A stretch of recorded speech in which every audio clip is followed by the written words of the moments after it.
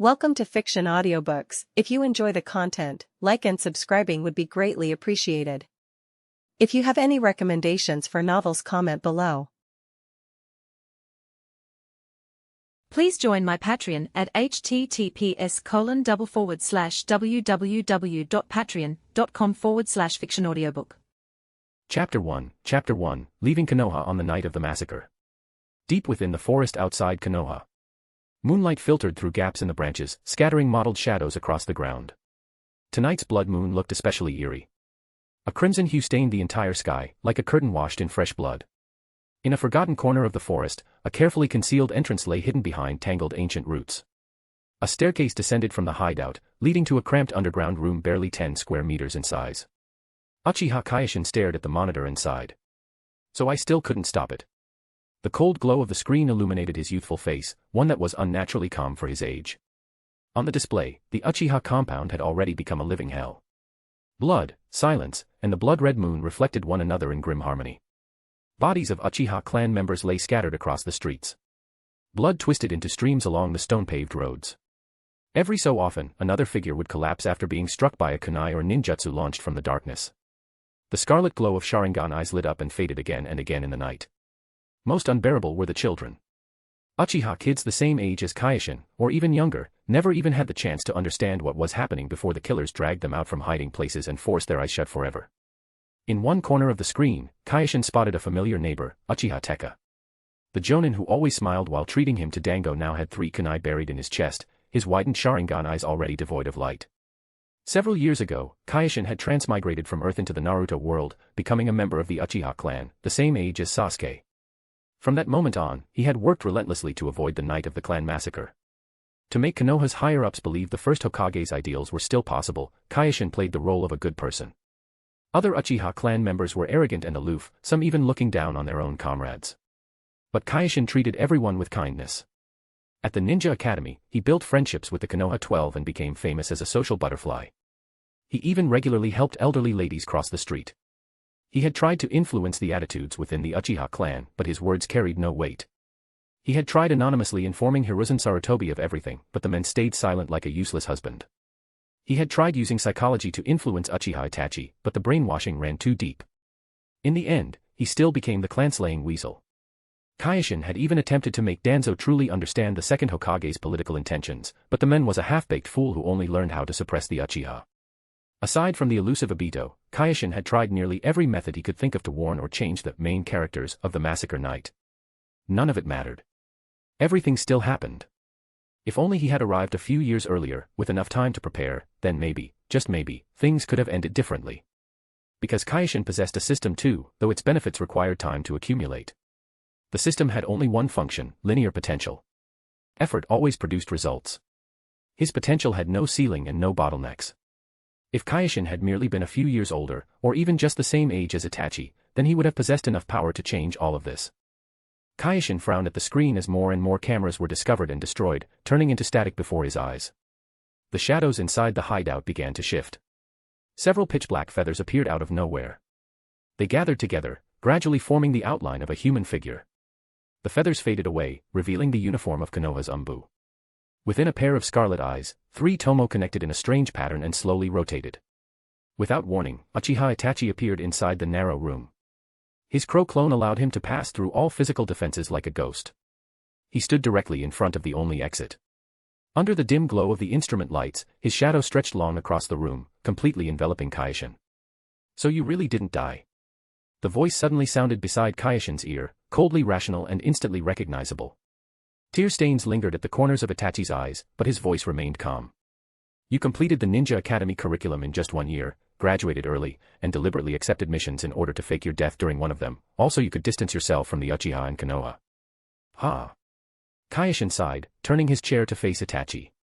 Not a trace of tension could be seen on his face. You still went through with it. You really are beyond saving. A flicker of madness surfaced in Itachi's eyes, but reason quickly buried it again. You're this calm, is this a shadow clone? Kyoshin interlocked his fingers beneath his chin. Neither his expression nor his tone resembled that of an 8-year-old child.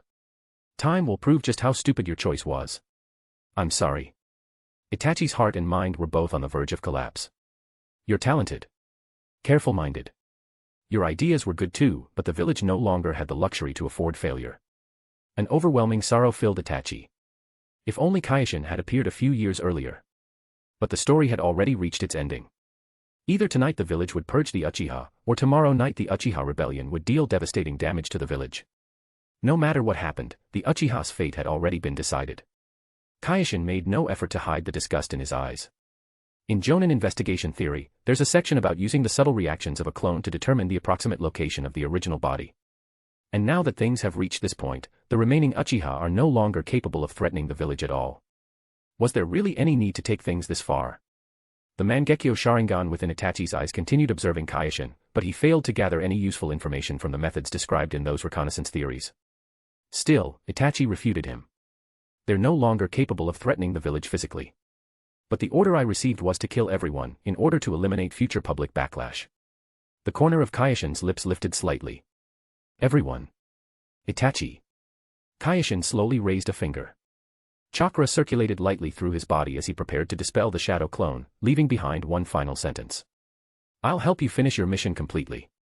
At that instant, Sasuke's smiling face flashed through Itachi's mind, and his Mangekyo spun violently. The moment Kyoshin's clone vanished, Itachi caught the chakra inside it drifting northward.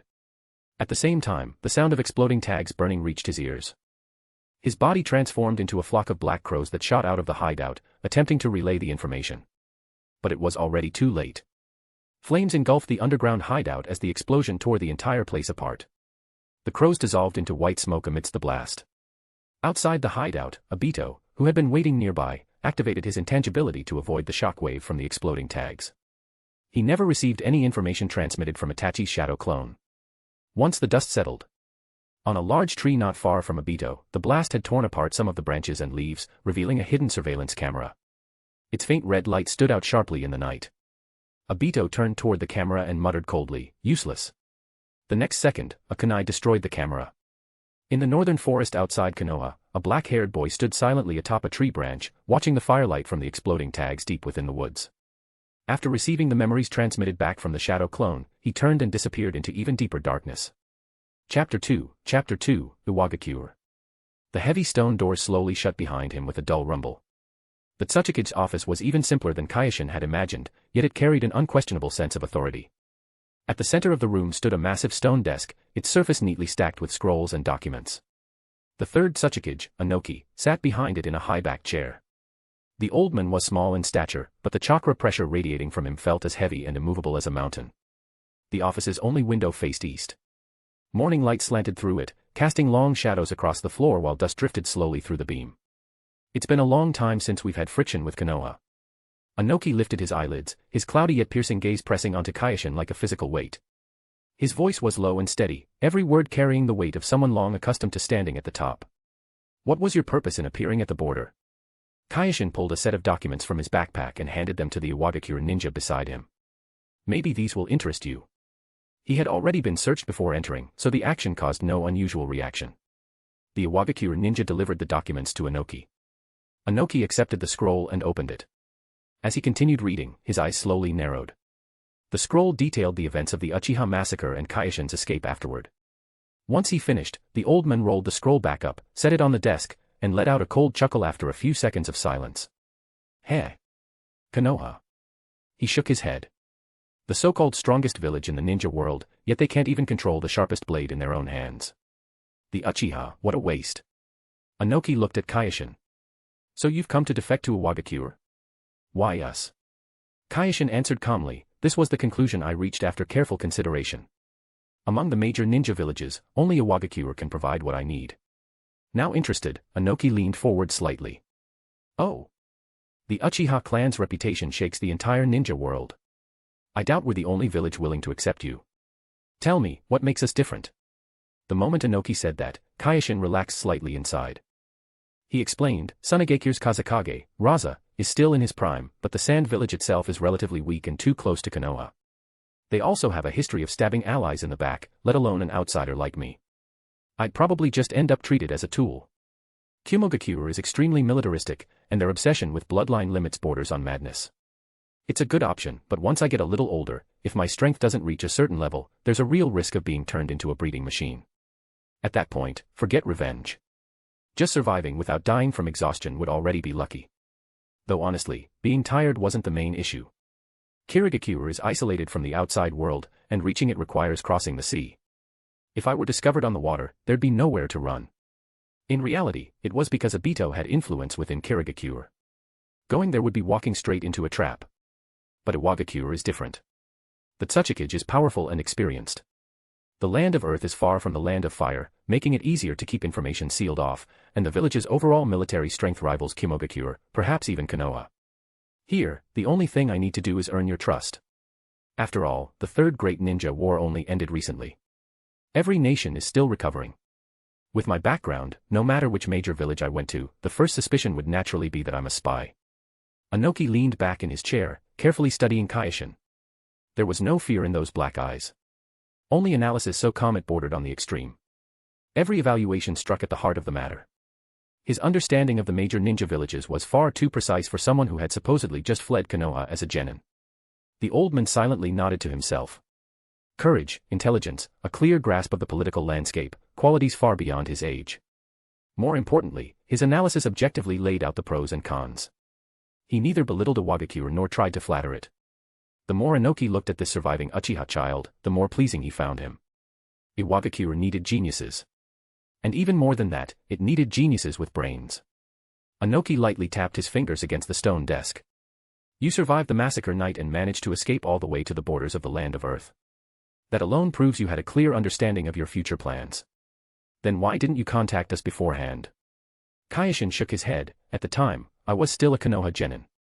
Contacting a foreign ninja village before the massacre happened would have counted as treason. A trace of approval flashed through the old man's eyes. When Inoki spoke again, his tone had softened somewhat. You're right. Only after observing you for a period of time can I determine whether or not you're a spy. Even though the Uchiha suffered persecution from Konoha, Uchiha Itachi's actions alone are enough to prove Konoha's brainwashing methods can't be underestimated. I need to eliminate the possibility that you're the same kind of person as Uchiha Itachi. That was exactly the sentence Kyoshin had been waiting for. He pulled a small metal tube from inside his clothes. I managed to obtain a chemical substance called Truth Serum from Konoha's research department. You can first test its effects on a subordinate you trust, then use it on me. Inoki raised a brow. Oh. Truth Serum. Kyoshin handed the tube of liquid to the nearby Iwagakure ninja, who then passed it to Inoki. Inoki summoned another Iwagakure shinobi and ordered the substance to be taken away for testing. About an hour later, the report returned. The composition and effects matched Kyoshin's description exactly, but it would cause permanent nerve damage that could not be repaired. There's no need to use the Truth Serum. The old man set the report down and looked at Kyoshin. I can confirm your sincerity through other methods. There's no reason to permanently damage the body of a genius young man of Iwagakure. Kyoshin froze slightly. No need to be nervous. Inoki's voice eased further. If you sincerely wish to join us, then naturally I'll take your future into consideration. But until everything is settled, you must obey all of my arrangements completely. Kyoshin finally relaxed. I understand. Then during this period, you'll stay at my home. Kyoshin nodded. Inoki had an Umbu operative bring over a registration form. Kyoshin filled out the basic information. Uchiha Kyoshin. 7 years old. Former Konoha genin. Chakra natures, fire, wind, earth. Under background, he wrote only one line. Survivor of the Uchiha massacre. After the form was completed, Inoki floated into the air and led Kyoshin away from the Tsuchikage building to a plain stone house. Inside the courtyard, a black-haired girl was practicing earth release, rock fist technique while a tall, broad man stood nearby supervising her. The appearance of Inoki and Kyoshin caught their attention. The tall man turned toward Inoki. Father. Kuratsuchi also stopped training and wiped the sweat from her forehead. Grandpa. Inoki pointed at Kyoshin as he spoke. This is Uchiha Kyoshin. Starting today, he'll be staying at our house temporarily. The two of them immediately began sizing Kyoshin up. Kitsuchi thought, an Uchiha. Someone from Konoha. But Kuratsuchi's focus was elsewhere. Those delicate features and calm black eyes made her stare a few moments longer. With a cheerful grin, she walked over and rubbed the top of Kyoshin's head. Hello there, pretty little sister. Kyoshin, ? Chapter 3, Inoki couldn't hold it together anymore. Kuratsuchi, take Kyoshin around the house first, Inoki said with a stiff expression. After giving instructions to Kuratsuchi, he turned to Kitsuchi. You, come with me. Inoki flew back toward the Tsuchikage's office. Once they were some distance from the house, he ordered, "Notify all senior officials. I'm calling an important meeting." Kitsuchi acknowledged the order and left. Anoki quickly returned to his office, floating through the doorway. The heavy stone doors shut behind him, cutting off all outside sound. He walked to the stone desk and picked up the short registration form. His eyes locked onto the name, Uchiha. The old man unconsciously tightened his grip on the paper, the joints of his fingers turning faintly white. That surname itself was the mark of an era. A symbol of terrifying power. Anoki closed his eyes, and the image of that man seemed to emerge before him once again. Uchiha Madara. Back during the first 5 Kage summit, he had only been the bodyguard of the second Tsuchikage, Mu. Madara merely had to stand there. The chakra radiating from him felt like tangible darkness, suffocating everyone around him. It was terror beyond individual strength, something close to a natural disaster. The Uchiha clan was a race born for battle. The Sharingan's Genjutsu, perception, copying ability. Every one of those powers was enough to make any ninja village covet them, and enough to make any enemy tremble in fear. That deep wariness had been carved into his bones. And yet now, an Uchiha survivor, a 7-year-old child, had willingly come to Iwagakure. The old man opened his eyes, his focus returning. Slowly, he sat down and began analyzing every word Kyoshin had spoken today, every expression he had shown. Analytical ability so calm it bordered on cruelty. An incredibly precise grasp of the situation among the great ninja villages. An attitude before the Tsuchikage himself that was neither servile nor arrogant. Could a 7-year-old really possess that kind of mind? Instinctively, Anoki began comparing Kyoshin to the rumors he remembered hearing about Madara's childhood. Madara had been arrogant and domineering. Kyoshin, however, displayed steadiness and rationality. No, it wasn't just different. Anoki sharply sensed that Kyoshin possessed something even more terrifying. Absolute control over his own emotions and desires. A strategic, overarching perspective far beyond his age. Madara's power had been like a volcanic eruption. But Kyoshin's potential felt more like an undercurrent beneath the deep sea. Calm on the surface, yet hiding immeasurable force below. More importantly, the Uchiha clan represented extreme love, and because of that, they could easily fall into the opposite extreme. But Kyoshin. His mentality, his rationality, simply didn't seem capable of falling. For someone so young, he might actually be even more absurd than Madara, Anoki muttered hoarsely to himself. Even he felt a chill in his heart after reaching that conclusion. He clenched his back teeth hard, his jaw tightening as he tried to suppress the surging excitement rising in his chest. If Iwagakure could truly gain an Uchiha that belonged entirely to them. An absolutely loyal Uchiha. A genius whose potential might even surpass Uchiha Madara's. What would that mean? Iwagakure's power would rise to heights never seen before. The balance among the 5 great nations would be completely shattered. However, all of this depended on one thing, Kyoshin's sincerity. Anoki's gaze lowered once more, landing on the final line of the registration form. Chakra attributes, fire, wind, earth.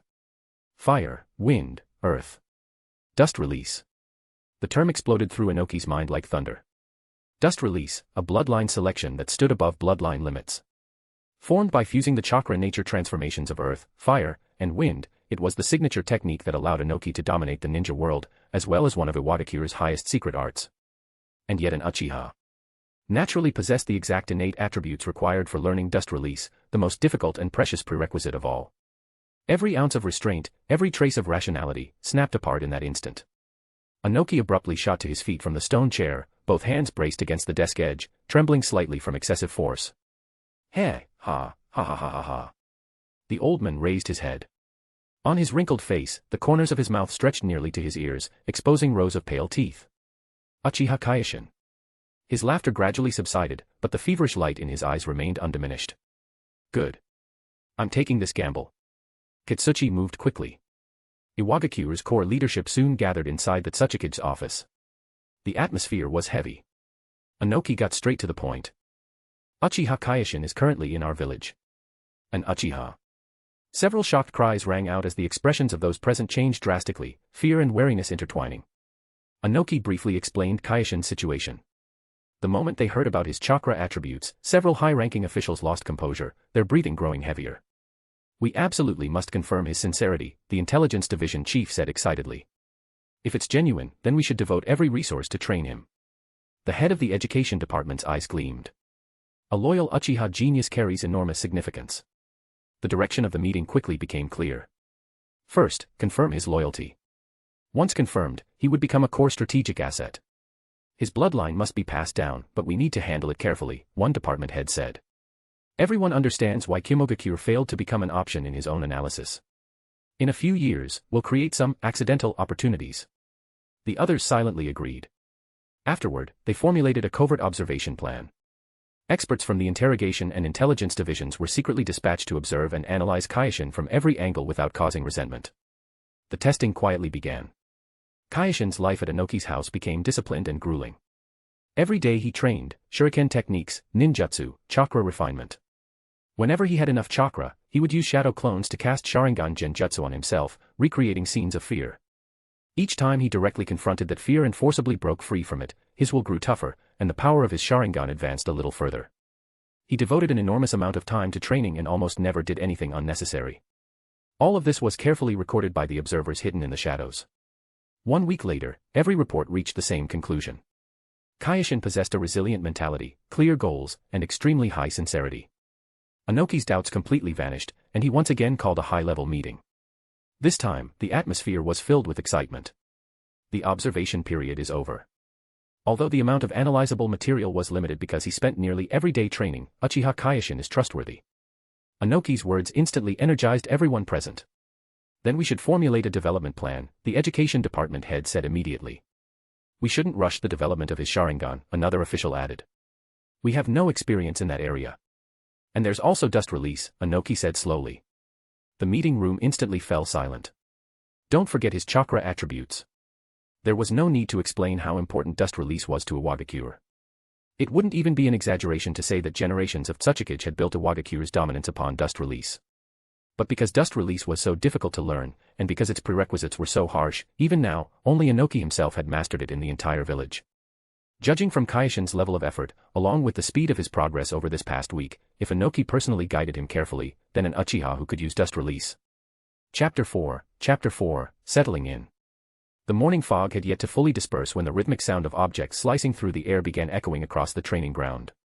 Kyoshin stood 10 meters from a wooden target, flicking his wrist with practiced stability.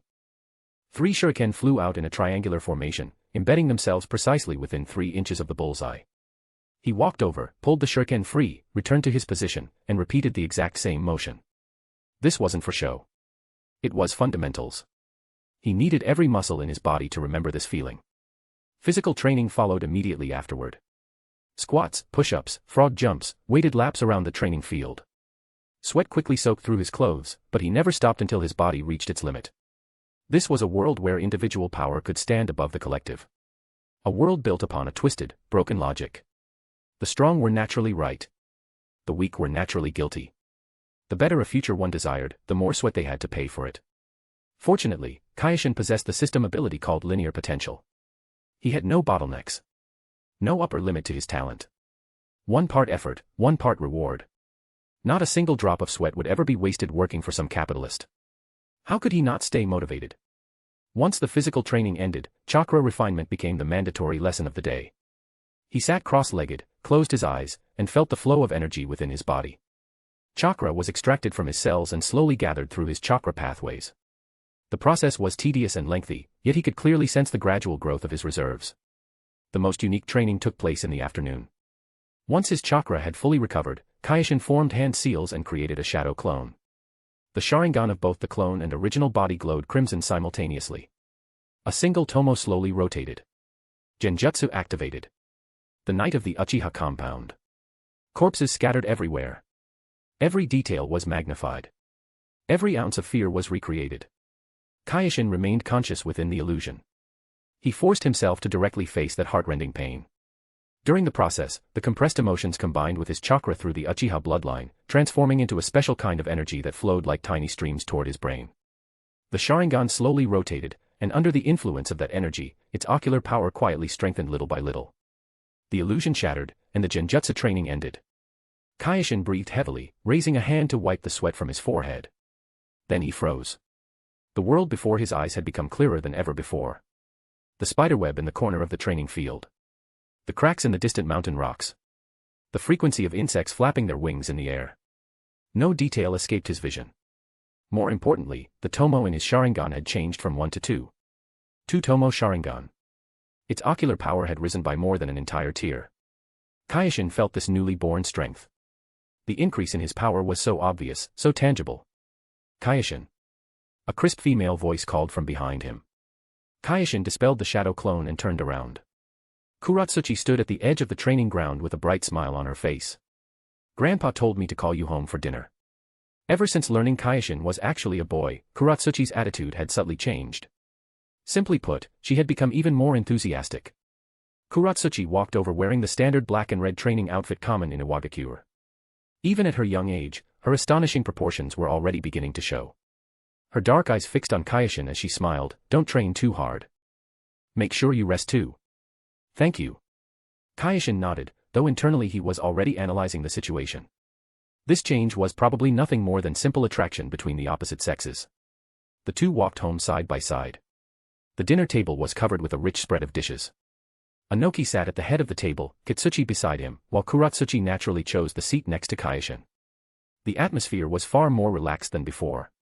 Anoki looked at Kyoshin. The observation period is over. Kyoshin set down his chopsticks and straightened his posture. Anoki's expression softened into kindness. "Welcome to Iwagakure, Uchiha Kyoshin." A smile appeared on Kitsuchi's face, while Kuratsuchi's eyes lit up immediately. A weight inside Kyoshin finally settled. After dinner, Anoki stood up. "Come with me." Inside the Tsuchikage's office. Anoki walked to the stone desk and pulled out an official registration form. "Fill out your detailed information." Kyoshin accepted the form, completed it item by item, then handed it back. Anoki reviewed it carefully before taking out an Iwagakure forehead protector from a drawer. "From today onward, you are a ninja of Iwagakure." Kyoshin accepted the forehead protector. The metal felt cold and solid in his hands. He solemnly tied it around his forehead. Watching his actions, a trace of satisfaction flashed through Anoki's eyes. "The village can feel your sincerity. And sincerity goes both ways."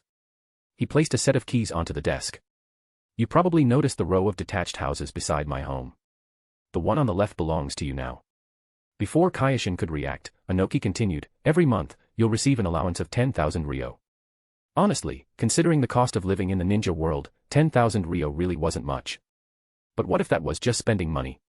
Anoki continued speaking, "In Iwagakure, any shop that sells ninja-related goods is open to you. Take whatever you need. The shopkeepers only need to send the bill to the Tsuchikage's office."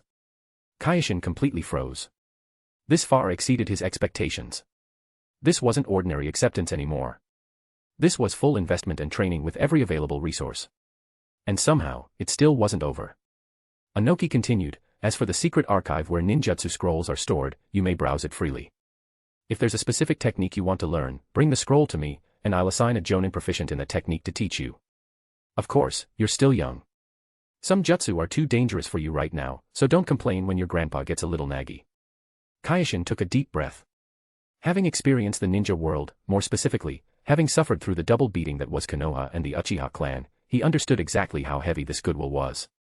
In a complicated tone, he said, "Thank you very much, Lord Tsuchikage." Anoki waved him off. "Go on. Take a look at your new home. You're a child with self-control, and your training methods don't require further correction, so I didn't assign you a guiding jonin. There wasn't even someone assigned to monitor him. Holy shit, what else is there to say at this point? What is Konoha? Never heard of it. From now on, I'm an Iwagakure ninja. And that will never change," Kyoshin declared before turning to leave the office. Outside the door, the sunlight was perfect. He tightened his grip on the keys in his hand, feeling the weight of the forehead protector resting against his brow. Iwagakure. Uchiha Kyoshin. A new identity.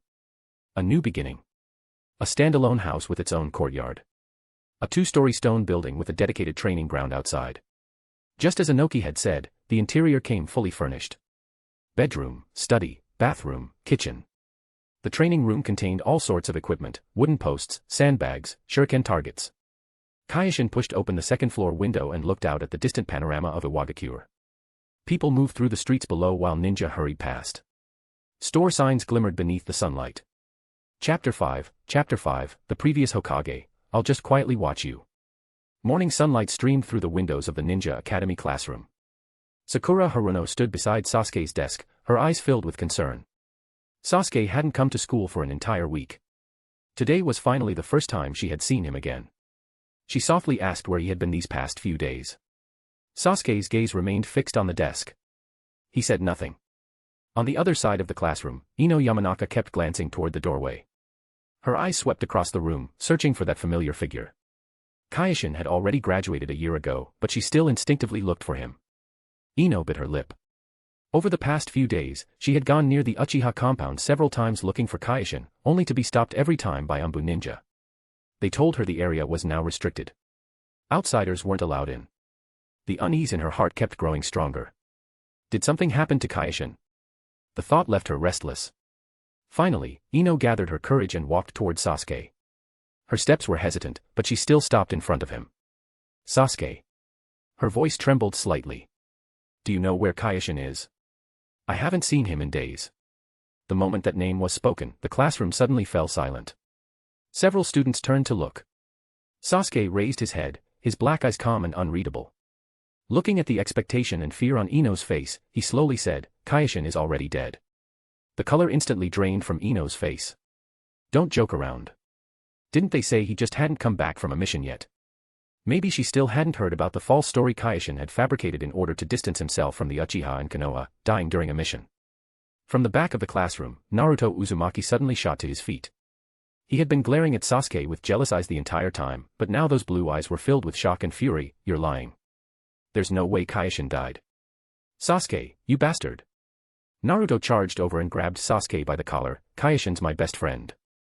He promised he'd teach me shuriken techniques. Sasuke slapped Naruto's hand away, his expression still cold. I never lie. Naruto spun around and bolted out of the classroom. Sakura looked at the devastated Ino, wanting to say something but unable to speak. Shikamaru Nara leaned against the window and sighed, a trace of gloom flashing through his eyes. Sasuke lowered his head once more, as if nothing had happened.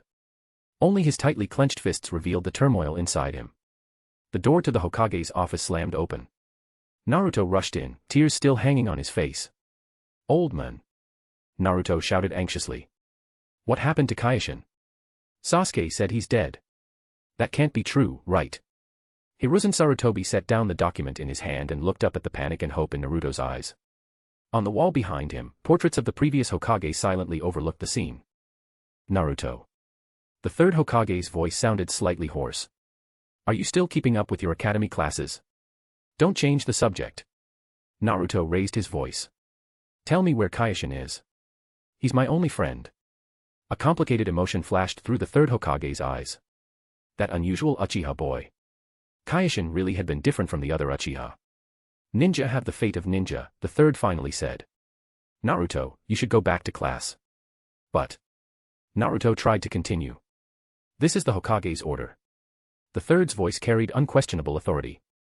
Go back. Naruto stared at the third Hokage.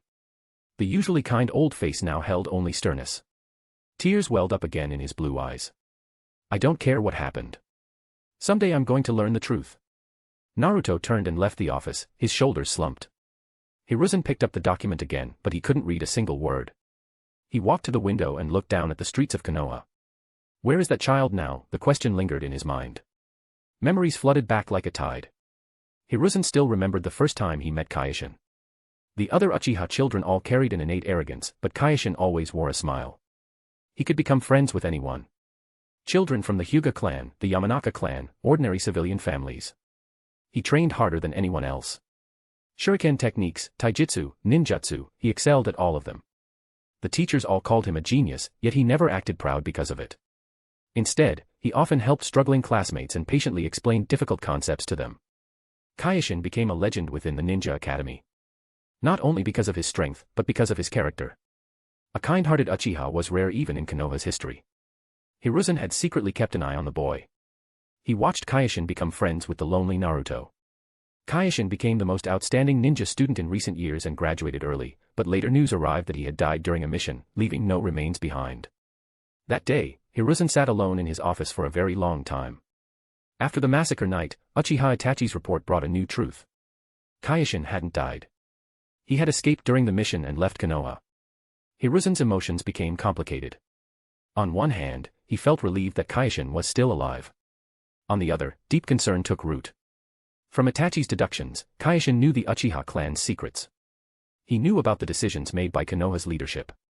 If he made those things public, Konoha's reputation would be utterly ruined. The balance among the five great nations was already fragile. If Konoha lost credibility and internal disorder broke out, the consequences would be unimaginable. The other villages would seize the opportunity to attack, and war could erupt once again. The sorrow he once felt gradually gave way to practical anxiety. Kyoshin was no longer the kind-hearted boy from his memories. He had become a potential threat. A threat capable of destroying the prestige Konoha had built over decades. And if he was a threat, then he had to be dealt with. That was also why Hiruzen concealed the truth from Naruto. Because he understood Naruto's personality too well. If Naruto learned Kyoshin was still alive, he would very likely turn Konoha upside down. Hiruzen sighed and spoke into the empty air, "Call Advisor Shimura here." A few minutes later, a hidden door in the office opened, and a figure walked in. Shimura Danzo leaned on his cane. His right eye and right arm were wrapped in bandages, his expression cold, his single visible eye carrying a scrutinizing look. "About Uchiha Kyoshin." Hiruzen spoke slowly. "He needs to be dealt with as soon as possible." A mocking curve appeared at the corner of Danzo's mouth. "That's a pretty gentle way to put it. Hiruzen, you're still the same. You want to preserve everything, and in the end you preserve nothing properly." "Danzo." The third's voice turned stern. "I know what to do." Danzo turned toward the exit. "You always stand in the sunlight, while I'm destined to act in the shadows. Just like this time, I'll handle the dirty work." The hidden door closed, and silence returned to the office. Outside the window, Konoha basked in bright sunlight. Children ran and played through the streets. This was the place he had sworn to protect with his life. Even if the price was carrying guilt once again. Even if the price was making the child who once filled him with pride disappear forever. The Hokage's responsibility outweighed everything. Personal feelings had to yield to the village's interests. That was the lesson he learned from the first and second Hokage. But then why did his heart still feel so heavy? Chapter 6, Kintsuchi. The streets of Iwagakure were livelier than Kyoshin had imagined. Houses built against the mountains lined both sides of the stone-paved roads. The gray-white rock buildings reflected a warm glow beneath the setting sun. People wore earthy yellow and dark brown clothes, blending naturally into the village's color palette. Kyoshin carried the supplies he had just bought as he walked back to his new home. A cloth bag filled with vegetables and dried food hung from his left hand, while his right carried training equipment. The shuriken and kunai were wrapped in thick cloth, and the 10-kilogram weights were tied around his waist. After returning home and setting everything down, Kyoshin began organizing. He sorted and stored the food separately, then placed the training equipment in the corner of the bedroom. The shuriken and kunai were cleaned carefully, and the steel wire was neatly coiled. The 10-kilogram weights would not be needed for now, but they had to be prepared in advance. Outside the window, the sky gradually darkened, and the lights of Iwagakure lit up one after another. Kyoshin stepped out of the house and headed straight for the Tsuchikage's office. Konoha would not let this go so easily. A man like Danzo would definitely use every resource available to investigate. Even though Iwagakure was remote, it was not absolutely safe. He needed to hide himself more thoroughly. The Tsuchikage building was Iwagakure's landmark structure. Compared to the Hokage building, it was rougher and heavier, like a mountain rising directly from the ground. The guards at the entrance recognized Kyoshin and nodded as they let him pass. Inoki's office was on the top floor. When Kyoshin knocked, a familiar voice came from inside. "Come in." After entering, he saw the third Tsuchikage seated behind a broad stone desk. "Kyoshin." Inoki looked up. "Coming here this late, what is it?" Kyoshin walked to the desk. "Lord Tsuchikage, as long as I'm still alive, Konoha won't rest easy." Inoki set down the pen in his hand. I already considered that long ago." He pulled a document from the drawer and pushed it toward Kyoshin. "This is a confidentiality plan I prepared in advance," Inoki said. "It includes establishing a new identity, guidelines for daily behavior, and contingency plans for possible risks. Take a look." Kyoshin untied the ribbon and unfolded the scroll. The plan was far more detailed than he had expected. Every section had been carefully thought out. It was obviously the work of a seasoned veteran like Inoki. Inoki noticed his surprise. "A child like you came to Iwagakure." "Naturally, I had to think everything through. There's one more thing. I came up with a temporary new name for you. Kintsuchi. What do you think?" The name was simple, even a little rustic. But it fit Iwagakure's naming customs, especially the naming tradition of Inoki's line. It sounded exactly like the name of someone born and raised locally. Kyoshin thought for a moment. Among people his age, he could already be considered exceptional, but looking at the ninja world as a whole, he was still terribly weak. Changing his name really would avoid a lot of trouble. "I'll leave everything to Lord Tsuchikage's arrangements." "Ha ha ha, Kintsuchi, ha." From now on, don't call me Lord Tsuchikage anymore. That sounds too distant. You're Iwagakure's future, just like Kuratsuchi. Just call me Grandpa, Call me Grandpa Inoki instead. Halfway through speaking, he suddenly seemed to think of something and changed his wording on the spot. At the same time, inside the Root Organization's base in Konoha, Shimura Danzo stood in a dim underground chamber while 3 Root members knelt before him. According to intelligence analysis, the target's most likely escape route leads toward the land of Earth. Danzo's voice echoed through the stone room. Iwagakure is remote, easy to hide in, and its relationship with Konoha is delicate. Iwagakure is not some small nation. That old man Inoki will never allow Konoha ninja to enter freely. He walked to the desk and picked up a pen and sheet of paper. The pen scratched softly across the page, every word carefully chosen. The letter was a formal diplomatic document addressed to the third Tsuchikage, Inoki. The wording was polite, but the intent was obvious. In his capacity as a member of Konoha's Council of Elders and the person in charge of ANBU training operations, Danzo requested permission for a squad to enter the land of Earth. The stated reason was to search for a genin who had gone missing during a mission. No name was written, but anyone aware of the situation would understand who it referred to. After finishing the letter, Danzo stamped it with his seal. He placed the paper into an envelope and sealed it with wax. Deliver this to Iwagakure personally and hand it directly to the third Tsuchikage, Danzo said as he handed the envelope to a black-clad ninja. Remember, your attitude must be respectful, but your stance must remain firm. This is the third Hokage's will. The 3 Root members lowered their heads at the same time. Yes, sir. 3 days later, inside the Tsuchikage's office in Iwagakure, Inoki sat behind his desk holding the letter delivered from Konoha. The messenger still stood in the middle of the room in a respectful posture, though his gaze carried an unquestionable resolve. Danzo. After reading it, Inoki placed the letter on the desk. Since when did he have the qualifications to represent Konoha in diplomatic negotiations? The messenger raised his head. Lord Danzo is an important member of Konoha's Council of Elders and has the authority to handle matters like this. And this is only a normal request for cross-border cooperation. Konoha has no other intentions. No other intentions. Inoki stood up. Though short in stature, the pressure radiating from him made the air in the entire room grow heavy. I have no interest in the messes your Konoha creates. What, does Konoha think it's the police of the ninja world? You come whenever you please. If Sarutobi Hiruzen truly wants to enter the land of Earth for a search, then let him bring enough sincerity and say it to my face personally, instead of sending someone hiding in the shadows to test Iwagakure's bottom line. Inoki narrowed his weathered eyes. If you trespass without permission, I don't mind fighting another 10 or 20 years. Although his tone was harsh, the focus of Inoki's words never once centered on that so-called genin. From a diplomatic standpoint, he showed absolutely no sign that he knew anything about Kyoshin's existence. He was simply trying to squeeze some benefits out of Konoha while the opportunity presented itself. The messenger fell silent for a moment before finally bowing and leaving. After the office door closed, Inoki walked to the window. He looked out over Iwagakure. The gray-white buildings appeared solid and unshakable beneath the sunlight. Hiruzen, so you finally reached this point too, Inoki muttered quietly. Not even sparing a child. Is this the will of fire your Konoha speaks of? He shook his head and stopped thinking about it. Turning around, he returned to the desk and continued processing documents. One of them was a follow-up placement report regarding the new villager, Kintsuchi. Inoki picked up the report and read it carefully. Kintsuchi, the child whose name he had personally chosen, was slowly integrating into Iwagakure. Though still somewhat unfamiliar with things, he was already trying hard to adapt. If you were going to put on an act, you had to do it properly. Kintsuchi was treated no differently from the other Iwagakure ninja. All the necessary records and identification documents had been prepared without exception. After reading the report, Inoki nodded in satisfaction, his heart full of anticipation for the future. Konoha, oh Konoha. Who could have imagined that in just a few short years, you would fall this far? To think you would hand over your sharpest sword so willingly. Chapter 7, Linear Potential. Sarutobi Hiruzen sat inside the Hokage's office, lightly tapping his fingers against the desk. Spread out before him was Root's latest report, containing their analysis of Uchiha Kyoshin's escape route. The third Hokage let out a quiet sigh and pulled out a sheet of letter paper from the drawer. He personally took up the brush and wrote a letter to Inoki. In the letter, he expressed concern over a missing genin and requested permission for a Konoha squad to enter the land of Earth to conduct a search. As a gesture of sincerity, he promised to provide 5 million ryo as compensation for any inconvenience caused to the land of Earth during the search operation. The letter was quickly delivered.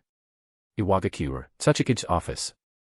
Inoki's gaze moved back and forth between the letter and the messenger's face several times as he carefully weighed the situation in his mind. If he refused outright, Konoha might suspect that Iwagakure had taken Kyoshin in. His lower back had started aching again, but what gave him a bigger headache at the moment was this diplomatic letter that appeared gentle on the surface while hiding sharp intentions underneath. After thinking for a while, he picked up a pen and began writing a reply. In his response, Inoki expressed understanding regarding the missing Konoha genin, but proposed revised conditions. Konoha would need to pay 10 million ryo, and Iwagakure would permit one squad to enter the land of Earth. The squad would be limited to a maximum of 3 members, and each member's strength would be subject to Iwagakure's evaluation. None of them could exceed elite Chunin level. The squad would be forbidden from approaching Iwagakure itself and could only search other areas within the land of Earth. The search period would be limited to 15 days. At the same time, Iwagakure would dispatch a squad to accompany them. First, to prevent the complicated terrain from affecting the search progress. Second, to avoid accidental entry into dangerous areas that could result in casualties, or trespassing into restricted zones that might trigger even greater disputes. Inoki handed the reply letter to the messenger. This is Iwagakure's final answer. After the messenger left, Inoki began drafting a letter to the daimyo. The contents were roughly about informing the daimyo's residents of Konoha's search operation, as required by diplomatic protocol. However, Inoki never mentioned Kyoshin's existence in the letter. He chose his wording carefully to ensure that no suspicious information would leak. The reply quickly returned to Sarutobi Hiruzen. Hiruzen fell silent. 10 million ryo was no small amount, but it was still within Konoha's ability to pay. The real issue was the restrictions. Squad size, strength limits, prohibition from approaching Iwagakure, supervised cooperation during the search. Every condition felt like a carefully constructed defensive line. Inoki's stance was tougher than he had expected, but there was still room left to negotiate. The other side had not rejected the request outright. Instead, they offered terms that both protected their sovereignty and were just barely acceptable to Konoha. That sort of political maneuvering truly fit Inoki's style. 18 days later. The search operation officially came to an end. Konoha returned empty-handed. Both Inoki and Sarutobi Hiruzen were old foxes. Inoki did not leak anything regarding the conflict between Konoha and the Uchiha. Konoha's reputation had not suffered any damage for the time being, but they also failed to infer Kyoshin's whereabouts through public opinion, because there had never been any public discussion in the first place. From the search results, Hiruzen arrived at 2 possibilities. First, Kyoshin never went to Iwagakure, and the traces leading toward the land of Earth had simply been a decoy. Second, Kyoshin was in Iwagakure, but Inoki intended to use the public opinion issue as a trump card, keeping it in reserve for future political leverage against Konoha. In any case, no matter what choices Konoha made next, they could no longer affect Kyoshin. Iwagakure. Night had fallen. Kyoshin finished another day of training, sweat soaking through his clothes.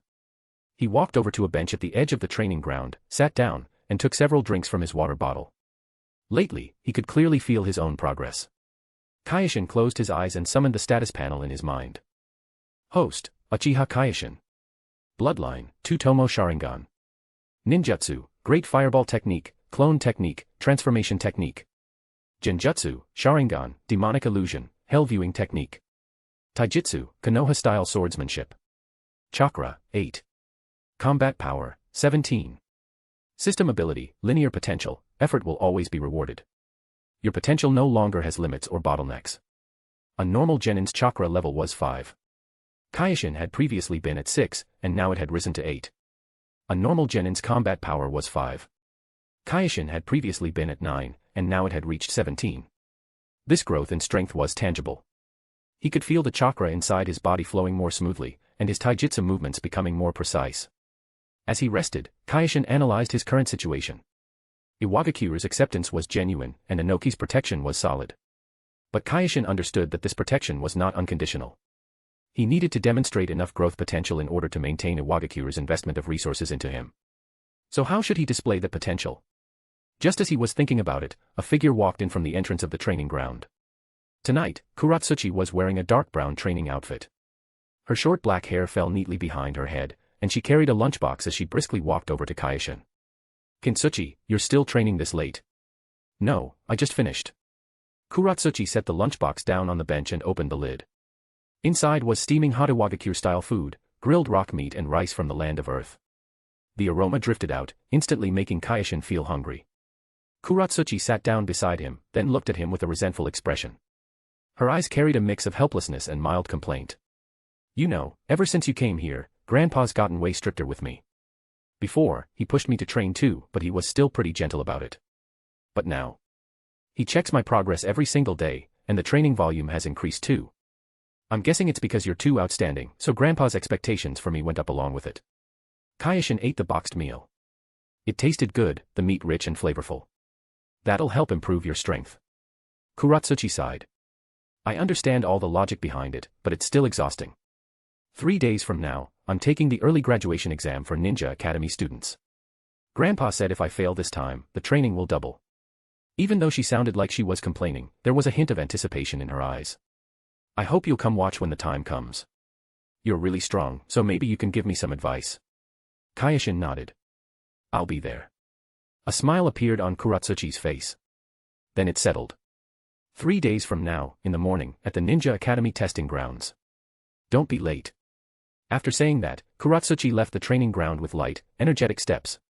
Kyoshin watched her departing figure. He really should go see the graduation exam 3 days from now. Kuratsuchi's graduation assessment might be a good opportunity. He could observe the strength of Iwagakure's younger generation while also integrating himself further into life here. More importantly, properly displaying his growth potential was the only way to reassure Iwagakure's higher-ups. Kuratsuchi's invitation might not have been solely her own idea. Chapter 8, Deidara, that one doesn't count, 3 days later, in the morning, at the exam grounds of the Iwagakure Ninja Academy. The arena was a circular area enclosed by stone walls, roughly 30 meters in diameter. Several dozen people sat in the spectator stands, mostly academy teachers and students who had come to watch. Kyoshin stood behind Inoki, his calm gaze resting on the center of the arena. Kuratsuchi stood on one side of the field. Her dark brown clothes outlined her figure neatly, her eyes focused, a faint confident curve on her lips as she waved toward Inoki and Kintsuchi. The examiner was a middle-aged Iwagakure Chunin. He stepped into the center of the field. Kuratsuchi, you already know the rules for the early graduation exam. You must fight a genin. A draw or victory will count as a pass. Your opponent is. He pointed toward the other side of the field, where a ninja around 15 or 16 years old walked out. The battle began. The genin attacked first. After forming hand seals, he slammed both hands against the ground, causing several stone spikes to erupt toward Kuratsuchi. Kuratsuchi leapt sideways, avoiding the spikes while rapidly weaving hand seals. Her movements were faster and more precise than her opponent's. Stone pillar technique. A thick stone pillar burst upward from the ground and shot toward her opponent. The genin hurriedly dodged, but Kuratsuchi didn't let up. She formed seal after seal, causing more stone pillars to rise continuously from the ground, forcing her opponent backward again and again. After dodging, the genin tried to form hand seals for a counterattack. But Kuratsuchi was faster. She seized the opening while he was mid-seal and closed the distance instantly. Rock wrapped around her right fist and forearm as she threw a punch. The genin took the hit head-on and crashed to the ground. A small hand immediately pressed a kunai to his throat.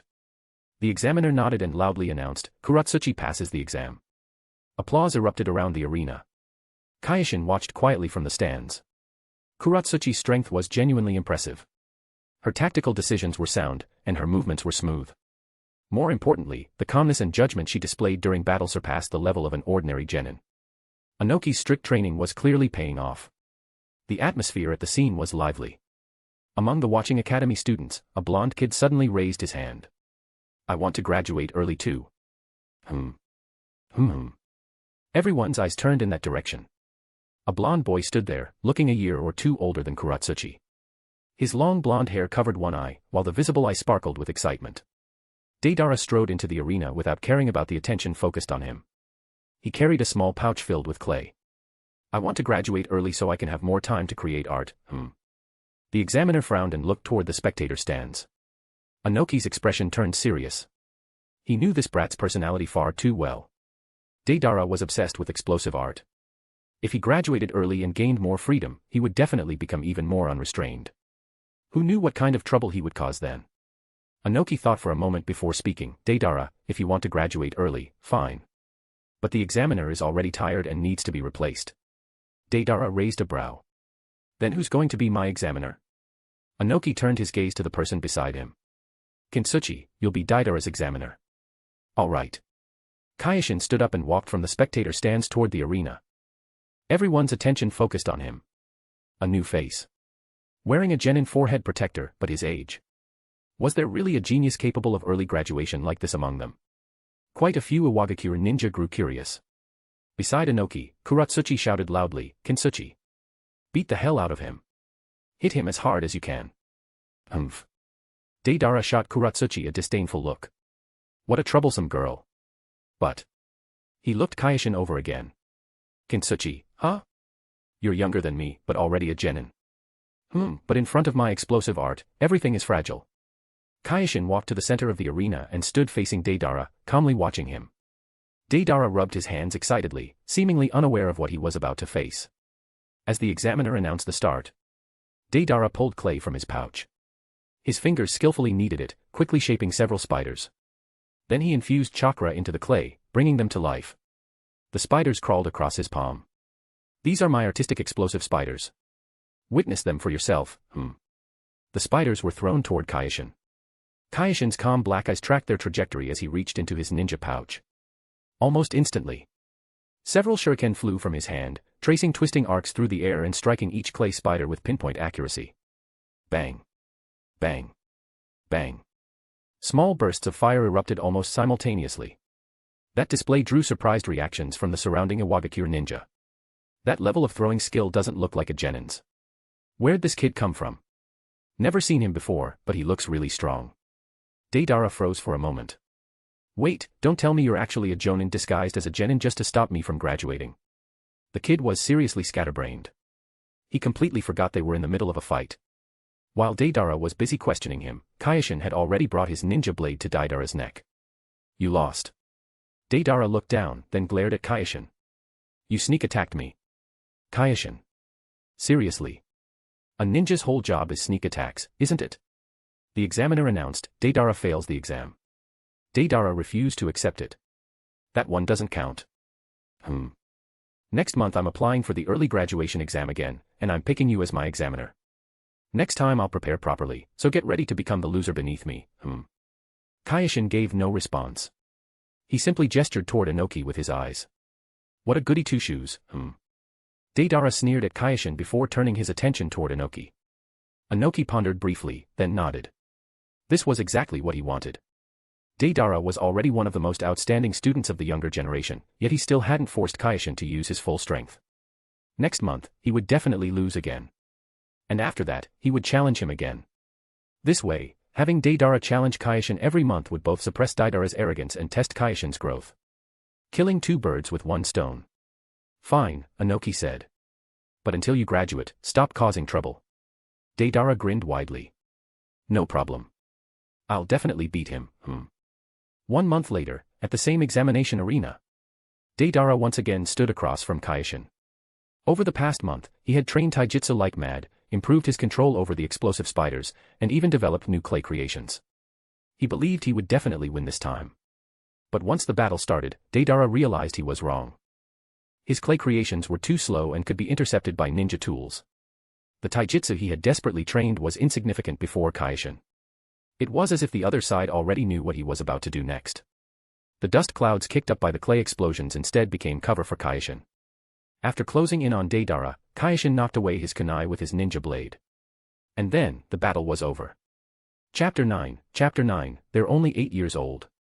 At the Iwagakure training grounds, the morning sunlight spilled across the rocky terrain. Inoki stood at the edge of the field, his gaze fixed on Kyoshin. Kuratsuchi stood beside her grandfather, curiously watching the two people in the arena. Kitsuchi was also there observing the match. Akatsuchi stood in the center of the training ground. His large, sturdy frame and gentle smile made him look approachable. Standing opposite him was Kyoshin. Inoki's voice rang out. Kintsuchi, after watching you defeat Deidara again and again, I've grown curious about your true strength. Today, Akatsuchi will spar with you so we can properly assess your level. Kyoshin nodded. Understood, Lord Tsuchikage. The atmosphere around the training ground grew heavy. Akatsuchi was an Iwagakure jonin and Inoki's disciple. His immense physical strength was beyond question. For Kyoshin, this spar was a real test. Kuratsuchi frowned slightly and spoke to Inoki. Grandpa, Senior Akatsuchi is a jonin, but Kintsuchi is only. Inoki raised a hand, stopping her. His eyes were deep, hiding a strong sense of curiosity. From the beginning, Inoki had known Kyoshin was talented. But after Deidara's 2 challenges, he realized Kyoshin's actual strength might differ somewhat from his original judgment. The match began. Kyoshin moved first, lowering his body as he rushed toward Akatsuchi at high speed. Akatsuchi raised his right hand. A wall of earth rose from the ground, blocking Kyoshin's path. Kyoshin sidestepped around it while throwing 3 shuriken at the same time. The shuriken flew precisely toward 3 vital points on Akatsuchi's body. Akatsuchi had already seen how refined Kyoshin's throwing techniques were, so he had prepared in advance. Forming hand seals, he split the earth wall into 3 sections, blocking the shuriken. Kyoshin was already within close range. His taijutsu flowed smoothly, his punches and kicks tightly linked together. Akatsuchi blocked several exchanges, and a judgment quickly formed in his mind. This kid's taijutsu was already close to Chunin level. More importantly, wasn't this body strength a little abnormal? After defending for a while, Akatsuchi, who still hadn't used chakra, actually began to feel soreness in his arms. And he could clearly see that both Kyoshin's calves and arms were bound with weighted iron bars used for training. If those weights were removed, the brat's speed and taijutsu power would increase even further. And you're telling me this damn kid is only 8 years old? Akatsuchi began counterattacking. Rock wrapped around his fist as he threw a heavy punch. Kyoshin barely dodged it. The powerful wind from the punch scraped across his cheek, leaving a stinging sensation. He immediately retreated and rapidly formed hand seals. Flames burst from his mouth, forming a fireball nearly 2 meters wide in front of him. Akatsuchi slammed both hands against the ground, raising an earth wall to block the fireball. The flames exploded against the wall, filling the area with smoke. Within the dust, a faint crimson glow appeared. Akatsuchi immediately shifted his gaze away. As a jonin, he understood the danger of the Sharingan. He couldn't look into the opponent's eyes, or he might fall under a genjutsu. But that caution created a new problem. If he didn't look at Kyoshin's face, he couldn't predict the trajectory of his shuriken. Kyoshin seized the opportunity and continuously launched shuriken. Each one followed a different path through the air, but every single one accurately targeted Akatsuchi's vital points and possible escape routes. Akatsuchi drew a kunai and could only rely on hearing and instinct to evade them, causing the pressure on him to spike instantly. One shuriken grazed his arm, slicing through his sleeve. Akatsuchi frowned. This can't continue. Earth-style, earthquake core. The ground shook violently, and a massive pit opened in the center of the training field. Kyoshin lost his footing and fell toward the pit. Inoki was just about to stop the match. This spar was only meant to test strength, not decide life or death. But before he could speak, the situation changed. The falling Kyoshin suddenly dissolved into white smoke. It was a shadow clone. Akatsuchi instantly realized the problem, but Kyoshin's real body had already appeared behind him. Sensing danger, Akatsuchi turned instinctively. Their eyes met. Akatsuchi's body stiffened, his gaze becoming unfocused as he fell into an illusion. Inside the genjutsu, he saw the training ground collapsing around him, massive rocks burying him alive. The feeling of suffocation was terrifyingly real. Then Inoki's voice sounded out. The spar is over. Kyoshin released the genjutsu. Akatsuchi snapped back to reality, his expression toward Kyoshin becoming complicated. That genjutsu had felt completely real. If Inoki hadn't stopped the match, he could have been seriously injured. Inoki walked into the field, grinning so widely he looked like a blooming lotus flower. Inside, he felt secretly fortunate. This Uchiha genius now belonged to Iwagakure. The Sharingan's advantages in battle were this obvious. Combined with Kyoshin's tactical mind, his potential was enormous. Inoki was certain that old fox Sarutobi Hiruzen must have noticed Kyoshin's talent long ago. But because of the boy's Uchiha surname, that fool had still hesitated over whether to nurture and protect him. And now, the kid had already seen Konoha's ugly side clearly and chosen the light instead. Inoki currently felt like he had won the lottery. No, even better, like the prize had simply fallen from the sky for free. Hee hee hee hee. Akatsuchi rubbed his temples. Kintsuchi, how much chakra do you actually have? That fight lasted quite a while, and you still had enough left to use genjutsu on me. Kyoshin deliberately downplayed things in his answer. That only worked because Senior Akatsuchi didn't dare strike me seriously, combined with the unique nature of genjutsu. If this had been a real life and death battle, I would have lost long ago. You don't need to save face for me. Akatsuchi shook his head. You didn't even remove your weights. Factoring in your genjutsu, your calm mindset, and your meticulous tactical thinking, you're fully capable of fighting a jonin. That evaluation was already extraordinarily high. Kuratsuchi ran into the arena, her eyes practically glowing. Kintsuchi, you're amazing. Inoki watched her reaction thoughtfully. His granddaughter's attitude toward Kyoshin had clearly shifted from curiosity to admiration. Today's test ends here, Inoki announced. Then he smiled at Kyoshin. Even though I know your temperament is excellent, I still have to remind you, don't become arrogant. Kyoshin replied respectfully, I understand, Lord Tsuchikage. After the training ended, the four of them left the training ground together. Kuratsuchi stayed beside Kyoshin, asking question after question. About the Sharingan, tactics, training methods. Kyoshin answered patiently. Walking behind them, Akatsuchi spoke quietly to Inoki. His tactical thinking doesn't resemble that of an 8-year-old boy. He's far too mature. I know. Inoki's expression turned serious. People who've gone through hardship mature faster. And now he's one of our children. In the future, he'll become one of the village's pillars.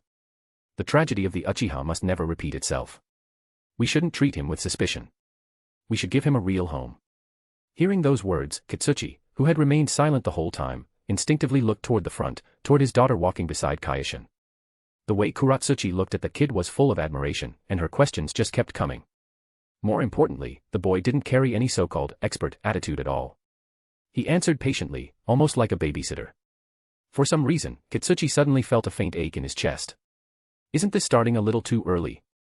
Inoki also noticed the scene. He glared at Kitsuchi. What the hell are you thinking? They're only 8 years old. That's just friendship between children. Can you stop being so ridiculous? How are you more impatient than an old man like me? Kitsuchi. Chapter 10, the chances of you surpassing me are pretty low. A few days later, Kyoshin arrived at Iwagakure's secret vault. The vault was located deep beneath the Tsuchikage building, protected by massive stone doors. 2 Iwagakure jonin guarded the entrance. When they saw Kyoshin, they nodded in acknowledgement. Inoki had already informed them beforehand. Kyoshin had permission to enter the vault and select ninjutsu. The stone doors slowly opened, and Kyoshin stepped inside. The interior was spacious. Rows upon rows of stone shelves were lined with scrolls. Each scroll was labeled with the ninjutsu's name, rank, and nature type. The air carried the scent of old paper and ink. Kyoshin walked along the shelves, his eyes sweeping over the labels. He needed to choose techniques suited for himself, ones that could supplement the Sharingan. Based on his chakra affinities, Kyoshin selected several low-level ninjutsu scrolls. Earth Style, Earth Flow Wall, a defensive technique. Wind Style, Great Breakthrough, a wide-range disruption technique. Wind Style, Wind Cutter Technique, a slicing attack technique. After obtaining copies of the selected scrolls, Kyoshin left the vault and headed to the Tsuchikage's office to report his choices to Inoki. These are all good techniques, suitable for your current stage of learning. Inoki sat in his office, looking at the scrolls in Kyoshin's hands. Facing the temptation of higher-level ninjutsu and still choosing to progress step by step, very good. I'll arrange for specific jonin to guide you and make sure you learn them properly. Kyoshin had just been about to express his thanks when Inoki raised a hand to stop him. Kyoshin also felt that getting overly emotional would be awkward, so he coughed lightly and waited honestly. Very quickly, Inoki summoned several jonin and assigned them a mission. Your mission is to teach Kintsuchi how to use these ninjutsu within 7 days. So Kyoshin followed the jonin to the training grounds. That very evening, the jonin returned to the Tsuchikage's office with extraordinarily colorful expressions on their faces and submitted the mission report. Kyoshin had already learned every technique. His proficiency wasn't high yet, but he had fully grasped them. All he needed now was more practice and combat application. After reading the report detailing Kyoshin's learning process, Inoki sighed emotionally, truly a clan blessed by gods. Inside Kyoshin's home. After seeing off the temporary teachers, Kyoshin entered the bathroom. Warm water wrapped around his body, washing away the fatigue of the entire day. Kyoshin closed his eyes, thinking deeply. Iwagakure had given him protection, resources, and a new identity. Those favors needed to be repaid. That was simply the most basic thing any human being should consider. Otherwise, if you forgot kindness and repaid goodwill with betrayal, could you still even be considered human? Wouldn't that make you some crow who murders his own master? But repayment required strategy. It required long-term planning. Right now, Kyoshin's strength was improving rapidly, but he still had many shortcomings overall. There was no way he could accomplish anything earth-shaking yet. So he would start with short-term plans. In the original story, nearly every village had its regrets. Konoha had the Uchiha, Tsukumo Hatake, the Fourth Hokage's son. Sunagakure had its harsh environment. Kirigakure had its corrupt leadership. Kumogakure had its obsession with bloodline limits. As for Iwagakure, its role in the story had originally been smaller. The only major thing Kyoshin could think of was Deidara's defection. That guy with absurd artistic talent but a problematic personality. If nobody guided him properly, defecting and joining the Akatsuki was only a matter of time. Kyoshin couldn't allow that to happen. Deidara was a genius of Iwagakure. Losing him would be a loss to the village. Even though Nobody else had seen the so-called original Naruto story. Nobody knew Deidara would eventually defect. Even if Kyoshin succeeded in preventing it, nobody would ever credit him for it. But that was something tangible, something he could actually accomplish right now. Then it was decided. He would try to change Deidara a little. The following month, at the examination grounds, Deidara once again applied for early graduation. He stood in the center of the field, clay clenched in his hands. Compared to last time, his expression was more focused, and his eyes burned with unwillingness to lose. During the past month, he had improved his explosive spiders and developed new clay creations. Kyoshin walked to stand opposite him, calmly watching him.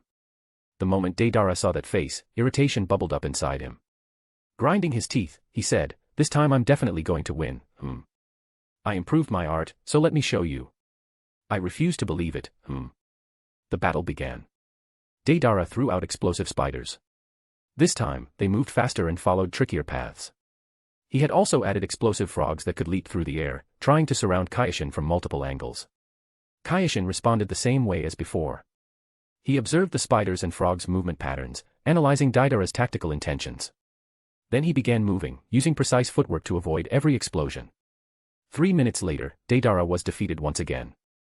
Kyoshin's kunai rested against his throat, the motion clean and efficient. Deidara's eyes were full of unwillingness. Why? I clearly improved things, so why did I still lose? Kyoshin lowered his kunai. This time, instead of leaving immediately, he hesitated slightly before speaking. Your art has potential, but there are problems with how you apply it tactically. What? This brat actually dares lecture me. No, wait. But he's stronger than me, so maybe he really does see things differently. Deidara stared at Kyoshin with burning eyes. What problems? Kyoshin analyzed calmly. First, the creatures you shape. Spiders and frogs are both ground creatures. Their movement range is limited. Why not try flying creatures instead? You'd increase your attack range and reduce the chance of them being intercepted. Deidara snorted lightly. I thought it'd be something big. You think I haven't considered that? It's too hard. Then this might help you. Kyoshin smoothly pulled out a scroll from his ninja pouch, as if he had already anticipated Deidara's response. Deidara's eyes widened. Huh? What's this? Kyoshin answered seriously, some notes and training methods for improving chakra control. Deidara swallowed hard and immediately snatched the scroll away. Suddenly, Kyoshin's face started looking a lot more pleasant to him. Very good. What else? Kyoshin continued, second, your throwing method. You're only tossing the explosives out and relying on their own movement. Why not accelerate them? Use miniature explosions as propulsion to speed up their flight and improve their accuracy. Deidara froze. The idea was so novel that he had never even considered it before. To solve the issue of the miniature explosions affecting the main explosive, all you need is to add some separation layers between them. After hearing this, Deidara fell silent for a moment. Then he suddenly broke into a wide grin and slapped Kyoshin hard on the shoulder. Thanks, man, but aren't you afraid I'll surpass you if you tell me all this? Now came the real question. You and I are both part of Iwagakure. We should help each other. After saying the proper official line, Kyoshin added, but the chances of you surpassing me are pretty low. Chapter 11, if I still can't beat him, I'll graduate normally at this rate. What? Deidara immediately got angry. What gives you the right to think, Wait until I blow you flat, then say that stuff again. Just you wait, He turned and ran off, eager to improve his art. Kyoshin watched his retreating figure and gave a slight nod. This was good. Give Deidara a target and make him treat himself as a platform to test his art on.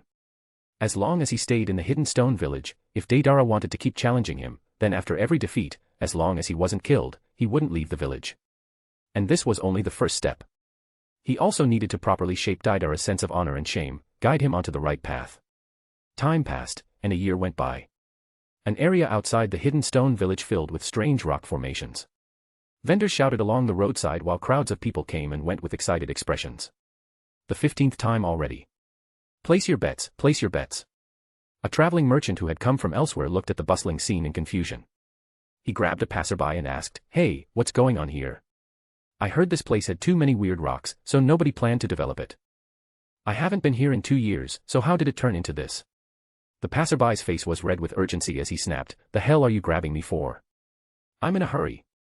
The merchant let go helplessly and watched the men hurry off into the distance. His curiosity piqued, he followed the flow of people forward and eventually stopped at a spectator stand packed with people. Someone sharp-eyed in the crowd suddenly shouted, "Look! Deidara's here." The crowd instantly stirred. Judging by the way he looks, he's definitely going to win this time. Deidara. Win this for me. I've already lost money on you 10 times. I'm begging you, let me make it back this time. Heh, I'm still betting on Kintsuchi. In front of the great Lord Kintsuchi, Deidara's nothing worth mentioning. 2 figures appeared one after another atop the strange rock formations, each standing on a massive boulder as they faced each other from afar.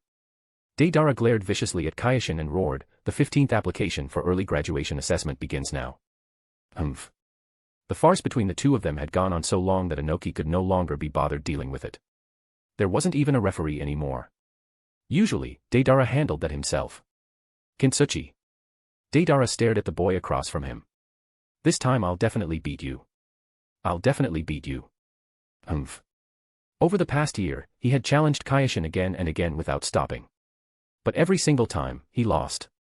As for Kyoshin, he deliberately created the illusion that, if you just work a little harder, you can beat me. Under the strain of long-term intense training, subtle changes began occurring in Deidara's mindset. His love for explosions had actually started to fall behind his desire to defeat Kyoshin. 15 times. A full 15 times. If he still couldn't beat Kyoshin and graduate early, then at this rate, he'd freaking graduate normally. Across from Deidara, Kyoshin wore the hidden stone umbu mask.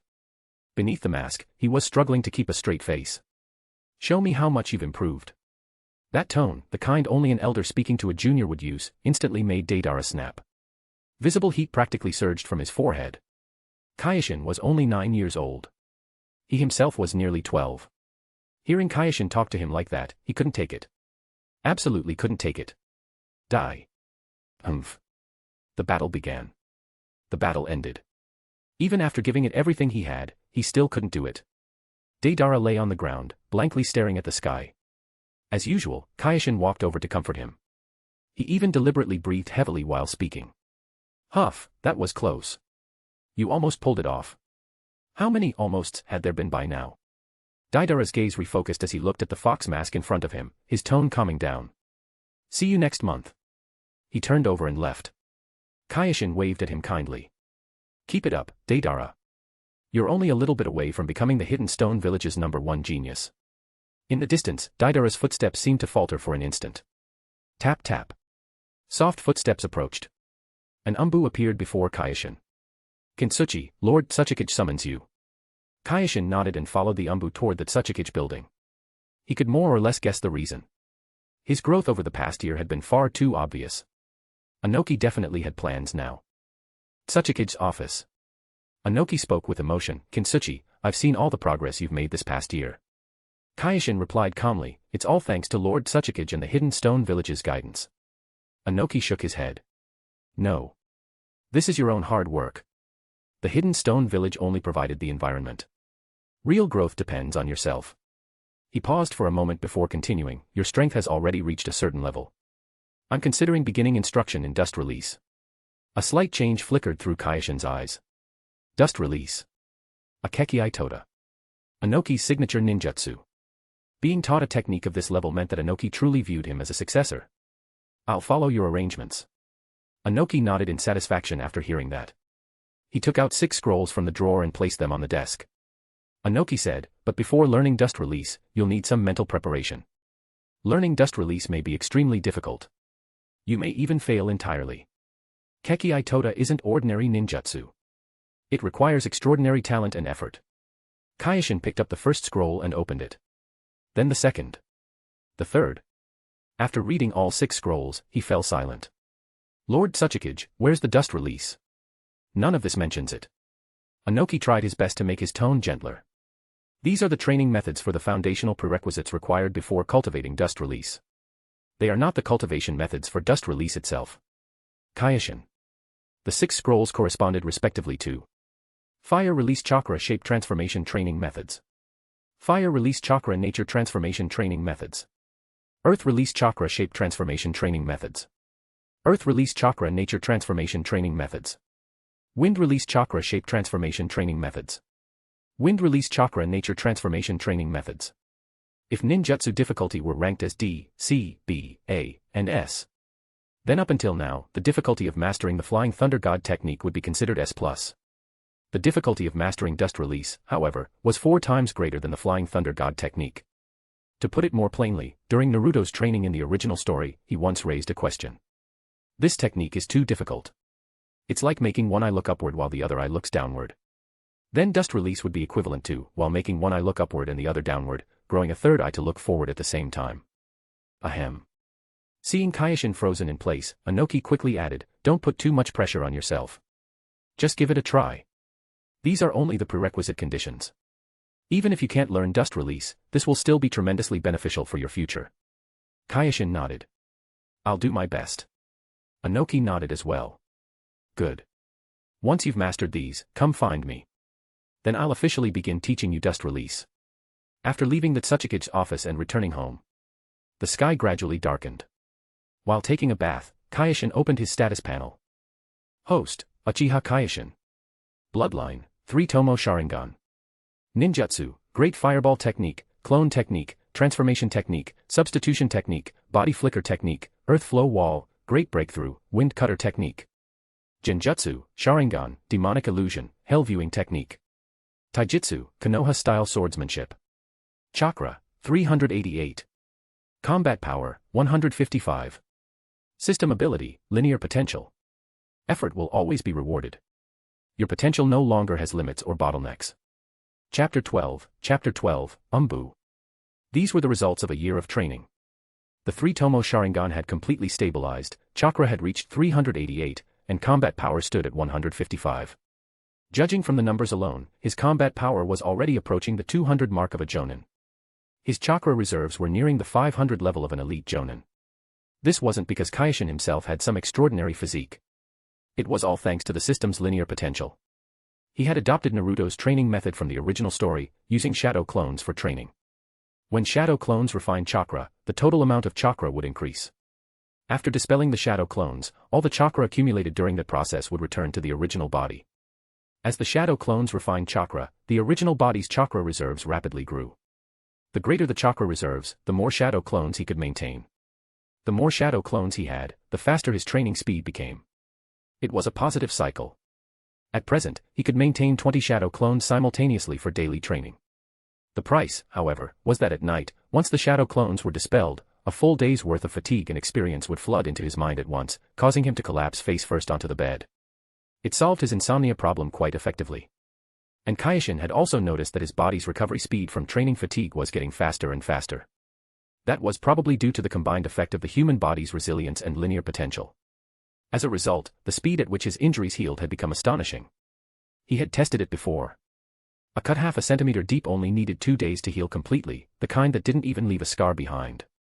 After taking a bath, Kyoshin returned to his bedroom, lay down on the bed, and formed a hand seal. The shadow clones training outside were dispelled. Kyoshin's legs jerked once, and he immediately blacked out stiffly on the bed. In the next room, Kitsuchi skillfully pushed open the door, picked Kyoshin up, and placed him into a medicinal bath barrel that had already been prepared. The gentle medicinal herbs slowly restored Kyoshin's body. An hour later, Kitsuchi carried Kyoshin back to bed and tucked him in. As usual, the broad-built man muttered a complaint. Stronger than yesterday again, and still this stable. What a freak. The next day, Kyoshin created shadow clones and began researching and training with the 6 scrolls Inoki had given him. 1 month later, Tsuchikage building. Kyoshin's footsteps echoed against the stone walls. The guarding ninja saw him and nodded in greeting. The door to Inoki's office was open. Kyoshin walked to the entrance and knocked lightly.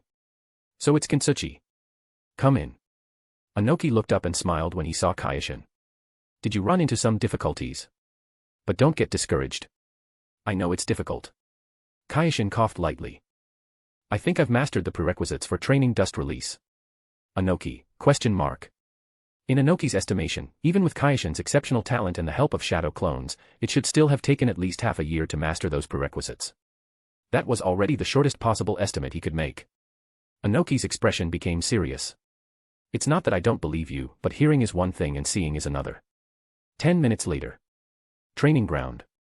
Inoki watched as Kyoshin demonstrated the results of his training one after another, and the corners of his mouth twitched slightly. Did Hiruzen Sarutobi know this kind of thing would happen? Anoki took out a scroll and handed it to Kyoshin as he began explaining. Dust release is a Kekkei Tota formed by fusing earth, wind, and fire chakra attributes. The principle is to mix the 3 chakra attributes in a specific ratio to create a stable chakra structure. That structure possesses the property of decomposing matter, allowing it to break targets down to the atomic level. Kyoshin listened carefully, not daring to miss a single word. Anoki continued explaining the training method. The training is divided into 3 stages. The first stage is controlling the 3 chakra attributes simultaneously while maintaining balance. The second stage is attempting fusion using the correct ratio and structure. The third stage is stabilizing the output and forming a dust release ninjutsu.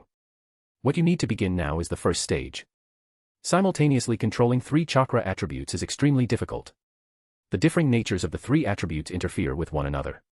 You need to find the balance point and make them coexist peacefully.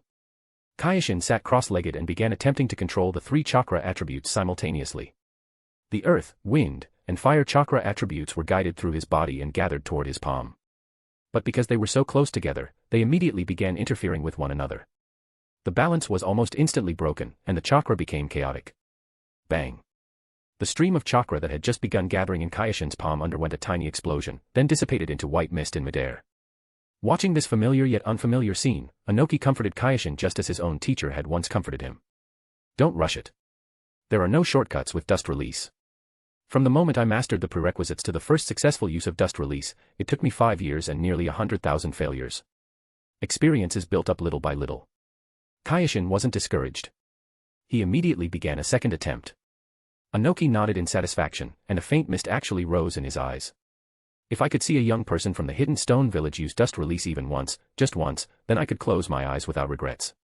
As someone who had trained dust release tirelessly for 5 years straight, Anoki was not lacking in patience. But he had already waited too long. He was old now. An accident could happen at any time. Forget finding another person in the village capable of using dust release, there were barely any ninja who even met the prerequisite conditions, and all of them had only barely reached that level after accumulating over 50 years of experience. Kitsuchi's talent wasn't bad, but he was still extremely far from dust release. Kuratsuchi and Deidara were far more talented than Kitsuchi, but they were too young, and their chakra attributes were too limited. Before they could even learn the prerequisites, they first needed to learn the prerequisites to those prerequisites, trying to draw out the other 2 hidden chakra attributes within their bodies and become familiar with them. So now that he was seeing Kyoshin genuinely training dust release, Anoki was truly emotional. Kyoshin's heart trembled slightly as well. The emotions contained in those words were too heavy. It was the expectation of inheritance, the entrustment of an elder. Kyoshin grew serious. Lord Tsuchikage, it won't take very long. And you'll definitely live a long life and personally witness the hidden stone village becoming even stronger. Those weren't words meant to comfort him, because Anoki really did live to be over 100 years old. Anoki burst into laughter. If that really happens, then that would be wonderful. But I'll take your blessing. I'll do my best to live until that day. After the laughter faded, Anoki's expression turned serious again. There's one more thing. Your strength has already reached a certain level, but shutting yourself away to train isn't enough. A ninja needs real combat experience and mission training. Kyoshin listened quietly. Although you technically joined the Umbu already, you haven't actually carried out any missions. Anoki continued, considering that Konoha's actions targeting you have greatly decreased, and their people haven't been seen within or near the land of Earth for quite some time. So I'm thinking of assigning you to an Umbu squad. 3 people total. The other 2 are experienced elite jonin. They'll guide you through mission procedures and help you gain experience. The assignment will last 1 month. But there's no rush. Your teammates haven't been finalized yet. Focus on training dust release first. That's the highest priority. If one day you run into a bottleneck, then going out for some fresh air and clearing your mind may produce unexpected results. Chapter 13, First Mission. The morning sunlight had just begun illuminating the rocky peaks of the hidden stone village. Kyoshin stepped out of the stone house and began his usual morning training. He had just finished a set of basic taijutsu when a familiar voice came from behind him. Yo, up this early again, little genius. Kuratsuchi leaned against the rock wall beside the stone house entrance. Her short black hair glimmered faintly in the morning light, and a bright smile rested on her face. Kuratsuchi. Kyoshin nodded in greeting. What brings you here? I heard you're heading out on an Umbu mission today. Kuratsuchi walked over and pulled out a small pouch from her clothes. Here, specially made soldier pills. I added honey and herbs, so they should taste better than the regular ones. Don't forget to keep your stamina up while you're on the mission. Kyoshin accepted the pouch and smiled, thanks. It's been this long already, and you're still being so polite. Kuratsuchi tilted her head and moved a little closer. You're pretty easy to get along with, but why does it always feel like the strategy progress is increasing so slowly? The corner of Kaioshin's eye twitched. You should really stop reading weird books. Kuratsuchi waved her hand dismissively. Fine, forget that. Just promise me you'll be careful. I know you're strong, but Umbu missions aren't the same as training. A faint fragrance lingered around her, and she was close enough that Kaioshin could clearly see the slight flutter of her eyelashes. I know. Kaioshin took half a step back. Good. Kuratsuchi patted his shoulder. Good luck on the mission. I'll wait for you to come back. She waved and turned to leave, her steps light and energetic. Kaioshin watched her walk away, carefully stored the pouch of soldier pills, then headed toward the Tsuchikage building. The hidden stone village's Umbu base was concealed in the deepest part of the village, connected to the Tsuchikage building by a hidden door. Kaioshin changed into the standard hidden stone Umbu uniform. Over the black bodysuit was a light gray flak jacket with the hidden stone diamond emblem printed on the back. A fox mask covered his face completely, with only 2 narrow slits around the eyes providing limited vision. Anoki floated in front of him with his arms crossed, a serious expression on his face. Kintsuchi, your teammates have been selected. 2 figures stepped out from the shadows. On the left was a tall male ninja who looked around 30 years old. He wore a wolf mask. His shoulders were broad, his stance steady as a mountain, and his breathing was so calm it was almost inaudible. On the right was a female ninja with a slender, agile figure. She wore an all mask, and her presence was so faint it was almost impossible to detect. Nabitoshi, Elite Jonin, specializes in earth release and tactical command, Anoki introduced. Kumiko, Elite Jonin, reconnaissance and assassination specialist. The 2 of them gave Kaioshin slight nods at the same time. Their movements were crisp and efficient, without a single unnecessary motion. Clearly, they had already received detailed instructions from Anoki and fully understood the nature of this mission. Your first mission has already been assigned. Anoki took out a scroll and handed it to Nabitoshi. C-rank bandit suppression mission. The target is a group of bandits entrenched within the land of Earth. Approximately 20 people, with suspected rogue ninja mixed in. Eliminate them all. Leave no survivors. Nabitoshi accepted the scroll, skimmed through it quickly, then raised his head. Understood. Anoki nodded, then looked toward Kaioshin. Kintsuchi, this is your first Umbu mission. Your 2 seniors will not interfere. This will be your personal trial. Understood. Kaioshin's voice came through the mask, slightly muffled. The 3 of them saluted Anoki at the same time before turning and leaving the training ground. They traveled at the standard Umbu rapid march pace, quickly leaving the rocky peaks and canyons surrounding the hidden stone village behind. 8 hours of non-stop travel.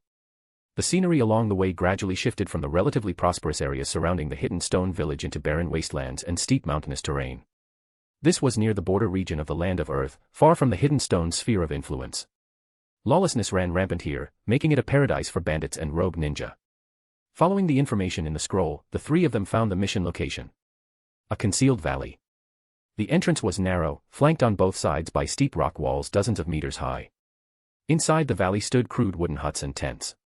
Smoke curled upward from cooking fires as roughly 20 bandits prepared dinner.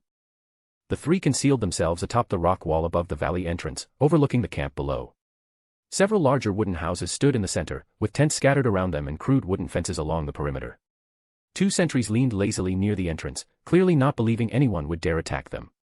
Most eye-catching of all was one of the sheds, where several men and women with hopeless, vacant expressions had been tied up with hemp ropes.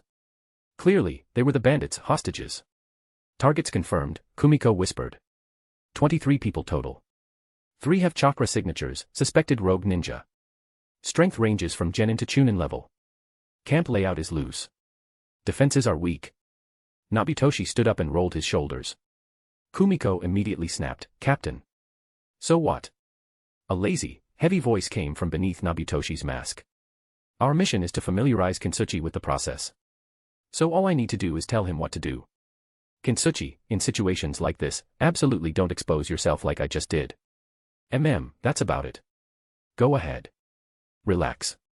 With us here, you won't die. These were 2 elite jonin. Looking 20 years backward or 20 years forward across the entire planet, the total number of elite jonin combined probably wouldn't even fill a few sheets of A4 paper with their names.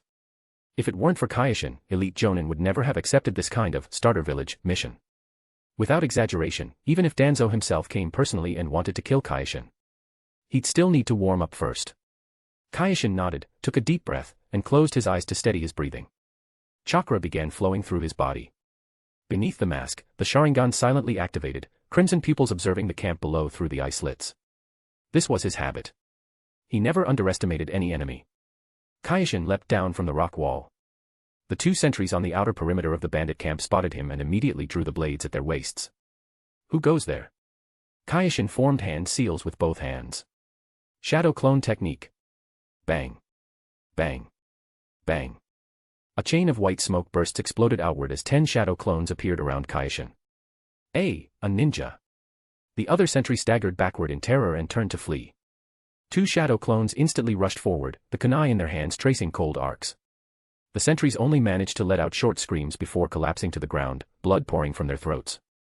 The 10 shadow clones charged into the camp, throwing the bandits into panic. Enemy attack. It's ninja. Amid the chaos, the 3 rogue ninja with chakra signatures rushed out from the largest wooden house. Their reactions were far faster than those of the ordinary bandits. One bald man immediately formed hand seals. Earth release, earth flow wall. The ground rose as a thick earthen wall surged upward, blocking a volley of ninja tools from the shadow clones. But 3 shadow clones circled around the wall and flanked him from both sides, engaging in close combat. One shadow clone leapt high into the air and brought down a heavy kick. The bald man raised a kunai to block it. Clang. The heavy-weighted leg guard smashed against the kunai. The other 2 shadow clones seized the opening and drove their ninja blades into his chest.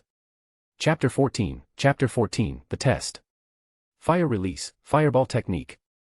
A fireball 2 meters in diameter burst from the crowd and roared toward Kyoshin's main body. The air distorted wherever the fireball passed, and a wave of heat rushed forward. Kyoshin formed hand seals and slammed his palm onto the ground. A wall of earth rose in front of him. The instant the fireball collided with the earth wall, Kyoshin lowered his center of gravity and circled to a spot with a clearer field of view, all while continuing to form hand seals. The moment he found the ninja, Kyoshin swung his arm, sending a wind blade slicing forward at high speed. The man's eyes widened. He clearly hadn't expected someone to cast 2 ninjutsu in such a short amount of time. He barely dodged the wind blade, only to realize Kyoshin had somehow already closed the distance. Slash. Kyoshin pulled his ninja blade out from flesh and blood. At the same time, the last rogue ninja was also dealt with by the shadow clones. In barely 2 minutes, the entire camp had turned into a scene from hell. Blood stained the ground red, and corpses lay sprawled everywhere. One shadow clone walked toward the fence and untied the people the bandits had abducted. Kyoshin stood in the center of the camp, his breathing beneath the mask as calm and steady as ever. He swept his gaze across the surroundings, confirmed there were no survivors, then dispelled the shadow clones, allowing the combat experience to return to the original body. Nabitoshi and Kumiko leapt down from the rock wall and landed beside Kyoshin. There was less laziness in Nabitoshi's voice now. Not your first time killing someone, huh? Kyoshin replied, ran into plenty of bandits on the way to the hidden stone village. All right then, Nabitoshi scratched his head. Still, during missions, try not to reveal too much about your past. Just answering yes would have been enough. Mission complete. Let's head back. By the time the 3 returned to the hidden stone village, night had already fully fallen. They went to the Tsuchikage building to submit the mission report. Anoki looked at Kyoshin, a satisfied smile appearing on his face. Good work. Go get some rest. Yes. Kyoshin saluted, then turned and left. Anoki looked toward the other 2. Well. He performed far beyond expectations, Nabitoshi said slowly. He's seen blood before. We should increase the difficulty a bit. Anoki gently shook his head. These things need to be done step by step. You 2 should head back and rest as well.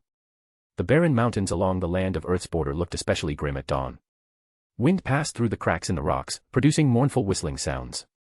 Sand and dust swept across the ground and struck the black rock walls with dense crackling noises.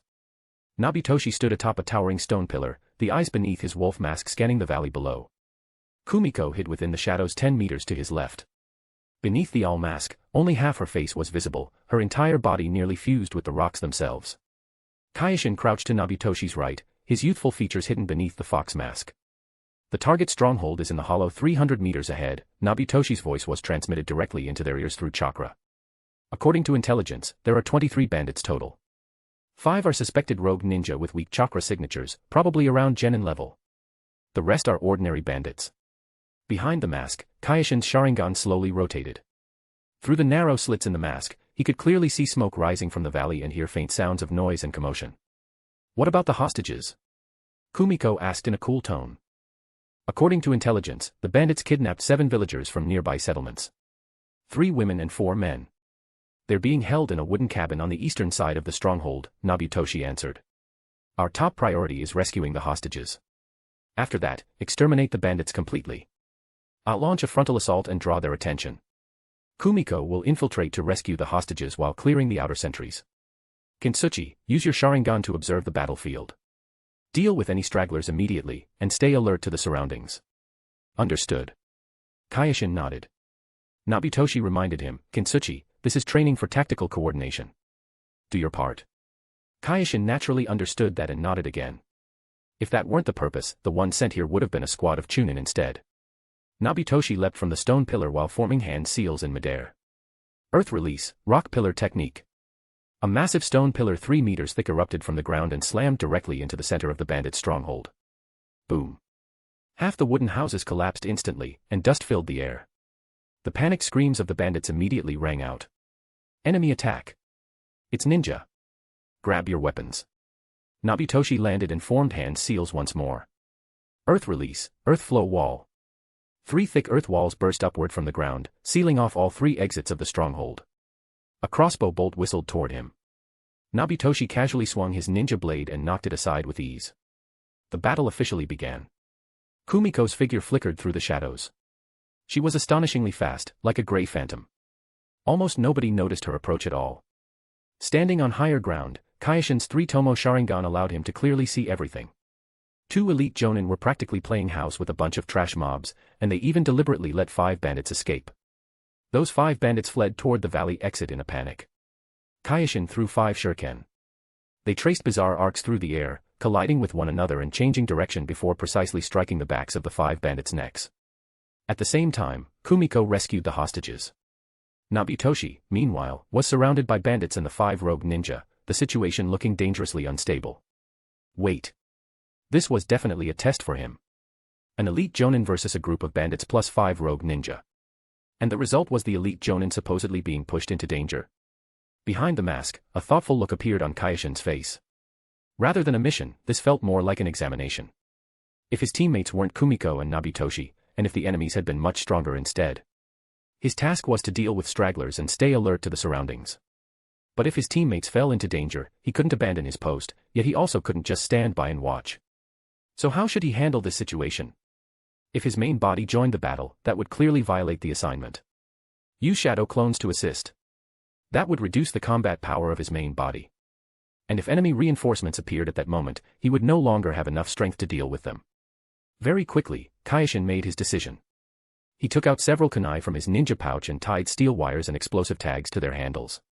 After lighting them, he threw them toward the enemy formation surrounding Nobitoshi. Boom. Boom. Boom. Below, Nobitoshi slowly dodged attacks while paying close attention to Kyoshin's choice. The moment he saw the explosive tags, approval appeared beneath Nobitoshi's mask. Explosive tags could effectively disrupt the enemy and support teammates in danger, while consuming very little chakra. At the same time, they allowed the person responsible for keeping watch to remain at their position. He has teammates. Kill him first. One of the rogue ninja shouted furiously. Oh. Who exactly did you say you were going to kill? Now that Kyoshin had already written his answer to the test, there was no longer any need for Nobitoshi to hold back. His figure vanished from the spot as he used the body flicker technique to leave the enemy formation, raising his hands into seals. Earth release, rock mountain merge.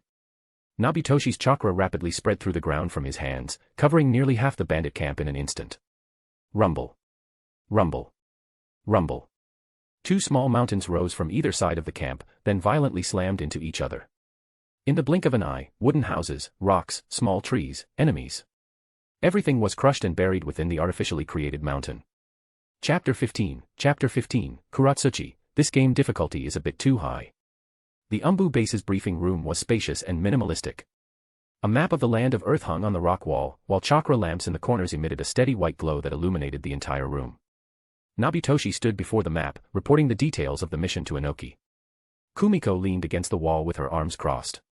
Her all mask had already been removed, revealing a delicate yet cold face. Kyoshin sat beside the long table with a cup of hot water in front of him. Mission completed. Nobitoshi finished his report. 23 bandits eliminated. 5 rogue ninja confirmed dead. All 7 hostages rescued and escorted back to the village by the follow-up unit. No casualties on our side. Also, regarding the real purpose of the mission, Kintsuchi made the correct choice. Inoki nodded and turned his gaze toward Kyoshin. Kintsuchi, after these past few missions, how do you feel? Kyoshin answered honestly, not bad. Kumiko suddenly spoke. Fear. Kyoshin, ? Looking at the gazes directed toward him, Kyoshin was initially surprised, but quickly realized why they were asking this. At that moment, Kyoshin felt like he was facing a group of babysitters. There was even psychological counseling now. Ahem. Kyoshin coughed lightly. I know why I'm doing this. Nobitoshi began talking about his own experience. The first time I killed someone, I was 12. I encountered a Cloud Ninja reconnaissance squad during a border patrol mission. They attacked first. I retaliated. My kunai pierced through a young ninja's heart. At the time, I stared into his eyes for a long time, until his pupils completely lost focus. His voice remained calm, as though he were telling someone else's story. Later, I figured it out. I killed him not because I hated him, and not because I enjoyed killing, but because if I didn't kill him, he would kill my comrades and threaten my village. That's the logic of a ninja. Simple and cruel. Kumiko also joined in as the political instructor. The Sharingan lets you see death clearly. Then look at it carefully. See how fragile life is, see the cost of violence, and then make your choices. Know when you should kill and when you shouldn't. That's true control. Kyoshin appeared thoughtful, but there was no sign of inner struggle on his face. Ha ha ha, Inoki floated over and placed a hand on top of his head. Looks like we underestimated Kintsuchi's resolve. This counseling session never should have happened in the first place. Nobitoshi yawned. So class dismissed. If only all the younger generation in the village were like this. Kumiko sighed as well. Inoki waved his hand. You two can go rest now. The two took their leave. Kyoshin understood the purpose of this lesson. It was meant to guide and stabilize his inner world. But Kyoshin was perfectly clear-headed. He knew what kind of road he was walking, who his enemies were, and what he needed to do now. The problem was, other people didn't know that. Lord Tsuchikage. Kyoshin spoke frankly. I know my situation, and I know why I kill. My mission is to protect the Hidden Stone Village, and to take revenge. Revenge. That was a dangerous topic. Inoki warned him, even the most rational person will experience emotional fluctuations when it comes to revenge. What I want you to understand is that until you are truly 100% certain, do not recklessly place yourself in danger. You're highly talented, and you possess the Sharingan. In the future, you'll become very powerful. For someone growing stronger and stronger like you, revenge is simply something that will naturally happen in time. There's no need to rush it. Several faces flashed through Kyoshin's mind. Uchiha Itachi. Uchiha Obito. That old bastard Shimura. None of them were easy to deal with. Across the entire ninja world, there weren't many people who truly understood the hidden cards and real strength of those people. Kyoshin counted as one of them. Compared to people his age, Kyoshin was indeed strong. But compared to those monsters, he was still far too green. He wasn't Itachi's biological younger brother. Challenging him with only a 3-tomo Sharingan would just get him treated like roadside trash. Take some time to rest. The next mission's difficulty will increase. Inoki patted Kyoshin's shoulder. Kyoshin gave a quiet acknowledgement and left the Umbu base. Night had already fallen, and lights lit up the streets of the Hidden Stone Village. He followed the familiar route toward the training ground. There were still 2 years before the plot began. He had to make use of every second. That figure was indeed there on the training ground. Kuratsuchi's fists were wrapped in thick layers of stone. Every punch she threw carried a whistling gust of wind, crashing into the specially made wooden posts with heavy booms. Her short hair was soaked with sweat, a few strands sticking to her pale cheeks and swaying gently with her movements. She noticed Kyoshin's arrival, stopped moving, and turned toward him. Mission's over, she asked, her voice carrying the faint breathlessness from training. Yeah. Did it go smoothly? It did. Want to spar with me for a bit? Sure. The two created some distance between each other. Kuratsuchi formed hand seals. Earth release, earth stone spikes. 3 sharp stone spikes erupted from the ground, stabbing toward Kyoshin from different angles. Kyoshin activated his Sharingan and easily saw through the attack trajectories, dodging them effortlessly. He rushed toward Kuratsuchi. His speed wasn't especially fast, but every step was precise. Kuratsuchi met him head-on, throwing a stone-covered punch. Kyoshin lowered his head to evade it, then formed his fingers into a blade with his right hand and thrust toward her ribs. Kuratsuchi blocked with her left arm. Stone and flesh collided with a dull thud. After that, neither of them used ninjutsu anymore. It became a pure taijutsu sparring session. 10 minutes later, Kuratsuchi finally stopped, breathing heavily. Her training clothes were already completely soaked through with sweat, the fabric clinging tightly to her skin and outlining every curve of her body. The rise and fall of her chest was obvious, and the muscles of her waist and abdomen glistened faintly beneath the sweat. Kyoshin looked away. Huff, that felt great. Kuratsuchi pulled out a towel from her clothes and wiped her face and neck. Then she naturally moved closer and gently wiped the sweat that didn't actually exist on Kyoshin's forehead. Her movements were natural, as though this were the most ordinary thing in the world. The towel carried her body heat and a faint scent of sweat, while her fingers occasionally brushed against Kyoshin's skin. Kyoshin's body stiffened slightly. I can do it myself. Relax, it's not like I'm going to eat you. You're seriously hard to tease. I already told you to stop reading those weird books. But they're really interesting, it's just that the real-life story difficulty is way too high. According to the plot, you should be blushing right now, acting tsundere, and falling for me. Seeing the slight twitch at the corner of his mouth, Kuratsuchi burst into laughter. I'm heading back to take a bath. I stink from all this sweat. You should get some rest too. She left the training ground, her figure disappearing into the night. Kyoshin watched her leave, then sat down cross-legged and began practicing dust release. There was no need to question the power of dust release. No matter how much effort it took, it would be worth it. While carrying out missions, Kyoshin would judge the mission difficulty.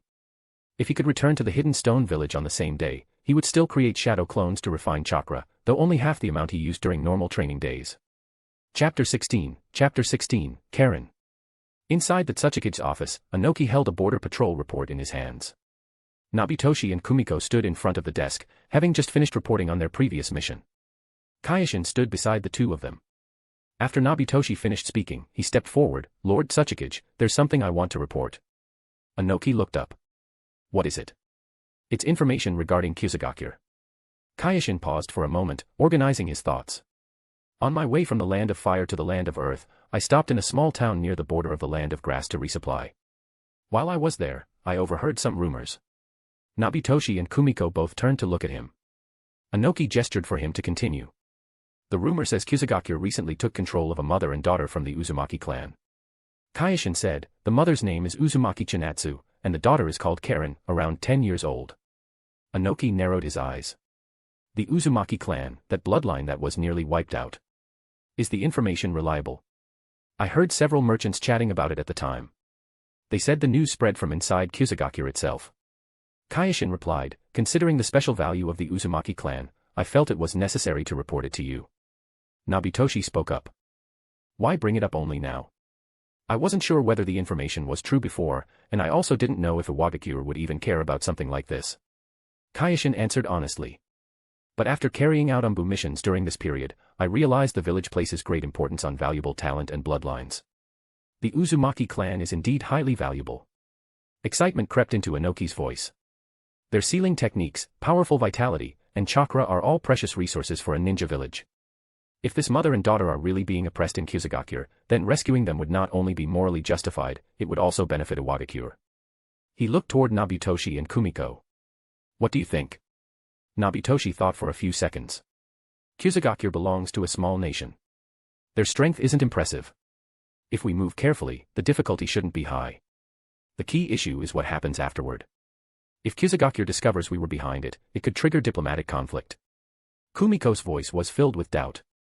Do they even have the guts for that? Nobitoshi shrugged. People with nothing to lose are the most troublesome. Then it's settled. Inoki made the final decision. Your next mission, infiltrate Kyoshin and bring back the Uzumaki mother and daughter. Mission rank, S-Class. Confidential. You are not to expose your identities as IWA shinobi, and you must leave no evidence behind.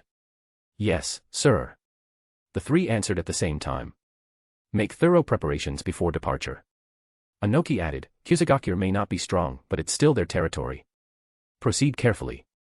Understood. 2 days later. Land of Grass. Kyoshin's group of 3 lay hidden on a hillside, overlooking Kyoshin below. The village was not large. Most of the buildings were wooden structures, surrounded by simple walls and watchtowers. It was already deep into the night. Only a few scattered lights remained lit inside the village, while most of it was swallowed by darkness. Based on what we learned these past few days, they should be held near the medical facility on the eastern side of the village. Nobitoshi said quietly. We need to move quickly. The land of grass is in wartime right now. They could be transferred to the battlefield at any moment. Kumiko, go scout the exact location. Kumiko nodded. Her figure melted into the darkness as she silently slipped toward the village. Kyoshin and Nobitoshi remained where they were and waited. Half an hour later, Kumiko returned. Her voice came through the mask, carrying a trace of gravity. Found them. There's indeed an isolated building on the east side of the village. It looks like a medical facility. There are 4 hidden sentries around it. The inside situation is unclear. But I sense 2 unusual chakra signatures. One is extremely weak, but its life force is incredibly tenacious. The other is very special, full of vitality, but completely lacking control. It should be them. Nobitoshi said. Plan of action, I'll create a disturbance to draw attention away. Kumiko will eliminate the hidden sentries. Kintsuchi, you infiltrate and rescue them. Once you succeed, withdraw immediately and regroup at the rendezvous point. Remember this. Don't use Earth Release, and don't expose the Sharingan. Not using Earth Release was to prevent anyone from identifying the operation as the work of Iwagakure. Not exposing the Sharingan was to conceal Kyoshin's existence. There were very few Uchiha left in the ninja world now. The moment news spread that a Sharingan user had appeared here. Once Konoha ruled out everyone else, they would immediately trace it back here. And then, by following the trail, they could very likely uncover Kyoshin's exact information. Kyoshin nodded. Understood. Move out. Nobitoshi charged down the hillside first. After a few swift leaps, he entered the western side of the village wall. The next second, agonized screams echoed through the night sky, instantly alarming the entire village. Enemy attack. The west side. Someone's infiltrated the village. The grass shinobi jolted awake from their sleep and rushed toward the source of the noise. Lights from the watchtowers swept toward the western side as alarms rang out. Taking advantage of the chaos, Kumiko and Kyoshin infiltrated the eastern side of the village at the same time. Avoiding the patrols, they passed through narrow alleys and quickly arrived in front of the isolated building. It was a 2-story structure with a crude exterior. Every window had been boarded shut with wooden planks. There were no guards at the entrance. Clearly, the grass shinobi believed the hidden sentries were enough. Kumiko blended into the darkness and silently assassinated them one by one.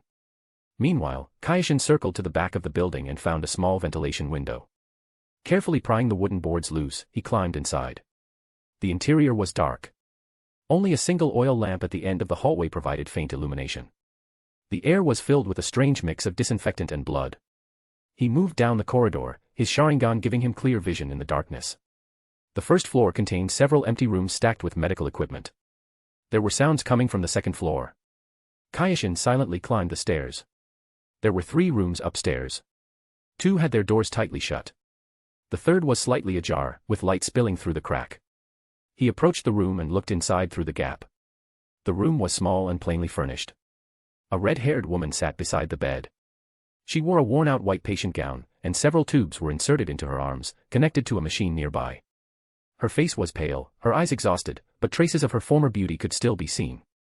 Long crimson hair draped over her shoulders, the ends dry and split. This was Uzumaki Chinatsu. Beside the bed sat a little girl, around 10 years old. She also had vivid red hair. Her body was extremely thin, and her eyes carried a gloom that didn't belong to someone her age. At the moment, she was lowering her head and fiddling with something in her hands. Karen. Kyoshin took a deep breath and pushed the door open.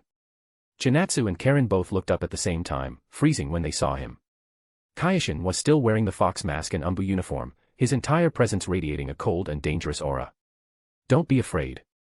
I'm here to save you. Kyoshin said in a lowered voice. Chinatsu's first reaction was to pull Karen behind her protectively, her eyes full of caution. Who are you? Another one of Kyuzugakure's tests. Chapter 17. She recovered half her HP from a single soldier pill during one breather. No. Kyoshin shook his head. I'm from another ninja village. I was ordered to take you away from here.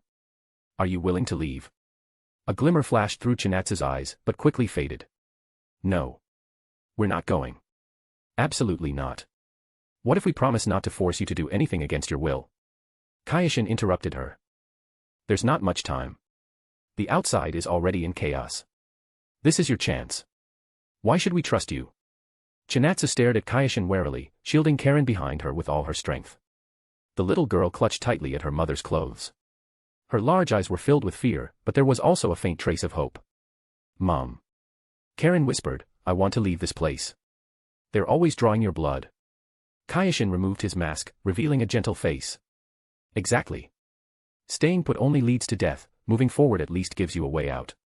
No matter how bad things get, could it really be worse than this? Give us a chance to prove our sincerity. Just as Chinatsu hesitated, footsteps and shouting came from downstairs. The medical ward. Go check on them. The grass ninja had arrived. Fear instinctively flashed through the eyes of both mother and daughter. Chinatsu looked at Kyoshin and said, prove you're not one of the grass ninja. The three-tomo Sharingan appeared in Kyoshin's eyes. Chinatsu's eyes widened. Back in the days of Uchiha, their archives had been exceptionally complete. Familiar with bloodline limits, she knew one thing. With abilities like the Uchiha Sharingan or the Byakugan, if the eyes were not part of the user's original body, they could not freely control opening and closing them. He was an Uchiha. There was no time to think further. Chinatsu immediately ripped the tubes from her arms. The next instant, Kyoshin grabbed Chinatsu and Karen with one arm each, hoisted them onto his shoulders, kicked the window open, and leapt out. Over here. Kumiko's voice came from the edge of the forest. She had already cleared out the guards in the rear courtyard and was waiting for them. Kyoshin rushed into the woods carrying Chinatsu and Karen. Behind them, the grass ninja stormed into the medical facility. After discovering the two were gone, they immediately began a search. Kyoshin and Kumiko quickly advanced toward the rendezvous point with Chinatsu and Karen. Half an hour later, the four arrived at the meeting point, a concealed cave. Kyoshin and Kumiko set the mother and daughter down. Kumiko used the medical supplies she had prepared in advance to treat Chinatsu. Karen sat beside her mother, tightly holding her hand. Her gaze drifted toward Kyoshin. Kyoshin gave her a small smile, then turned and walked to the cave entrance to stand guard. Not long after, footsteps sounded outside the cave. Nabitoshi had returned. He radiated killing intent. His massive body was stained with large patches of blood, and bits of flesh still clung to his clothes and ninja tools. Nabitoshi cursed as he walked in. Damn it, that was frustrating. Not letting me use Earth Release almost got me killed by those trash fish and rotten shrimp. The moment he entered, Chinatsu and Karen turned pale with fright at his appearance and instinctively moved closer to Kumiko and Kyoshin. Nabitoshi, however, did not care in the slightest. Everyone's here, right? Move out. The wasteland along the border of the land of Earth looked especially desolate at dawn. The five of them stood atop a rocky hill, looking back in the direction of the land of grass. Behind them lay dense forests. Ahead stretched the familiar barren mountains and stone cliffs. Nabitoshi quickly assessed the situation. The grass ninja won't give up easily. They'll send tracking squads. We need to return to Iwagakure as soon as possible. He looked at Kumiko and Kyoshin. I'll handle erasing our trail. You two carry them. Chinatsu's face was still pale. Long-term imprisonment and the escape had drained much of her strength. Karen tightly held onto her mother's hand, exhaustion visible in her eyes. Kumiko walked over to Chinatsu. The eyes beneath her owl mask swept over Chinatsu's condition. Get on. After a brief hesitation, Chinatsu climbed onto Kumiko's back. Kumiko moved efficiently. After lifting Chinatsu, she adjusted her position to make sure none of her wounds were being pressed. Kyoshin also picked up Karen. The girl was very light, and he stood up easily, supporting the backs of her legs with both hands. Move out. Nabitoshi gave the order curtly. The group began traveling. Kumiko carried Chinatsu at the front, leading the way. Kyoshin followed closely behind with Karen on his back. Nabitoshi brought up the rear, erasing traces of their passage as they moved, smoothing away footprints until it looked as though nobody had ever crossed the area. The wasteland terrain was rough and uneven, but that meant little to well-trained ANBU. Kyoshin kept a steady pace while watching for movement around them. At first, Karen was tense on his back, her small hands gripping his shoulders tightly. But after some time, she gradually relaxed, resting her head against his shoulder. She spoke softly, her voice muffled through the mask. What should I call you? Kyoshin replied, just call me Kintsuchi. Kintsuchi, big brother, she asked cautiously. Thank you for saving us, big brother. Kyoshin. The reason he had reported Karen and her mother to Inoki was simply to strengthen Iwagakure's future core forces. He had not thought much beyond that before, but at this moment, Kyoshin also realized how important this rescue was to them. The group continued rapidly across the wasteland. Nabitoshi was highly experienced. Wherever they passed, all traces on the ground were naturally erased, as though no one had ever been there. Around noon, the group took a short break beneath the shadow of a cliff face. Kyoshin lifted the lower half of his mask and tossed a soldier pill into his mouth. The taste was awful, but it could quickly restore stamina and chakra. Afterward, he handed one each to Chinatsu and Karen. Karen looked at the soldier pill in her hand, then copied Kyoshin and took a small bite. Her face immediately scrunched up. So bitter. Bear with it. Kyoshin said. Drink some water after you finish it. Soldier pills were not food. They were legitimate strategic military supplies. These things were designed from the start for rapidly replenishing the body's energy during critical moments. Nobody had ever considered flavor during development. Chinatsu also swallowed the soldier pill. Her complexion improved slightly as the Uzumaki clan's powerful vitality rapidly restored her stamina. Kyoshin sat down against the rock wall. Leaning beside her mother, Karen asked curiously, Kintsuchi big brother, does your name have some special meaning? Honestly, it did sound pretty intimidating. But she had seen Kyoshin's gentle face, and he was their savior, so Karen managed to gather the courage to ask. It's related to my bloodline limit and tactical role. Kyoshin's answer was perfectly accurate, though she probably would not understand it. Karen nodded, looking exactly as confused as expected. 5 minutes later, the group set out again. What shocked everyone was that Chinatsu was already capable of moving normally. So this is the Uzumaki clan. She caught her breath for a moment, took one soldier pill, and recovered half her health bar. Terrifying. The afternoon journey went even more smoothly. They had already penetrated deep into the land of Earth, greatly reducing the risk of pursuit from the grass ninja. Nabutoshi's techniques were extremely refined, and the group left behind absolutely no traces. Even if Iwagakure learned the direction taken by the people who abducted the Uzumaki mother and daughter, they would never dare pursue them into the heart of the land of Earth. Chapter 18, Settling in. The outline of Iwagakure appeared in the distance. Countless stone houses were built against the mountainside, layered one upon another, as if they had grown directly out of the cliffs themselves. The Tsuchikage building at the center of the village stood out the most, the Iwagakure symbol at its peak reflecting sunlight. We're here. Nabutoshi said, a trace of relief in his voice. Chinatsu looked at the village ahead, her eyes filled with complicated emotions. Anticipation, unease, and a faint joy she could hardly believe was real. Karen slid down from Kyoshin's back, staring unblinkingly at Iwagakure with wide eyes. So this is our new home? Yeah. Kyoshin nodded. Iwagakure. Chinatsu glanced at Kyoshin, confusion flickering in her eyes. The Sharingan, wasn't that supposed to belong to Konoha? Still, she asked nothing. After all, they had saved them, and what they said made sense. Things were already this bad. How much worse could it possibly get? Nabutoshi walked at the front while Kumiko and Kyoshin followed with Chinatsu and Karen. The guards at the village entrance recognized Nabutoshi and Kumiko immediately and let them through without question. They passed through the outer district and headed toward the Tsuchikage building. Along the way, villagers and shinobi alike cast curious looks at them. Two unfamiliar red-haired females returning alongside an Umbu squad was not a common sight. By the time they arrived in front of the Tsuchikage building, Inoki was already waiting there. The elderly Tsuchikage floated in the air with his arms crossed, his expression stern yet gentle. Mission accomplished. Nabutoshi stepped forward to report. Uzumaki Chinatsu and Uzumaki Karen have been safely brought back. Inoki nodded and turned his gaze toward Chinatsu and Karen. Welcome to Iwagakure. From today onward, you are villagers of Iwagakure. The village will arrange housing for you and provide everything necessary for your daily lives. As for your abilities, we will only conduct reasonable use and research under the condition of your consent. Are you willing? Chinatsu bowed deeply. Thank you, Lord Tsuchikage, for taking us in. No need to thank me. Inoki waved a hand dismissively. If you want to thank someone, thank Kintsuchi. He was the first to learn of your situation. Chinatsu looked at Kyoshin, her eyes full of gratitude. Karen looked up at Kyoshin as well, gazing at the fox mask. Thank you, big brother. Kyoshin gave a slight nod. Live well. Watching the scene, a trace of satisfaction passed through Inoki's eyes. All right, go get settled first. Akatsuchi will take you to your residence. Akatsuchi walked in from outside. The large-built jonin gave Chinatsu and Karen a warm smile. Come with me. Your place is already prepared. Chinatsu and Karen followed Akatsuchi out. After taking a few steps, Karen turned back to look at Kyoshin again. Kyoshin waved at her. After watching the two leave with Akatsuchi, Kyoshin removed his fox mask and breathed in the familiar dry air. Only Inoki, Nabutoshi, Kumiko, and him remained in the office. I've already read the mission report. Inoki sat back down in his chair. You did very well. Not only did you successfully rescue the Uzumaki survivors, the odds of Kusagakure tracing it back to us are also very low. That's what we're supposed to do. Nabitoshi said. I'll handle the grass village side. Anoki continued. Even if they suspect something, they won't dare openly demand their return.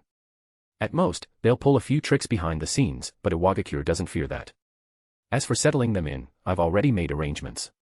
Kintsuchi, the empty stone house to the left of yours will be theirs. They need someone familiar to help them adjust to the new environment. You're the most suitable person to look after them. Kyoshin nodded. Understood. Anoki gave them leave. You've all worked hard. Go back and rest for a few days. The three withdrew. Nabitoshi and Kumiko left, while Kyoshin headed toward the medical division. He wanted to check on Chinatsu and Karen. The medical division was located on the eastern side of the village, a 3-story stone building. When Kyoshin walked in, he happened to see Karen sitting on a bench in the hallway, her little legs dangling and swinging in the air. The moment she saw Kyoshin, she immediately jumped off the bench and ran over. Big brother Kintsuchi. Finished with the examination. Mom's still inside. Karen pointed toward the treatment room beside her. The doctor said Mom needs a few days of rest and recovery, but she'll get better very soon. Her expression was extremely serious, as though she were faithfully repeating the doctor's exact words. Kyoshin felt relieved as well. That's good.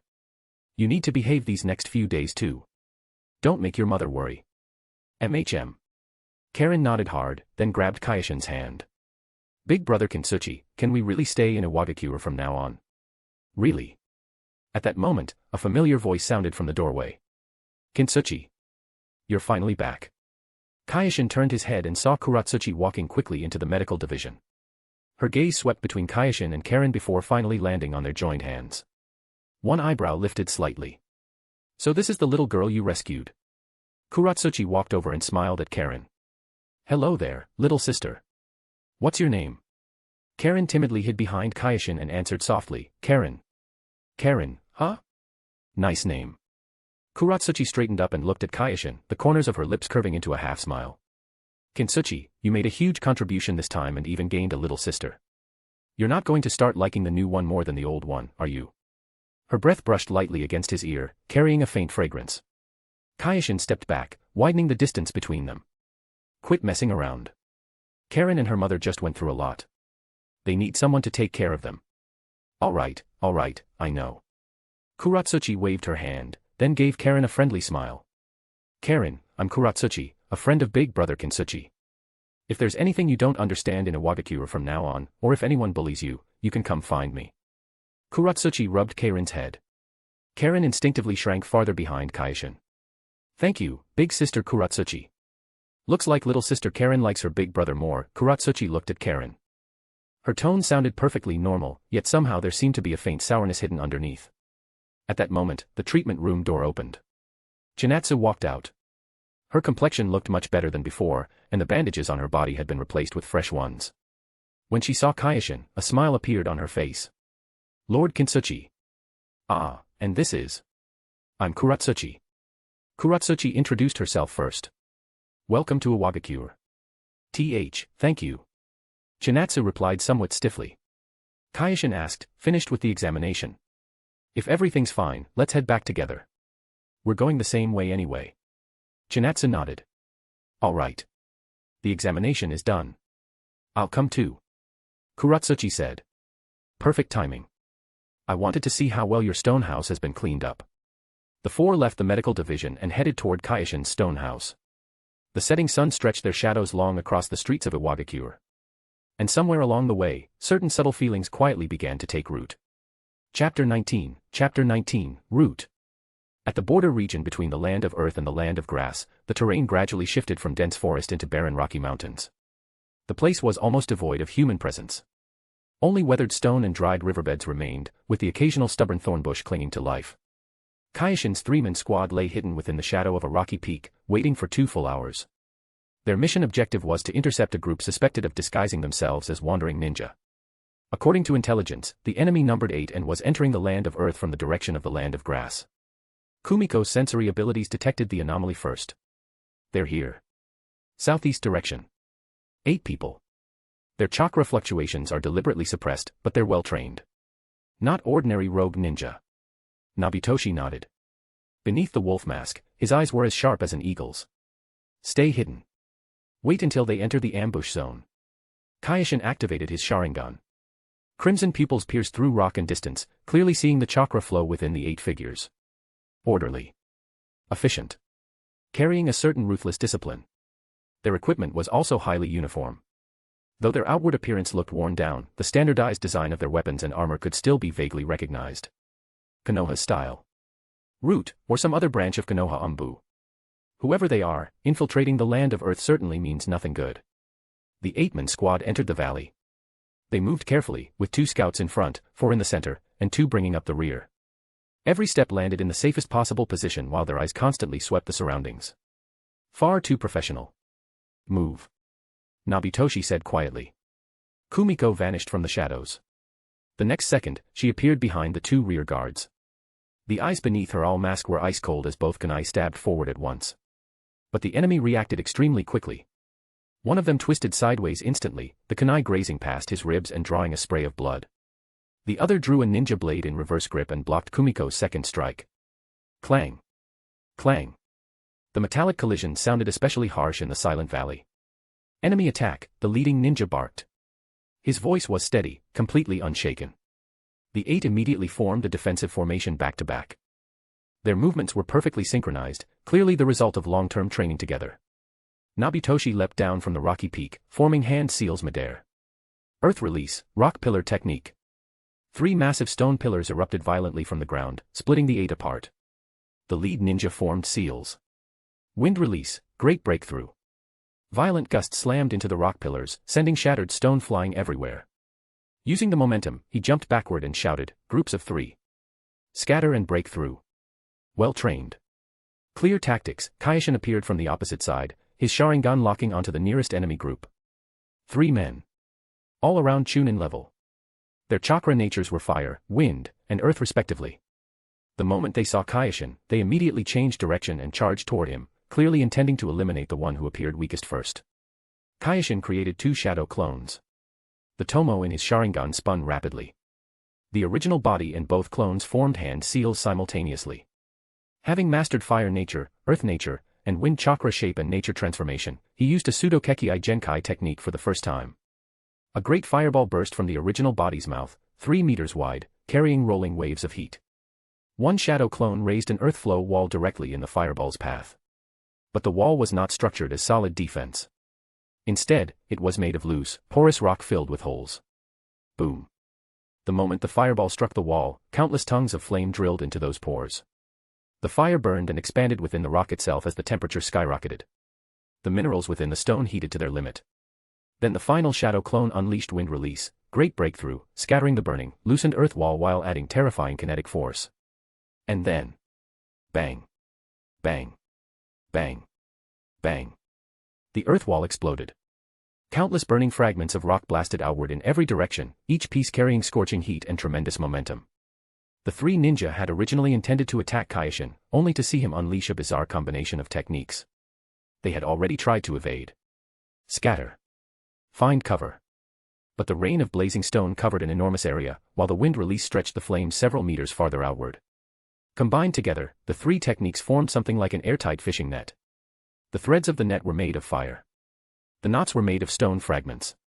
And it moved incredibly fast, even reaching behind cover. The screams were short and shrill. When the smoke finally cleared, only 3 charred corpses remained, their bodies riddled with burning stone fragments. Nicely done. Nabitoshi's voice rang out. He had already dealt with the lead ninja, his blade piercing straight through the man's chest. Kumiko's battle had ended as well. Several shallow wounds now marked her body, but every opponent around her had already fallen. Silence returned to the valley, broken only by the crackling of flames burning against rock and the mournful howl of wind through stone crevices. Check the bodies. Nabitoshi ordered in a low voice. Confirm their identities. The 3 of them began searching. Kyoshin walked over to one corpse and opened the ninja tool pouch. Inside, besides standard kunai, shuriken, and explosive tags, there were several unusual items. A weapon maintenance oil container engraved with the Konoha symbol. A mission briefing written in Konoha Anbu cipher. Though the contents were encrypted, the format was unmistakably standard Konoha Anbu style. And finally, a specially made kunai. Near the handle was a tiny groove, a unique design specific to Konoha standard issue kunai, used for attaching explosive tag trigger mechanisms. Konoha standard weapons. Kumiko walked over, holding an identical kunai in her hand. These people were Root. Kyoshin's eyes narrowed slightly. Root. Danzo's personal forces. What are they infiltrating the land of Earth for? Are they after me, or is this another mission entirely? Dispose of the bodies and bring back all evidence. Nabitoshi ordered. This mission report needs to be fully explained to Lord Tsuchikage. Kumiko nodded and began sealing the corpses into storage scrolls. Kyoshin stared at the Konoha kunai in his hand. Sunlight filtered down between the rocky peaks, reflecting a cold gleam off the blade. Konoha still had not given up. Or rather, Danzo had not given up. He stored the kunai in his ninja pouch and turned to help clean up the battlefield. The wind continued blowing, sweeping dust across the ground and burying the traces of blood and battle. The atmosphere inside the Tsuchikage's office was more formal than usual. Inoki sat with both hands folded atop the desk, his expression serious. Nabitoshi, Kumiko, and Kyoshin stood before him, having already finished delivering their detailed mission report. Inoki listened carefully to the matter of Root disguising themselves as rogue ninja to infiltrate the land of Earth, though he showed no particular surprise. I understand. After hearing the report, Inoki slowly spoke. That old bastard Danzo really refuses to give up. But after losing 8 Root members this time, he should restrain himself for a while. He paused, his gaze sweeping across the 3 Umbu members before finally stopping on Kyoshin. Kintsuchi, during your time in Umbu, your performance has been outstanding. Your growth speed has exceeded my expectations. Kyoshin lowered his head slightly. That's thanks to the captain and vice-captain's guidance. Nabitoshi shook his head. That's your own hard work.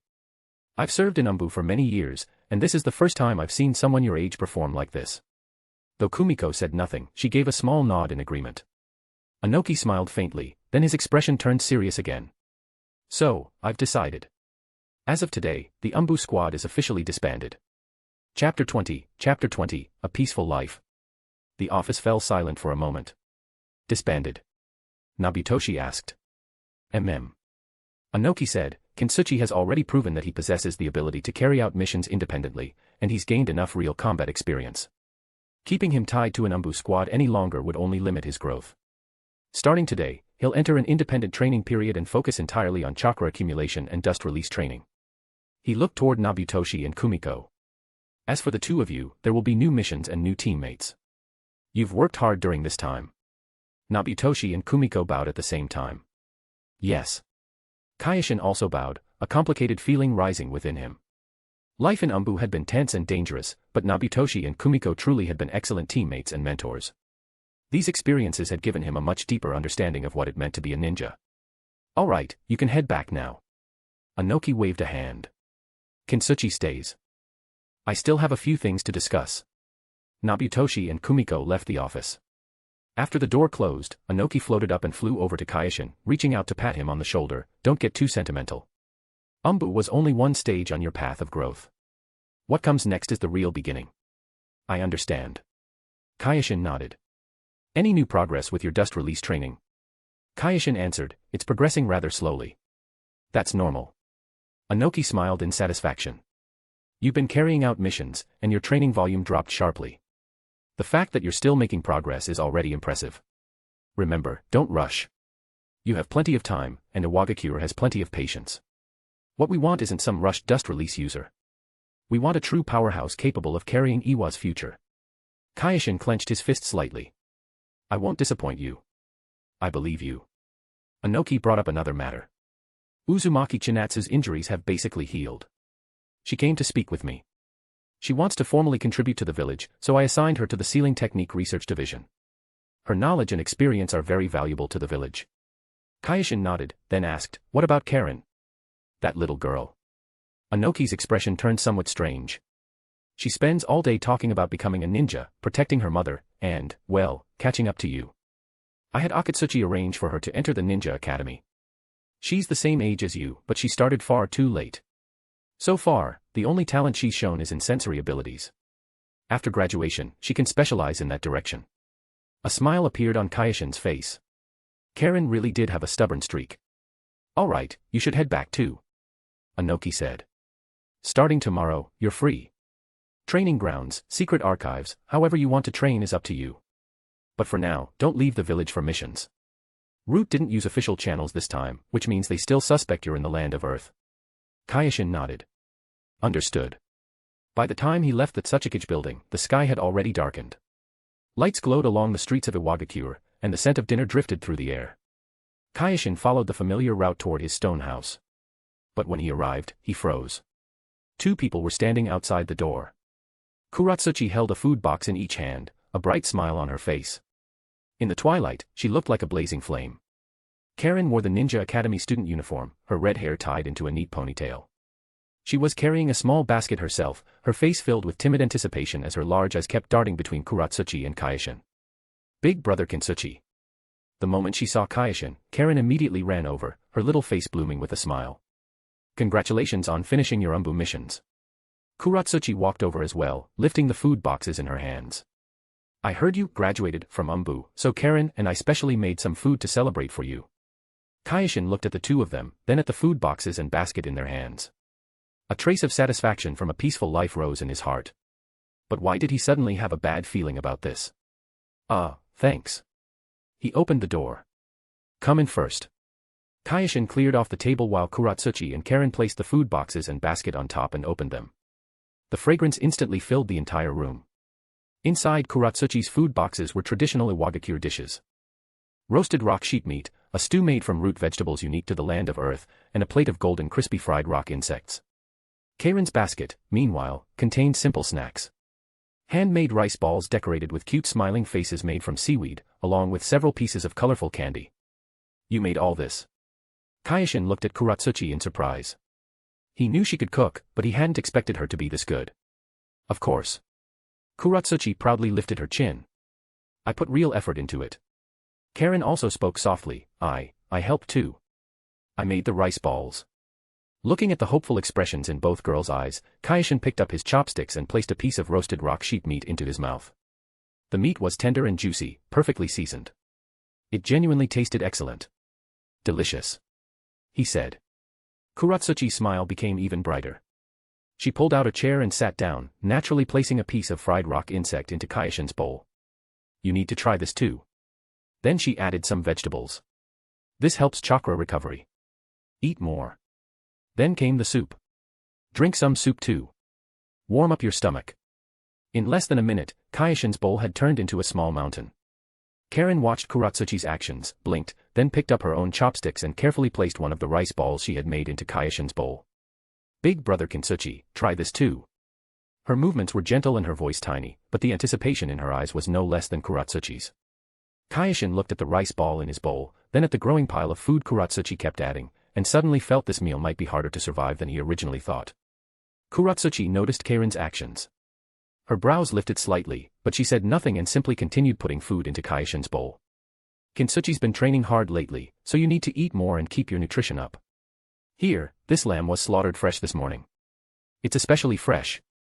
Not willing to lose, Karen placed another piece of candy beside Kyoshin's hand. Big brother Kintsuchi, eat candy, it's sweet. Kyoshin lowered his head and focused on eating, doing his best not to look up at either of their expressions. He could feel a certain subtle tension in the air. Neither girl showed any hostility, but the faint sense of competition reminded him of certain awkward situations from his previous life. This is harder than dealing with Root, he silently complained to himself. The meal continued in a bizarre atmosphere. Aside from burying his head in food, Kyoshin only occasionally muttered delicious or thank you, not daring to say a single unnecessary word. Finally, it ended. Full. Kuratsuchi asked as she stood up and began cleaning the dishes. Yeah. Kyoshin nodded. He was definitely full. Overfull, even. Karen also helped clean up, her movements clumsy but earnest. She carefully wrapped up the remaining snacks and placed them back into the basket. Big brother Kintsuchi, keep these, you can eat them if you get hungry. Thank you. Kyoshin rubbed her head. Karen narrowed her eyes and rubbed against his palm like a kitten. Kuratsuchi saw it happen. The corners of her lips tightened slightly, but she said nothing. After washing and putting away the dishes, she turned to Kyoshin and said, we'll head out first then. Get some proper rest. Starting tomorrow, your new training begins. Karen waved as well. Bye, big brother Kintsuchi. Bye. The two girls left the stone house. Light skin tone person bowing deeply. You can support the story through Patreon, ambitious translator. It also has 40+ chapters of all the novels and fanfics. Thanks for reading. Chapter 21, Training. The training grounds were especially quiet in the early morning. The sun had only just risen from behind the rocky peaks in the east, spreading golden light across the smooth stone floor and driving away the lingering chill of the night. Kyoshin stood at the center of the field, closed his eyes, and adjusted his breathing. He could feel the chakra inside his body flowing steadily through his meridians, like a vast and deep river. After continuous training during his Umbu missions and the accumulation from the shadow clone extraction method, his chakra reserves had stabilized at around 420. But that was still far from enough. Dust release required an enormous amount of chakra to support it. Inoki had once said that chakra was the root, while dust release was the flower. Without roots deep enough, no matter how beautiful the flower was, it could never bloom. And what Kyoshin needed to do now was deepen those roots even further. He opened his eyes and formed hand seals. Bang. Bang. Bang. Bang. Bang. A chain of white smoke bursts exploded one after another, blooming in the morning air like fireworks. 1, 10, 20, 30. Every single one looked exactly like him, wearing the same black training clothes and carrying the same calm yet determined expression. The shadow clones all sat down cross-legged at the same time, closed their eyes, and began extracting chakra. Kyoshin's original body sat down as well. He continued attempting dust release training. With every failure, his body became more familiar with the memory of that chakra flow. And with the system's linear growth, the progress of his dust release training slowly increased as well. Time passed little by little. Kyoshin could feel sweat sliding down his forehead and dripping onto the stone ground. Inoki had gone through nearly 100,000 attempts. If Kyoshin used shadow clones for training, combined with endlessly consuming soldier ration pills, he could achieve training speeds dozens of times faster.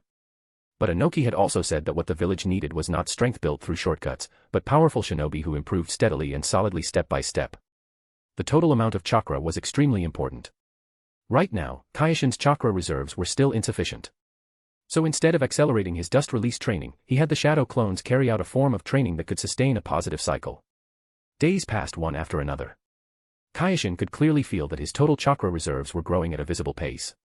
Although each clone's extraction efficiency was lower than the original bodies, once dozens of clones stacked together, the efficiency became astonishing. It was like dozens of streams flowing into one great river at the same time. Each stream was tiny on its own, but together they were enough to raise the river's water level. During this period, Kyoshin's life felt extremely fulfilling. Training. Sleeping. Occasionally going to the ninja academy to visit Karen. Then stopping by to see Kuratsuchi.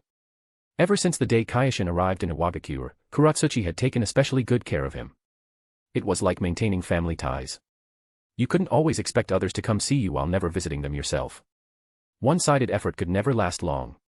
Besides that, Deidara's monthly challenges against him had never stopped. Now the kid hated Kyoshin so much his teeth itched whenever he thought about him. Every day he obsessed over how to defeat Kyoshin, gathered information on him, modified his clay bombs to target Kyoshin's fighting style, and frantically trained his taijutsu so he wouldn't get instantly defeated the moment someone got close. But unfortunately, every single time, Deidara was always just a little short of defeating Kyoshin. Early that morning, after creating shadow clones to continue chakra extraction, Kyoshin headed straight for the Iwagakure Ninja Academy. He had been invited to observe the graduation exam for Deidara's class. The graduation exam grounds at the Iwagakure Ninja Academy were much livelier than usual. The spectator stands were packed with academy instructors, parents of the soon-to graduate students, and several Iwagakure jonin who had come to observe. At the center of the field, a circular area 50 meters wide had been cleared out. The ground was paved with specially made shock-resistant stone, and protective barriers had been set up around it. That's right, barriers. Protective barriers, at that. Thanks to Karen's mother getting involved, the research department had achieved major technological breakthroughs in sealing techniques and barrier techniques. Kyoshin sat in the front row of the stands. Beside him were Inoki, Kuratsuchi, Karen, and Chinatsu. Deidara's finally reached this day, Kuratsuchi said with a hint of emotion in her voice. You've basically become that guy's nightmare. Among the students participating in the graduation exam, 13-year-old Deidara had grown noticeably taller compared to a year ago. His long blonde hair was tied into a high ponytail behind his head, and the bangs in front covered one eye. He wore Iwagakure's standard ninja uniform, though modified with his own style. The cuffs and pant legs were embroidered with explosion pattern designs, and a specially made clay pouch hung at his waist. At that moment, Deidara stared at Kyoshin with wide eyes, his gaze carrying even a trace of resentment. How many times has it been now? How many times? Deidara had applied for early graduation exams repeatedly, but every single time he was defeated by Kyoshin. The guy really was stubborn to the core. With his strength, if it had been any other examiner, he would have graduated long ago. He probably would have already caught the Akatsuki's attention by now. Kyoshin simply said, "Deidara's talented, but his personality is a bit impatient. If you don't give him a goal he absolutely has to achieve, his pranks will just keep escalating." Inoki deeply agreed with that assessment. He really has behaved himself a lot more lately. Graduation exam, third match, the examiner's voice echoed throughout the field through an amplification technique. Student Deidara versus instructor Jonin Ishikawa. The moment Deidara heard it, his vision darkened and he nearly fainted on the spot. He roared at the examiner, "Hey! Why does everyone else get genin opponents, but I get a Jonin?" The examiner glanced at him and said something that instantly shut Deidara up. "If you hadn't been so hard-headed about insisting on challenging Jintu, you would have graduated already. Your techniques are too destructive. It's too dangerous for ordinary genin to be your opponents." Oh. Deidara's expression changed instantly, and he grinned broadly. "Ha ha ha ha. Looks like my art has finally gained widespread recognition, Everyone else had genin for their graduation exams, but he got a jonin. If word of that got out. Although graduating early sounded more artistic. In terms of showing off, though, this definitely sounded even better." Beaming with delight, Deidara walked onto the field. Opposite him stood his opponent, Ishikawa. Ishikawa was an experienced special jonin who specialized in earth release defense techniques. He nodded toward Deidara. "Ready." Deidara opened his eyes, excitement flashing within those blue pupils. "I can start anytime, Then, begin." The instant the examiner finished speaking, Deidara moved. His hand slipped into the clay pouch at his waist, his fingers kneading and shaping at astonishing speed. In less than 2 seconds, 10 white clay spiders appeared in his palms. Each one was the size of a fist, their abdomens slightly swollen and packed with compressed clay and chakra. C1, Spider Swarm. Deidara tossed the spiders into the air. The 10 spiders unfolded their slender legs midair, moving with the agility of living creatures as they crawled and leaped, charging at Ishikawa from multiple directions. Chapter 22, the first success of dust release. Ishikawa remained calm as he formed hand seals. Earth release, earth flow wall. A thick earthen wall rose from the ground, blocking the spider's path. But the corner of Deidara's mouth curled into a grin. Explode. Boom. Boom. Boom. Boom. All 10 spiders exploded at once, and the resulting smoke instantly engulfed the entire field. Ishikawa immediately retreated, but something suddenly burst out from within the smoke. No, not one thing, a whole swarm. A swarm of white bees and little birds. Behind every clay bird was a bee following closely behind, each bee raising both hands while holding a metal plate. "Ha!" Deidara shouted loudly. Bang. Bang. Bang. A series of tiny explosions rang out. The shock waves generated by the countless bees provided propulsion for the birds, while the birds used that force to adjust their wings, flying toward Ishikawa from every direction at terrifying speed. A wave of shocked cries erupted from the spectator stands. To create clay creatures capable of such precise and stable flight, Deidara's control had already far surpassed the level of a chunin. Ishikawa had no choice but to use wide-range earth release techniques to defend and evade. Bang. Bang. Bang. Continuous explosions rang out around Ishikawa. Although each individual bird wasn't especially powerful, their sheer numbers made the chakra consumption extremely taxing. Cracks began appearing in Ishikawa's defense. "Stop," the examiner shouted loudly. "You've graduated, Deidara." Deidara recalled the clay birds and burst into laughter. Truthfully, the examination prepared for Deidara had only been a formality. Everyone knew his strength had long surpassed that of an ordinary genin. The only reason he still hadn't graduated early was because he was too stubborn. Deidara basked in the applause, then lifted his head toward the spectator stands, his gaze immediately locking onto Kyoshin. There was no pride or showing off in those eyes, only pure anticipation. He was waiting for Kyoshin's evaluation. After stepping off the field, the other students crowded around to congratulate Deidara. The instructors were also discussing his performance from earlier, their words full of praise.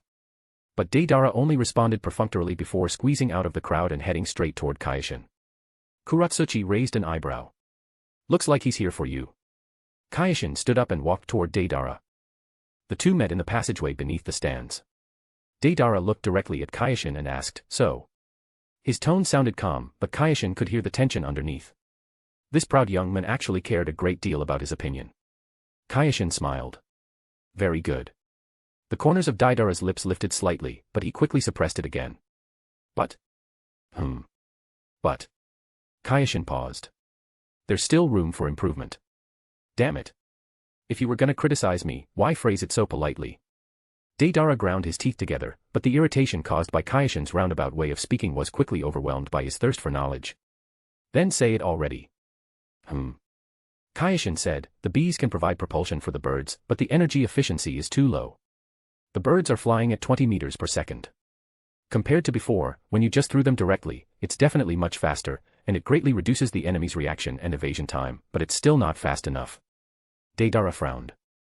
Then I need to improve energy efficiency. Exactly. Kyoshin reminded him, you can use hardened clay, or even just a steel tube sealed at one end. Put the bees below and the birds above, completely sealing the internal space. When the bees explode, the pressure inside that sealed space will rapidly expand, but because the clay or steel tube can't be moved, all the energy will be directed into propelling the birds. To put it simply, it was close to the firearm principles from Kyoshin's previous life, though somewhat different. After hearing it, Deidara felt his whole body heat up with excitement. He was already unable to wait any longer. As he ran outside, he shouted, see you next month. His tone was completely serious. There wasn't the slightest hint of joking. Kyoshin smiled, I'll be waiting. 1 year later. Training grounds. The chakra lamps on the rock walls had already gone out, leaving the entire field submerged in deep darkness. Only the central area was illuminated by a faint yet pure white glow. Kyoshin sat cross-legged at the center of the halo, his hands forming a complicated seal in front of his chest. Fine beads of sweat covered his forehead, and his breathing was slow and deep. Between his palms, 3 masses of chakra rotated slowly. Crimson fire. Blue-gray wind. Yellow-brown earth. The lights of the 3 colors intertwined and seeped into one another, attempting to fuse into the legendary pure white capable of reducing everything into an atomic state. But every time they approached the edge of fusion, the balance would collapse. The chakra would grow unstable, and the light would begin to flicker. Then. Pop. With a soft burst, the 3 masses of chakra dissipated simultaneously, turning into chaotic airflow that brushed across Kyoshin's face. A trace of exhaustion flashed through his scarlet Sharingan. That's enough for today. His chakra reserves were already more than sufficient. What he lacked now was practical experience in training. 2 months ago, Kyoshin had already begun using shadow clones to train dust release. Including all the additional attempts provided through the shadow clones, he had tried this step nearly 200,000 times in total. Kyoshin's talent came entirely from the system's linear potential. In terms of innate ninja talent, he was far inferior to Inoki. Kyoshin stood up and returned home. After preparing everything, he lay down on the bed, released the shadow clones, and instantly blacked out as both legs stiffened. The next day. Kyoshin took a deep breath and formed hand seals once again. 3 masses of chakra. 3 origins. 3 different natures. Kyoshin once again began attempting fusion. Every day, his understanding of dust release steadily improved. This time, he no longer pursued speed. Instead, he pursued precision. The direction of every strand of energy, the balance of every node, every millisecond of change, all of it was calculated and adjusted with exact precision. Earth and wind made contact first. Yellow-brown and blue-gray intertwined and slowly began to merge. This wasn't a simple mixture, but a fusion at the level of chakra nature itself. The heaviness of earth gave wind physical form, while the sharpness of wind granted earth an edge. The color of the light gradually began to change, shifting from 2 distinct colors into a faint grayish white. Kyoshin's breathing became even slower, almost stopping entirely. All of his focus was concentrated between his hands, sensing that delicate point of balance. Then he added fire nature chakra transformation. The crimson glow seeped cautiously into the gray-white fusion like a thin thread. Faint red light began surfacing within the gray-white glow. The 3 colors were no longer clearly separated, but instead permeated one another, each containing the others within itself. Kyoshin maintained this precise control. The fusion ratio of the 3 chakra types approached perfection. Earth accounted for 40%, providing a stable foundation. Wind accounted for 30%, providing the sharpness of decomposition. Fire accounted for 30%, providing annihilating heat. They no longer rejected one another. They had begun to truly fuse together. The color of the light grew paler and purer. From gray-white tinged with red, to pale gray, to nearly transparent, and finally. A strand of pure white light ignited between Kyoshin's palms. The light was faint, only the size of a fingernail, wavering unsteadily like the dying flame of a candle in the wind, as though it could go out at any moment. But it truly existed. And it was slowly, steadily growing. Chapter 23, Uzumaki Clan Records. The Light of Dust Release. Kyoshin's pupils contracted, the three tomo within his Sharingan spinning rapidly. He could see that inside the faint white light, the three chakra attributes had completely disappeared, replaced by an entirely new and pure form of energy. It was neither hot nor cold, neither sharp nor heavy, yet wherever it passed, even the air twisted slightly, as if space itself were being broken down. This was the power of a Kekei Toda. Kyoshin maintained the state. 1 second, 2 seconds, 3 seconds. The white light remained stable for 5 seconds before finally dispersing. Did this count as success? Even though it had only lasted 5 seconds. Even though it was only the size of a fingernail. Even though it was still far from becoming a true dust release ninjutsu. He had still touched that realm. Hee hee, ha ha ha, ha ha ha ha ha. An old yet emotional laugh rang out from the edge of the training grounds. Kyoshin turned his head and saw Inoki floating there. No one knew how long he had been watching. Behind him stood the tall Akatsuchi. The old Tsuchikage's face was covered in tears. Did you see that, Akatsuchi? Dust release, the true light of dust release. He descended from the air and staggered over to Kyoshin, crouching down as he stared fixedly at Kyoshin's hands, as though traces of that white light still lingered there. 2 months. Inoki muttered. From the day you started training dust release until now, it only took 2 months. And I spent 5 years. A full 5 years just to reach the level you achieved moments ago. Tsuchikage-sama. Kyoshin stood up. This is only the beginning. I still have a long way to go before mastering true dust release techniques. I know. Inoki nodded hard as he wiped the tears from his face. Next, you need to continue stabilizing the state, extend the duration, expand the scale, and then learn the actual jutsu structures. Atomic dismantling jutsu, boundary dismantling jutsu, there's too much. Too much to learn. 1 month later, Kyoshin completely mastered dust release. Although he still hadn't used it in real combat, it gave him an enormous sense of security. After that, his training entered a much smoother phase. Every day, he could create 50 shadow clones for training. Half of them focused on chakra extraction. The other half worked on covering Kyoshin's current weaknesses. The clone technique, substitution technique, and body flicker technique also became increasingly refined. As for the basic and advanced ninjutsu of wind, fire, and earth chakra natures, with chakra control so precise it bordered on perfection, training these techniques progressed absurdly smoothly. Besides that, there were also Inoki's lightweight rock technique and added weight rock technique. There were no sudden breakthroughs, no moments of enlightenment. Only steady, natural progress, like a gentle stream gradually accumulating into towering heights little by little. Most importantly, there was the training related to the Sharingan. The Sharingan was unlike ordinary ninjutsu. It was a Kekei Genkai, and unlike bodily-type bloodline limits formed through the overlapping of 2 chakra nature transformations. For Sharingan training, chakra could only serve as a foundation. What truly affected the training progress was a person's spiritual energy. And as for how to improve the Sharingan's ocular power, Kyoshin currently only had one method, having his shadow clones cast genjutsu on the original body. The strain this placed on spiritual energy was immense. To the point that Kyoshin looked listless every day, practically developing Kakashi's dead fisheye condition. Another half-year passed. After Kyoshin had filled in his weaknesses, he began seeking the upper limits of practical combat strength. The Sharingan couldn't be rushed, so he could only improve through other means. And right now, there happened to be a very suitable direction for training within Iwagakure. As usual, Kyoshin created shadow clones and had them continue chakra extraction training. His original body, meanwhile, headed for Iwagakure's research department. The department was located in the southwestern corner of Iwagakure, inside an independent 2-story stone building. The exterior looked plain and unremarkable. A simple wooden sign hung at the entrance with the words Research Department written on it.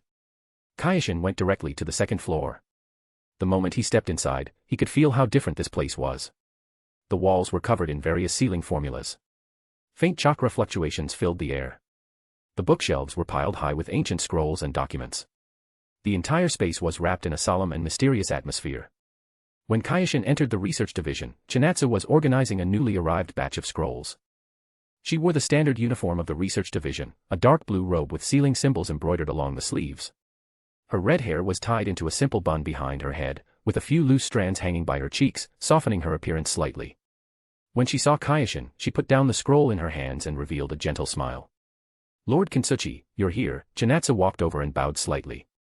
Karen said you wanted to study sealing techniques, so I've already prepared the materials. Just call me Kintsuchi, Kyoshin said, then glanced around the room. This place is more professional than I imagined. Chinatsu smiled lightly.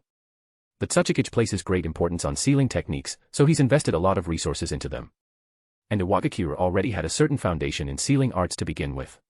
Combined with the knowledge and materials I brought from the Uzumaki clan, the research has progressed faster than expected. She led Kyoshin into a private research room. The room wasn't large, but it was neat and orderly. In the center stood a long table covered with several ancient scrolls, while brushes, ink, and specially made chakra paper rested nearby. Several structural diagrams of sealing formulas hung on the walls. Their lines were intricate and elegant, resembling some kind of mysterious artwork. "Please, sit," Chinatsu said before taking a seat across from Kyoshin. "Before we begin, I'd like to ask something first. Why do you want to study sealing techniques? With your strength and talent, shouldn't you be focusing more on combat ninjutsu?" Kyoshin answered honestly, "What I have right now is enough for the time being. I'm here to make up for my weaknesses." Chinatsu handed the organized materials over to Kyoshin. "I'm sorry. This is all I can provide. These are only the theoretical concepts I remember, and they're not especially advanced." She had been born in the land of whirlpools, back when the Uzumaki clan had not yet suffered disaster.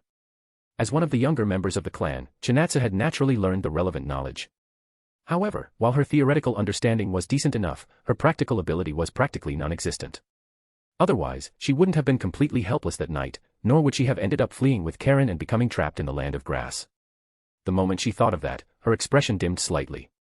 Kyoshin put away the materials and said, "Without Chinatsu, the village's related technologies might never have advanced this far. The past has already become history. Being able to watch your child grow up safely is a kind of happiness too." Chinatsu brushed a strand of hair behind her ear and smiled. "Thank you for the comfort, Lord Kintsuchi. I'm already very satisfied with my life now." After thinking for a moment, she spoke again, "Although I only possess part of the knowledge, I do know where the clan's records might be now." Chapter 24, The Uzumaki Secret Scroll and the Missing Mask. Kyoshin's gaze shifted slightly. Where could it be? That thing was a genuine treasure. According to Kyoshin's memories, the sealing techniques recorded by the Uzumaki clan were terrifyingly powerful. Aside from the completely broken monsters tied to the Sage of Six Paths that appeared after the power scaling collapsed, the Uzumaki clan's sealing arts were practically unmatched throughout the ninja world. Recalling that painful night, Chinatsu's brows furrowed slightly. That day, because we received no advance warning, the clan fell into complete chaos. Before evacuating, Princess Kushina and I received orders from the clan leader to hide a thick scroll inside a secret passage beneath a dried-up well. Kyoshin made a reasonable deduction. So there are three possibilities regarding the scroll's location. First, the Kirigakure ninja who attacked the land of whirlpools discovered it and brought it back to Kirigakure. But after all these years, they've remained isolated from the outside world, and there haven't been any rumors related to sealing techniques. That leaves only two possibilities. They never found the scroll, or they did find it, but couldn't understand it at all.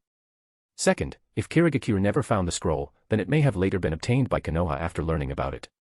This possibility is the highest, because Auntie and Kushina hid the scroll together. Later, Kushina went to Konoha, became part of the same generation as the Fourth Hokage, and ultimately died during the Night of the Nine Tails. During that entire period, she had countless chances to pass information about the scroll to Konoha. This was also what Kyoshin worried about most. Because in the original story, Kushina possessed powerful sealing techniques, and Minato also understood the 4-symbol seal and the 8 trigrams seal. There was a high chance those were connected to that scroll. If Konoha had obtained it, then Kyoshin's chances of getting the scroll right now were practically zero, unless he could fight all of Konoha by himself or learn an ultra-long-distance teleportation technique like Flying Thunder God. That's unlikely, Chinatsu said, giving Kyoshin a glimmer of hope. Because the clan leader once said that only Princess Kushina, myself, the clan leader, and another elder who evacuated knew the location of the scroll. The clan leader said that after the elder broke through the encirclement and the situation calmed down, he would return to the land of whirlpools to retrieve the scroll in order to preserve and continue the Uzumaki clan's sealing arts. And at the time, Kushina wasn't just a theoretical genius. Her practical results were excellent too. Even though Princess Kushina didn't yet know any powerful sealing techniques back then, she knew how to cultivate them, and her theoretical scores were nearly perfect. Kyoshin took a deep breath. In other words, there's still a chance the scroll is still inside that dried-up well. Chinatsu nodded. Kyoshin thought it over carefully before immediately making a decision. "Aunt Chinatsu, may I report this matter to the Tsuchikage? If possible, even though the hope is extremely slim, if it's really still there. Obtaining the Uzumaki clan's scroll would benefit both the village and the continuation of the Uzumaki clan's sealing arts." Chinatsu nodded seriously. "That's exactly why I told you." The next day, at the entrance of Iwagakure. A squad had assembled. An Umbu squad, Kyoshin, Taijima, and Miko. In addition, there was another three-man Jonin squad, including Inoki's disciple Akatsuchi and his son Kitsuchi.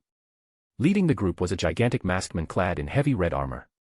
Though quiet and reserved, he was the strongest member of the squad. Iwagakure's five-tails Jinchuriki, the so-called steam ninja, Han. Inoki swept his eyes across the squad lineup and slowly nodded before warning them, remember, because the mission route is long and close to the land of fire, your first priority is ensuring your comrades' safety. If the scroll isn't in the land of whirlpools, don't stay there too long. Return directly to Iwagakure, Han's voice was slow and steady. Understood. After leaving the village, Han led everyone northward until they arrived at a coastal port. Since traveling by land would require crossing too many countries and attract too much attention, they chose the sea route instead. It was also Kyoshin's first time seeing the ocean. Once the initial novelty faded, all that remained was boredom. Fortunately, Kyoshin had brought along the sealing technique materials Chinatsu had given him, and he could use shadow clones to study them. The large ship sailed all the way toward the land of whirlpools, stopping once midway at a small harbor for supplies before quickly continuing onward.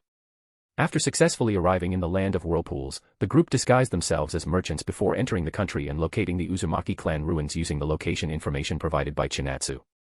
The place was filled with broken walls and ruins. Moss covered every surface. The wooden structures that had once burned down had long since rotted away, with new trees growing from their remains, while weeds spread wildly everywhere. The area itself wasn't particularly large, and the dried-up well was easy to find. The land of whirlpools now only had the daimyo's residents along with a group of recruited ninja and samurai as military forces.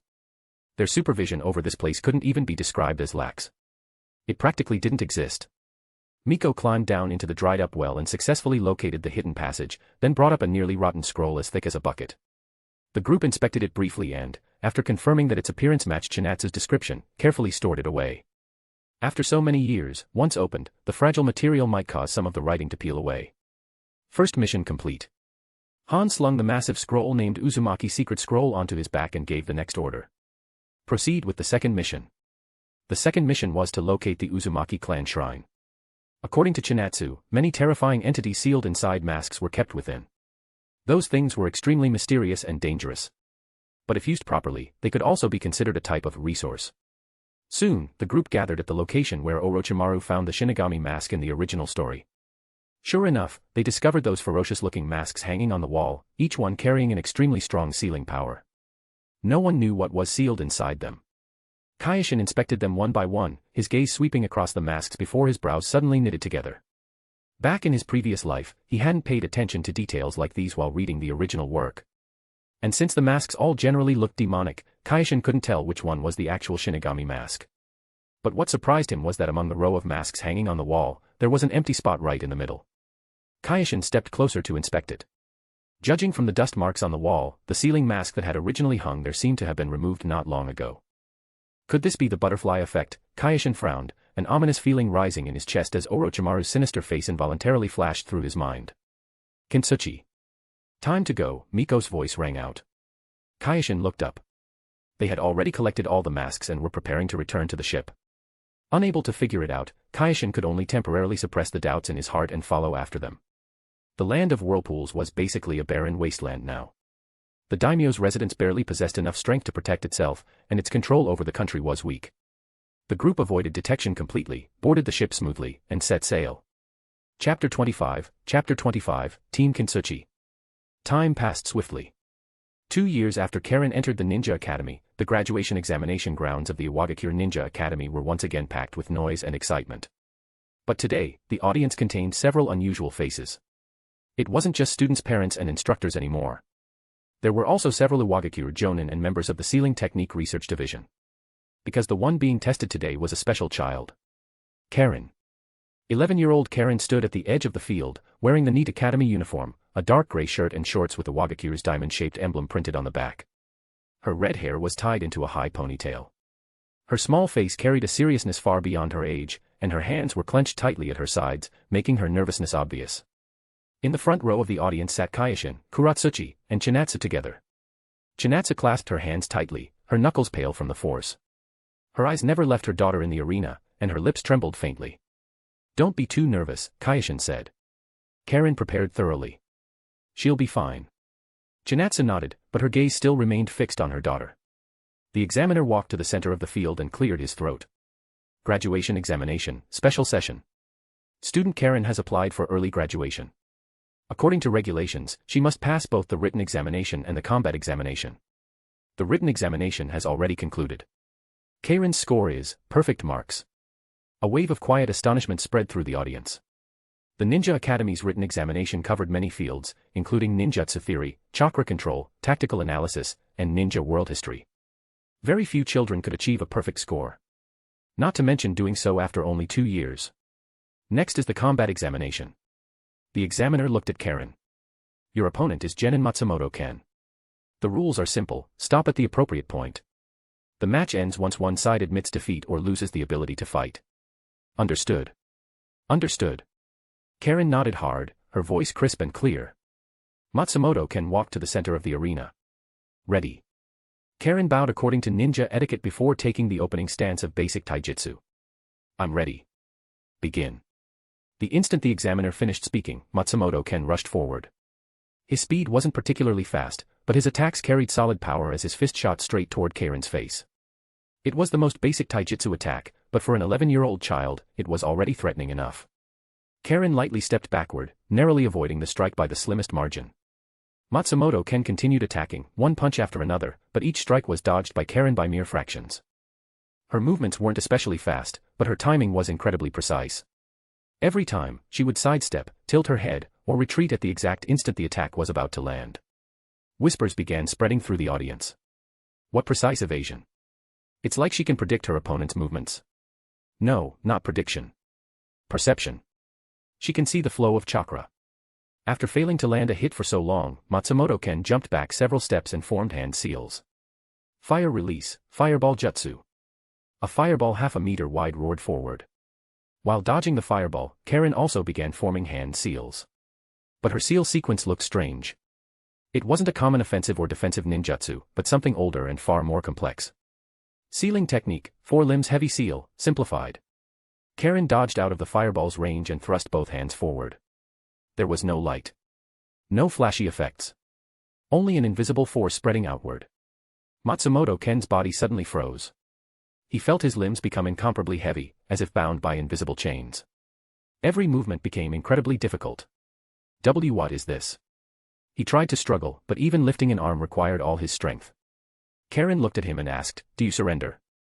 Matsumoto-ken gritted his teeth and tried circulating chakra to break through the restraint. But the moment his chakra began to flow, the sealing technique's power suppressed and scattered it, preventing it from gathering at all. In the audience, groups of ninja frowned as discussions broke out. The scene was too bizarre. Is this a paralysis jutsu? Why can it activate remotely? Probably not. I can sense fluctuations of sealing power. Some kind of sealing technique. And a long-range one at that. On the stage, after several failed attempts, Matsumoto-ken finally gave up. I surrender. Karen immediately released the sealing technique, then bowed toward him. Thank you for the match. The examiner stepped forward and carefully checked Matsumoto-ken's condition. After confirming he wasn't injured, he announced, combat examination, Karen wins. I hereby announce that student Karen has successfully passed early graduation. In the audience, Chinatsu covered her mouth in excitement as tears poured from her eyes. Kuratsuchi also clapped hard, her face filled with a relieved smile. Karen stood in the center of the field, accepting everyone's congratulations. But she wasn't looking at anyone else. Her gaze passed through the crowd and landed directly on Chinatsu and Kyoshin. Those large red eyes were filled with expectation and a little unease. After the examination ended, the crowd gradually dispersed. Karen ran to Chinatsu and hugged her for a while before coming over to Kyoshin. Her small face was still flushed from exertion. Brother Kintsuchi. I did it. Kyoshin smiled warmly, very good. Karen's eyes immediately lit up, then did I catch up a little? Her question was soft, but the meaning behind it was heavy. Catch up a little. Catch up to whom? Of course, she meant catching up to Kyoshin's footsteps. From the very beginning, Karen had treated becoming as strong as brother Kyoshin as her goal. She studied desperately, trained desperately, and worked desperately to prove herself, not just to protect her mother, but so she could stand beside him instead of always being the one protected by him. You've already caught up by a lot. Kyoshin raised a hand, wanting to pat her head, but stopped halfway and withdrew it again. Everyone had grown up now. Some things could no longer be treated casually. And the path you have is very clear. Kyoshin reminded her, the Uzumaki clan's talent for perception and sealing techniques is something many people don't possess. Develop them properly, and you'll become a truly unique ninja. Karen nodded hard, then suddenly threw herself forward and hugged Kyoshin. Thank you. Brother Kyoshin, thank you for always believing in me. Her body was small, soft, and warm. Kyoshin froze briefly before gently patting her back. Watching from the side, Kuratsuchi curled her lips. If she'd known there was a move like this, she would have used it when she graduated too. The old Tsuchikage floated in the air with a gentle smile on his face. I saw your performance. Perfect theory scores, exceptional sensory abilities, and you can already use basic sealing techniques, very good. Extremely good. Karen nervously bowed. Thank you, Lord Tsuchikage. No need to be nervous. Anoki chuckled. From today onward, you're officially an Iwagakure genin. But you still need to continue learning and growing. I have a proposal. To establish Team Kintsuchi. Light skin tone person bowing deeply, you can support the story through Patreon, ambitious translator. It also has 40+ chapters of all the novels and fanfics. Thanks for reading. Chapter 26, The Happy Anoki. Kintsuchi Squad. Kyoshin looked toward Anoki, already having a rough idea in mind. Anoki glanced around, then suddenly frowned. Where did that brat Deidara run off to? Ahem. Kyoshin coughed lightly. He's probably still in his personal laboratory. Calling it a laboratory was generous. In reality, it was just a stretch of undeveloped rock formations. Anoki sighed, then stopped dwelling on it. Kintsuchi, you're the leading figure among Iwagakure's younger generation. With your current strength, you're fully qualified to serve as a jonin instructor. Honestly, it's almost beneath you. But I still want to place Kuratsuchi, Karen, and Deidara into one squad under your command. What do you think? Before Kyoshin could answer, Anoki added, don't worry. You'll only need to teach them the basics. Kuratsuchi and Deidara's advanced techniques will be guided by myself and Kitsuchi. Karen's training path is special. You'll be responsible for her sealing techniques, while Yura will develop her sensory abilities. Kyoshin thought it over. Kuratsuchi is strong in close combat. Deidara can make up for long-range attack weaknesses and provide flexible support. Karen's sensory abilities and sealing techniques will also keep the team from having any obvious weak points. At that point, he nodded. It's very workable. Anoki looked deeply satisfied. Then it settled. Tomorrow, all of you come to my office and we'll discuss the details together. To outsiders, Anoki's arrangement would seem completely unreasonable. Kyoshin was 11. Karen was 11. Kuratsuchi was 12. Deidara was 13. The latter three would form a squad, yet the instructor Jonin would be 11-year-old Kyoshin, an age where most children hadn't even graduated from the ninja academy. And strangely enough, none of the surrounding IWA shinobi thought there was anything unreasonable about it. Afterward, Anoki left. Karen stared after him eagerly. Kyoshin smiled. To celebrate Karen's graduation, dinner's on me. Really? Karen jumped excitedly. I want yakiniku. All right, yakiniku it is. Kyoshin smiled, then looked toward Chinatsu. Auntie, you should come too. Chinatsu wiped away the tears of excitement lingering at the corners of her eyes. All right, Lord Kintsuchi. The next day. Tsuchikage's office. Anoki sat behind his desk with a solemn expression. 4 people stood in the center of the office. Their ages differed noticeably, yet they were about to become members of the same shinobi squad. Kyoshin stood at the front. The 11-year-old boy carried himself with a straight posture. His black hair was neat and sharp, and his face held a calmness far beyond his age. He wore Iwagakure's standard shinobi uniform. A ninja blade was slung diagonally across his back, and the ninja pouch at his waist bulged with supplies, clearly prepared for departure at any moment. To his left stood Kuratsuchi. At 12 years old, the girl had already begun to grow into a graceful young woman, especially her long legs, which were impossible not to notice. On the right was Deidara, 13 years old, looking more than a little unconvinced. Lastly, standing half a step behind Kyoshin, was Karen, who looked somewhat nervous. Everyone's here. Anoki slowly began, his voice echoing through the spacious office. Then I officially announced the formation of Iwagakure's 7th Special Operations Squad, codename, Kintsuchi Squad. Squad leader and instructor Jonin, Kintsuchi. Squad members, Kuratsuchi, Deidara, Karen. The squad's primary duties will be carrying out C-rank and B-rank missions, gaining experience through real combat, and improving your strength. Deidara immediately spoke up. He pointed at Kyoshin's head. Tsuchikage-sama, I have a question. Speak. Why does he get to be captain? His doubt was completely reasonable and carried no malice. It was simply based on facts. When in Iwagakure's history had there ever been an 11-year-old instructor jonin? Wasn't this a joke? Especially when the other party was Kyoshin, the very person Deidara dreamed of defeating. Inoki laughed. That's a good question. Come ask me again after you've defeated Kintsuchi. Deidara. I'll beat Kintsuchi soon enough. Last time, I almost defeated him already. The moment Inoki recalled how Kyoshin had pretended to barely lose to Deidara, he nearly laughed. He forced himself to keep a straight face. Then work hard. Deidara truly was a genius boy. Especially when it came to explosions, his talent was unprecedented in Iwagakure's history. But his opponent was an 11-year-old Mangekyo Sharingan user. Someone whose chakra reserves rivaled a Kage. The sole inheritor of dust release, the strongest destructive ninjutsu in the shinobi world. A master of fire, earth, and wind chakra shape transformation, nature transformation, and ninjutsu. A user of scorch release and lava release. Someone capable of forming seals with one hand and instantly casting sealing techniques. Someone who had once used the 8 trigram seal to improve Han's tailed beast seal. At least at the age of 11, Inoki could not think of a single person in the history of the shinobi world who could compare to Kyoshin. Inoki looked at these 4 young boys and girls, each different in age, personality, and talent. Brought together for all kinds of reasons. Complex emotions rose within him. Kyoshin, the last survivor of the Uchiha, wielder of the Sharingan, practitioner of dust release.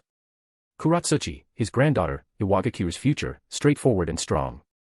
Deidara, a genius of explosive art, rebellious yet pure-hearted. Karin, a remnant of the Uzumaki clan, gifted in sensory abilities and sealing techniques. If a squad like this could truly unite and fully draw out each member's potential, just how far could they reach in the future? He didn't dare imagine it. Inoki felt overwhelmed by an enormous sense of happiness. Just a few years ago, he had been worrying over Iwagakure's dwindling talent pool, to the point where he felt he wouldn't even be able to die peacefully. And now. All right. Inoki clapped his hands and took out a mission scroll. The squad is officially established. Your first mission has already been assigned. A C-rank escort mission. You'll accompany a merchant caravan from Iwagakure to a border town in the land of Earth. You leave tomorrow morning. Estimated mission duration, 3 days. Any questions? Kyoshin took the mission scroll. None. Inoki waved his hand. Then dismissed. Go make your preparations. Kintsuchi, stay behind. I still have things to tell you. After Kuratsuchi, Deidara, and Karin left, Inoki looked toward Kyoshin, his expression turning serious. Kintsuchi, dust release is your trump card. Don't expose it unless absolutely necessary. You're already very strong now. Strong enough to face Kage-level opponents. But the dangers of the shinobi world go far beyond that. On the surface, there are only 5 Kage-level figures, but the elite jonin of every village can essentially be viewed as reserve Kage candidates. Most of them simply lack the seniority, contributions, or opportunities to fight true Kage-level opponents, so they aren't labeled as Kage-level. That was completely true. Elite jonin could step into the Kage tier at any time. Wasn't Kakashi the 6th Hokage? And there were monsters like Might Guy, capable of trading 1-for-1 against 6 paths level beings. Kintsuchi, you still have room to grow. I know your potential goes far beyond this. So regarding revenge, wait until you've fully matured and can act with absolute certainty. When that time comes, those people will be nothing more than enemies you can eliminate whenever you wish. Kyoshin answered with complete calmness. I understand. Looking at how composed he was, Inoki sometimes felt as though he were facing an old man decades older, someone weathered by life and steady in temperament. And one more thing. Lead this squad well. Inoki's voice grew lower. Kuratsuchi is my granddaughter. Deidara is one of Iwagakure's most important geniuses. Karin is the hope of the Uzumaki clan. Each of them is important. But more importantly, they trust you. Trust is the most precious thing a shinobi can have, and also the heaviest responsibility. Don't betray it. Kyoshin replied solemnly, I won't disappoint you. I believe you. Inoki smiled. Go on now. Prepare well. Starting tomorrow, you'll be a real captain. Chapter 27, you heard wrong. The road along the border of the land of Earth looked especially desolate beneath the morning mist. It was a trade route connecting Iwagakure to the border towns. The road itself was packed dirt, with heavily weathered rock mountains and scattered thorn bushes lining both sides. Occasionally, a few stubborn rock-grown trees could be seen. Their trunks were twisted, their branches sparse, swaying gently in the dry wind. A merchant caravan made up of 5 wagons was slowly advancing along the road. The wagons carried Iwagakure specialties such as ore, pottery, and medicinal herbs. Their destination was Shiko Town, a border settlement 3 days away. The caravan owner was a plump middle-aged merchant named Ishida. At the moment, he sat in the driver's seat of the lead wagon, constantly wiping sweat from his forehead, not from heat, but from nervousness. This wasn't his first time hiring ninja escorts. But this squad was unusual. Ishida secretly glanced at the 4 people accompanying the caravan. A black-haired boy who looked only 11 or 12 years old. He rarely spoke, spending most of his time quietly observing his surroundings. Behind the boy was a black-haired girl around the same age. Her expression looked relaxed, but her eyes constantly swept across the rocky slopes on both sides, clearly on guard. Then there was a blond boy, the tallest among them, but still just a kid. Most outrageous of all was the little red-haired girl following closely behind the black-haired boy like a tiny tail. There was curiosity in her eyes, along with a trace of nervousness. She looked around from time to time as though she were on a spring outing. They looked professional enough, but their ages were right there in plain sight, making Ishida instinctively question whether they were actually reliable. Kyoshin walked at the very front when he suddenly sensed something unusual. The stretch of road ahead was far too suitable for an ambush. He activated his Sharingan to observe the area and immediately noticed something wrong. 3 people hiding behind a rock formation 300 meters away. Their chakra fluctuations were faint, but carried clear hostility. Rogue ninja, or bandits. Kyoshin did not warn the others aloud. This was the squad's first mission. He needed to see how Kuratsuchi, Deidara, and Karen performed. Sure enough, 10 seconds later, Karen gently tugged at the corner of Kyoshin's clothes. Standing on tiptoe, she leaned close to his ear and whispered, "Big brother Kyoshin, behind the rocky slope on the right, there are 3 people. Their chakra feels really fierce." Kyoshin nodded and quietly replied, "Tell Kuratsuchi." Karen immediately ran over to Kuratsuchi's side and whispered a few words. Kuratsuchi's expression didn't change, but her footsteps shifted slightly as she adjusted her center of gravity toward the right side. She gave Deidara a look. Deidara lightly nodded, his right hand quietly slipping into the clay pouch at his waist. The entire process was natural and smooth, without drawing the caravan's attention. Kyoshin nodded inwardly. Karen's sensing abilities were sharp, Kuratsuchi's decisions were decisive, and Deidara's reactions were timely. For their first coordination together, it was fairly good. The caravan continued forward. The road entered a narrow canyon. Towering rock walls rose on both sides, and the path was only wide enough for 2 wagons side by side, a textbook ambush point. Kuratsuchi stopped walking and raised her right hand. The caravan immediately halted. "What's wrong?" Ishida asked nervously. Kuratsuchi stared ahead. "Come out." The shadows cast by the rock walls dimmed the light, and the air carried the dusty scent of stone. 5 figures leapt out from a crevice in the left rock wall. They wore ragged leather armor and carried various weapons, machetes, spears, and even a rusty crossbow. Standard rogue ninja attire. At most, they were around genin level. "Enemy attack!" Ishida shouted in panic. Kuratsuchi charged straight at the foremost rogue ninja, her forearm and fist wrapped in stone. The man had clearly underestimated her. After all, his opponent was just a little girl. Then, the dull thud of a rock-covered fist striking flesh echoed through the canyon. The rogue ninja spat out a mouthful of sour fluid as his entire body flew backward, slammed into the rock wall, then slid down unconscious. The other 4 rogue ninja froze for a moment before roaring as they rushed forward. Ishida nervously turned toward the completely unmoving Kyoshin and couldn't help asking, "Why aren't you helping?" Kyoshin shot him a dead fish-eyed glance. "We have to give the others a chance to gain experience." His leisurely attitude struck Ishida as strange, making him swallow nervously. On the battlefield, Deidara's excited voice rang out. "Art is an explosion, HM." 5 white clay spiders dropped from the rock wall above, landing precisely among the 4 rogue ninja. Boom. Boom. Boom. The 4 rogue ninja collapsed one after another, all losing consciousness. From start to finish, the battle lasted less than 10 seconds. The members of the caravan stared dumbfounded.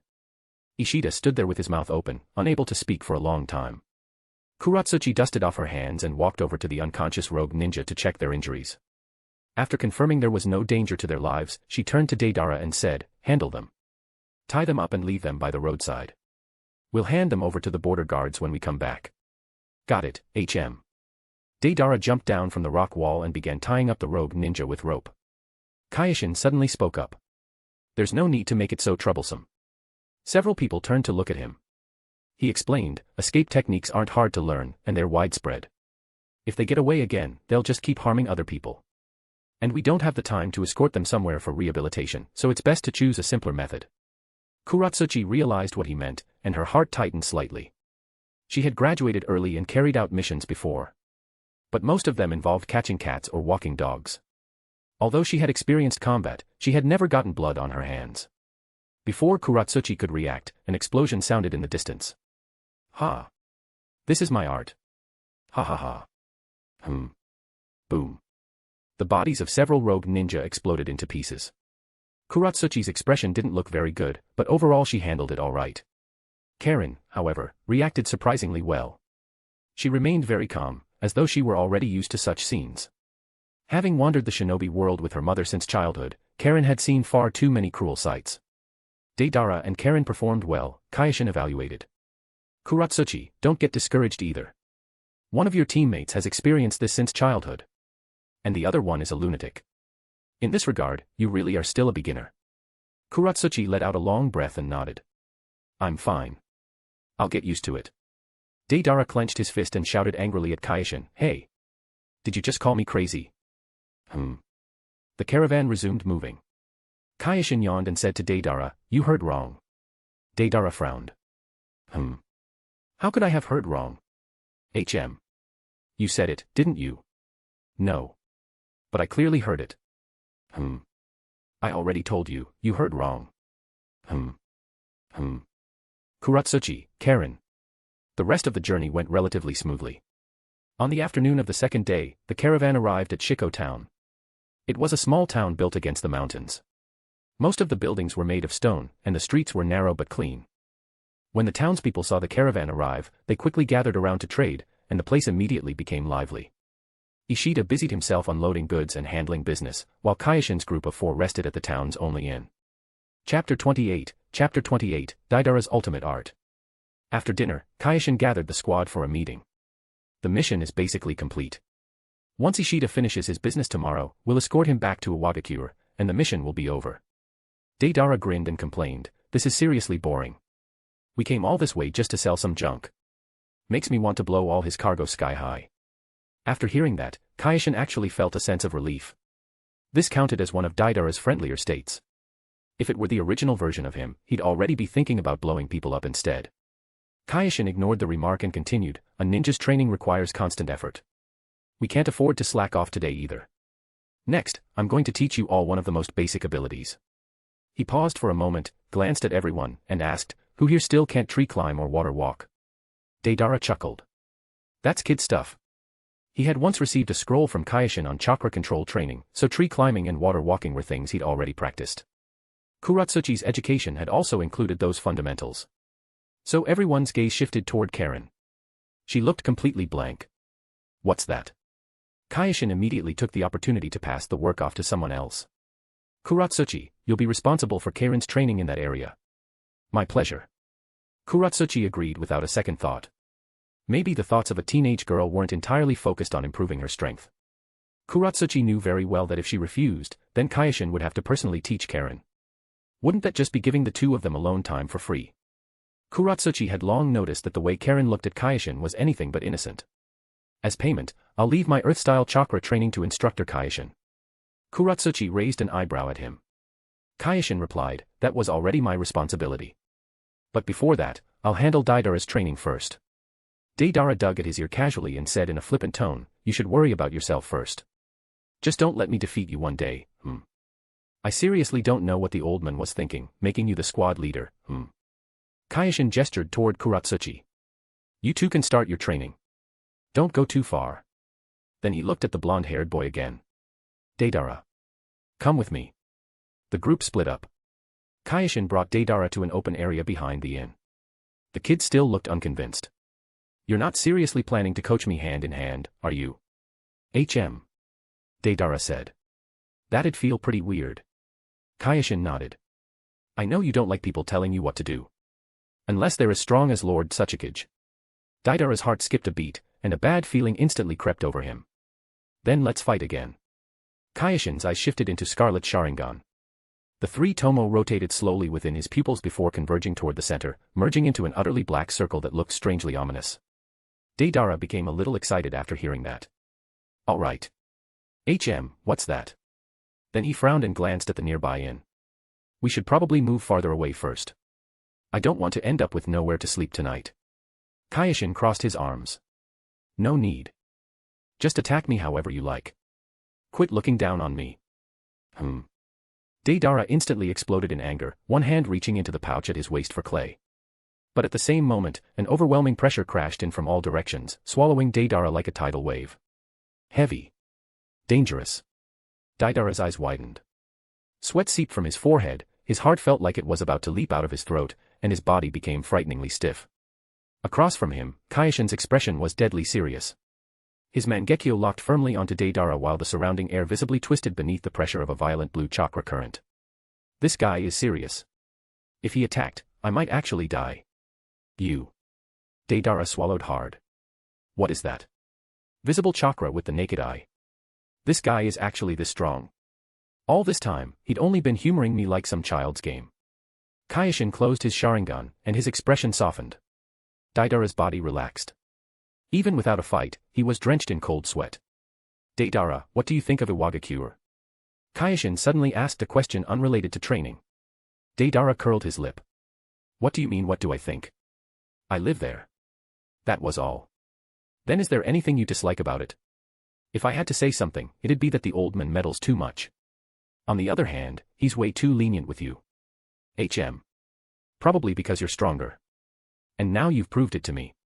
So what? It's because of personality. Kyoshin explained, your talent is exceptional.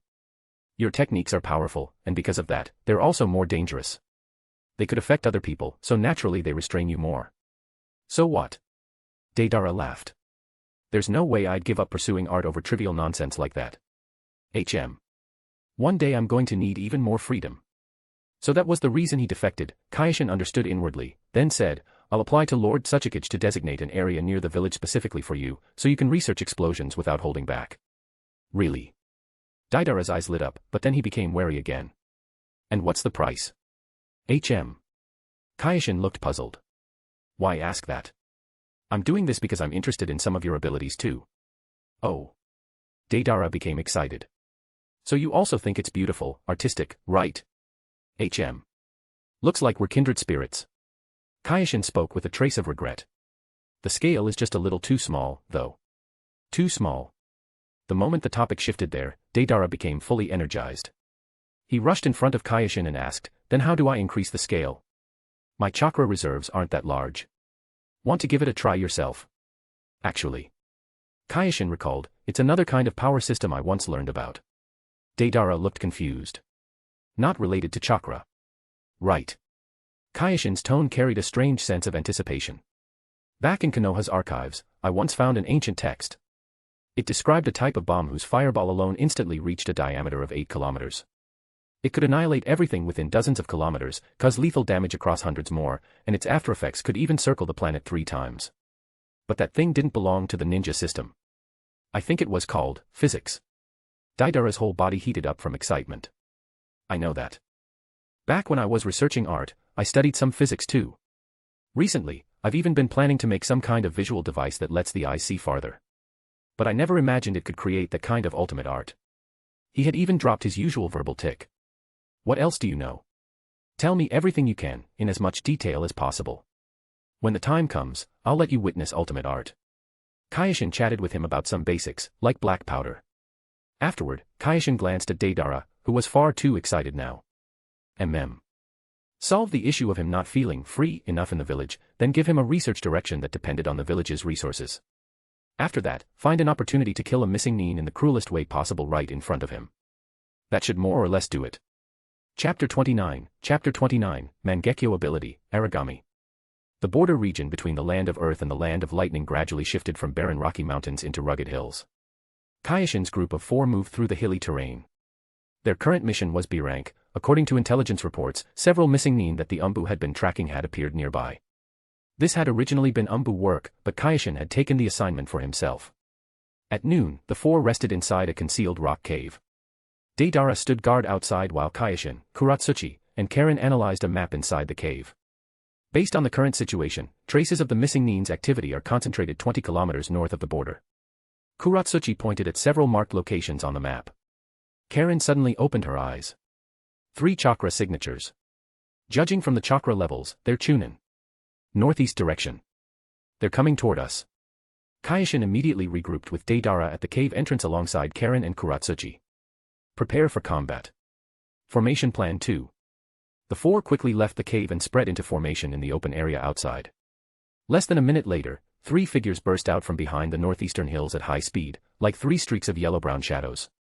Iwagakure missing Nin. All 3 were men, each wearing an Iwagakure forehead protector slashed across the center. The other side did not attack immediately. Clearly, it was a case of meeting fellow villagers brings tears to the eyes, and they intended to exchange some words first. So it's not the Umbu. The leader locked his gaze onto Kuratsuchi and Deidara. Oh, it's you too. You've already graduated, time really flies. Anoki actually trusted the 2 of you with a mission like this. Is he looking down on us? It was obvious their attention wasn't focused on the children themselves. Instead, they were cautiously scanning the surroundings. So let me guess, the leader continued. Who's your instructor, Jonin? Kuratsuchi narrowed her eyes and quietly explained to Kyoshin, 3 guys who defected 5 years ago. All Chunin. Rumor says they stole advanced ninjutsu from the village. Their current strength is unknown. Kyoshin asked, only 3. At present, there are 7 missing Nin from the village who haven't been killed yet. Kuratsuchi analyzed calmly. The other 4 haven't shown any traces within the land of Earth. It should just be these 3, but we can't rule out the possibility that they've teamed up with others. Kyoshin's eyes turned into scarlet 3-tomo Sharingan as he said to Kuratsuchi and Deidara, begin. The 2 immediately dashed toward opposite sides, clearly intending to cut off the missing Nin's escape routes. At that moment, the missing Nin also noticed that Kyoshin was the one giving orders, and instinctively looked toward him. One of them suddenly froze. There was no sound, no flash of light. Only an invisible mental force pouring into the short-haired missing Nin's brain like a tidal wave. He felt as though invisible nails had pinned his body in place midair. His limbs refused to move, and even breathing became difficult. The scenery before his eyes began to distort. The rock walls became a prison cage, the sky transformed into an iron curtain, and the entire world seemed to compress inward around him. He opened his mouth, trying to scream, but no sound came out. Genjutsu, demonic illusion, shackling stakes technique. Kyoshin raised his hand and threw out a kunai with an explosive tag attached to its end. Of the 2 missing Nin beside the trapped man, one was busy dispelling the genjutsu from his companion, while the other stepped in front of Kyoshin, formed hand seals, and slammed a palm against the ground. A wall of earth rose directly into the kunai's path. Boom. The explosive tag blasted the earth flow wall until it trembled violently. During that time, Kyoshin had not remained idle. He cast the lightweight rock technique on himself and floated into the air, taking the high ground. Combined with the Sharingan, it granted him an exceptionally clear field of vision. Then Kyoshin formed hand seals. The moment the seals completed, Kyoshin pushed both palms outward. A semi-transparent white cubic barrier appeared and came crashing down toward the 3 missing Nin. The missing Nin who had used Earth Flow Wall had been watching Kyoshin the entire time and recognized Iwagakure's signature ninjutsu instantly. His eyes filled with bloodshot terror as he instinctively retreated to the side while screaming, "Move! Move!" The other missing Nin had only just dispelled the genjutsu from his companion when he turned around and saw a dust release descending straight toward him. His heart nearly stopped from fright. His scalp tingled as he desperately threw himself aside with everything he had. As for the missing Nin who had just recovered from the illusion, he wasn't so lucky. His entire body was swallowed by the dust release barrier. The terrifying power of dust release activated. Resistance became meaningless. Bzzzt. A cloud of white mist slowly rose into the air. The missing Nin inside the dust release was disintegrated down to the atomic level, leaving behind an eerie cubic void in everything surrounding him. Ayahawk. The missing Nin who had dispelled the genjutsu never expected dust release's range to be so large. His entire arm vanished cleanly, the wound smooth and unnaturally precise. The agonizing pain sent frantic signals surging through his nervous system into his brain. How is this possible? The only completely unharmed missing Nin had gone pale with shock. He even started wondering whether Kyoshin was actually a Noki disguised with a transformation technique. Because he was simply too young. Any Iwagakure ninja understood how difficult dust release was. His first instinct was to flee. But then he remembered Kuratsuchi and Deidara, who had moved to the flanks at the very start of the battle. They were already surrounded. And with the enemy controlling the skies, escape was impossible. They could only fight. Grinding his teeth, the missing nin formed hand seals.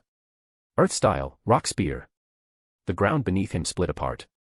Several chunks of earth flew upward around him, compressing into sharp earthen spears before shooting toward Kyoshin.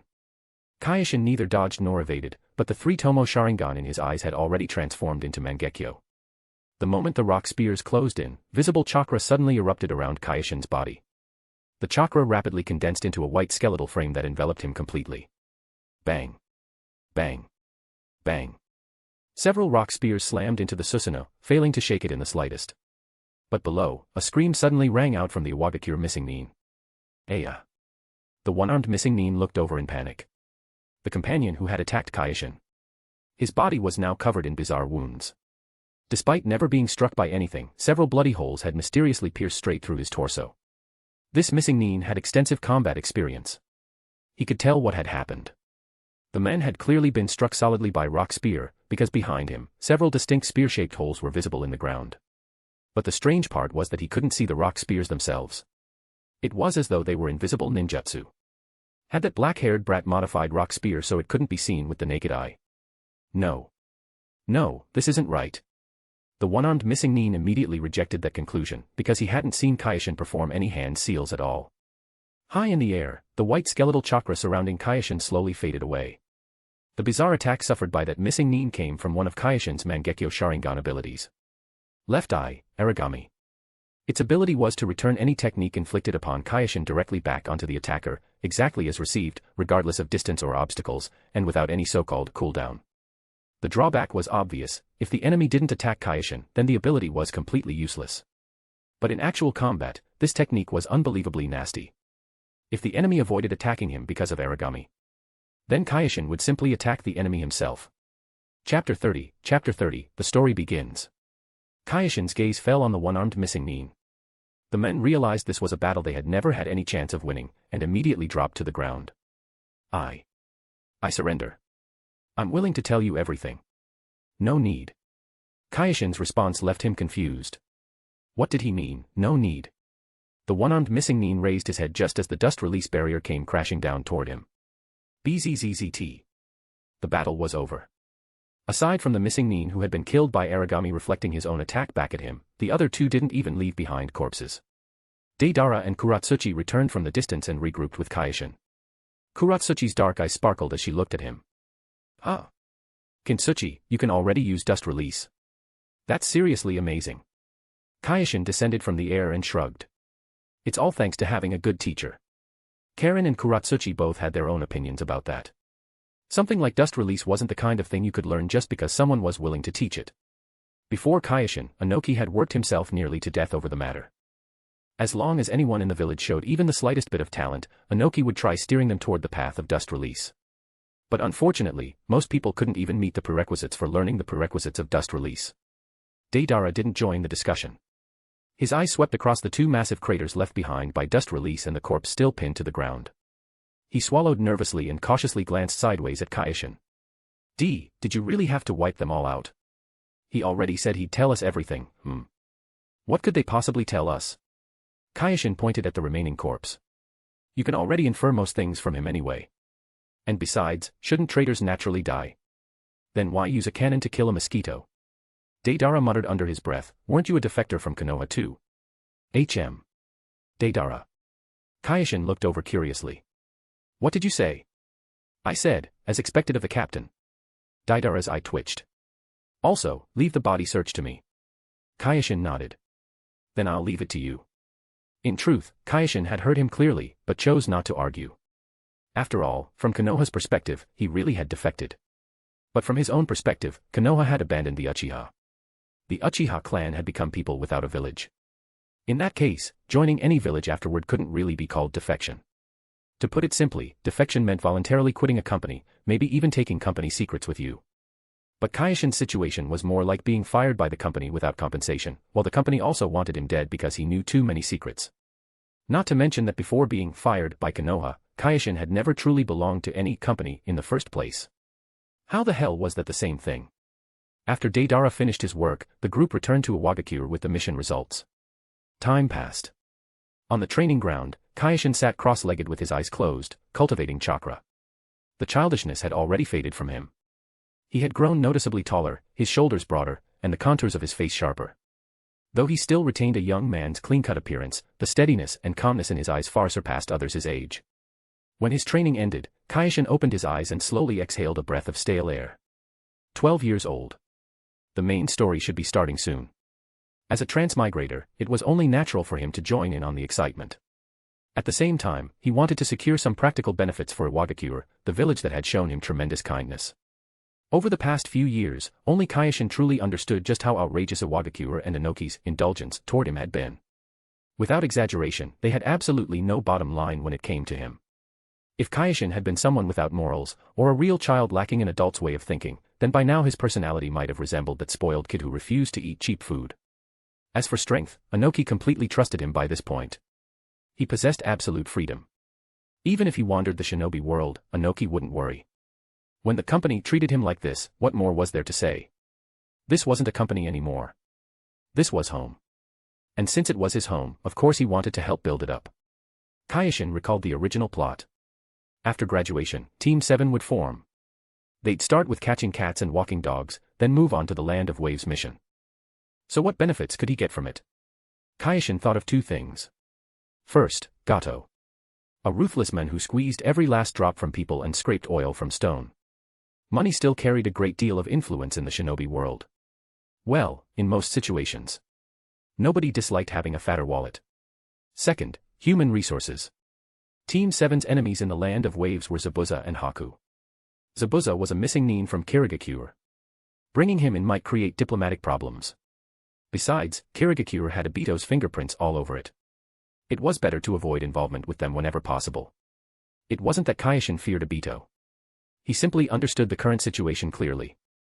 Uchiha Itachi's body was practically crippled already. As time went on, Itachi would only grow weaker and weaker. Uchiha Obito, burdened with the Eye of the Moon plan, wouldn't improve much in strength over the coming years either. It could even be said he wouldn't improve at all.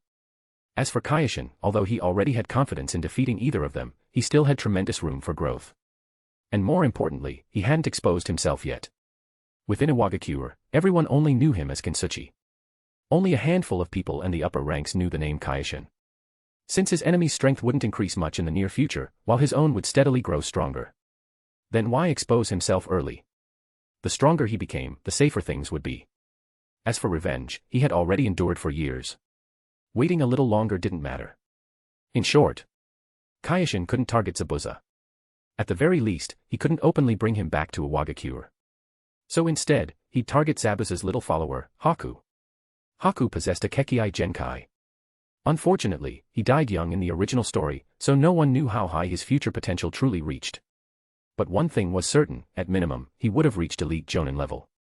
As mentioned before, throughout the shinobi world over the span of 20 years, the number of elite Jonin was absolutely not as high as people imagined. Back then, when Inoki wanted Kyoshin to adapt to Umbu missions and gain combat experience, even finding 2 elite Jonin to serve as his teammates had required pulling strings everywhere just to clear their schedules for a single month. Then it was decided. Primary target, Haku. Carefully think of a way to bring him into Iwagakure. Secondary target, Gato's money. After obtaining it, first use part of it to help the Land of Waves recover from disaster, then pocket the rest. Kintsuchi. A crisp voice interrupted Kyoshin's thoughts. He looked toward the entrance of the training ground. It was Kuratsuchi. She held a specially made recovery drink in her hand and walked over to him before offering it out. Just finished training, right? Drink this. I added rock honey and restorative herbs. It works better than normal soldier pills. Kyoshin accepted the bottle and took a sip. The sweetness was moderate, carrying a faint herbal fragrance. It really did taste much better than soldier pills. Thanks, he said. Kuratsuchi smiled, then naturally wrapped herself around his arm. Come on, go shopping with me in the commercial district. I heard a new ninja tool shop opened, and I want to see if they've got any good shuriken. Her movements were natural, and her tone casual, as though this were the most ordinary thing in the world. But Kyoshin could feel the gazes from the other ninja training nearby, some envious, some curious. Over the past 2 years, Kuratsuchi's attitude toward him had become increasingly direct and bold. From subtle concern at the beginning, to actively approaching him later, to now no longer hiding it at all. She would bring him drinks after training, drag him out for meals after missions, ask him to go shopping on rest days, and even openly hold his arm as they walked together like a couple. Light skin tone person bowing deeply. You can support the story through Patreon, ambitious translator. It also has 40+ chapters of all the novels and fanfics. Thanks for reading. Chapter 31, The Land of Waves. Rumors about Lord Kintsuchi and Miss Kuratsuchi had already spread throughout the hidden stone village. Some said they were a match made in heaven, some claimed that Tsuchikage was secretly trying to bring them together, and others insisted the two had already pledged themselves to each other in private. Kyoshin had heard the rumors. Kuratsuchi had too. But neither of them cared much about it. Kuratsuchi simply didn't mind, while Kyoshin honestly had no idea how he was supposed to react. After finishing their visit to the ninja tool shop, Kuratsuchi bought several shuriken, while Kyoshin picked out a few practice scrolls for sealing techniques. Just as the two were about to head home, a small red figure came running around the corner.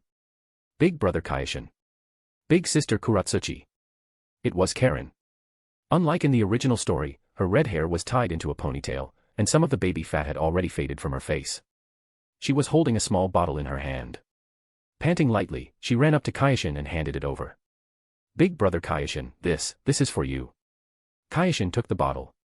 Inside was a pale green liquid that gave off a sweet, refreshing scent. Kuratsuchi pressed her lips together slightly. This little brat was copying her again. What is it? Kyoshin asked. A recovery drink I mixed myself, Karen said softly, a shy blush spreading across her small face. I asked the medical team pharmacists for advice. I added rock honey, grass extract, and a tiny bit of chakra recovery solution. Her voice grew quieter and quieter, but her eyes never left Kyoshin. They were filled with cautious anticipation. Kyoshin opened the bottle and took a sip. The taste was a little different from the one Kuratsuchi gave him. Less sweet, but the herbal fragrance was stronger. After swallowing it, he could feel a warm current spreading from his stomach through his body. It really did have a restorative effect. Not bad, he said sincerely. Karen's eyes lit up immediately, and a bright smile bloomed across her face. Kuratsuchi watched from the side, a trace of complicated emotion flashing through her eyes. She shook her head and pushed those stray thoughts aside. Then she reached out and rubbed Karen's hair. Little Karen's really thoughtful. But remember this next time, when mixing medicine, you have to pay attention to the proportions. Too much chakra recovery solution can cause side effects. I'll be careful. Karen nodded vigorously, then looked at Kyoshin. Big brother Kyoshin, are you coming to the training grounds tomorrow? I want to ask you some questions about sealing techniques. I'll be there. Kyoshin nodded. In the afternoon. I need to guide Deidara's training in the morning. Kuratsuchi reminded Karen again, in public places, make sure you pay attention to how you address him. Karen liked calling Kyoshin by his real name, while Kuratsuchi was much more conscious about secrecy. Karen obediently nodded. Okay. I got it. From now on I'll call Big Brother Kyoshin, Big Brother Kintsuchi. Kuratsuchi. The three of them walked back together. Karen walked on Kyoshin's other side, occasionally looking up at him, her eyes full of dependence and admiration. Meanwhile, Kuratsuchi held onto Kyoshin's arm naturally, as though it were a privilege that belonged exclusively to her. The villagers who passed by lowered their voices and whispered among themselves. Look, Lord Kintsuchi is with the two young ladies again. They really suit each other, their relationship's so good. I heard even Lord Tsuchikage has tacitly approved it. Hearing those comments made Kuratsuchi feel a little smug, so she glanced at Karen to check her reaction. In the end, she discovered Karen wasn't even paying attention to her at all. After returning home, Kyoshin headed alone to the Tsuchikage's office to meet Inoki. I'm going to make a trip to the Land of Waves. Inoki set down the pen in his hand and shifted his gaze onto Kyoshin. The corners of his mouth curled upward involuntarily. What is it this time? Another good find. Over the years, because of Kyoshin's familiarity with the original plot, every time he came to report an outing to Inoki, he would eventually return with something valuable. Trying my luck, Kyoshin answered. A ninja with a Kekkai Genkai, but recruiting him won't be easy. Inoki nodded. Good. Go ahead. But remember, your safety comes first. Everything else is secondary. Kyoshin bowed and left the office. The bridge in the Land of Waves. Waves crashed against the bridge pillars as the thick mist gradually dispersed. The battle at the center of the bridge had reached its final stage. Kakashi held the Raikiri in his hand, his single Sharingan locked onto Zabuza as he prepared to strike. Haku, who had been fighting Naruto and Sasuke, noticed immediately and withdrew to rush toward Zabuza. The Raikiri crackled with terrifying blue lightning. Kakashi shot forward like an arrow released from the string, the distance between them rapidly shrinking. But at that critical moment, Kakashi suddenly sensed a trace of danger.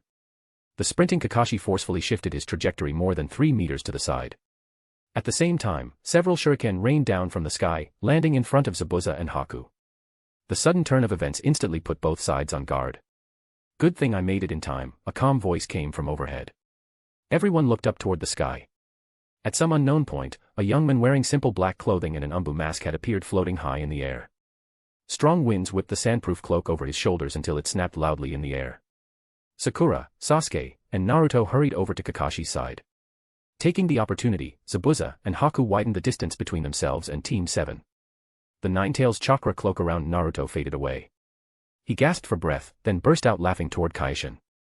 I don't care who you are, but you saved Big Sister Haku, so you can't be a bad guy. Sasuke, still in his hedgehog-like state while pulling Senbon needles out one by one, frowned. Naruto, we still don't know what he wants. Sakura's eyes were full of vigilance as she looked at Kyoshin. Kakashi stared at him and analyzed aloud, the ability to fly through the air, he's probably from the Hidden Stone Village, and not an ordinary ninja either. But, Kakashi asked Kyoshin, you're not a ninja hired by Gato, are you? The land of waves was absurdly far from the land of earth. There was no way Gato would run all the way there just to hire ninja. We're not enemies. After replying to Kakashi, Kyoshin slowly descended, positioning himself closer to Zabuza's side. At that moment, both Zabuza and Haku were watching him carefully. Kyoshin spoke directly to Zabuza. 50 million Ryo, plus safe passage far away from the land of water to somewhere secure. You'll be able to start over. Zabuza frowned, his hairless brows twitching slightly. What do you want? Kyoshin raised a hand and pointed beside him, I want him. Haku's delicate face immediately changed. I won't leave Lord Zabuza. Shut up, Haku. Zabuza barked harshly. But because of the angle, Haku couldn't see the complicated emotions hidden deep within Zabuza's eyes. Zabuza did not immediately agree. Instead, he asked, so who exactly are you? Following him offered Haku no future, but Zabuza also had no intention of handing Haku over to some random stranger. Kyoshin introduced himself plainly. I'm an umbu of the Hidden Stone Village. Heh. Zabuza finally relaxed a little inside. Makes sense.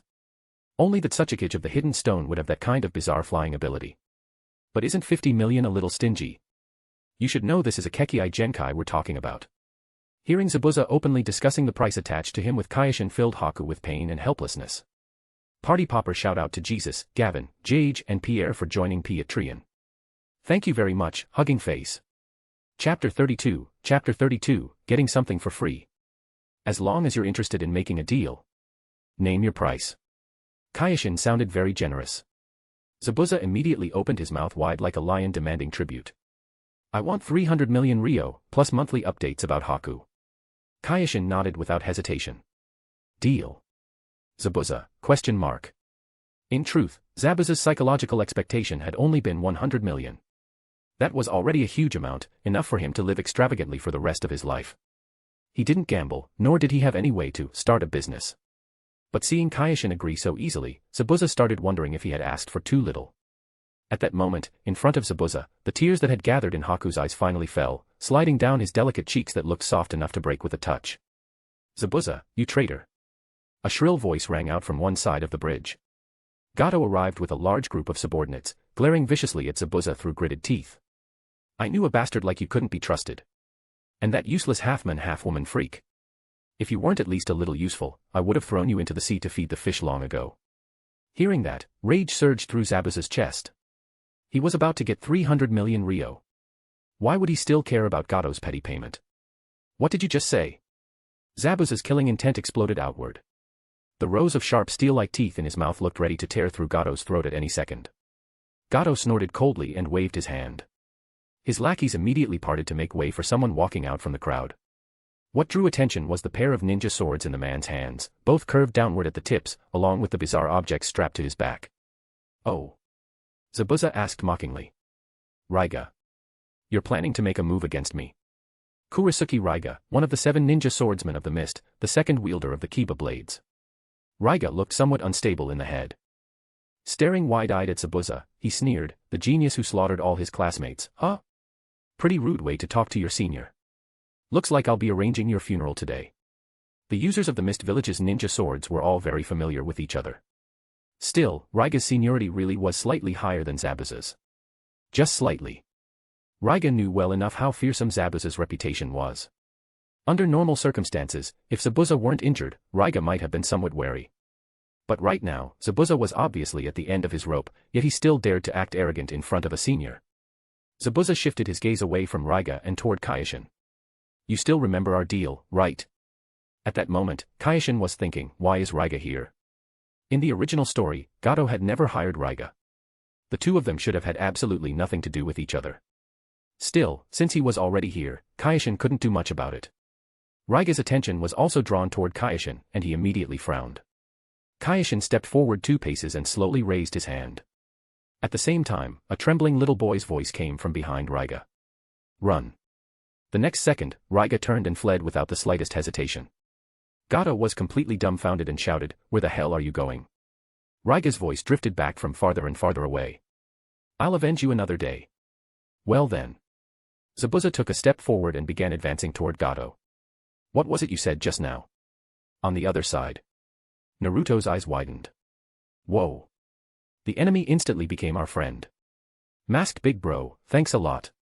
Kakashi, Sasuke, Sakura. Before Zabuza could make his move, Kyoshin spoke first. Leave him alive. That's our money. Zabuza instantly understood what he meant. But his brow twitched. You're planning to use Gato's money to pay me? Now he understood why Kyoshin had agreed so quickly. Isn't this just shamelessly freeloading? Kyoshin wore a mask, so his expression couldn't be seen, and his tone remained unchanged. I know Mr. Zabuza is a man with professional ethics. You'd never rob your employer. Zabuza. Forget it. Kyoshin scaring off Raiga had basically saved his life just now. There was no need to get upset over something this minor. More importantly, he wanted to find Haku a good future. Of course, the biggest reason was that Zabuza didn't think he could beat Kyoshin. He didn't know why Raiga had run, but he could tell this person was far from ordinary. In the hidden stone village, only Inoki could fly. After all these years, for a second person to appear, it definitely had something to do with Inoki. If not his son or grandson, then at the very least his disciple. A cautious old fox like Inoki daring to let this kid wander around the ninja world alone meant he absolutely trusted his strength. Zabuza charged into the crowd, swinging the Kubikurabocha wildly. Haku followed closely behind him. Even in poor condition, this was still an elite jonin of the hidden mist, a monster who had nearly pushed Kakashi into a dead end. Against a bunch of samurai and rogue ninja, it was like using a cannon to kill mosquitoes. Very quickly, Gato's subordinates were wiped out. Some died, while others fled in terror. Seeing this, Naruto excitedly wanted to run over and catch up with Haku, while also sincerely thanking Kyoshin. But Kakashi stopped him. Our mission is only to protect the bridge. Don't cause extra trouble. Naruto looked disappointed. Meanwhile, Sasuke stared fixedly at Kyoshin's back, his fists clenched tightly. Why? Why? That guy looked about the same age as them, yet with a casual gesture he had scared away a jonin on the same level as their teacher. How exactly had he trained? Naturally, Kyoshin had no idea what Sasuke was thinking, nor did he have the time to care. This trip had only been for Haku and money. As for reconnecting with the people of Konoha, there would be plenty of opportunities during the Chunin exams soon enough. Kyoshin walked over to the tied-up Gato, then frowned. Even through the mask, he could smell urine. This scumbag who had terrorized others for so long had literally pissed himself in fear. When Gato saw Kyoshin approaching, he trembled violently. You can't kill me. If you want my money, then you can't kill me. Otherwise you won't get anything. That was also one of the reasons Zabuza had never considered robbing Gato himself. Kyoshin didn't waste words with him. His 3-tomo Sharingan activated, casting a genjutsu. Gato's expression calmed as he muttered blankly, all my money is hidden in a base near the northern harbor of the Land of Waves. The next instant, Gato's head separated from his body and flew high into the air. What a powerful genjutsu. Zabuza put away the Kubikurabocho and said to Kyoshin, let's go. Before certain people beat us to it. Not far away, Kakashi and Team 7, who had been eavesdropping. What happened next was much simpler. Kyoshin, Zabuza, and Haku went to retrieve the money. The total came to 1.2 billion ryo. After giving Zabuza his promised 300 million, 900 million remained. Rather than immediately taking Zabuza away as promised, Kyoshin used those 900 million to purchase food, seeds, and farming tools from various places, providing the people of the Land of Waves with several months' worth of food supplies and agricultural resources. That amount of time was enough for the Land of Waves to hold out until the crops matured. In the end, not only did Kyoshin fail to make any money, he actually lost nearly 10 million of his own and even had to borrow it from Zabuza. Chapter 33, Chunin Exam Objectives. Lord Zabuza, I. Haku was crying again, standing before Zabuza with his head lowered. Everything in the Land of Waves had already come to an end. They had now arrived at the northern port of the Land of Earth by ship. Zabuza snorted coldly. Don't forget your place, Haku. You're nothing more than a tool. Haku's shoulders trembled lightly. Unable to bear looking any longer, Zabuza turned around, his throat tightening painfully. You saw what happened in the Land of Waves. Whether it's strength or character, Kintsuchi is better than me. If you follow him, you'll have a future in the Hidden Stone Village too. Lord Zabuza. Haku collapsed weakly onto the ground. You know. I never cared about the future. Zabuza forced himself to harden his heart and snapped, Haku, haven't you realized how useless you are? Go to the Hidden Stone and get stronger. Come find me again once you're qualified. Saying it this way would make it easier for Haku to accept. It would leave him with something to hold on to. Once he got used to the Hidden Stone Village, made new friends, found new people to rely on. Soon enough, he would forget all about Zabuza. Zabuza felt as though knives were carving through his chest. He turned to Kyoshin and said, take care of him. Kyoshin nodded. I will. I hope you get a good new start in the Land of Snow. That's right. After Kyoshin's recommendation, Zabuza ultimately decided to take his 290 million ryo and settle down in the Land of Snow. As far as Zabuza was concerned, nothing major would happen in that backwater wasteland. And the hidden Mistumbu would never bother searching a place like that. Half an hour later, Zabuza boarded the ship heading out to sea. Haku knelt on the ground, staring blankly at Zabuza as he disappeared farther and farther into the distance. Let's go. Kyoshin patted Haku on the shoulder. If you improve your strength properly in the Hidden Stone Village, you'll be able to help Zabuza even more. Haku suddenly looked up. His tear-streaked face was full of shock. Lord Kintsuchi, why you'll allow me to go see Lord Zabuza again? Of course. Kyoshin had already removed his mask and smiled gently. The Land of Snow isn't far from here anyway. Once you can stand on your own, visiting him once in a while, or even staying a few days, that's fine too. Haku wasn't a bad person. He understood gratitude. The Hidden Stone Village would provide him with everything. Haku's heart would always belong to Zabuza, but he would never become a rogue ninja because of it. For the Hidden Stone Village, that was enough. Besides, Kyoshin was basically getting all of this for free. As for the 10 million ryo he owed Zabuza. Easy. Once Zabuza celebrated his 200th birthday and spent all 290 million, paying it back wouldn't be too late. Kyoshin brought Haku back to the Hidden Stone Village. The gate guard saluted and let them pass as the two headed toward the Tsuchikage building. You're back. I'm back. Anoki looked toward Haku. An ice-release ninja. His name is Haku, Kyoshin said. Haku stepped forward and bowed. Lord Tsuchikage. Anoki examined Haku carefully. Ice release is a good Kekkei Genkai. From now on, this place is your home. Haku's body trembled slightly. Home. I'll handle the paperwork, Anoki said. Starting today, you're a ninja of the Hidden Stone Village. Housing, ninja tools, basic training, and living support will all be provided. Thank you, Lord Tsuchikage. Anoki called in an administrative ninja to escort Haku away. Only the two of them remained in the office. Anoki picked up a document and handed it to Kyoshin. An invitation from Konoha. The Chunin exams. They're still suspicious that you're here. They just don't have proof, so they invited us to join in and observe us. Kyoshin glanced over the document. Anoki asked, what do you think? I'll participate. Reason. Relations between the Hidden Stone and Konoha aren't good, and there's also you. Anoki continued. Your strength is already impressive, but you're still growing. The later you reveal yourself, the better. Going now has no real meaning. Kyoshin revealed, do you remember the last time I left the village? I was gathering intelligence. Something's going to happen during this Chunin exam in Konoha. Anoki looked surprised. Something's going to happen. What do you mean? The Konoha Crush, Kyoshin said. The Hidden Sand and Hidden Sound are joining forces to attack Konoha. Silence filled the office for a moment. Anoki spoke cautiously. If that's true, then the Hidden Stone should stay out of it. But the benefits are too great. Oh. Let's hear it. As one of the two most famous old foxes in the ninja world, there was no way Anoki couldn't see the opportunity hidden within this situation. His suggestion to avoid involvement was mainly to give Kyoshin more time to grow. If we go, then when Konoha falls into crisis, they'll definitely ask us for help. At that point, we can use the opportunity to demand military compensation. Besides that, there's also compensation from the Hidden Sand. After their attack fails, the hidden stone can act as a mediator and take a cut of the reparations. And Kyoshin paused slightly. I have a personal target. Shimura Danzo will die during the Konoha crush. He didn't want to make contact with monsters like Uchiha Itachi or Uchiha Obito too early. But that didn't mean Danzo deserved such extreme caution from him. Inoki knew about the Uchiha affair in Konoha, and one of the main culprits behind it was Danzo. Inoki considered carefully. You make a good point. But killing Danzo carries risks. I won't stop you, but judge the situation yourself. Inoki did not doubt the accuracy of Kyoshin's intelligence. It was just that the whole thing sounded absurd. Had the Hidden Sand lost their minds? They actually wanted to team up with the Hidden Sound to take down Konoha.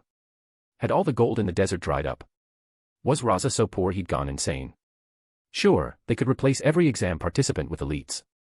Sure, it would be an attack from both inside and outside. But that was Konoha. Even if you dragged the hidden stone into it too, the odds of success still weren't high. This time, Inoki finally made his decision. You'll participate in the Chunin exams as a genin too. If we're going to do this, then we'll make it big. Konoha invited the Hidden Sand, the Hidden Stone, and a bunch of nearby small ninja villages to participate in the exams for one reason only, to show off their military strength. Since Konoha already worked so hard to build the stage, there's no need for us to be polite. Kyoshin had not expected Inoki's attitude to change so quickly. I'm participating too. Inoki burst out laughing. Did you forget? You're Umbu. You're a ninja of the Hidden Stone Village, yet you've never taken the Chunin exams. Who says an Umbu operative and instructor can't still be a genin? Kyoshin laughed as well. Fair enough. Then our objectives are mainly fourfold. Inoki began laying out his thoughts. Judging from the Hidden Sand's plan, they'll most likely strike during the final stage of the exams.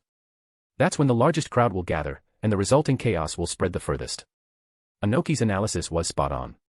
Kyoshin nodded inwardly. As expected of a veteran Kage.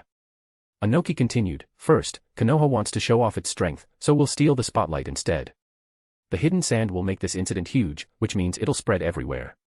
That will help raise the prestige of our Hidden Stone Village. I refuse to believe there's any genin capable of defeating you. Second, use the opportunity to obtain Konoha's military compensation. Those powerful ninjutsu of theirs, it's about time they shared them. Third, compensation from the Hidden Sand. A backwater village like theirs probably doesn't have much worth taking, but meat is meat no matter how small the mosquito. Fourth, kill Shimura Danzo and avenge Kintsuchi. Chapter 34, Returning to Konoha. The Hidden Stone Village's lineup this time could only be described as luxurious. Inoki, Kitsuchi, Akatsuchi. The participants in the Chunin exams were Kyoshin, Deidara, Kuratsuchi, and Karen. In addition, there was an Umbu squad composed of 3 elite jonin. Konoha looked almost exactly the same as when Kyoshin had left it. Still as prosperous and lively as ever. The group was arranged into an inn. After giving Kyoshin a few instructions, Inoki took Kitsuchi with him and headed to the Hokage building to meet Hiruzen Sarutobi. Kuratsuchi looked out at the bustling streets beyond the window and stretched lazily. This exam feels pretty huge. There were many forces participating in this Chunin exam. Konoha, the Hidden Sand, the Hidden Stone. And plenty of other villages too. Experts from every direction had gathered here. Who knew what kinds of monsters they might run into? But the moment she thought of Kyoshin, Kuratsuchi couldn't help feeling excited. No matter how strong a genin was, there was absolutely no chance of defeating Kyoshin. She could practically already picture him crushing everyone in his path. Kuratsuchi left her room and knocked on Kyoshin's door. Come in. As expected, you're just staying inside. She walked in with a grin. You haven't been back for so long, aren't you going out to look around? Because this place isn't exactly safe. Kyoshin held a cloth in one hand, carefully wiping down a ninja blade, seemingly deep in thought. This inn was specifically used by Konoha to host foreign guests. Among the participants in this Chunin exam, there happened to be a lunatic who killed people at the slightest provocation. If that person truly lost control, even elite jonin might not be able to stop him. In truth, Kyoshin was worried about Deidara's personality and wanted to prevent him from provoking Gaara. If Kyoshin was not present when that happened, then Deidara, Kuratsuchi, Karen, and Kumiko would all be in danger. That was also why Kyoshin wasn't going out, because he could still sense the dangerous chakra source inside the inn. Kuratsuchi walked over with a teasing smile. Kintsuchi really is gentle. How if I hadn't asked, were you just planning to silently protect us the whole time? Kyoshin. Come on, let's go out and take a look around. Kuratsuchi grabbed his arm. I'm curious what Konoha's like too. Kyoshin let out a sigh, stood up, and picked up the mask resting on the table. Call Deidara and Karen. A few minutes later, the group gathered in the hallway. Then they happened to run into another genin team that was also preparing to wander around. Judging from their clothing, they were probably from the hidden sand village. There are so many handsome guys in Konoha. The girl with 4 buns tied at the back of her head excitedly looked around. Unlike our villages. Then she glanced at Kankuro beside her. Kankuro's mouth twitched. Don't forget our mission. This outing was supposed to be an opportunity to gather intelligence on Konoha's terrain. Temari seemed to completely ignore him, her tone carrying a hint of impatience. Why isn't Gaara coming out yet? I told you already. A gloomy voice came from behind them. Don't talk about me behind my back. Kankuro gave Temari a look, and she awkwardly smiled. Anyway, let's start the mission now. The 3 of them walked together out of the inn, but only Temari and Kankuro remained. Ah. Where's Gaara? Kankuro turned around, and his pupils instantly contracted. Gaara was leaning against the hallway wall, his expression twisted in agony, as though he had reached the limit of his endurance. Meanwhile, Kyoshin's group happened to be passing by in front of him. Hey. Kankuro frowned. What did you people do to Gaara? Faced with the baseless accusation, Kuratsuchi looked stunned. Huh? Why are you framing us? You looking for a fight? Relations between the hidden stone and Konoha weren't very good. Relations between the hidden sand and the hidden stone weren't much better. When the 2 sides met, a fight could break out over a single disagreement. Kankuro's expression darkened as he placed a hand on the crow puppet strapped to his back. Fortunately, Temari was still fairly calm and immediately stepped between both sides. Please don't mind him. He's always reckless. Without even waiting for a response, she quickly walked over to Gaara and lowered her voice. Gaara. Gaara. Gaara's eyes seemed unfocused. Temari grew anxious. What's wrong with you? Kankuro hurried over as well, immediately feeling that something was terribly wrong. If Gaara lost control here, then their entire plan would already be half ruined. However, what neither Temari nor Kankuro expected was that Gaara's breathing suddenly became extremely steady. So this is sleepiness. Gaara's eyelids gradually grew heavy. The shrill screams of Shikaku in his ears vanished completely. Supporting himself against the hallway wall, his gaze landed on Kyoshin's retreating figure. Kankuro swallowed hard and followed Gaara's line of sight, a trace of relief rising in his heart. Both of them knew why Gaara could never sleep. Now that he felt sleepy, that could only mean Shikaku had calmed down. And why had it calmed down? Was it connected to that masked genin? Good thing they hadn't actually fought just now. A bead of cold sweat slid down Kankuro's forehead. I'm going to sleep. Gaara's voice was calmer and more rational than it had ever been before. Don't disturb me. He turned and walked deeper into the inn. Nighttime. Tsuchikage Inoki, the elite Jonin Umbu squad members Kumiko, Nabimoto, and Chisato, along with Kyoshin, gathered together. Hiruzen Sarutobi has already revealed the exam format. Inoki took out a document and pushed it toward Kyoshin, then shifted his gaze toward Kumiko. While Kyoshin picked up the document and began reading, Kumiko spoke with some helplessness in his tone. Konoha has too many experts. I only managed to locate the general area. It should be underground, and the entrance is either at the Hokage monument or directly inside the Hokage building itself. Getting there won't be easy. After flipping through the Chunin exam procedures, which were mostly the same as in the original story, Kyoshin said, knowing this much intelligence is already enough. Thank you for your hard work, Senior Kumiko. Nabimoto continued, next is strength estimation. Root leader Shimura Danzo is an old generation Kage-level powerhouse. Wind release chakra nature. Under him are at least 2 elite Jonin, though the total number is unknown. But the troublesome part is the Umbu. Whether its scale or the number of experts, Konoha's Umbu is basically a massively upgraded version of Root.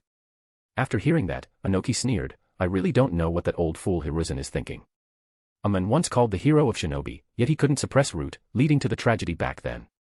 Kintsuchi, when the time comes, the Hokage and the Umbu will be tied down by the hidden sand and hidden sound. Old man here, together with Kitsuchi and Akatsuchi, will respond to Konoha's request for aid. Nabimoto, Kumiko, and Chisato will cooperate with your operation. This is your first time facing a Kage-level opponent. I'm very confident in your strength, but I still need to remind you of one thing. No matter what happens, stay calm. Revenge is secondary. Your safety comes first. Kyoshin replied seriously, Teacher, I understand. Inoki nodded. Chisato, remove the barrier concealment. There won't be any action for a while. For now, we'll just watch Kintsuchi put on a show like normal.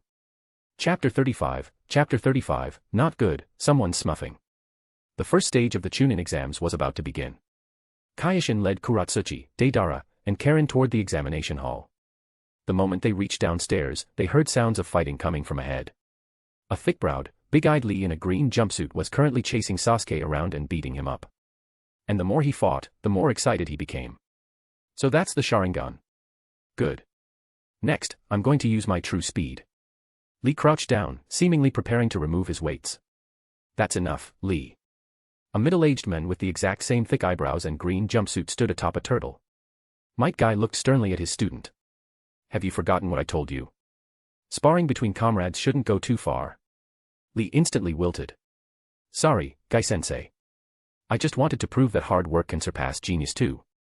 Naruto was utterly stunned by Lee and Guy's horrifying appearances. Ah. There's another Kappa. What do you mean, Kappa? Might Guy flashed 2 rows of gleaming white teeth. I am Konoha Jonin Might Guy, your teacher's friend. And I should remind you that in my matches against Kakashi, my number of victories is higher than his. Kakashi-sensei would lose to someone like this. Team 7 looked at Guy with deeply suspicious expressions. Hey, can you move aside already? Deidara's patience was nearly gone. Only then did the Konoha ninja notice there were other people present. Might Guy burst into hearty laughter. So it's the little ones from the hidden stone. Don't be so angry. At the very least, we're all getting along peacefully and taking the exam together. Naruto blinked repeatedly. He looked at the hidden stone uniforms on their bodies, then at the umbu mask covering the upper half of Kyoshin's face. Suddenly, he smacked his forehead. It's you. Naruto pointed at Kyoshin, speaking loudly. The guy from the land of waves. The hidden stone umbu. Everyone's eyes instantly gathered on Kyoshin. Umbu. Niji suddenly frowned, surprise appearing in his gaze. Judging by his age, he should be around the same as us. Originally, Kyoshin had intended to quietly bring his team to the exam hall, but since Naruto recognized him, he could only nod. Naruto's eyes lit up. He ran over in a few quick steps and bowed deeply. Thank you for saving us back then. He raised his head, smiling brightly. My name's Uzumaki Naruto. I'm the man who's destined to become Hokage. Sasuke walked over beside Naruto and studied Kyoshin carefully. He could sense the calm, restrained aura around him. A strong person like you is participating in the Chunin exams too. Deidara suddenly laughed before Kyoshin could answer. Who says umbu can't still be genin? Ha ha ha. Might Guy laughed boldly. Looks like another genius just like Kakashi. This Chunin exam should be very exciting. Alright, time's about up. All of you head into the exam hall. I hope you all achieve good results. Woo. This is youth. Yes. Guy-sensei. Wah. Tenten and Niji quietly moved several steps away from the 2 lunatics. The examination hall was located in the large classroom at the end of the 3rd floor. When the doors opened, over 100 genin had already gathered inside. Ever since graduation, the Konoha 12 had never gathered this completely before, so everyone was chatting and catching up. Kyoshin led the other 3 to some seats and sat down. Almost immediately, he sensed a scrutinizing gaze drifting across him. Beside Sakura, Ino frowned, her eyes locked onto Kyoshin. That figure looks very familiar. Short black hair. Straight back. The way he stood, walked, even his footsteps. Ino's small rosy nose twitched slightly, and her eyes narrowed. Even the smell is. Kyoshin glanced at Ino, then guiltily avoided her gaze. Right then, a gentle-looking young man with glasses walked toward the Konoha genin. Hey, could you all quiet down a bit? Kabuto Yakushi reminded them. Pay attention to the way everyone around you is looking at you. Kiba noticed the Konoha forehead protector on Kabuto and asked, Who are you? I don't think I've seen you before.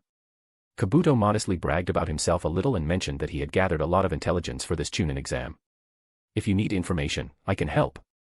After all, I've already taken this exam many times. Naruto curiously leaned closer. Oh. Senior Kabuto even has information on me. Am I super strong or something? Ahem. Kabuto pulled out a stack of cards from his pocket and, like a magician performing a trick, found Naruto's profile. If we're only looking at the data, Naruto-kun should rank within the top 20. Naruto immediately looked smug and shot Sasuke a triumphant look. Ignoring him completely, Sasuke asked Kabuto, Do you have information on Niji? I have information on everyone. Kabuto crouched down. Of course I have information on Hyuga Niji. Next, let me introduce the people most worth paying attention to. The first card. Hyuga Niji. A genius from the branch family of Konoha's Hyuga clan. Possesses the Byakugan bloodline limit and has extremely high mastery over taijutsu and gentle fist. Based on the intelligence, his strength should place him third in this Chunin exam. The second card. Uchiha Sasuke. The most closely watched genius among Konoha's rookies. Possesses the Sharingan bloodline limit, though his mission record is relatively limited. So I ranked him fourth. Then came the third card. Deidara. A genius from the Hidden Stone Village. Possesses the explosion release bloodline limit.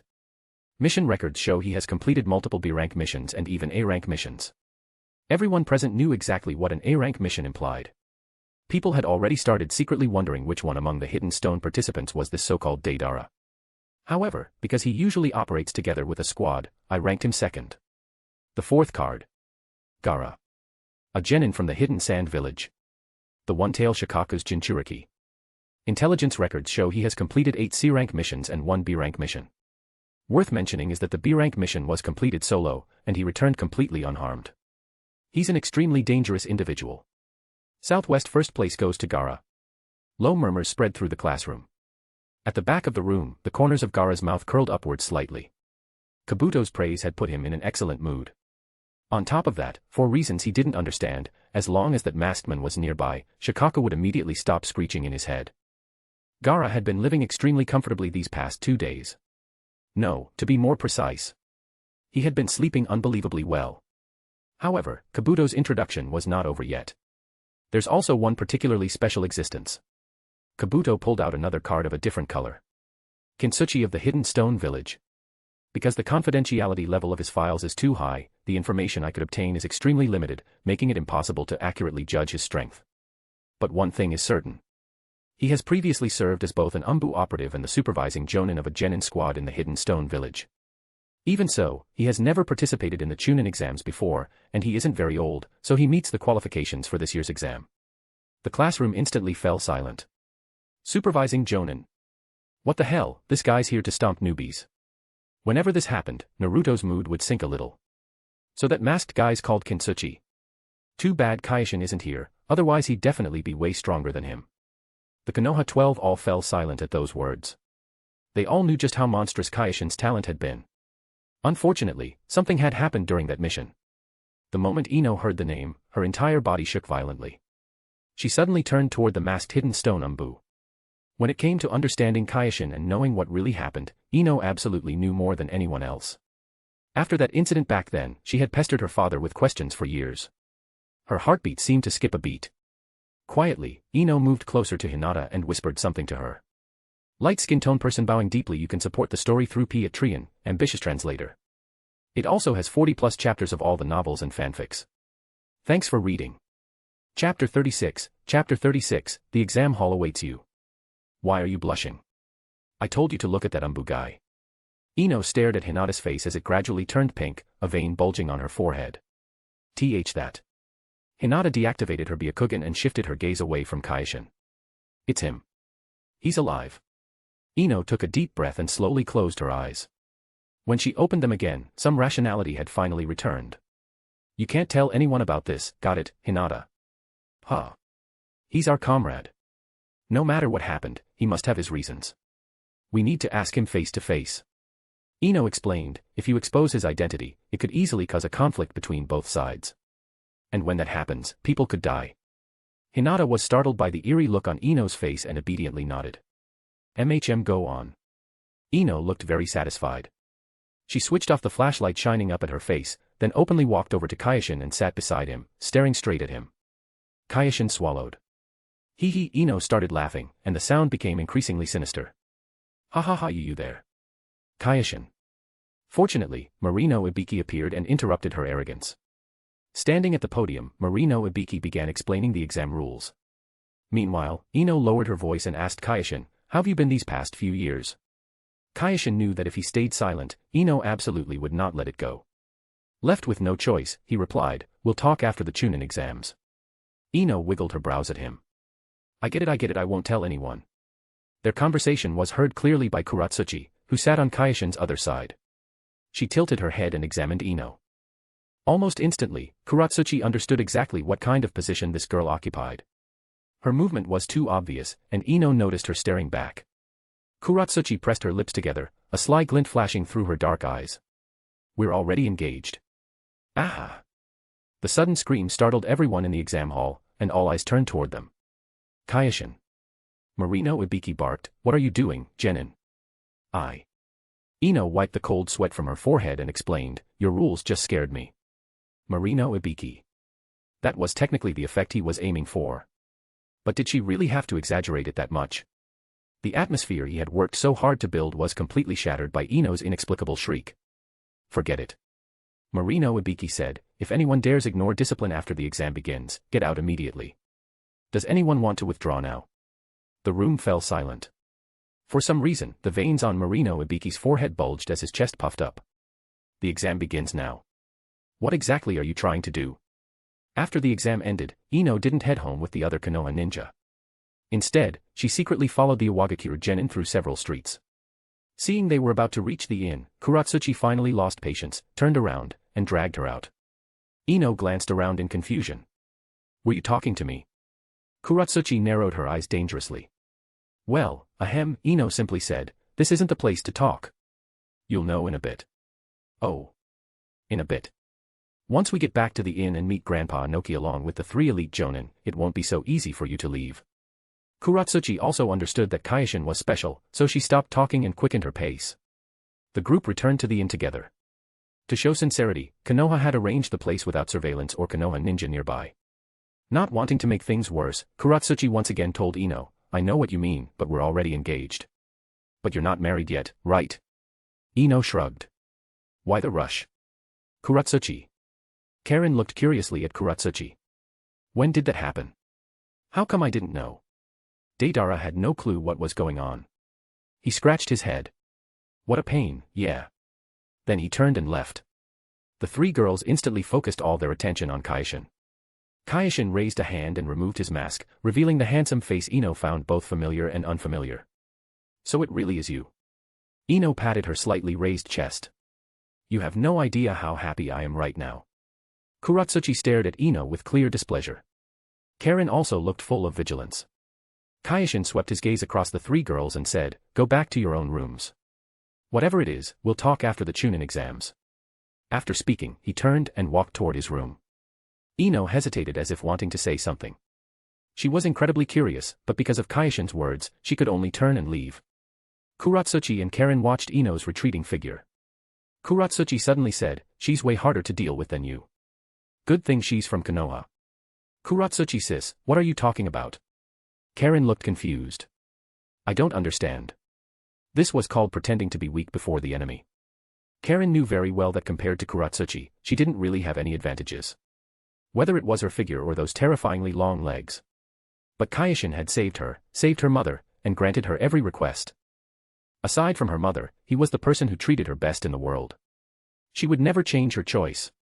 At times like this, you had to be a little ruthless. Otherwise, she might never get happiness in the future.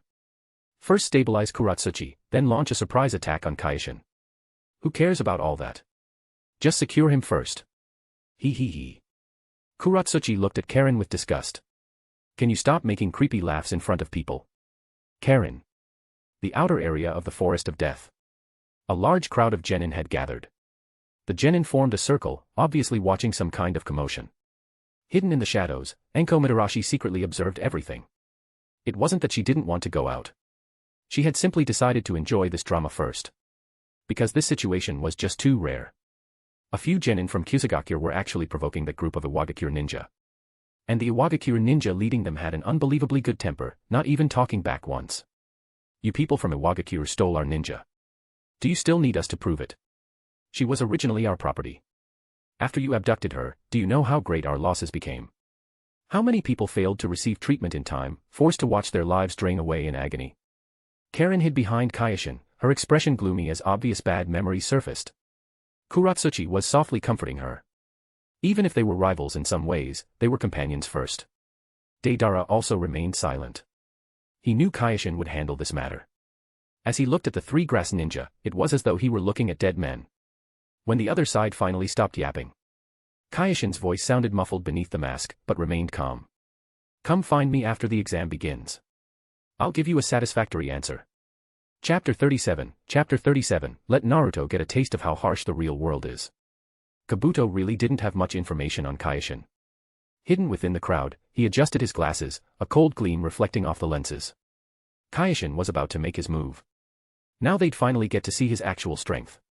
One of Orochimaru's orders to Kabuto had been to gather any information related to Kyoshin. Unfortunately, Iwagakure's secrecy surrounding him was absurdly strict. This guy called Kintsuchi actually had the same confidentiality level as the Tsuchikage himself. Completely ridiculous.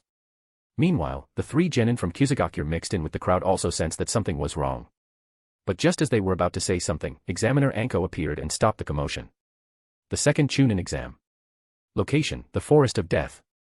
Rule 1, sign the waiver. Rule 2, each team will receive one scroll.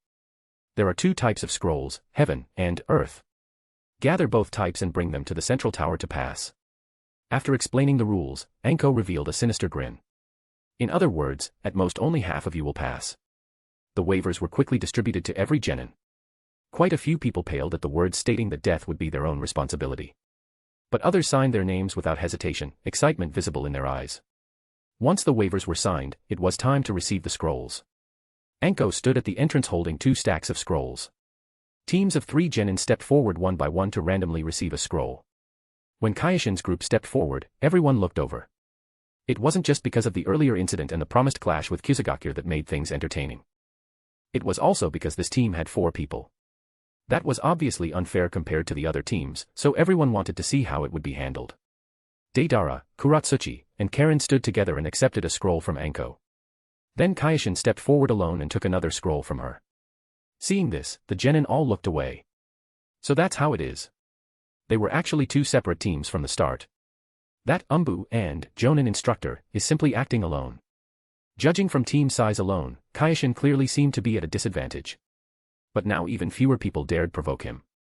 The guy was taking the exam solo. Combined with the information Kabuto had mentioned earlier, only idiots like those grass ninjas still couldn't see reality. The 3 Uchiha genin stood nearby with ugly expressions. Quite a few genin noticed the subtle tension and chose not to enter the forest immediately. They wanted to see how this conflict would play out. Konoha's rookies were also watching. Naruto scratched his head. That Kintsuchi guy is going alone. Sasuke stared at Kyoshin, his Sharingan slowly spinning. He didn't make a move back in the land of waves. I'm curious how strong he actually is. Time passed little by little.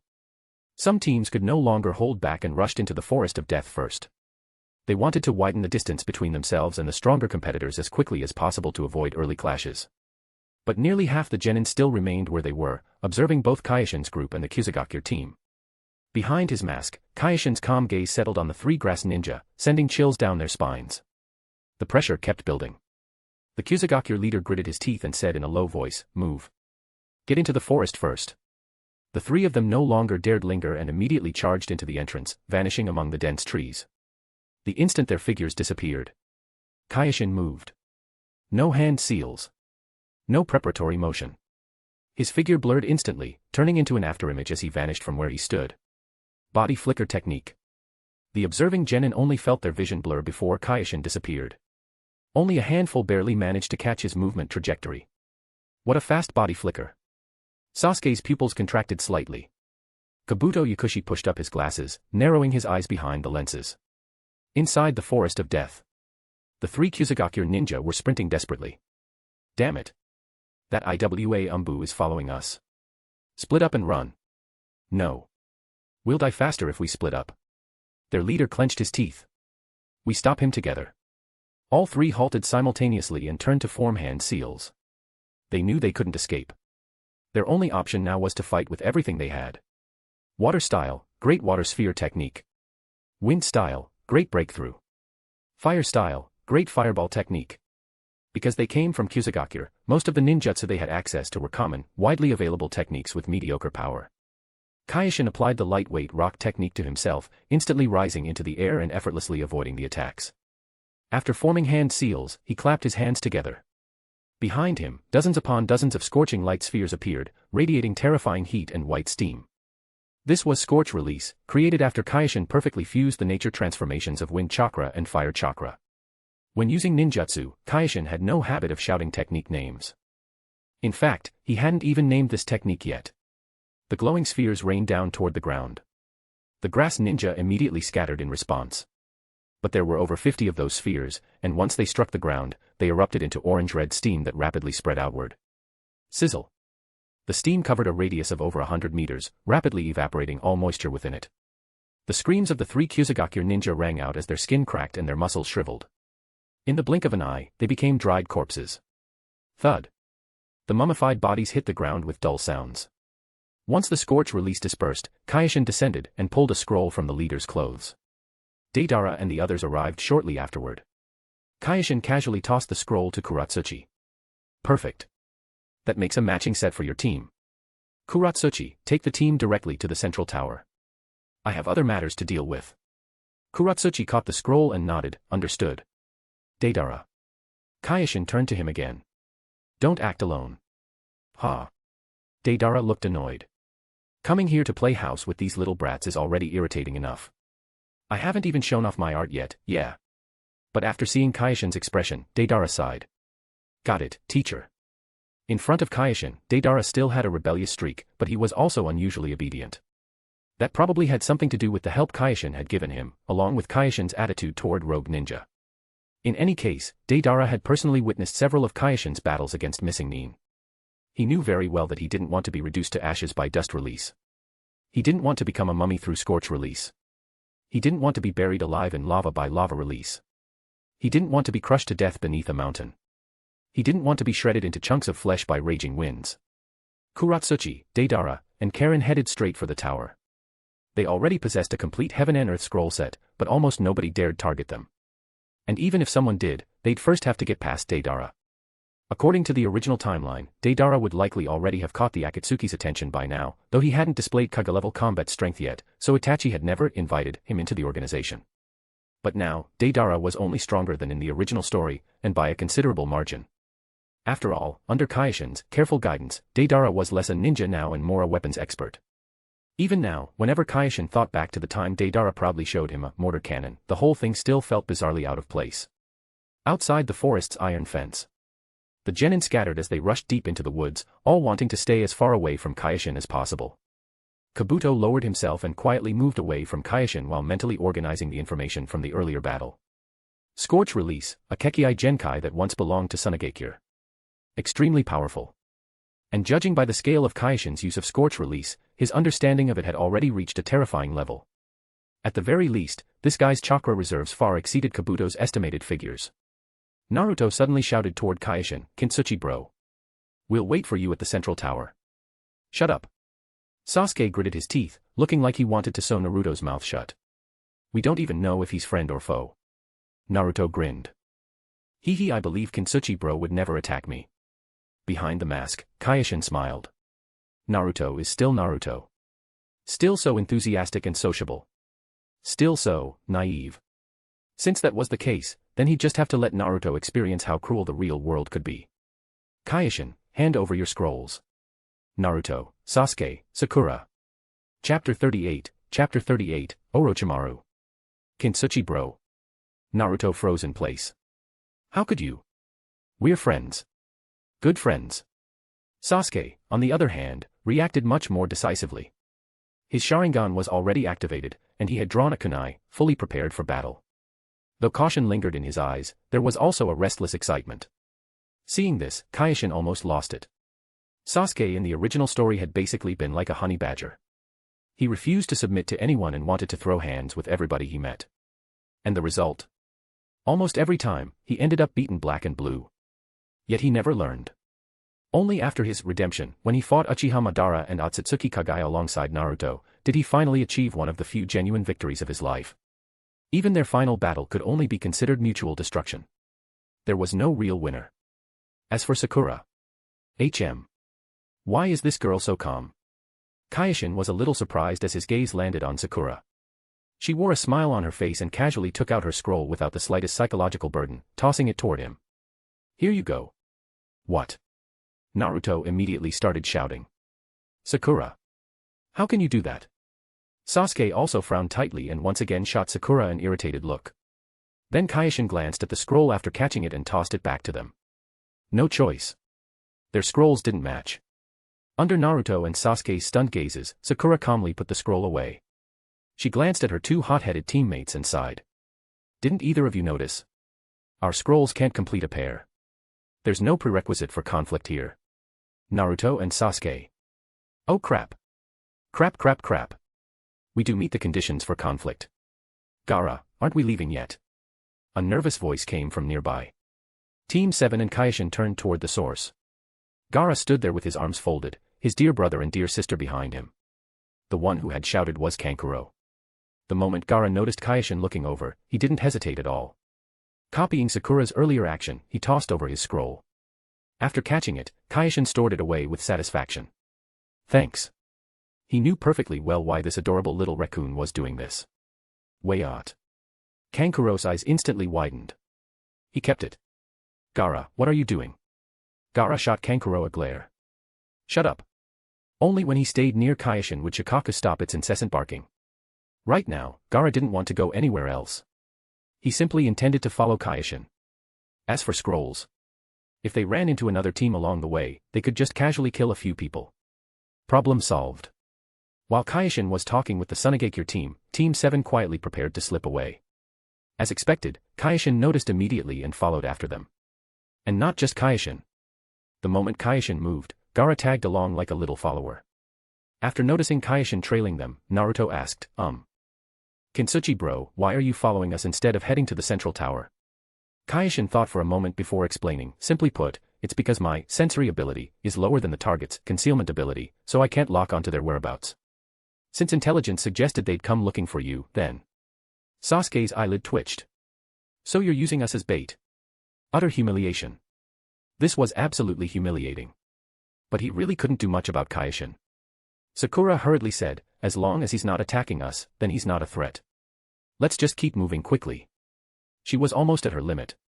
This place was too dark and eerie. It constantly made her think of unpleasant things. She just wanted the exam to end already. Whether they passed or failed, Sakura could accept either outcome. So Team 7 could only silently accept the reality of Kyoshin tailing them. And Kyoshin's objective was very clear. He wanted to find Orochimaru and try recruiting him. Orochimaru might currently be infamous throughout the ninja world. But Kyoshin knew that by the end of the story, he was basically forgiven anyway. More importantly, technology was the primary productive force. And Kyoshin already possessed the necessary conditions to recruit Orochimaru. The success rate wasn't low either. Just like that, Team 7 entered the Forest of Death. Not long after they ventured deeper inside, the main figure finally appeared. A strange sound ninja wearing a bamboo had blocked Team 7's path. The instant they saw Orochimaru, Team 7 immediately became alert. Kyoshin, meanwhile, relaxed. Because so far, Orochimaru was the only person in the Forest of Death capable of firmly suppressing Deidara. Since Orochimaru was here, that meant nothing would happen to Deidara and the others. Orochimaru noticed Kyoshin and Gaara's team but didn't become overly cautious. Kyoshin and Gaara might be slightly troublesome, but not everyone was a monster like Uchiha Itachi. My scroll just happens to match yours. Orochimaru took out his own scroll, extending his disgusting tongue and slowly swallowing it back into his stomach, killing intent fully visible in his snake-like eyes. Next, he intended to formally test just how far his future vessel had developed. Because Orochimaru's main target was Team 7, Kyoshin and Gaara's team weren't interfered with. A battle was about to begin. Kyoshin stood in the distance watching leisurely. Gaara also made no move. He didn't care about anything except whether Shikaku would keep barking. The battle between Team 7 and Orochimaru began. With Orochimaru deliberately holding back, he finally managed to gauge Sasuke's true level. Orochimaru felt somewhat disappointed. But whatever. Sasuke was currently the only remaining Uchiha in the ninja world besides Uchiha Itachi. Though weak, he could be trained slowly. The games are over. Orochimaru used the hidden shadow snake-style substitution technique to disgustingly reset his injuries, then swept his gaze over the exhausted Naruto and Sakura before landing on Sasuke. His neck stretched out at an absurd speed, and he bit directly into Sasuke's neck. Kyoshin watched as if he hadn't seen anything. Sasuke's growth in Konoha really had been slow. Going to Orochimaru honestly would be better for him. As for Kyoshin once telling Uchiha Itachi, I'll help you fully complete your mission, that had merely been to make Itachi constantly live with the fear that Sasuke might be attacked by Kyoshin at any moment. In truth, those words had become the thing Itachi worried about most over the past several years, further weakening both his body and spirit. Naruto desperately tried to get up and save the screaming Sasuke, but his body had already reached its limit. Left with no choice, Naruto turned toward Kyoshin. Kintsuchi bro. We're friends. Sakura. Even now, he was still relying on someone else to save them. Orochimaru's neck retracted as he looked at Sasuke expectantly. I'll be awaiting Sasuke-kun's arrival at any time. Kyoshin flew over from the distance and looked down at Sakura. Take Naruto and Sasuke and leave. Orochimaru looked over with interest. That chakra, astonishing. Too bad he isn't from the Uchiha clan. Otherwise, this Kintsuchi from Iwagakure is clearly the superior choice. Sakura had been so frightened from the start that she'd lost the ability to fight. Hearing Kyoshin's words now, she forced herself to hold together. Thank you. Sakura helped Naruto and Sasuke up, slowly leaving under Orochimaru's gaze. Orochimaru had already achieved his objective, so he made no move to stop them. Once Team 7 was gone, Orochimaru finally turned to Kyoshin. So then, little one from Iwagakure, what business do you have with me? Orochimaru had been secretly observing Team 7 the entire time. He knew what Kyoshin had told them earlier. Kyoshin raised a hand and removed his mask, revealing a handsome face. Orochimaru's pupils contracted violently. That face. Those Sharingan eyes. Uchiha Kyoshin. After being defeated by Uchiha Itachi, Orochimaru had long coveted the Uchiha bloodline. He had gathered vast amounts of information about the clan. As for Uchiha Kyoshin, he was one of Orochimaru's greatest regrets. Because from childhood, Uchiha Kyoshin had displayed talent far beyond his peers. Much greater than Sasuke's. In Orochimaru's judgment, Uchiha Kyoshin's talent was at minimum comparable to Uchiha Shirsue's. Perhaps even, close to Uchiha Itachi. But unfortunately, after the night of the massacre, all information regarding Uchiha Kyoshin had vanished without a trace, just like the rest of the clan. How interesting. Orochimaru trembled with excitement, though inwardly he also felt regret. Heaven curse marks didn't grow on trees. This time, he had only prepared one, and he had already used it on Uchiha Sasuke. So what exactly is your purpose? Rather than immediately attacking and attempting to capture Kyoshin, Orochimaru decided to probe him verbally first. This little brat. He vanished for so many years, only to reappear as an Umbu and Genin from Iwagakure. How mysterious. The three Tomo in Kyoshin's eyes locked onto Orochimaru as he calmly said, the Sharingan is the eye that reflects the heart. Its intermediate form is the Mangekyo Sharingan. Every pair of Mangekyo Sharingan possesses different abilities, but broadly speaking, those abilities are tied to whatever the awakener desires most at the time. Orochimaru frowned. Why is he telling me this? But Kyoshin wasn't finished. No matter whose Uchiha body you seize, you'll never obtain the Mangekyo Sharingan ability you truly desire. Including, but not limited to, abilities possibly related to immortality. Orochimaru's heart began pounding violently. Kyoshin continued, I suggest cultivating a clone body using Uchiha cells. That way, not only would you obtain the most suitable body for yourself, but you also wouldn't need to worry about losing a battle for control against another soul and suffering backlash. More importantly, clone bodies cultivated from Uchiha cells will inherit a certain degree of the original owner's talent. He knows too much, Orochimaru felt completely seen through. That feeling again. Orochimaru's mind flashed with the image of Uchiha Itachi as he narrowed his snake-like eyes. What exactly are you trying to say? Kyoshin smiled, to summarize, I know where Uchiha Madara's cells are. From Kyoshin's perspective, Orochimaru's expression changed so dramatically it was like watching a stage magician perform tricks. Chapter 39, The Adorable Little Raccoon. What exactly do you know? Orochimaru was visibly stirred by Kyoshin's words. First there was the concept involving Uchiha bodies and Madara Uchiha cells.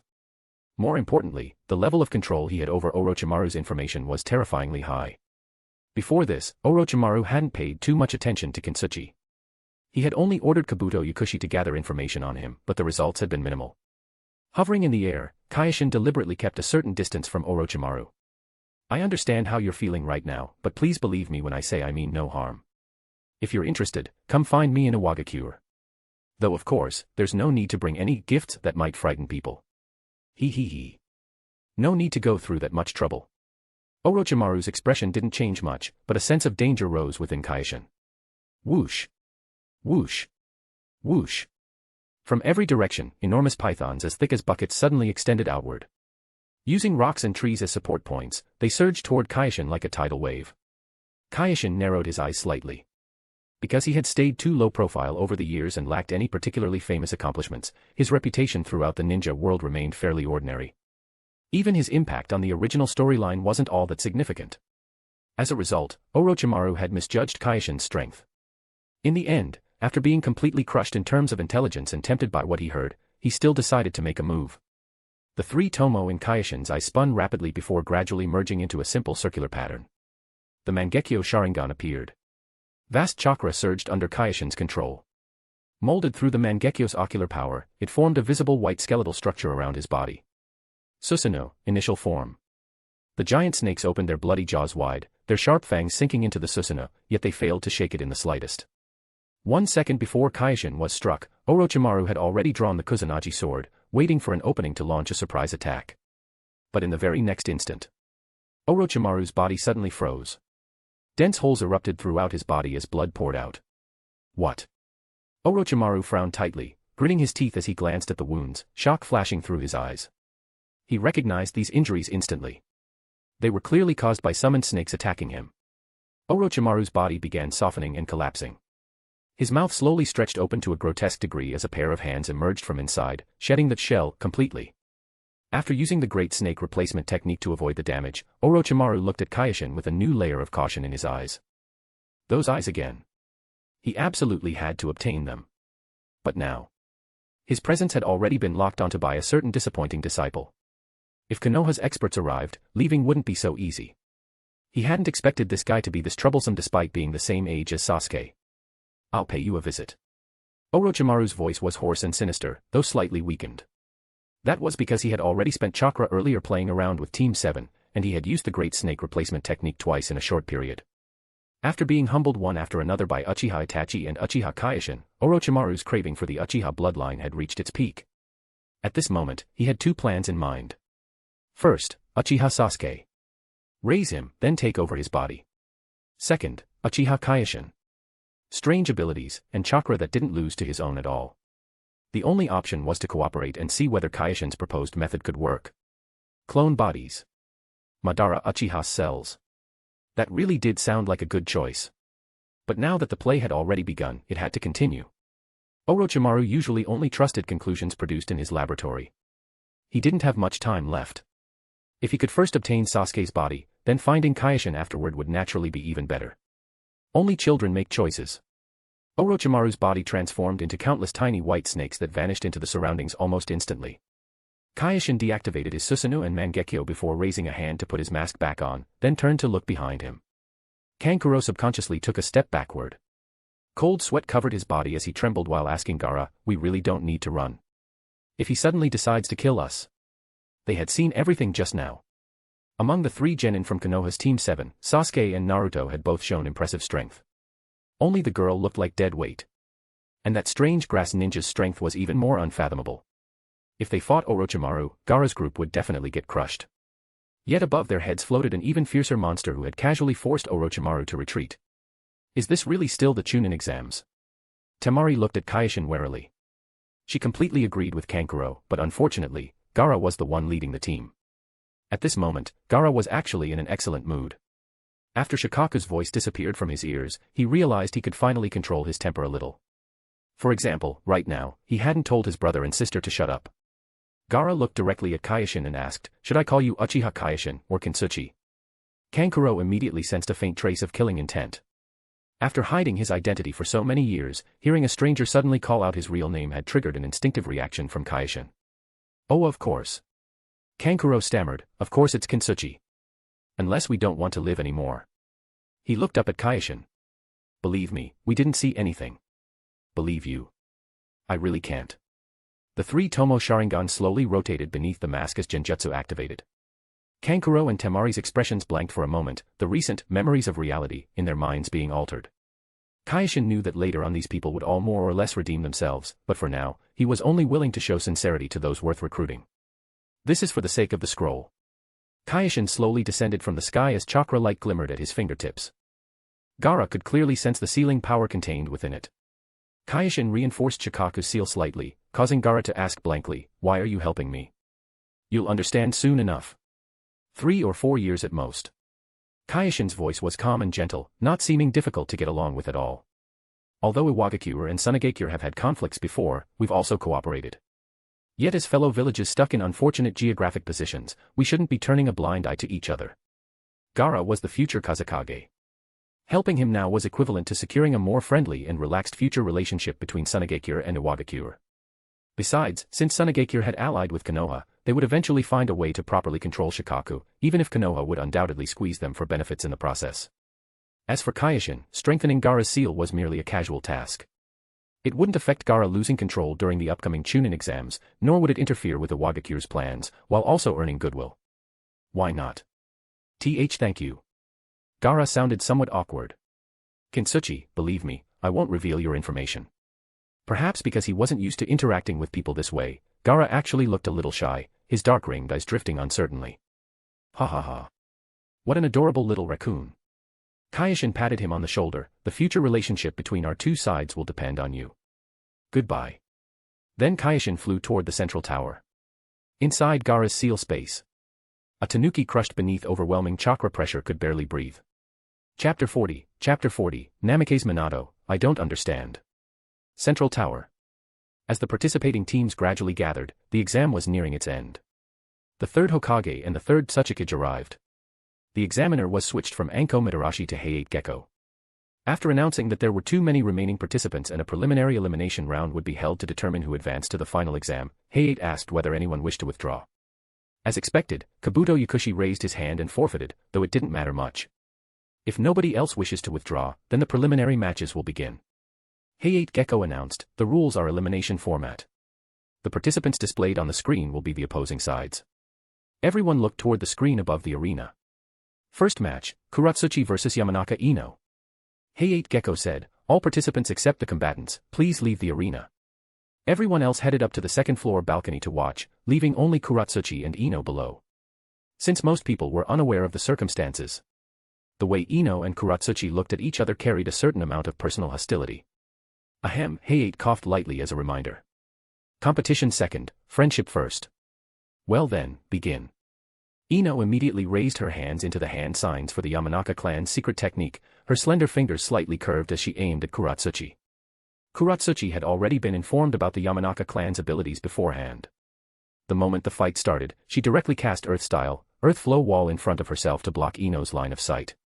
A provocative smile curled at the corner of Ino's lips as she spoke softly. Useless. The moment you appear. Why is there a crack beneath my feet? Ino instantly realized something was wrong and tried to move, but the sound of earth breaking apart came from behind her. She jumped forward and turned around, aiming her secret technique at the figure emerging there. But in the next second, Kuratsuchi's figure vanished. Body flicker technique. Isn't that a high-level technique usually only jonin considered learning? Kuratsuchi appeared behind Ino. She leaned her body forward, her long legs tightening with force. Power traveled through her flexible waist and back into her fist as she drove it straight toward Ino's face. Left with no choice, Ino crossed both arms to block. Bang. Ino instantly felt a wave of soreness shoot through her arms as her body staggered backward. The gap in strength between them was far too obvious. The moment Ino lowered her arms, a kunai was already pressed in front of her. Heiate Gecko immediately announced, match over. Winner, Kuratsuchi. At the edge of the arena, as usual, Hiruzen Sarutobi exchanged polite remarks with Inoki. As expected of your granddaughter. Her taijutsu is excellent, and at such a young age she's already mastered the body flicker technique. Inoki replied with a chuckle, Kuratsuchi simply has the advantage of age. Second match. Heiate glanced at the screen. Uzumaki Karen vs Rock Lee. Up on the second floor, Kyoshin reminded Karen, don't push yourself. Okay, Kintsuchi and I, in front of Kyoshin, Karen always maintained a well-behaved image. Uzumaki. Not far away, Naruto's eyes suddenly lit up as he looked toward the red-haired girl. As she passed by him, Naruto quickly spoke up. Your surname is Uzumaki too. Karen stopped walking and looked at Naruto before shaking her head. No. Naruto pointed curiously at the screen. But over there it says. I meant you're not. Karen swept her eyes over his full head of blonde hair before making her judgment. If your surname really is Uzumaki, then there are only two possibilities. First, your parents just randomly picked the surname. Second, one of your parents was an Uzumaki. Parents. Naruto instantly became excited and even stepped directly in front of Karen to block her path. But I've never met them. Do you know anything else? Karen frowned slightly. I still have a match to fight. Don't block the way. the situation immediately attracted a great deal of attention. After hearing Naruto's questions and Karin's analysis, the Konoha Jonin all felt their hearts skip a beat. Even Hiruzen Sarutobi had a bad feeling. Naruto hadn't fully matured yet. If his identity were exposed. Naruto. Kakashi said sternly, "Stop causing trouble." "I'm not causing trouble." Naruto's emotions visibly surged. "Why do you all always act like you're hiding something from me? Kyoshin was like that before. And now this too." Kyoshin. To Karin, that was a name capable of instantly activating her interest. So Karin began analyzing things for Naruto in detail. Judging from your appearance. First, if you possess a huge amount of chakra, then it's basically certain you have partial Uzumaki blood. Second, your Uzumaki bloodline is recessive, which is why you don't have red hair. So from that, we can conclude that one of your parents had red hair, while the other had blonde hair. And since you've never met them, that means they're no longer alive. Most likely they died during some mission, considering that's how most ninja end up. Karin activated her Kagura mind's eye and carefully observed Naruto before pinching her chin thoughtfully. Let me see. There's an evil mass of chakra inside you. That should be the so-called Nine Tails. Judging by the strength of the sealing technique used to contain it, it should have been around 12 years ago. So from this, it can be determined that you became a Jinchuriki 12 years ago. By the time she reached this point, the Konoha ninja who knew the truth all felt their hearts tighten. But Karin's analysis still wasn't over. Considering there are also 2 additional chakra signatures inside you that don't belong to your actual body, and one of them resembles Uzumaki chakra with a certain degree of similarity to yours, then from a genetic perspective and the unique chakra traits involved, it should originate from one of your Uzumaki relatives. The other chakra is extremely gentle, yet incredibly powerful. It has a wind nature and also comes from one of your relatives, meaning this relative had blonde hair. And since the conditions match a couple where one was an Uzumaki with red hair, while the other possessed wind nature chakra, blonde hair, and a gentle but powerful chakra signature. And they just so happened to die 12 years ago. Naruto's heart climbed into his throat. The expressions of Konoha's ninja became extremely grave. Even Hiruzen Sarutobi's aura changed. Karin sharply noticed the shift and immediately added, "Of course I'm not very familiar with Konoha's history, so you'll have to judge for yourself." At this point, what was there left to judge? Among all the Konoha ninja present, only Naruto still looked completely lost. Apparently he really shouldn't have spaced out during Irika's history lessons. Anoki glanced at Hiruzen's ugly expression. Looks like even I underestimated her analytical ability. This truly hadn't been part of the plan and could very likely provoke hostility from Konoha. But Anoki wasn't worried in the slightest. "If you, Hiruzen Sarutobi, dared to flip the table today, you'd die right here." It wasn't that Anoki had absolute confidence in overpowering Hiruzen. Rather, Anoki's gaze landed on Kyoshin. Kyoshin silently watched everything unfold without intervening. Whatever happened to Konoha no longer had anything to do with him. If this matter became public, Konoha would definitely have a huge headache. Because they would need to invest enormous manpower and resources into protecting Naruto. The one who should be worried was Hiruzen Sarutobi. As for why Naruto needed protection. Simple reason. Question: why is the younger generation across the 4 great ninja villages so lacking in talent? Namikaze Minato, I don't understand. Light skin tone person bowing deeply. You can support the story through Patreon, ambitious translator. It also has 40+ chapters of all the novels and fanfics. Thanks for reading. Chapter 41, Kyoshin vs Sasuke. A few small incidents really had happened. But only 2 people were affected by them. Hiruzen Sarutobi, who now had a headache. And Naruto Uzumaki, who was completely dumbfounded.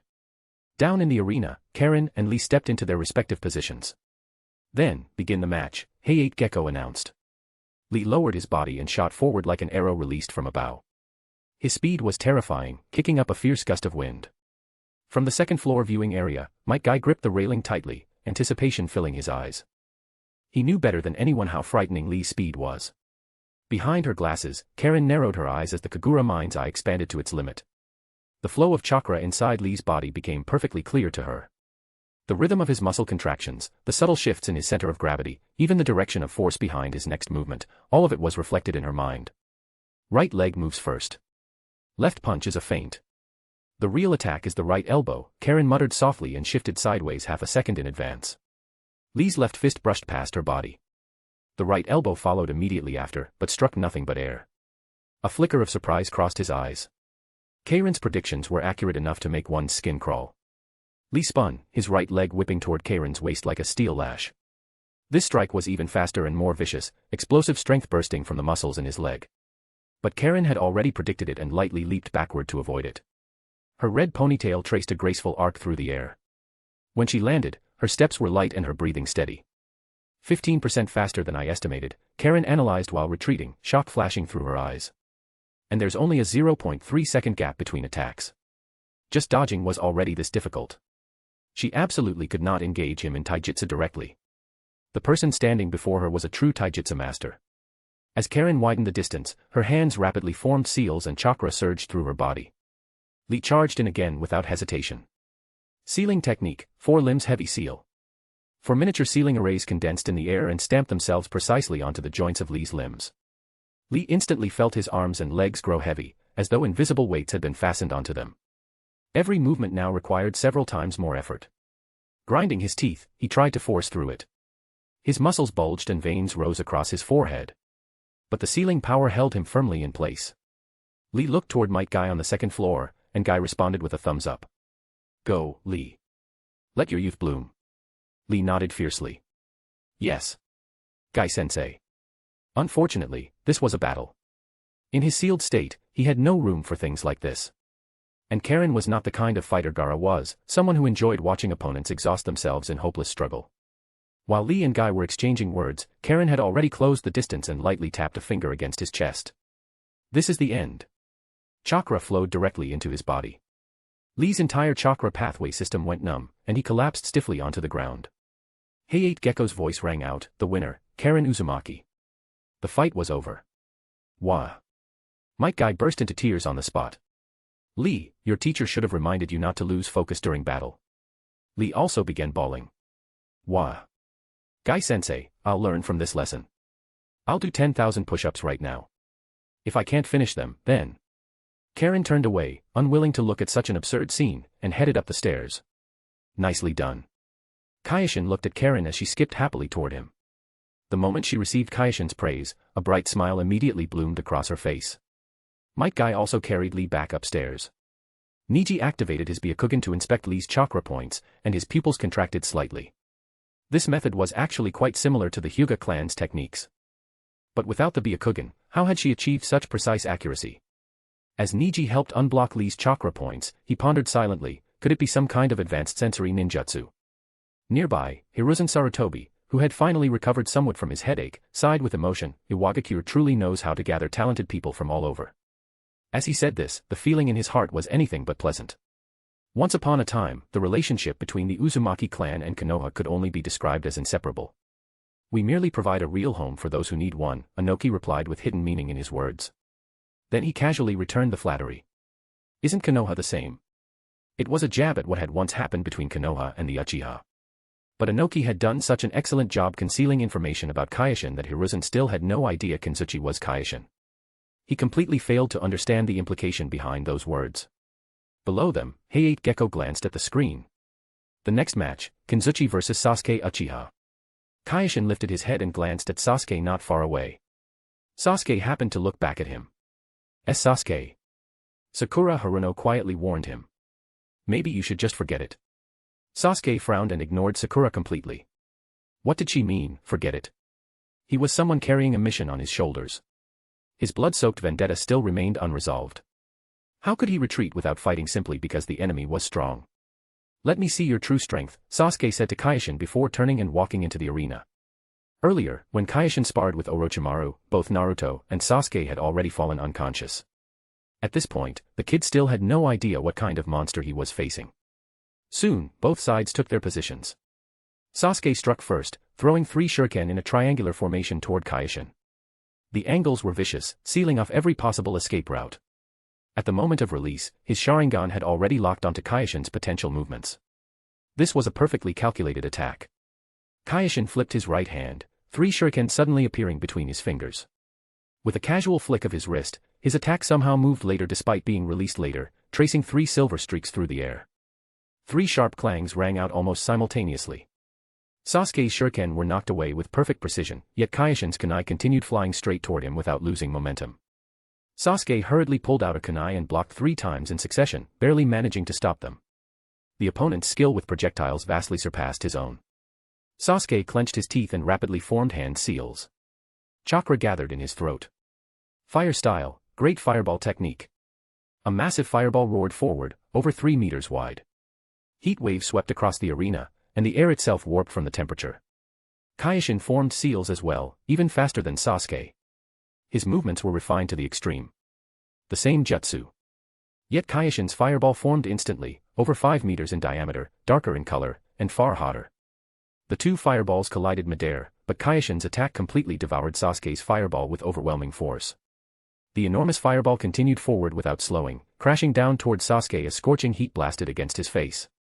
Sasuke rolled desperately to the side. The edge of his clothes brushed against the intense heat and instantly blackened and curled.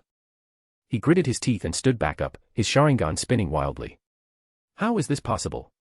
It's the same jutsu, so why is the gap this huge? Unwillingness surged through Sasuke's heart.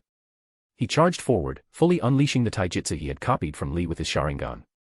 His fists and kicks became afterimages, his assault pouring down like a violent storm. Kyoshin didn't even move from where he stood. He casually raised one hand, blocked 2 strikes, then smoothly seized Sasuke's wrist, twisted it upward, and hooked his leg out beneath him. The entire exchange looked less like a fight and more like an adult casually playing with a child. Sasuke lost his balance and stumbled behind Kyoshin. Supporting himself on the ground, he turned his head and saw Kyoshin slowly turning around as well. The cold Umbu mask faced him directly, yet no attack followed. Why? Bitterness filled Sasuke's heart. He had already trained so hard. Yet against someone his own age, he was completely powerless. Meanwhile, Kyoshin was observing Sasuke and thinking to himself, his emotions are fluctuating this much, he's not going to evolve his Sharingan because of this, is he? Chapter 42, the real show is about to begin. That Umbu guy. On the second floor. Kankuro's face twitched slightly. Good thing we didn't get into a conflict with him earlier. Temari frowned as well. His chakra quantity and intensity are far beyond others his age. Even his taijutsu is unfathomable. I didn't think there'd be someone even stronger than Gaara. She stopped halfway through the sentence after suddenly realizing something was wrong, then secretly glanced toward Gaara. But what she found was that Gaara was looking with HM. What kind of expression was that? Something like admiration. Dear God. What am I seeing? Am I dreaming? Down in the arena. Sasuke finally recovered enough to stand, glaring at Kyoshin as he demanded, why didn't you attack? Because you're not worthy of making me attack first. Kyoshin's tone remained perfectly calm. To be fair, as a transmigrator, he definitely knew how to hit people where it hurt. In Sasuke's nightmares, he had heard that sentence countless times before. Of course, back then, it had come from Itachi Uchiha. You. The Sharingan in Sasuke's eyes spun wildly. Kyoshin watched the scene expectantly and even added more fuel to the fire. You're practically hopeless trash. If not for your teammates, you would have died in the land of waves. Ayahawk. Eyes bloodshot, Sasuke charged at Kyoshin. But the gap between them was simply too great. Attacks fueled by rage and nearly devoid of reason posed no threat to Kyoshin at all. Within seconds, Sasuke was kicked to the ground again. Hey! Kintsuchi bro, what are you doing? Naruto's blue eyes glared fiercely at Kyoshin. You already won, so why are you humiliating Sasuke? Just you wait. I'll definitely beat you in the MMPH. Kakashi-sensei, what are you doing? From behind, Kakashi covered Naruto's mouth with one hand while raising the other to the edge of his mask. Sure, he's helping Sasuke. As a user of the Sharingan himself, and as Obito's former teammate and close friend, Kakashi knew some of the Sharingan's secrets. Helping Sasuke. Naruto frowned tightly and looked down at the arena in confusion. Under Kyoshin's repeated provocation, the two Tomo in Sasuke's Sharingan spun faster and faster. But it still wasn't enough. No choice then. Kyoshin's eyes turned scarlet as he cast a genjutsu. Sasuke's body stiffened, and once again he saw that night of despair and terror. When Sasuke regained consciousness again, he was already on the second floor, surrounded by a group of Konoha ninja. The result of the battle was obvious. Whoa. It's real. Naruto excitedly pointed at Sasuke's eyes. Look. There's another Tomo. What? Sasuke immediately began sensing the changes within himself. The increase in the Sharingan's ocular power was unmistakably clear. He stood up and looked toward Kyoshin, who was quietly standing not far away. Ha ha ha Sasuke, you really should thank Kintsuchi bro. Naruto slapped him on the shoulder. Sure, you lost, but you still won. Just then, Sasuke noticed Kyoshin's mask facing directly toward him, as though observing him. Sasuke looked like he wanted to say something, but the words simply would not come out. His face flushed red as he held it in, until finally he lowered his head deeply like an ostrich.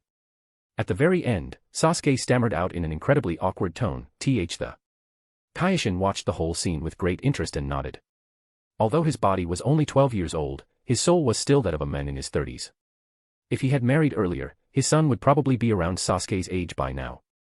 No wonder Itachi liked Sasuke so much. This kid was pretty fun. Too bad. Itachi has already turned into a weasel. Now things are different. My turn to play with him.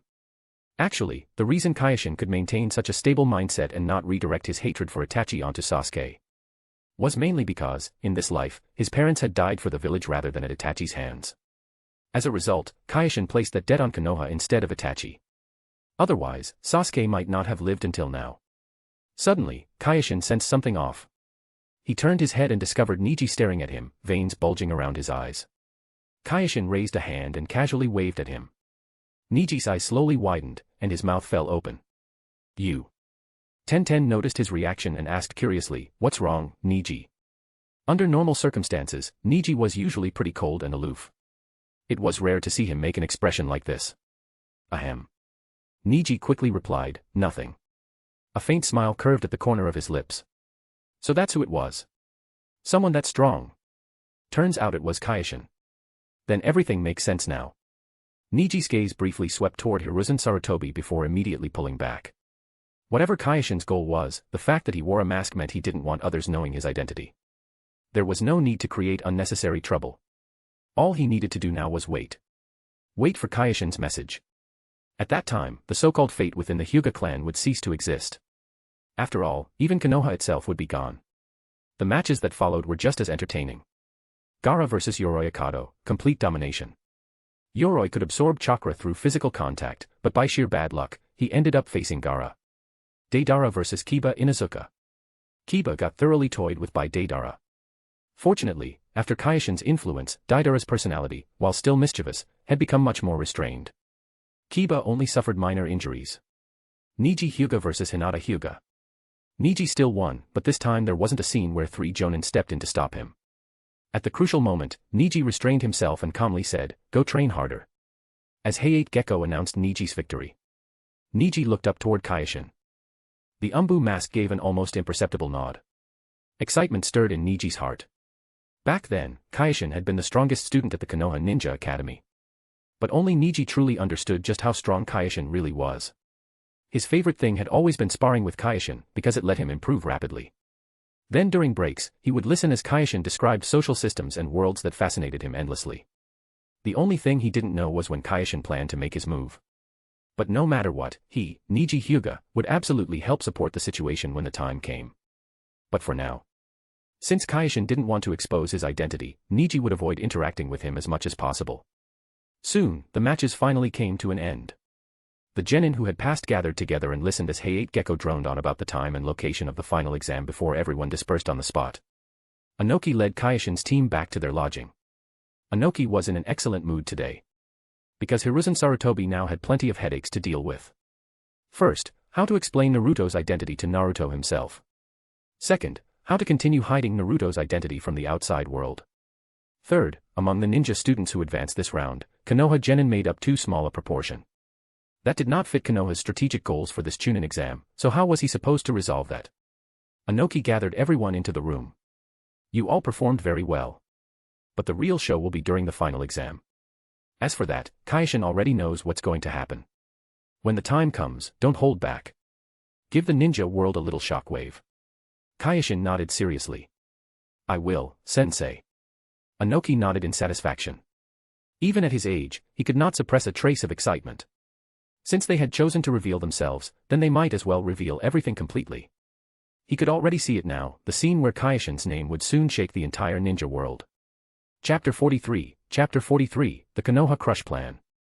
Hiruzen Sarutobi's death had been one of Kyoshin's regrets when reading the original story in his previous life.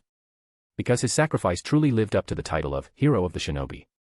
In the original story, Orochimaru, the first Hokage, and the second Hokage, 3 Kage-level fighters, along with several curse mark users from Otogakure and those fools from Sunagakure. So many people had joined forces just to hold a grand funeral for him. Orochimaru really was too filial. Did Hiruzen Sarutobi deserve that? His ending should have been growing old alone while watching the village slowly decline. In truth, using such vicious words to describe an old man who had genuinely devoted his entire life to Konoha was somewhat inappropriate. But the results of his rule truly deserved such a vicious curse. As a shinobi. As the Kage of a village. Because of the weakness in his heart, he repeatedly failed to make the correct choices when faced with important situations, while also allowing Danzo to slowly erode Konoha from within. He had been handed an excellent set of cards and played them terribly. This was absolutely not slander against Hiruzen Sarutobi. Kyoshin withdrew his thoughts, put on his ANBU mask, and walked out of the room. Anoki, Akatsuchi, Kitsuchi, 3 elite jonin, along with Kyoshin and his squad. Once everyone had assembled, they departed for the arena where the final round of the Chunin exams would be held. Under Asuma Sarutobi's reception, Anoki led Iwagakure's elite forces toward the Kage viewing platform, where Hiruzen Sarutobi was already waiting. A few minutes later, the Kazekage arrived as well. Meanwhile, Kyoshin led his squad to the waiting area and quietly waited for the plot to unfold. To Kyoshin's left, Deidara crossed his arms and impatiently scanned the surroundings. So boring, I thought we'd run into some real experts, but what a disappointment. To his right, Karen quietly whispered to Kuratsuchi, "Big brother Kintsuchi seems really serious today." "Don't overthink it," Kuratsuchi reminded her. "No matter what happens, we just follow orders." Karen nodded, her red eyes quietly observing the surroundings. One after another, the spectators entered the open-air arena. Perhaps they were waiting for more people to gather nearby. Or perhaps they were making preparations before putting the plan into motion. At the start of the exams, everything appeared calm and peaceful. Kankuro faced off against Niji Hyuga. Because puppet users naturally countered taijutsu specialists to some extent, Niji couldn't fully display his true abilities.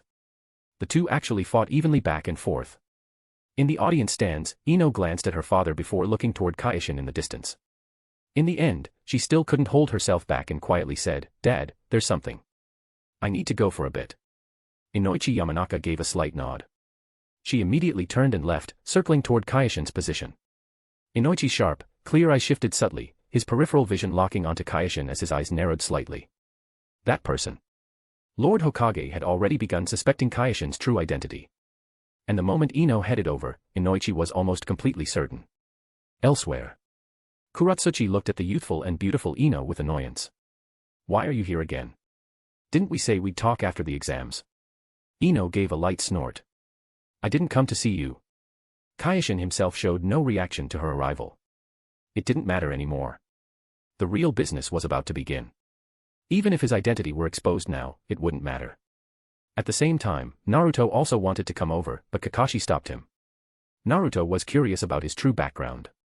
What Karen had said earlier had already made him feel something was wrong, and after returning, the more he thought about it, the harder it became to sleep. Naruto's condition was poor. His mood was low. Seeing him like this, Kakashi reassured him.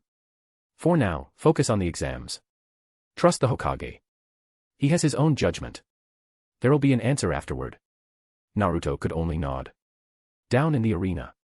Niji finally defeated Kankuro through sheer superiority in basic ability, far beyond the level of ordinary genin. The chief proctor had changed from Hay-8 Gecko to the mysterious toothpick-chewing Genma Shiranui. He announced, "Winner, Niji Hyuga. Next match, Gaara vs Kintsuchi. It's starting." Beneath the mask, Kyoshin's eyes sharpened as he stood up. At the same time, he quietly told Karen, "Stay alert." He stepped into the arena and stood opposite Gaara. Genma Shiranui spoke up, "If neither of you has anything to say, then begin the match." Gaara did not move. Neither did Kyoshin. The entire arena fell silent. Everyone could practically hear their own heartbeat. A faint smile curved across Gaara's lips. "Thank you. But, sorry." This bizarre scene drew everyone's attention. Black feathers began materializing in the air one after another, slowly drifting downward. Kyoshin activated his Sharingan to resist the genjutsu. Gaara, meanwhile, completely relaxed himself, his gaze fixed on the falling feathers. He closed his eyes and drifted into sleep. Violent-tailed beast chakra rapidly surfaced across his body. All around the audience stands, waves of ninja and civilians collapsed unconscious. The Konoha Crush plan had begun. At the same time, massive explosions echoed from all around Konoha.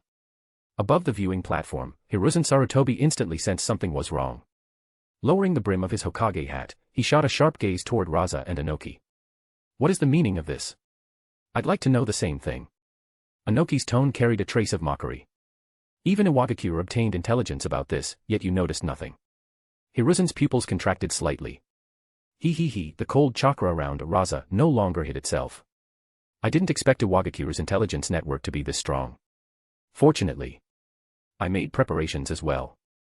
Otherwise the plan really would have been forced to stop. Hiruzen frowned deeply and rose to his feet, staring at Raza.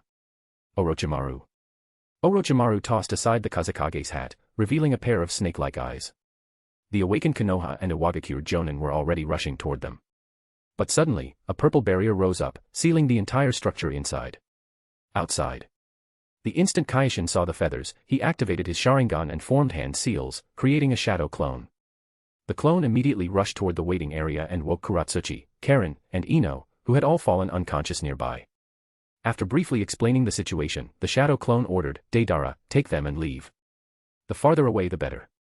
Don't get involved. Deidara looked around excitedly. All right. What about me? What's happening? Kyoshin. Ino looked at him blankly, completely confused. Kyoshin casually replied, you're a Konoha ninja. Right now, you should be waking up the Konoha shinobi affected by the genjutsu. Ah. Ino's breathing quickened. It was her first time facing a situation like this, but she still forced herself to stay calm. Okay. On Kyoshin's main body side, the elite Jonin Yakuji appeared beside him and said, Kintsuchi-sama, Kumiko and Nabutoshi are already in position. Shall we begin the plan as well? Kyoshin nodded and cast the lightweight rock technique on himself, floating up into the air. At the same time, he said to Yakuji, Yakuji-san, please protect Deidara and the others. Yakuji did not hesitate. With a few rapid movements, he appeared beside the retreating Iwagakure squad. Kyoshin himself flew high into the sky, analyzing everything below. As long as the situation remained under control and the plan advanced steadily, then he could finally settle accounts with Danzo. Chapter 44, Raza, the Shinigami Mask, and Minato. Down in the battle arena below, Gaara was in the middle of transforming into his tailed beast form, but since he hadn't faced Sasuke like in the original story, he didn't run off and instead remained where he was. Konoha's sealing squad was already on the way. In the audience stands, the ninja from Tsunagakure and Otogakure suddenly launched their attack. But just as Inoki had predicted. Although Konoha was no longer what it used to be, it was still the #1 ninja village. The quality of its jonin was extremely high. Most of them were barely affected by the genjutsu and immediately joined the battle. As more and more Konoha ninja entered the fight, the sand and sound ninja gradually began losing ground. Under Yakuji's protection, Deidara, Kuratsuchi, and Karen had already reached a relatively safe area. Both sides fighting nearby ignored them completely for the moment, making them temporarily safe. Outside Konoha, several enormous snakes smashed through the walls, throwing the village into chaos. Even more sand and sound ninja were rapidly rushing toward the area. And finally, the real show began. The third Hokage, Hiruzen Sarutobi, had already been forced onto the rooftop. Inoki floated nearby, quietly waiting for Hiruzen to ask for help. After exchanging 2 rounds with Hiruzen and realizing the old man's strength hadn't diminished much with age, Orochimaru immediately retreated and formed hand seals. Bang. Bang. Bang. A coffin rose up from the rooftop floor. The moment Hiruzen saw it, he angrily demanded, Orochimaru. Have you fallen this far? This is the second Hokage's technique. Orochimaru gave a sinister grin. As a Konoha ninja, using his jutsu is perfectly normal, isn't it? Thud. The coffin lid fell. The first Hokage, Hashirama Senju, stepped out from inside. Orochimaru raised a hand to reinforce the control seal and said to Hiruzen, don't panic. You two can have a nice chat later. His left hand maintained the seal controlling Hashirama while his right hand immediately began forming one-handed seals again. Then, more coffins rose up one after another. 3 in total, marked with the numbers 2, 4, and 4. Hiruzen's expression changed drastically as he immediately tried to stop him. But Hashirama appeared in front of Hiruzen. Thud. Thud. Thud. As the coffin lids dropped, 3 figures stepped out from within. The second Hokage, Tobirama Senju. The fourth Tsuchikage, Raza. And the fourth Hokage, Minato Namikaze. High in the sky, Kyoshin frowned the moment he saw that figure. Countless memories suddenly connected together in his mind. Back then, under Chinatsu's guidance, Kyoshin had gone to the land of whirlpools in search of the Uzumaki clan's secret scrolls, and he had succeeded. The second mission had been collecting the mask stored in the shrine. At the time, Kyoshin had noticed that one of the masks was already missing. He had vaguely sensed something wrong then, but his thoughts were interrupted by teammates calling for him to leave. Afterward, those masks had been stored within Iwagakure's secret vault, where sealing ninja regularly strengthened the seals placed upon them. But the missing mask just happened to be the Shinigami mask, and somehow, it had ended up in Orochimaru's hands, allowing him to release Minato Namikaze, who had been trapped within the Shinigami's stomach. The situation was too urgent for Kyoshin to think through all these mysteries. He only knew one thing. Inoki might be in danger. This was an unexpected development. If events had followed the original story, then with Inoki and Hiruzen fighting together against Orochimaru, Hashirama, and Tobirama, the outcome would still have been relatively manageable. Because Edo Tensei hadn't yet been improved by Kabuto, Orochimaru's control over the technique was still limited, preventing Hashirama and Tobirama from displaying their true strength. But now, Orochimaru possessed the Shinigami mask, meaning Hiruzen's dead demon-consuming seal no longer posed any threat. On top of that, Orochimaru was extremely cautious. First, he summoned Hashirama alone to pin down Hiruzen. Then he summoned Tobirama, Minato, and Raza afterward. As a result, the balance of power inside the barrier had completely collapsed, and Hiruzen had lost his ultimate trump card. Raza wasn't too concerning, Minato Namikaze was the truly dangerous one. His Flying Thunder God technique was even more terrifying than Tobirama's. And Minato had died very young. By the time of his death, this building already existed. There was no guarantee he hadn't already left Flying Thunder God markings somewhere on the structure. He was the greatest threat of all. This is bad. Kyoshin's frown deepened further and further.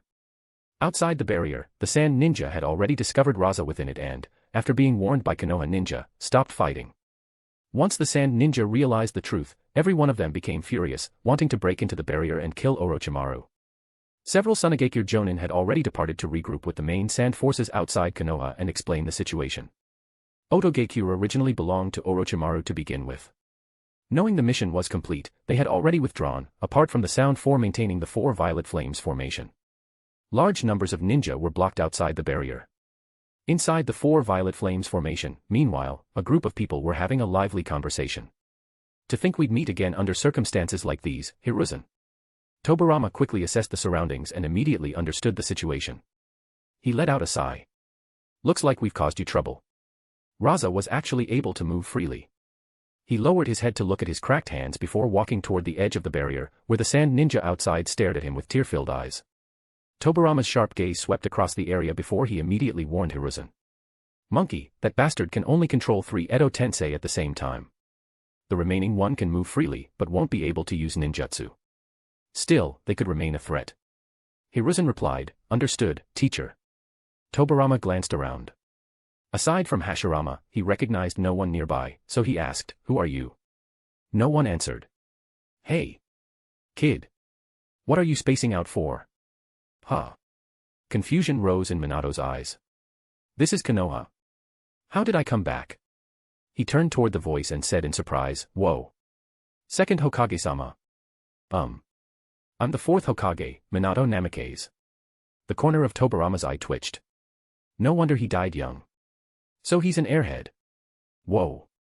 Minato exclaimed again. Even the 1st Hokage-sama is here? Hashirama's body shook. HM. Who called for me? Smack. Tobirama reluctantly raised a hand to his forehead. These two idiots. He really couldn't take it anymore. Still. The situation was urgent. Tobirama stayed calm and looked up at Inoki. You're that brat who used to follow Mu around. Wearing a Kage hat now, so you became Tsuchikage. Are you an enemy too?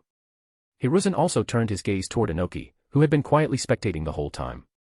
I don't know what's going on either. Inoki's brows were tightly furrowed as well. But I'm not with that guy. Tobirama immediately ordered Hiruzen, when Inoki over. At last, Orochimaru finished preparing the curse seals and let out a cold laugh. That's enough chatting, everyone. One after another, he inserted the curse seals into the heads of Hashirama, Tobirama, Minato, and Raza. Not good. Tobirama frowned. Now he can control all 4 of us. Although Edo Tensei has reached its limit, preventing him from sealing away our consciousnesses. Chapter 45, The Sealing Scrolls. Orochimaru. A voice came from outside the barrier. Everyone's gaze instantly focused on the figure standing in the sky. Kyoshin floated there silently, his expression hidden beneath the Umbu mask. Orochimaru narrowed his eyes, a trace of surprise flashing through his snake-like pupils. Oh. Kyoshin had underestimated the butterfly effect. Who could have predicted that Orochimaru would pull out Edo Tensei versions of 2 additional Kage during the Chunin exams, Minato Namikaze and Raza. Originally, Orochimaru controlling Hashirama and Tobirama against Hiruzen alone. If Inoki joined the battle, Orochimaru would lose very quickly. But now an unexpected variable had appeared. The Fourth Hokage and Raza had entered the field, especially Minato. His mastery of Flying Thunder God far surpassed even Tobirama's. That placed Inoki in danger. He needed to find a way to deal with this possible crisis. Kyoshin raised a hand to his Umbu mask and removed it. A familiar face was revealed to the open air. Short black hair. Refined features. In the minds of the Konoha ninja, the image of that talented and gentle young boy from years ago instantly resurfaced. The weight pressing on Inoichi Yamanaka's heart finally settled. So it really was him. Naruto, who had been gloomy this whole time, suddenly looked up, his eyes lighting up instantly. He burst into delighted laughter. It's Kyoshin. I knew it. Among people our age, only you could be this amazing. Beside him, Sasuke revealed an expression that said, so it really was true. Every mystery had finally been solved. Kyoshin was also an Uchiha. He knew the secrets of the Sharingan. That was why he had deliberately provoked him like that during the exam.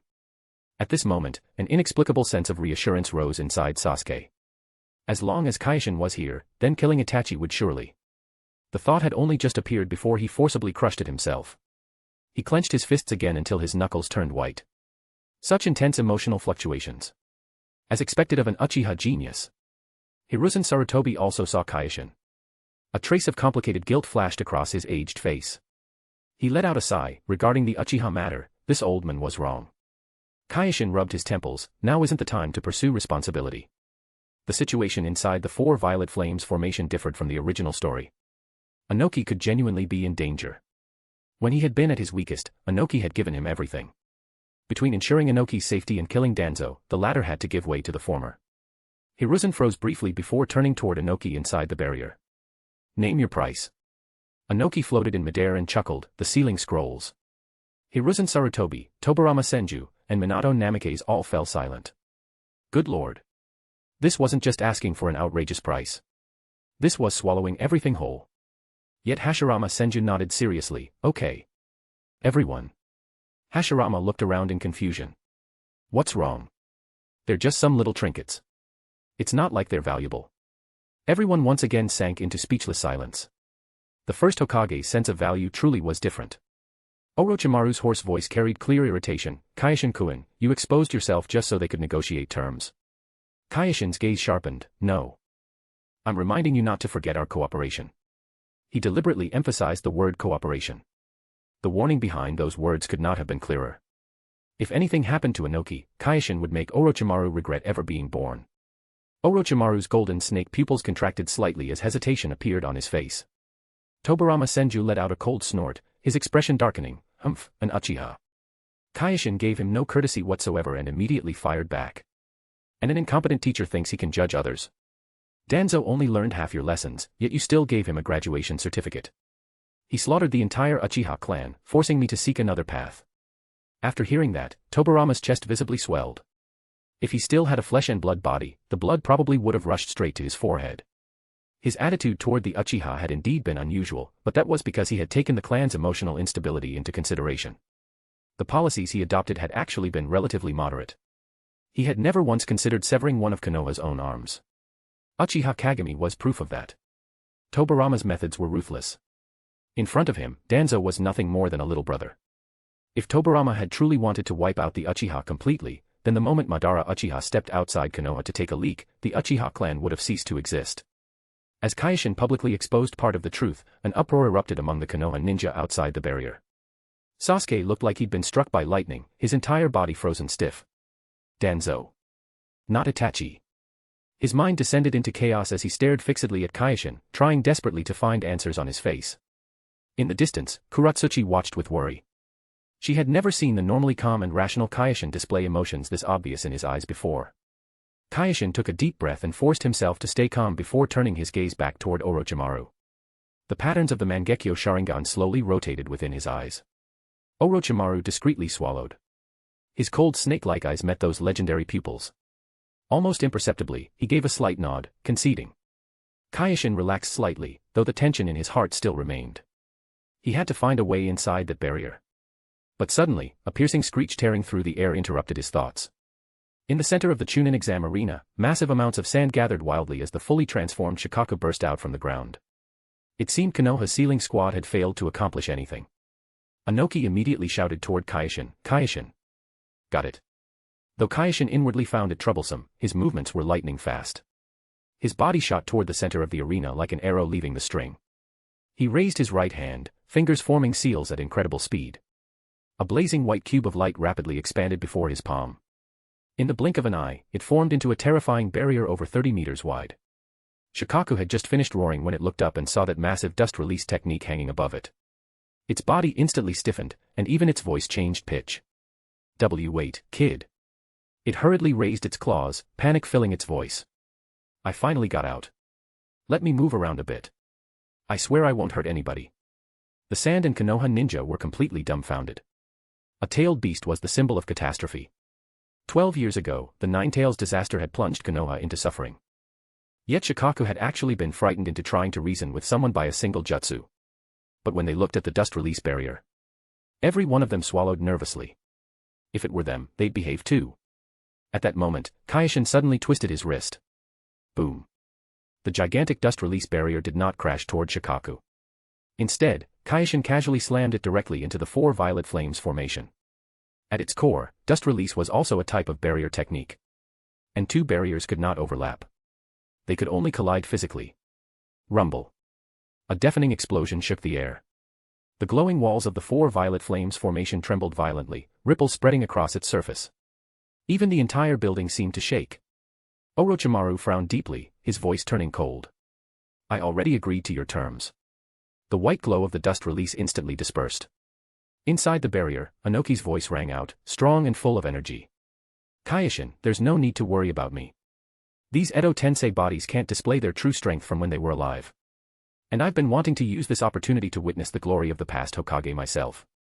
Floating in the air, the tiny old man radiated astonishing presence, excitement flashing through his eyes. "This is thrilling. I, Inoki, have spent decades in the ninja world. I've got prestige, sure, but nowhere near Madara or Hashirama. Now I've got the chance to face them head-on while they can't use their full power. Wouldn't that mean that once this battle ends, this old man's fame will finally take a huge step closer to theirs?" Hiruzen Sarutobi finally made up his mind. "If that's the case, then I agree." The Hokage and the Tsuchikage stood side by side. Ahead of them, Orochimaru controlled Hashirama, Tobirama, Minato, and Raza. Light skin tone person bowing deeply. You can support the story through Patreon, ambitious translator. It also has 40+ chapters of all the novels and fanfics. Thanks for reading. Chapter 46, the tailed beast turned into a furry. Orochimaru controlled the four Kage and launched the first attack.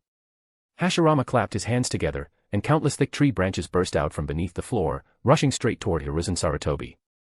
Hiruzen tightly gripped the adamantine staff, his figure flashing and weaving as he smashed apart several branches and blocked the first wave of attacks.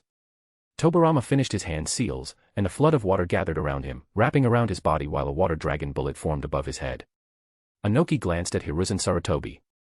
At this moment, he was tied down by Minato and unable to get away, so Inoki formed hand seals and used Earth-style, Earth Flow Wall to block the attack. Flying Thunder God really is troublesome. Cold sweat seeped from Hiruzen Sarutobi's forehead, and several tears had already appeared on his Hokage robe. If not for his vast experience and his deep familiarity with Minato, plus the fact that Minato would warn him before attacking, he probably would have already lost by now. Raza's golden sand gathered in the air, waiting for an opportunity. Hiruzen Sarutobi was struggling to hold on. In just a short while, exhaustion was already showing. If not for Inoki assisting him, he probably would have died already. Orochimaru stood at the back, his snake-like eyes full of mockery. "Teacher, how does it feel? These four are all top experts from past generations." Hiruzen Sarutobi had no chance to respond. Outside the barrier, Kyoshin floated in midair, his Mangekyo Sharingan fixed on the battle inside. At the moment his attention slipped, a hidden chakra fluctuation came from below. Kyoshin's pupils shrank, and his Sharingan instantly turned toward the exam grounds below. At some point, Shikaku's massive body had quietly gathered a huge amount of chakra. Those enormous eyes were locked onto him, with a sly look flashing within them. Sealing technique, Sand Curse Bind. Shikaku's sharp voice rang out as countless grains of sand turned into chains covered in symbols. They shot into the sky from the ground and instantly wrapped around Kyoshin. An ominous glow flickered from the chains. It was a sealing technique made specifically to target chakra. Shikaku had actually prepared this move in secret while Kyoshin was focused on observing the barrier. Just before the chains completely restrained him, the pattern in Kyoshin's left Mangekyo rapidly spun. Origami. What? Shikaku cried out in shock. Black symbolic chains wrapped tightly around its huge body layer after layer, and sealing power surged wildly into it.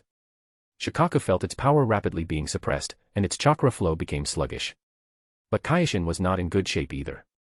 Before Origami reflected the attack, he did not have time to use Susanoo for defense. Several symbolic chains wrapped around his limbs, and the sealing power invaded his chakra pathways. Kyoshin could no longer maintain the lightweight rock technique and fell downward. Karen, who had been watching nearby, became anxious and hurried over. But someone was faster than her. Whoosh! Karen only felt a gust of wind pass by her. It practically stepped on her shoulder as it leaped high into the air and caught Kyoshin in its arms. Karen, ? Kuratsuchi landed steadily, lowered her head to look at Kyoshin in her arms, and asked, "Are you okay? What are you doing?" Karen ran over unhappily and immediately snatched Kyoshin away. "Do you even know sealing techniques?" Kuratsuchi gave an evil smile. "Doesn't matter whether I do or not, I still seize the chance." Karen began checking Kyoshin's condition. At the same time, Kyoshin himself was gathering chakra inside his body and forcefully breaking through Shikaku's seal. With Kyoshin saving himself and Karen helping him, the symbolic chains wrapped around him shattered piece by piece and turned into specks of chakra light that faded away. At the same time, Shikaku was also struggling wildly. After all, it was a tailed beast. Its chakra reserves were terrifyingly huge. "Break for me," Shikaku roared furiously, forcefully shattering the sealing chains on its body. Then it raised its head to look at Kyoshin, its eyes filled with shock. It had originally planned to take the chance to seal Kyoshin and then escape. But what kind of ability was that just now? It actually reflected the attack back exactly as it was. Wait. Why was that brat's seal undone too? After Kyoshin stood up, the Mangekyo Sharingan appeared in his eyes again, releasing a heart-shaking pressure that locked onto Shikaku almost instantly. Shikaku subconsciously took a step back, and even its voice trembled slightly. Wait. That was a misunderstanding. This great me was only. Screw your mother. A vicious look appeared on Kyoshin's face as a pure white Susanoo appeared around his body. Its size rapidly expanded, protecting himself, Kuratsuchi, and Karen inside at the same time. A fight wasn't a stage play. There was no need for that much talking. I apologize. Shikaku hurriedly said, raising its huge claws in surrender. This great me promises I won't cause trouble anymore. I'll go right back into Gaara. Kyoshin said nothing. He simply continued advancing the form of his Susanoo. Within a few breaths, it had already grown over 10 meters tall and developed limbs. Shikaku felt its scalp go numb watching this. Begging for mercy failed, so it panicked and lashed out. It opened its mouth as tailed beast chakra gathered wildly, and a pitch-black tailed beast bomb quickly formed. Not good. It's a tailed beast bomb. My god. Where are the Jonin? The sealing squad. Where's the sealing squad? The scene immediately fell into chaos. One ninjutsu after another was unleashed by Sand and Leaf Shinobi, all flying toward Shikaku. A massive amount of sand appeared around Shikaku's body and blocked all the ninjutsu. Boom. The tailed beast bomb in Shikaku's mouth shot toward Kyoshin. Everyone looked at this scene in despair. That white chakra giant looked intimidating, but none of them had ever seen it before. Could that thing block a tailed beast bomb? And even if it did block it, the surrounding area would definitely be devastated. How many people at the scene would survive? But Kyoshin remained calm. Susanoo swung its arm, and the transparent white giant hand became covered in boil release made from water and fire chakra, forming a glove built from steam. It slapped the tailed beast bomb from left to right. Bang. The tailed beast bomb was squeezed and pushed aside by the boil release, flying into the distance. Boom. Shikaku's tailed beast bomb exploded, and the violent shockwave swept across all of Konoha, blowing people around so hard they staggered left and right.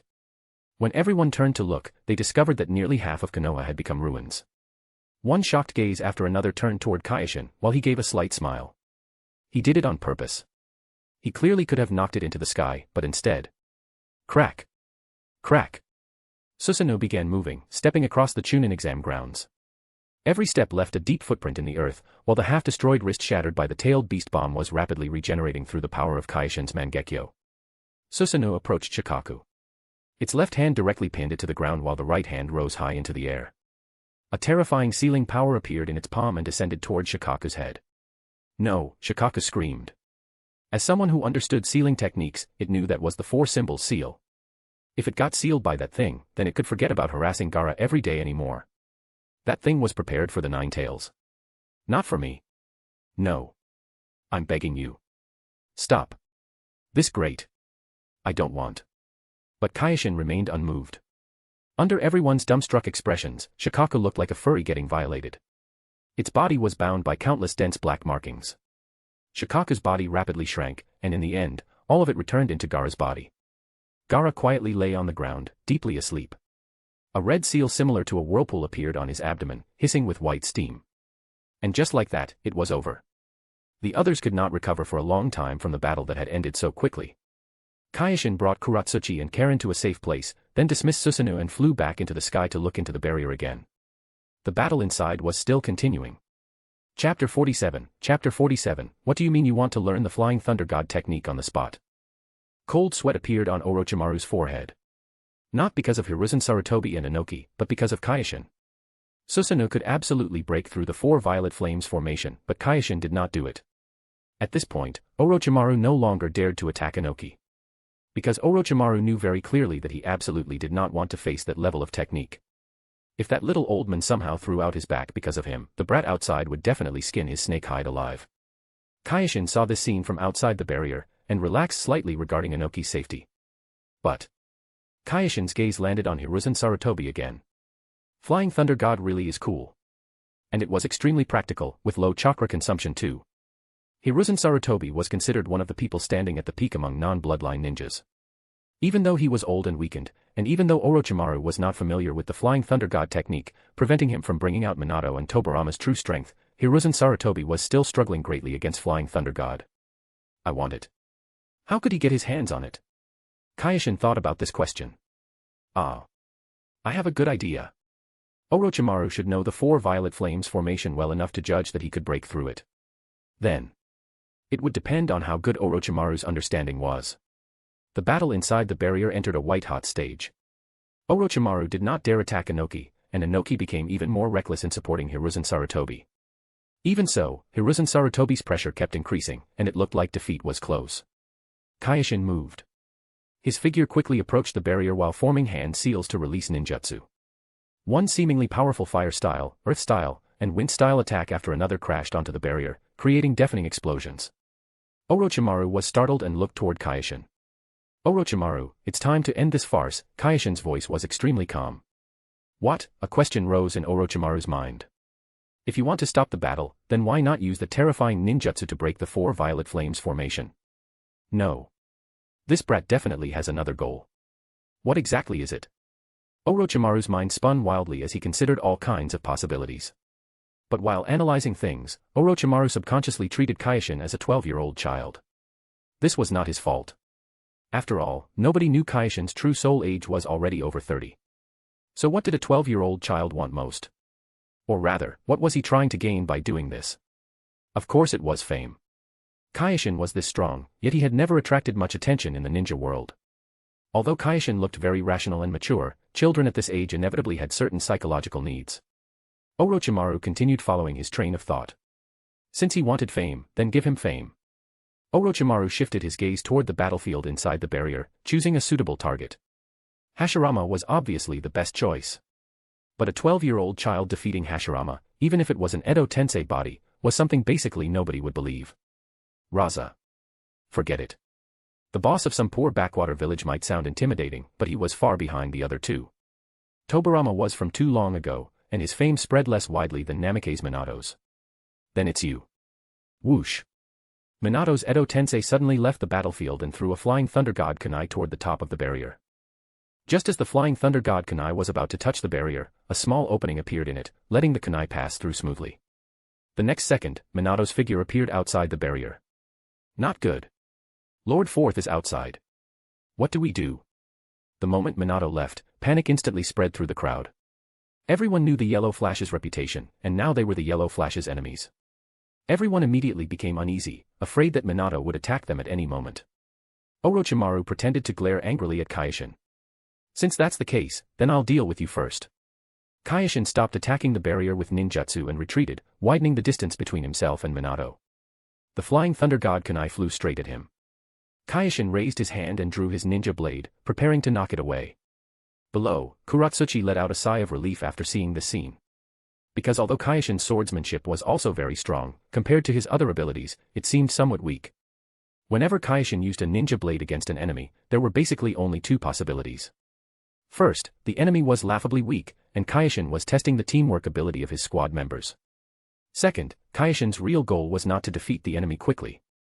He was about to start holding back. Minato activated Flying Thunder God and appeared beside the kunai. His figure lightly flipped through the air as the Rasengan in his hand curved around Kyoshin's ninja blade. "Little friend, careful," Minato reminded Kyoshin. Left side. Kyoshin mobilized the chakra inside his body. Waves of it surged into the black ninja blade, coating the blade with sharp wind-release chakra nature transformation. He swung his wrist and slashed toward the right side, preparing to cut Minato's Rasengan in half. But the result? Minato's Rasengan curved around and headed for Kyoshin's left shoulder. Kyoshin was startled and quickly activated Susanoo. Bang! Susanoo's skeletal frame was hit by Minato's Rasengan. Kyoshin's body flew backward several meters before barely stopping. Huh? Minato blankly asked, "I already said left side, so why did you?" Kyoshin's mouth twitched. "Your left side is my right side, isn't it?" Wow.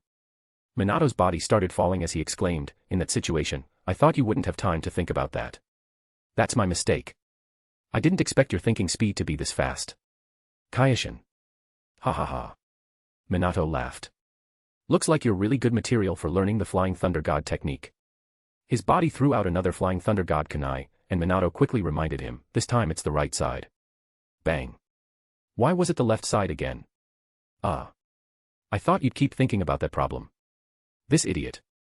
Kyoshin's face stiffened, too lazy to even complain anymore. His gaze landed on the cracked Susanoo skeleton as he activated his eye power to repair it. Ah. While everyone was distracted by the ridiculous scene of Kyoshin and Minato fighting, a heavy groan of pain came from inside the barrier. Hiruzen Sarutobi clutched his arm. His body was covered in injuries, and blood flowed from the corner of his mouth, dripping onto the ground through his beard. "Lord Hokage. How did it become like this? What should we do?" The surroundings became noisy. Kyoshin knew the chance had come, so while dealing with Minato, he also chatted with him. "I need to find a way to get inside." Minato was also thinking. While continuously bombarding Kyoshin with Rasengan attacks, he said, "You can try using that white god statue technique. I think there's a 60% chance you can break the barrier." His guess was very accurate. But Kyoshin could not actually help Hiruzen Sarutobi. He lightly shook his head. "I'm already running low on chakra." After speaking, he glanced at the system panel. Remaining chakra, 91.7%. I got it. Kyoshin's eyes lit up. "I can use sealing techniques to seal your chakra, then use your chakra to connect with the Flying Thunder God mark you left inside the barrier and use the Flying Thunder God technique to enter." "Hurry. Teach me the Flying Thunder God technique. I'll learn it right here." These outrageous, insane words spread throughout the entire scene. Almost everyone instantly looked at Kyoshin with terrified expressions. Even Orochimaru's body shook violently as he suddenly turned to stare at Kyoshin. For a moment, he even forgot to continue chasing down the injured Hiruzen Sarutobi. But this really might not be Orochimaru's fault. After all. Listen to this. Is that even something a human should say? That was the Flying Thunder God technique. Ever since the Flying Thunder God technique was developed, aside from its creator. In the #1 ninja village in the world, known as the Cradle of Geniuses. After so many years, only one person had learned it. So now, explain something to me. What exactly do you mean by learning it on the spot? Chapter 48, The Death of Hiruzen Sarutobi. Hurry. Kyoshin's reminder snapped Minato back to his senses. He knew the plan Kyoshin was talking about. No, it could not even be called a plan. It should be called a fantasy. The success rate of this fantasy was infinitely close to zero. But the situation was extremely urgent, and Minato had no time to think too much. He said to Kyoshin, at #UN% and O.O+/-. Everyone looked toward Minato. What is he saying? Is that even human language? I see, I memorized it. Kyoshin's voice came out. No. Big brother. What exactly did you memorize? Careful. Minato warned Kyoshin. This time, Kyoshin did not dodge. He activated Susanoo and opened origami. Reflect. Bang. Half of Edo Tensei Minato's upper body was directly blown apart. Taking advantage of the brief moment while the Edo Tensei body regenerated, Kyoshin moved close to Minato and brought down his ninja blade. The ninja blade enhanced by wind-release chakra nature transformation was unbelievably sharp, slicing off the right arm of Minato's Edo Tensei body. Kyoshin grabbed the Edo Tensei right arm with one hand while his left hand formed seals. Complicated, dazzling sealing hand signs moved so fast they left afterimages. Powerful sealing force surged through Kyoshin's hands into Minato's right arm. Just like that, Kyoshin successfully obtained Minato's chakra. He did not pause at all and directly descended, landing beside Karen. Karen. Okay. The two had always shared hardships together. Some things did not need words at all. Their teamwork was extremely smooth, to the point they could probably transition directly into being mech pilots in Pacific Rim next door. The two clasped their fingers together as chakra flowed into each other through their palms. I am within you, and you are within me. Karen activated her sensing ability. The mind's eye of the Kagura almost instantly locked onto the flying thunder god mark Minato had left inside the four violet flames formation. Kyoshin, now containing Karen's chakra inside his body, could also vaguely sense it. Afterward, the hand Kyoshin used to hold Minato's right arm once again gathered an almost insane amount of chakra. Under the movement and influence of Kyoshin's own chakra, the chakra inside Minato's right arm slowly began circulating. Kyoshin closed his eyes, sweat appearing on his forehead. Year after year of training. Millions upon millions of repetitions sensing chakra and controlling chakra. Every drop of sweat, every night where the exhaustion from dispelling shadow clones pushed his body to its limit and left him unconscious in bed. Combined with the system's linear potential. It brought Kyoshin's chakra control and precision to an unprecedented level in the ninja world. Every tiny bit of chakra moved in perfect order, affecting the chakra inside Minato's right arm and causing it to form the chakra circulation pattern of the Flying Thunder God technique. Then, through the sensing ability provided by Karen's mind's eye of the Kagura, he locked onto the Flying Thunder God mark Minato left inside the four violet flames formation. Let's try it. The next second. Kyoshin, Karen, and Minato's right arm disappeared from where they stood. Tap. A faint landing sound rang out. One pair of eyes after another revealed horrified emotions as they looked inside the barrier. He got in. Is he a monster? The Flying Thunder God technique had always been synonymous with difficulty. Even Fourth Hokage Namikaze Minato's disciples needed 4 people working together just to use its lower-level substitute derivative technique, Flying Thunder God formation. But this guy not only reduced the number from 4 people to 2 in an instant. He used the actual Flying Thunder God technique. Wouldn't that mean? As long as this guy went home, looked over the scroll a couple times, and casually learned some sensing-type support ninjutsu, he would be able to use the Flying Thunder God technique alone. Why was a genius like this forced to leave Konoha? Quick! Save Lord Hokage. Kyoshin's vision blurred as he appeared inside the 4 violet flames formation. But he did not feel much happiness inside. He had only intended to test it, but somehow succeeded on the first try. Since he already knew how the Flying Thunder God technique was trained, even if he failed, he was destined to learn it after returning home. Now things were troublesome. He had entered the 4 violet flames formation. Didn't that mean he had to help Hiruzen Sarutobi? No. Not helping. What was face worth anyway? Could that thing be eaten as food? Kyoshin looked toward the dying Hiruzen Sarutobi. The next second, figures flashed. Tobirama appeared behind Orochimaru. Hashirama and Raza's Edo Tensei bodies disappeared. Outside the barrier, after Minato's Edo Tensei body recovered, all 4 appeared one after another at the 4 corners of the 4 violet flames formation. In almost the blink of an eye, Minato and Tobirama used the Flying Thunder God technique to gather Orochimaru, Kabuto Yakushi, and the Sound 4 together. Then, they disappeared. In the final instant before disappearing, Kyoshin only caught Orochimaru's complicated gaze. Maybe at that moment, Orochimaru was amazed by Kyoshin's talent. Or maybe Orochimaru was slightly surprised because he had misjudged Kyoshin's purpose for attacking the barrier earlier. Either way, the 4 violet flames formation was collapsing. The moment Orochimaru saw Kyoshin enter the barrier, he did not hesitate at all or waste even a second. He directly chose the safest way to retreat. A dense crowd of ninjas rushed onto the rooftop. The scene immediately fell into chaos. The medical team. Medical team. Don't block the way, I'm a medical ninja. Kyoshin sensed grateful and worshipful gazes being directed at him while Asuma's voice sounded beside his ear. Thank you, Uchiha Kyoshin. Asuma had a cigarette in his mouth, and his eyes carried the feeling of surviving a disaster. Kyoshin's expression did not change. He did not seem very happy.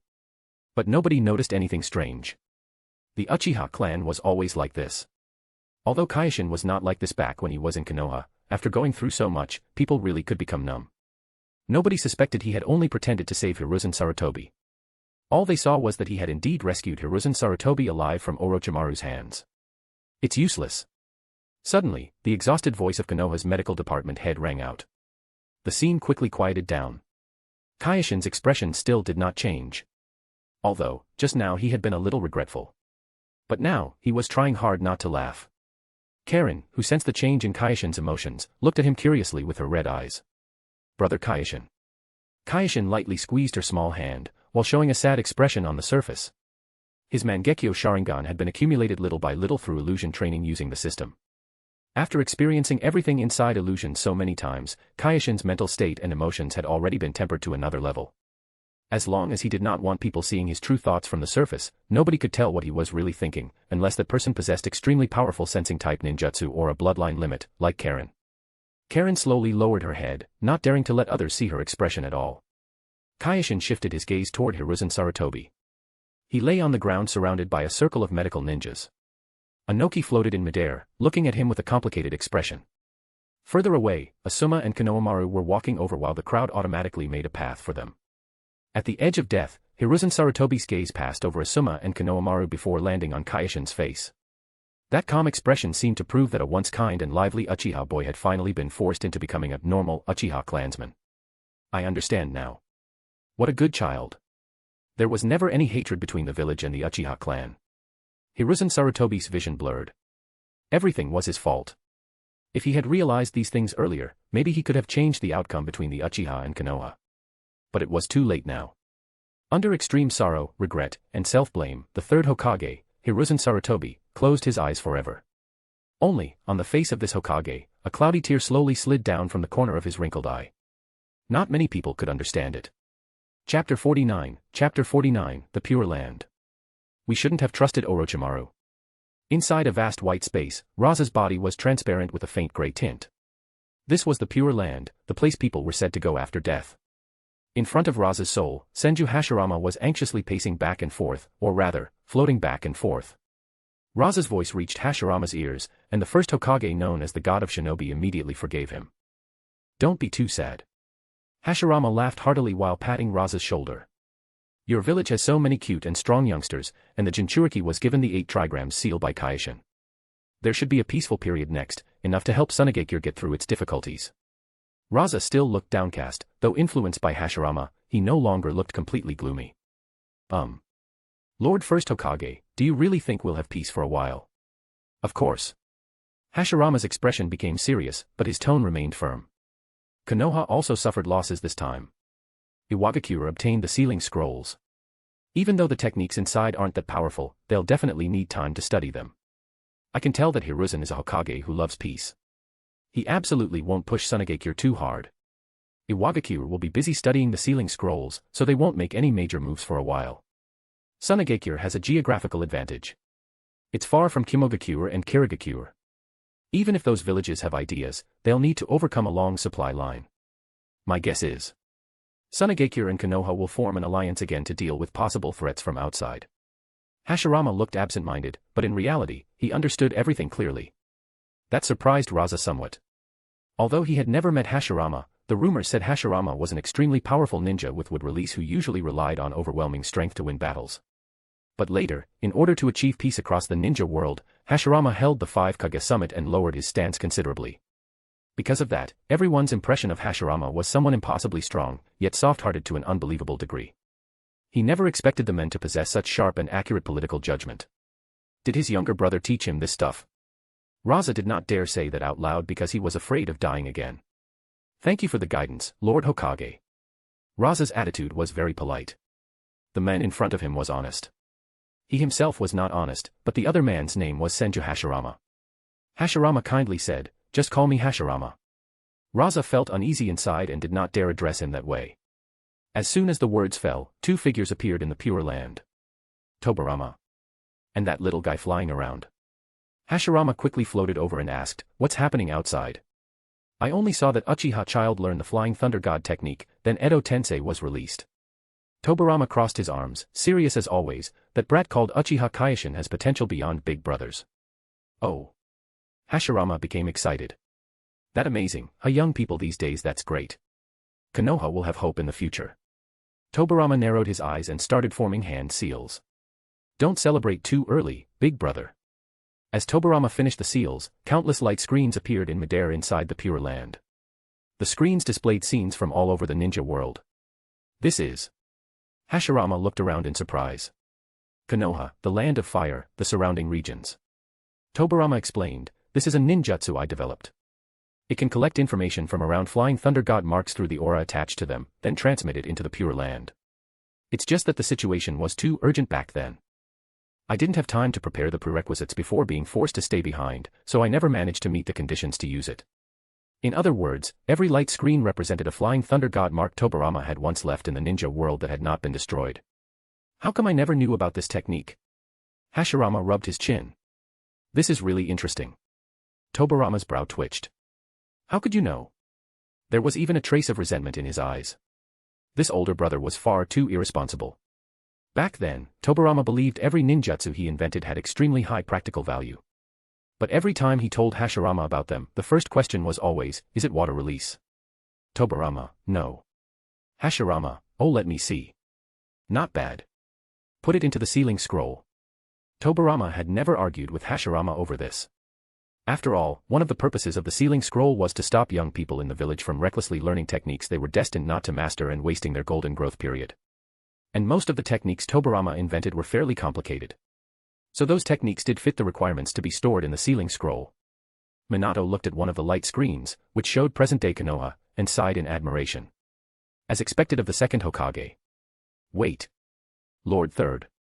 Hashirama, Tobarama, and Raza all looked over at the same time. Just in time to see Hiruzen Sarutobi close his eyes. The four of them fell silent. Raza sighed. This is my fault. Tobarama's sharp gaze locked onto him. Of course. You don't need to remind me. Raza. After a while, an old figure appeared in the Pure Land. It was Hiruzen Sarutobi's soul. It was his first time in the Pure Land, and before he could react, Tobarama's questioning voice rang in his ears. Hiruzen, explain the Uchiha situation. Hiruzen was extremely sorrowful at this moment. He lowered his head deeply. I was too indulgent toward Danzo. Tobarama was very dissatisfied with Hiruzen's current state. He spoke sternly, even then, you should have kept the talented members of the Uchiha clan. How could you wipe them out completely? Hiruzen looked like a child who had made a mistake. One named Uchiha Sasuke was left alive. Tobarama had obviously never heard of any Uchiha Sasuke. I'm talking about Uchiha Kyoshin. Hiruzen let out a long sigh. Let me start from the beginning. After Hiruzen Sarutobi's sacrifice, the rooftop of the Chunin exams venue calmed down after a period of chaos. The third Hokage's body was taken back by Asuma and was expected to be buried the next day. After a decision by the elders and advisors, the Iwagakure group was temporarily arranged to stay at the foreign guest inn, and the payment issue would be discussed after the third Hokage's funeral. The Tsunagakure group was driven out by emotional Konoha ninjas. Later, both sides would once again be forced into an alliance because of the larger situation. After learning Konoha's decision from advisor Hamura Mitokado, Inoki did not rush to demand the sealing scrolls. Instead, he rarely spoke from another village's standpoint. Letting the third Hokage rest peacefully is indeed the top priority. Afterward, Inoki gathered Kyoshin, Deidara, Kuratsuchi, Karen, and Yang and left the Chunin exams venue. When the group returned to the inn, they met Gongli and Shifeng. These two had originally planned to cooperate with Kyoshin to kill Danzo. But because Orochimaru unexpectedly used Edo Tensei to summon the additional village leaders Raza and Minato, Kyoshin had been forced to stay at the Chunin exams venue and could not arrive as planned. They waited for a while at the designated location. When Kyoshin never showed up, they returned to the inn according to the plan. Chapter 50, no one would find it strange. The next day. The sky was gloomy, and the atmosphere was sorrowful. Light rain fell onto Hiruzen Sarutobi's gravestone. Around it stood Konoha's higher-ups, representatives of the ninja clans, and some jonin. No one spoke. One silent ninja after another placed flowers before the grave. Inside the foreign guest inn, the ninjas participating in the Chunin exams had already left. A faint barrier screen covered Inoki's room. Inside, many Iwagakure people surrounded a long table, the atmosphere serious. Kyoshin's gaze landed on Inoki. He already roughly knew the purpose of this meeting. The third Hokage has died, and Konoha is leaderless. Kyoshin, what do you think they'll do next? Inoki indeed asked Kyoshin. Kyoshin thought for a moment before answering. Inside Konoha, there'll probably be discussions regarding the Hokage position. Shimura Danzo is an advisor, has enough seniority, and also has ambition. He'll definitely step forward. But Konoha isn't his personal kingdom. There are others suitable to become Hokage, so the new Hokage probably won't be decided quickly. As for Tsunagakure, after the Hokage is chosen, Konoha will form an alliance with Tsunagakure again because of outside pressure. Because of that, any compensation they demand will only be symbolic. As for us, they may use the excuse that the Hokage position is not yet filled, to delay paying the commission, or even simply refuse to pay entirely. Inoki slowly nodded. This was also the answer he wanted to hear. Kyoshin's political insight was already extremely mature, completely unlike a 12-year-old boy. A trace of relief and pride rose in Inoki's eyes. What relieved him was that Hiruzen Sarutobi, despite having the ability to change things, handed over such an important pillar to Iwagakure. What made him proud was that Kyoshin was already fully capable of standing on his own. Your analysis is very accurate. Inoki first acknowledged Kyoshin's viewpoint before raising another question. As for Danzo, do you have any plans? Kyoshin did not look like someone hearing the name of an enemy. Calmly, he said, that depends on what he does. Last night, Hyuga Neji came to see me. I already told him some of Danzo's secrets. The Hyuga clan has indeed lived better than the Uchiha in Konoha, but that doesn't mean they've never been excluded. That was all thanks to those simple, honest Konoha ninjas who knew nothing of the truth. Wake up early in the morning, kick the fox demon Naruto on the way to work. Spend the morning chasing cats and dogs while mocking Hyuga co-workers. Eat lunch while cursing the Uchiha a few times. Work in the afternoon while secretly gossiping about Tsukumo Hatake. At night, mock fellow villagers with unusual hair colors, bringing another beautiful, simple, and happy day to an end. Even so, Kyoshin knew that as long as the Hyuga clan did not face an extreme situation like the Uchiha, they would absolutely never betray Konoha. Instead, they would continue contributing to it. So through Neji, what Kyoshin wanted to tell Hyuga Hayashi was this: there was still a parasite inside Konoha, and it posed a huge threat to the Hyuga clan. So, Kyoshin analyzed, if the Hyuga clan acts quickly enough, Danzo's reputation will be ruined during the third Hokage's funeral. Inoki knew about Kyoshin meeting Neji, but he had a question. Why would the Hyuga clan help us? They need to protect themselves, and they also share a blood feud with Danzo. Protect themselves. Blood feud. Protect themselves because Danzo's secret actions weren't only aimed at the Uchiha. The Hyuga clan really has been restricted by him before. Then. As for the blood feud, naturally it's about Hyuga Hisashi. I heard about that. It was the reason Konoha and Kimogakure nearly went to war 9 years ago. Was that Danzo's doing too? At that time, the Hyuga clan was already prepared for war, but Konoha's higher-ups ordered them to make a sacrifice. Hisashi had no choice but to commit suicide in place of his older brother Hayashi to apologize. This matter was probably not pushed by Danzo, because he wanted the ninja world to fall into chaos. Kyoshin paused, picked up the hot tea in front of him, took a sip to wet his throat, and continued, but I can frame him. Danzo has done every kind of evil. No one would find it strange if he did this too. Everyone. Kumiko raised her hand, her voice as cold as usual. Forgive me for speaking bluntly, but with Lord Kyoshin's strength, getting rid of someone like Danzo should be easy, right? Because I'm now part of Iwagakure. Kyoshin explained, if we don't force Danzo into desperate action first and then step in under the reason of assisting in battle, it would damage Iwagakure's reputation. Also, Konoha has many strong ninjas. I can't completely guarantee the safety of myself and my companions. The main reason was actually the second one. If he killed Danzo in Konoha, a Danzo whose reputation had not yet collapsed, Konoha ninjas would definitely stop him. The remaining ninjas in Konoha were not actually that strong. But if some youthful middle-aged men got pushed too far, there was still a chance things could go wrong. Kyoshin did not want to waste a Mangekyo Sharingan using Izanagi. Inoki considered for a while before deciding, since Konoha will most likely refuse payment, there's no point staying here any longer. I'll leave things here entirely to Kyoshin. It's time for this old man to head back too. Kyoshin, the Umbu squad will stay here to assist you. I'll take everyone else home. Being a Kage was not an easy job. Inoki had been away this long, and the paperwork waiting for him had probably piled up into half a ton already. Kyoshin lightly shook his head. No. Everyone should leave. That way I'll have fewer concerns. That's fine too. Anoki did not think much about it. You have your own judgment. Just be careful. Kyoshin nodded. I understand, teacher. Anoki looked toward Chisato. Remove the barrier. We'll leave first. Everyone followed Anoki's arrangements. They submitted an official notice to Konoha in advance and set out on the return journey. Just after leaving Konoha's gates, Chisato could not help asking, Lord Tsuchikage, Kyoshin was originally from Konoha. You. Chisato. Anoki said seriously, this old man understands Kyoshin's character. We shouldn't doubt him at all. Only by treating people sincerely can you truly keep talented people in your own home. Konoha, the Uchiha, Hiruzen Sarutobi, those are all lessons from the past. Chisato nodded and did not ask more. Just like that, the Iwagakure group grew farther and farther from Konoha. Inside the Pure Land. The four village leaders who witnessed the conversation between Anoki and Chisato through the Flying Thunder God marks remained silent. Tobirama expressionlessly glanced at Hiruzen but said nothing. At this point, regret was already useless. Blaming him further served no purpose. Raza quietly stood to the side, guiltily looking around. A bloodline limit jonin who had once been loyal to Tsunagakure flashed through his mind, and he was afraid that person might come over and question him. Minato said somewhat regretfully, with guardians like that around him, it looks like Kyoshin definitely won't return to Konoha. Hearing those words, Hiruzen's heart hurt even more. Light skin tone person bowing deeply. You can support the story through Patreon, ambitious translator. It also has 40+ chapters of all the novels and fanfics. Thanks for reading. Chapter 51, Extinguishing the Last Trace of Hope. Sarutobi Hiruzen's funeral was over. Mitokado Hamura's voice passed through the rain curtain. Everyone, please follow me to the meeting hall in the Hokage building.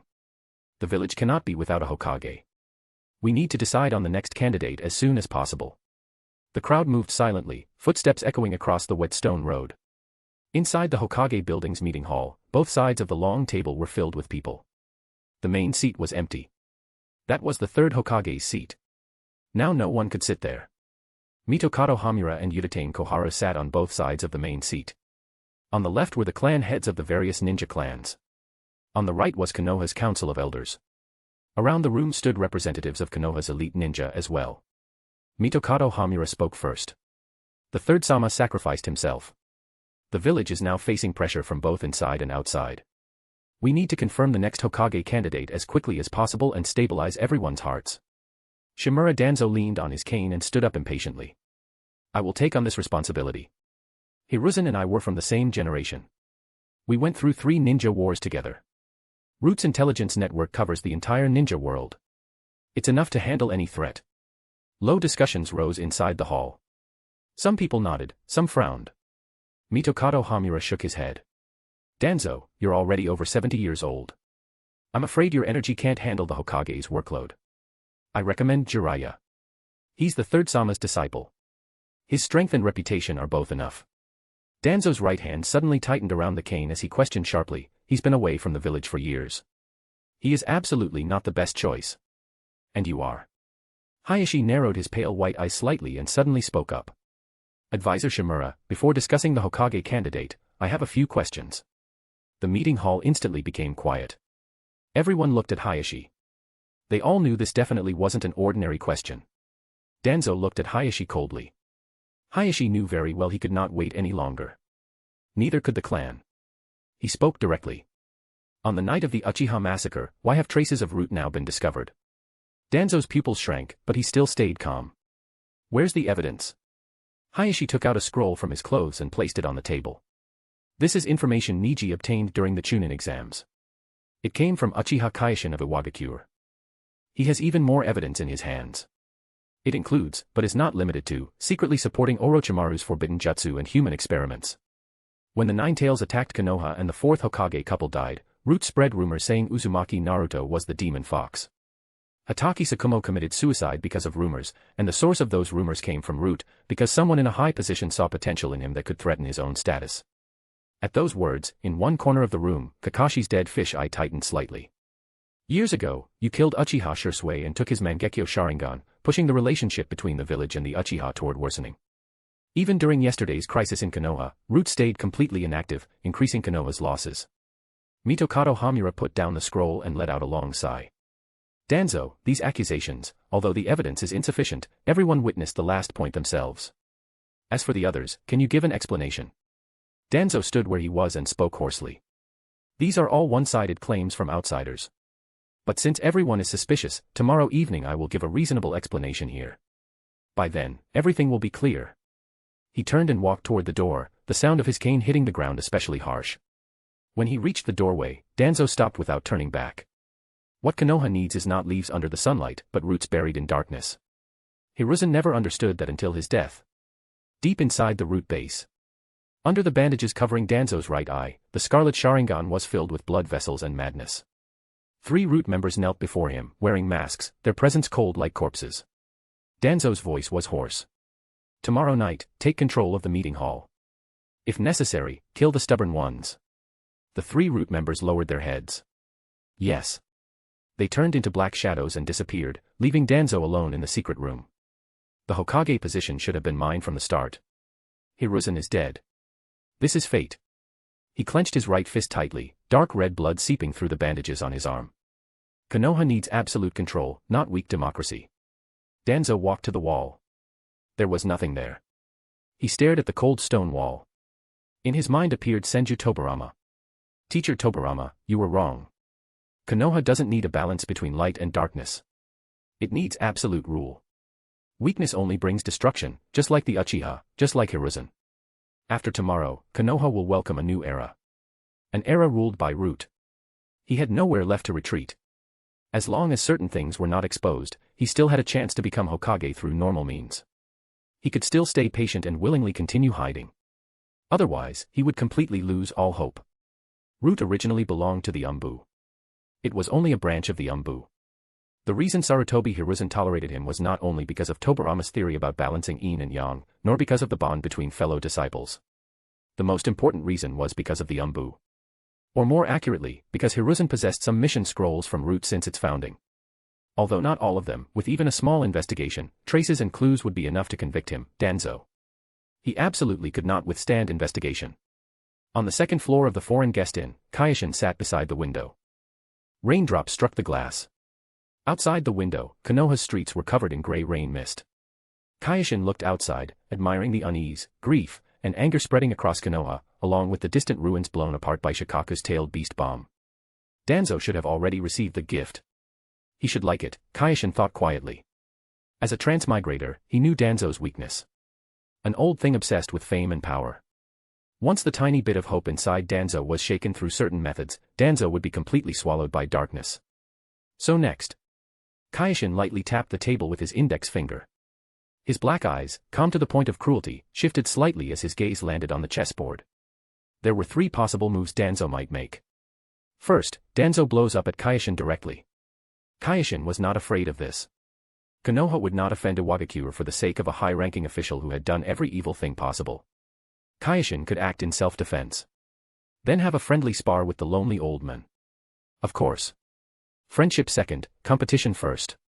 Second, Danzo chooses to bare his fangs at Konoha and make an irreversible decision. That would be even easier. Not only could Kyoshin get rid of Danzo, he could also demand another payment from Konoha. It's all business, not a bit of emotion involved. Third, Danzo continues to endure. Then Kyoshin would have to admit the old bastard was impressive. A knock suddenly sounded at the door, soft and hesitant. Kyoshin opened the door.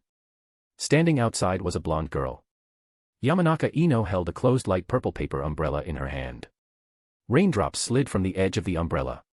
Her long hair was tied into a ponytail behind her head, with a few wet strands sticking to the side of her face. Chapter 52, Reunion. The two looked at each other. Hee, Ino said with a smile, surprised. Kyoshin thought about more things. First, for Ino to come find him at this time, it definitely meant the Yamanaka clan head had silently allowed it. What was Yamanaka Inoichi thinking? Second, if Ino came to see him, Danzo, who was already cornered, might notice that he had a close relationship with her and start getting bad ideas. He needed to prepare protection for her in advance. Could Danzo be someone who cared about methods? Even he, Uchiha Kyoshin, wasn't. Come in, Ino. Kyoshin invited Ino into the room and slowly brewed a pot of tea. During this time, Ino used Kyoshin's towel to wipe her wet blonde hair. Then the two sat down and each poured a cup of tea. Ino raised 2 pale fingers and got straight to the point. 2 things. At today's meeting in the Hokage building, when father came back, his expression looked terrible. He said clan head Hayashi publicly accused advisor Danzo and listed many terrible things. Ino raised her head, her green eyes looking directly at Kyoshin. Father asked me to ask, did you give that information to Niji? Using his daughter to test whether it was true. Not afraid of sending a sheep into a tiger's mouth. Kyoshin nodded. Of course. Ino didn't ask why. She personally didn't care either, and instead said the second thing. Also, there may be something wrong with that old man Danzo. Father noticed this. After the other side left, and after the Nara clan had analyzed it, they became worried Danzo might flee out of fear of punishment or do something even crazier. So to ensure absolute safety, the advisors want to hire you again, just in case. This was exactly what Kyoshin wanted. He agreed immediately. Okay. Ino let out a breath. Business is finished. She was obviously more relaxed now. Her body loosened, making the lines of her fair skin look softer. Kyoshin. Ino grabbed the edge of the skirt she had spent over half an hour choosing with both hands, and a trace of worry appeared between her brows. I feel like you're in a dangerous situation. How about you leave instead? Even though Kyoshin was very strong, this was really dangerous. Kyoshin lightly shook his head, showing his stance. Then you have to be careful. Ino's voice became a little tense. Father said Konoha owes the Uchiha an apology, and you, Kyoshin, are one of the few people still alive to hear it. No sadness could be heard in Kyoshin's tone. What the Uchiha need is justice, and the truth of the buried history to be revealed. You don't need to worry about me, Ino. Kyoshin smiled slightly. I care about my life quite a bit. Ino softly acknowledged, but still felt uneasy inside. She stood up to say goodbye and turned to leave. But Kyoshin suddenly grabbed her hand. Ino's body trembled. Kyoshin asked, you don't have anything else you want to say to me? I probably. Pink quickly spread across Ino's cheeks. Probably don't. Her mood became a little low. Even if I said it, you'd definitely reject me. The gap between them now was too big. Kyoshin possessed Kage-level combat strength. He was a genius of Iwagakure, valued by Inoki. There were also two girls around him who liked him, both very beautiful, and one of them was already engaged to him. Kyoshin released her hand and asked back, if you don't say it, how do you know I'll reject you? Light appeared in Ino's eyes as she sat back down. Then would you marry me? Maybe a few years later. Or start with a date. Kyoshin shook his head. Huh. I'm angry now. Ino crossed her arms and turned away angrily. Kyoshin said to her, you have to wait until I finish dealing with everything. Right now one of them was an IWA ninja, the other a Konoha ninja. On top of that, Kyoshin still carried the Uchiha clan's matters on his back. Danzo was only the first target. Itachi, Obito. Then it would inevitably involve the Akatsuki. By then I might live a secluded life, Kyoshin guessed in his mind. Ino smiled. Just the two of us. No response. Then, with that Kuratsuchi. Still no response. Don't tell me that red-haired Uzumaki girl too. So greedy. Hey. There aren't more, right? Ha ha ha, you actually made me laugh from anger. I'm really going to get mad. Kyoshin put down his teacup and smiled. You're really very cute. You. Ino felt both shy and happy inside. Afraid of losing control of herself, she stood up and prepared to leave again. I'm leaving first. Come back. Okay. You can't leave tonight. Ah. Isn't that too fast? Though it's not impossible. Kyoshin looked speechlessly at the shy and awkward Ino, then casually explained part of his plan. After hearing it, Ino immediately looked toward the pitch-black window outside and suddenly felt a little scared. That guy probably wouldn't. Okay, I'll listen to you. In some areas, her stance really wasn't very firm. At this moment, voices came from downstairs. Even though I'm really sad right now, thinking about seeing Kyoshin makes me feel a little better. Why did we have to come at this hour? I'm so tired. Is Sakura tired? Then you should go back first. Idiot. I also want to see the truth Sasuke wants to know.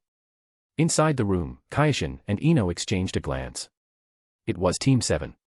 Ino quickly fixed her appearance and emotions, afraid something might be noticed. Kyoshin got up to receive the three of them. Very quickly, Naruto, Sasuke, and Sakura were invited into the room by Kyoshin. Kyoshin suddenly felt weight on his shoulders. Naruto directly jumped onto him. Ha ha ha. Kyoshin. We meet again. I knew you wouldn't die that easily. Sigh. Kyoshin lifted Naruto off himself. Why are you still this reckless? He noticed Ino and Sakura both avoiding his gaze at the same time. The two girls looked at each other. Haruno Sakura raised her brows toward Ino. The two silently suppressed the corners of their lips from lifting. Kyoshin's brows twitched slightly. This world actually had Fujoshi too. Naruto looked at Kyoshin excitedly. Kyoshin, tell us about your experiences right now. You're seriously mysterious and cool.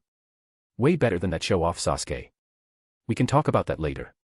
Sasuke stepped in front of Naruto, narrowing his eyes as he spoke to Kyoshin. I want to know the truth. No wonder Sasuke didn't have many sincere friends around him.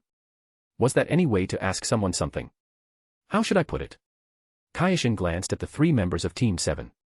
I still have some slightly troublesome matters to deal with. You should head back first. Huh. He wasn't like this before. Kyoshin, did you run into some trouble? Haruno Sakura curiously came closer. Tell us and everyone can solve it together just like before. Aren't we friends? Cough cough cough. Haruno Sakura immediately dragged Naruto and Sasuke outside. We should go back first. Chapter 53, Niji is my own nephew. Sakura, what are you doing? We absolutely can't just leave Kyoshin alone. Naruto shook off Haruno Sakura and turned back to Kyoshin. Is someone bullying you? Kyoshin, don't worry, I'll definitely help you get justice. Hee. Naruto raised a hand and wiped his nose proudly. I just met a super amazing ninja. Though he's a little unreliable and really perverted. Kyoshin looked at Naruto and felt a little emotional inside. As expected of the original story's protagonist. Never abandoning, never giving up, always willing to face any difficulty together with his companions. If Sasuke had confessed everything to Naruto in the original story, Naruto definitely would have helped Sasuke find a way to deal with Uchiha Itachi. He'll be there too. Kyoshin patted Naruto on the shoulder. Anyway, your mission right now is to protect your own safety and stay with that guy as much as possible. With Jiraiya beside Naruto, Danzo wouldn't dare touch him. Then. Naruto looked at Kyoshin hesitantly, then made up his mind and asked expectantly, Kyoshin, you'll come back to Konoha, right? Kyoshin quietly looked at Naruto. Naruto was someone very good at putting himself in others' shoes. He immediately realized he had said too much. At Kyoshin's most dangerous and difficult time, it was Iwagakure that gave him everything. If Kyoshin betrayed Iwagakure, could he still be considered human? Sasuke finally couldn't hold back anymore. Seeing their casual talk end, he immediately cut in, at least give me a complete answer. The main culprits behind the clan massacre night. Kyoshin did not hide anything. Uchiha Obito, Uchiha Itachi, Shimura Danzo, Sarutobi Hiruzen. Now Sarutobi Hiruzen was dead, and Uchiha Itachi was someone Sasuke already knew about. He had never heard of Uchiha Obito. He also had little impression of Shimura Danzo. Sasuke unconsciously clenched his fists. He knew his understanding of the truth was still too shallow. But one thing was certain. If he wanted revenge, he would definitely need great strength. Just like Kyoshin. Thank you. After thanking him in a calm voice, Sasuke turned and left. Naruto waved at Kyoshin. Be careful, Kyoshin. Haruno Sakura sighed. Kyoshin's progress is too fast. We can't help it all, so we should at least not cause trouble. Inside the Pure Land. The atmosphere was heavy. Several Kage who had witnessed the story's development all wore serious expressions as they stared at the scene on one of the light screens where Danzo was about to give his explanation. On the screen, Konoha's advisors, elders, clan heads, Jonin representatives, and Jiraiya were gathered together. Danzo was walking into the meeting room, his old expressionless face filled with gloom. The meeting room hid killing intent. Raza's body hair all stood on end. His whole body shook, and his scalp tingled as he said, I suddenly feel a terrifying chakra approaching me. Second-sama, your jutsu is truly amazing. It can even sense the presence of ninjas in the ninja world. No. Tobirama crossed his arms and narrowed his eyes, turning to look toward the back of the Pure Land. It doesn't have that function for now. Hearing that, Hashirama, Minato, and Raza also looked behind them. A figure was slowly floating over. That chakra, that outfit. Oh. Hashirama's eyes lit up, finally showing a smile. It's Madara. I didn't think I'd be able to see you again. This is really great. Madara's expression looked just like Sasuke seeing Naruto, Obito seeing Kakashi, or Kakashi seeing Might Guy. So even after death you're still using dark jutsu to observe the ninja world. Even though their heights were about the same, Madara seemed to be looking down at Tobirama. His tone was filled with disgust. Madara had been staying peacefully in the Pure Land, but not long ago he discovered an extremely strange chakra flow in the Pure Land, or rather, a jutsu he had never seen before. So he came over to take a look, only to run into this group. What bad luck. Madara coldly mocked them and turned to leave. Madara. Hashirama lunged forward and landed on Madara. Don't go. Since we're all already dead, wouldn't it be nice for everyone to gather and chat? Madara impatiently pulled Hashirama off himself, his brows twitching slightly. Hashirama excitedly said to Madara, look, we can watch this too. Being alone is so boring. And there's definitely something here that will interest you. Madara said indifferently, Hashirama, still don't understand. The current me no longer has any feelings for you or for Konoha. He noticed most of the content on the screen involved Konoha, so he had no desire to stay. However, Hashirama grinned and said, your Uchiha clan produced a pretty incredible little guy. An incredible little guy. Uchiha, Madara frowned. Could it be Obito? According to the plan, Obito should be collecting tailed beasts. And based on the order of the tailed beast's strength, Konoha's 9 tails should belong to Nagato's assignment. Why would Obito come to Konoha? Madara became interested and stopped to watch the light screen they were paying attention to. There was no sign of Obito, not even any sign of a tailed beast.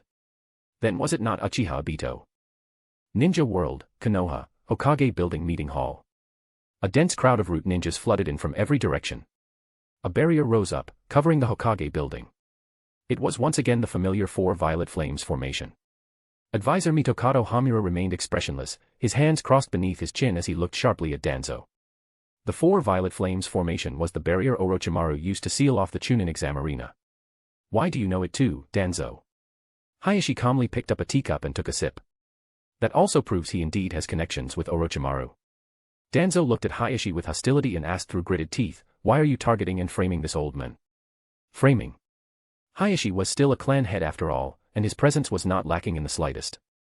Then please explain yourself, Danzo-sama. He. Danzo was furious, veins bulging on his forehead. Forget the other accusations, but regarding the Hyuga clan, on the night Hizashi sacrificed himself, this old man was just like all of you and prepared for war. It was Hiruzen and the advisors who made the final decision. Your Hyuga clan's enemies were Hiruzen and the advisors from the very beginning. Ever since becoming Konoha's darkness, Shimura Danzo had spent his whole life framing other people. This was the first time he himself had been framed. How could he swallow this anger? Hayashi's breathing paused as Niji's face appeared in his mind. No. He had already shown Hizashi's letter to Niji. Judging from Niji's reaction, he no longer seemed hostile toward the main family. More importantly, Niji was his own nephew. Whatever, at this point there's nothing more to say. Danzo sneered. Didn't any of you notice a strange smell? Everyone present was shocked and quickly tried circulating the chakra inside their bodies, only to find their chakra completely refusing to obey. This was not sealing power. It felt more like being paralyzed. Chapter 54, Danzo, now, go kill Jiraiya. Mitokado Hamura tried to raise his arm but only felt numbness. Danzo, what did you do? Danzo walked deeper into the meeting hall, sat in Sarutobi Hiruzen's seat, and stroked the chair's armrest. Paralysis gas. It won't kill you, it only temporarily seals your chakra flow.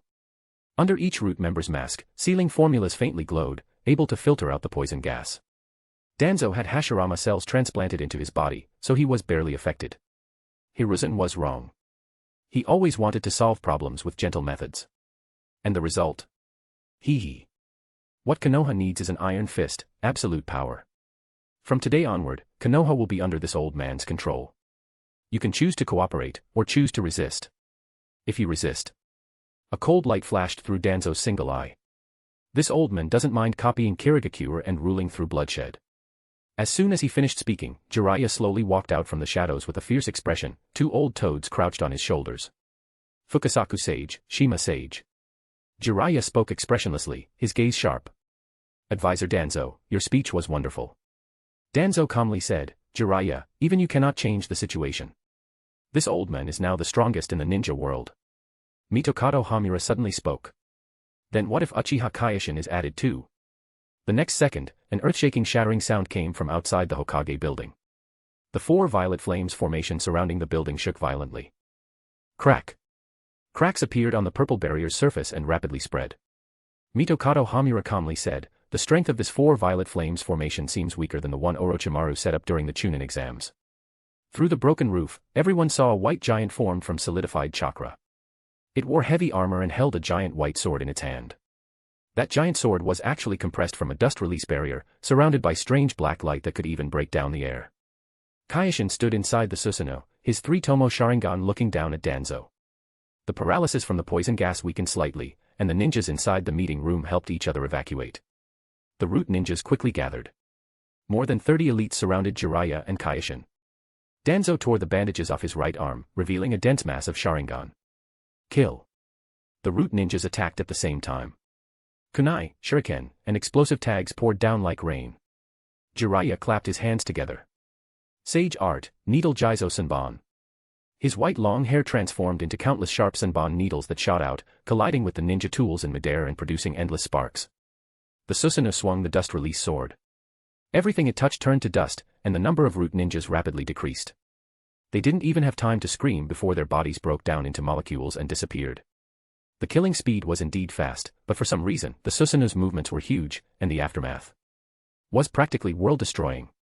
After only a few exchanges, the Hokage building had become ruins, and within 100 meters, there was nothing but broken walls and wreckage. Danzo's pupils shrank. Wind release, vacuum great sphere. A high-pressure wind sphere shot from his mouth straight toward the Susanoo's chest. Kyoshin controlled the Susanoo to swing its sword. The wind sphere was split in half, and the energy scattered to both sides. The shockwave exploded against the Hokage rock behind them, sending broken stones raining down. Fear rose inside Danzo as he jumped backward while forming hand seals. Summoning jutsu. Smoke exploded outward. A giant Baku appeared on the battlefield, opening its huge mouth and producing terrifying suction. Broken rocks, rubble, and even fallen ninja corpses were sucked in. The ground beneath Jiraiya began to crack, his body dragged uncontrollably. Fukasaku Sage shouted, "Jiraiya, use that move." Jiraiya clasped his hands together again. Sage art, Gomen. Oil sprayed from his mouth, Fukasaku Sage breathed fire, and Shima Sage blew wind. The wind fueled the flames strengthened with oil. The flaming tornado followed the suction toward the Baku. The Sage art's power and range were huge, and the Baku could not absorb it completely. Its body was stained with burning oil as it let out an ear-splitting roar. Kyoshin was not idle either. The Susanoo raised the dust release sword, and the white light on the blade became even brighter. Danzo looked up, his single eye fixed on the giant in the sky. One of the three Tomo Sharingan on his right arm began spinning. The dust release sword slashed down. The white light sword carried the power to break down everything as it cut toward Danzo. Danzo neither dodged nor avoided it. The light sword swallowed him whole, carving a trench several meters deep into the ground and extending over 30 meters. Smoke and dust shot into the sky. After the dust settled, only a huge pit remained. But the next second, Danzo appeared unharmed 10 meters away, while one Sharingan on his right arm lost its light. It was Izanagi. Kyoshin remained expressionless as the Susanoo raised its sword again. Danzo rapidly formed hand seals with both hands. Wind release, vacuum serial waves. Dozens of high-pressure wind blades shot out in a fan shape. Each wind blade could cut through steel. The wind blade struck the Susanoo's armor. Tiny cracks, almost impossible to notice, appeared on the white armor's surface, then instantly repaired themselves. Kyoshin's eye power far exceeded that of ordinary Mangekyo Sharingan.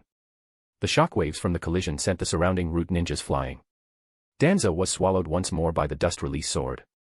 Jiraiya dealt with the root elites. In only 10 seconds, fewer than 10 root ninjas were still standing. Another 2 Sharingan on Danzo's right arm closed, yet he still resisted stubbornly. Wind release, vacuum great sphere. Boom. The deafening wind blast struck the Susanoo's chest. The jutsu was stronger, but not even a crack appeared on the Susanoo. Because at some point, the 3 Tomo in Kyoshin's eyes had changed into Mangekyo. Aragami activated. Danzo's body almost instantly shattered into pieces. Yet after a moment, he walked out again from a corner. Danzo kept a stiff old face. Looks like I can only drag this out until your chakra runs dry. Kyoshin crossed his arms and glanced from the corner of his eye at what had once been Konoha's most prosperous area, now completely destroyed. The effect was decent enough. If he deliberately expanded the aftermath further, it might raise suspicion and make it harder to get the sealing scroll.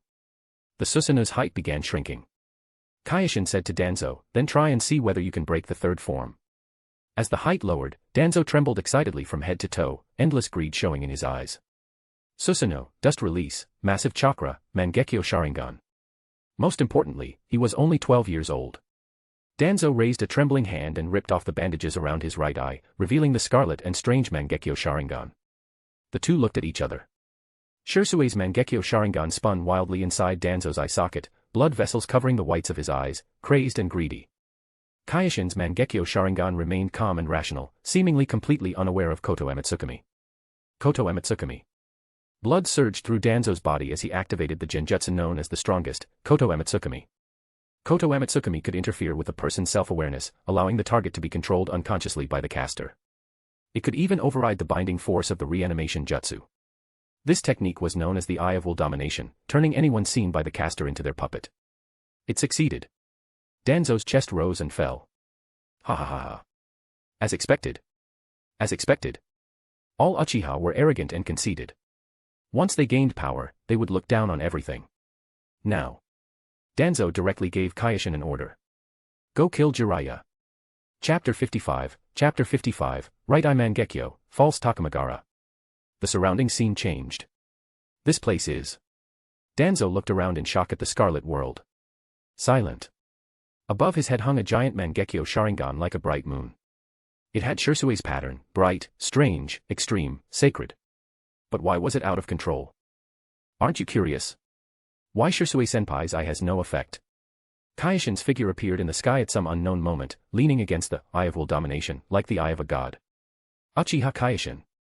Danzo gritted the words out through clenched teeth. Why does Koto Amatsukami have no effect on you? The corner of Kyoshin's lips slowly curved upward. A trace of mockery appeared in the simple circular pattern of his Mangekyo Sharingan. I was just messing with you. Who would willingly reveal their own abilities? After being toyed with, Danzo's face turned red then green. Though his emotions were stirred, years of ninja habits still made him uncontrollably analyze things in his head. Kyoshin had used his Mangekyo Sharingan before, and at the time Danzo wasted one 3-tomo Sharingan to use as an Aji. That ability which returned all damage received back to the opponent should be one of his Mangekyo Sharingan abilities. Then this ability that could ignore Koto Amatsukami should be another one. Stop wasting brain cells. This really is the mental space of the genjutsu Koto Amatsukami, but it belongs to me. Danzo instantly felt his scalp go numb. Your Mangekyo ability can even reflect the strongest genjutsu. Kyoshin had no interest in answering Danzo's question and instead smiled. Then, let's talk about what kind of person you wanted to become. Danzo stayed silent and slowly raised his hand to pull open his clothes, revealing a strange sealing formula. You're really boring. Don't you have any last words? Perhaps because they were inside a mental world, where time flowed differently from the outside world. During battle, Kyoshin spoke more than usual. After all, he himself was a boring person. Or rather, an extreme pragmatist too lazy to even shout out ninjutsu names. The moon-like Mangekyo in the sky slowly rotated, locking onto Danzo. Danzo's movement stopped, his eyes becoming dull. In reality, Danzo, who had activated Koto Amatsukami, stood blankly in place instead, while Kyoshin cancelled the Susanoo. The Mangekyo Sharingan was truly useful. These eyes were called the eyes reflecting the heart. When the Mangekyo awakened, it would grant two powerful abilities based on the user's mental state at the time. Shirsui could not understand the thoughts of the Uchiha and Konoha leadership, so he awakened Koto Amatsukami, which could change a person's will. Itachi felt anger at being powerless to change everything, and thus gained Amaterasu, which destroyed everything, and the Tsukimi world controlled by himself. Sasuke had his entire life arranged by others. Being deceived and ignored, he awakened the ability to control the all-destroying Amaterasu and Kagetsuchi, which controlled it. Obito could not accept Rin's death, so he gained Kamui, a space to escape reality. And Kyoshin. He had not experienced extremely intense emotional fluctuations. What he had instead was linear potential slowly increased by the system. In both his past and present life, Kyoshin lacked a sense of security. Afraid of being fired, he did not dare talk back to his boss. Afraid of becoming the useless person his elders talked about, he forced himself to improve. He wanted to resist all this but had no way to start. Living in a dangerous world, worried he could be killed at any time, he had no choice but to consider everything and scheme carefully, only to develop steadily. And so he gained the left eye Mangekyo Sharingan ability that reflected all damage, Aragami. And the right eye ability where he could be observed and touched, but his own state was frozen, making it absolutely impossible for any force to change anything about his true body, false Takamagara. Aragami and false Takamagara complemented each other. No matter how powerful the enemy was, even those ridiculously strong enemies from the Boruto era. As long as this combination was not broken on the rule level, Kyoshin had the power to fight. Awakening these two abilities was not an accident. With the system's linear potential, Kyoshin could roughly predict when his Mangekyo would awaken, then lock the abilities into a certain range by adjusting his mindset and thoughts. One was origami, resisting power that could not be resisted. The other was false Takamagara, an absolutely invincible state. Even if it happened again, Kyoshin would still awaken similar Mangekyo abilities. All of this had been planned. After canceling the Susanoo, Kyoshin stood on the ruins and clenched his fist. A trace of weakness spread through his body and mind, and his right eye also felt sore. False Takamagara was powerful, but its consumption was equally terrifying. The eye power it required was actually over 30 times greater than origami's. But it didn't matter. With the system's linear potential, Kyoshin's eye power would continue increasing endlessly. By then, combining the two would become much easier. Kyoshin looked up toward Danzo not far away. This old bastard raised his hand and dug out Shirsue's Mangekyo Sharingan, then walked toward Kyoshin. Kyoshin calmly took out a jar filled with nutrient solution from his ninja pouch and stored Shirsue's Mangekyo Sharingan inside. That should do it. Kyoshin muttered to himself, his gaze sweeping toward Jiraiya's side. Jiraiya had already dealt with all the root ninjas. With the two-toed sages standing on his shoulders, he quickly approached. Together with Kyoshin, they formed a pincer attack on Danzo. Danzo, it's over. Jiraiya said heavily. Danzo gave no response. Kyoshin calmly said to Jiraiya, back away. Jiraiya was a little surprised because he also sensed something wrong with Danzo's condition. Kyoshin pulled out the ninja blade on his back, cut away part of the Hashirama cells from Danzo's body and stored them, then cast the lightweight rock technique on himself and flew away from the scene. Danzo tore open his clothes, revealing the strange reverse 4 symbol sealing formula. A massive amount of blood sprayed out. Jiraiya sensed something wrong and immediately retreated. Black spherical light rapidly expanded, swallowing and sealing everything around it. Afterward, only a circular deep pit remained at the scene. Everything returned to silence. The now detoxified Konoha higher-ups, clan heads, and Jonin representatives gathered around. The two advisors, Mitokado Hamura and Utatane Koharu, walked toward Kyoshin. I apologize to the Uchiha on behalf of Konoha. About that matter. Kyoshin raised a hand to interrupt. At this point, saying these things is meaningless. Where are Iwagakure's payment and my reward? Mitokado Hamura sighed and looked at Kakashi behind him. Kakashi walked over and removed the scroll strapped to his back. This is a copy of the sealing scroll. Kyoshin looked straight at Mitokado Hamura. I want to make the copy of the sealing scroll myself. The sealing scroll recorded Konoha's dangerous and powerful jutsu. It could also be considered one of Konoha's treasures. If they gave Kyoshin a copy themselves, he really did not trust it much. Fine. Mitokado Hamura could only agree. This was a promise Hiruzen made to Iwagakure with Hashirama's authorization. Everyone had witnessed it, so they could only honor it. Light skin tone person bowing deeply. You can support the story through Patreon, ambitious translator. It also has 40+ chapters of all the novels and fanfics. Thanks for reading. Chapter 56, Spoils of War. The turmoil of the Chunin exams finally came to an end. Konoha seemed to have returned to peace. But some things were no longer the same as before. This matter simply could not be hidden, and Konoha's prestige dropped greatly. Anoki, who had supported Hiruzen Sarutobi during the Chunin exams and fought against 5 Kage-level opponents, once again became famous throughout the ninja world. The genin Uchiha Kyoshin, who sealed Shikaku and killed Danzo, also became well known.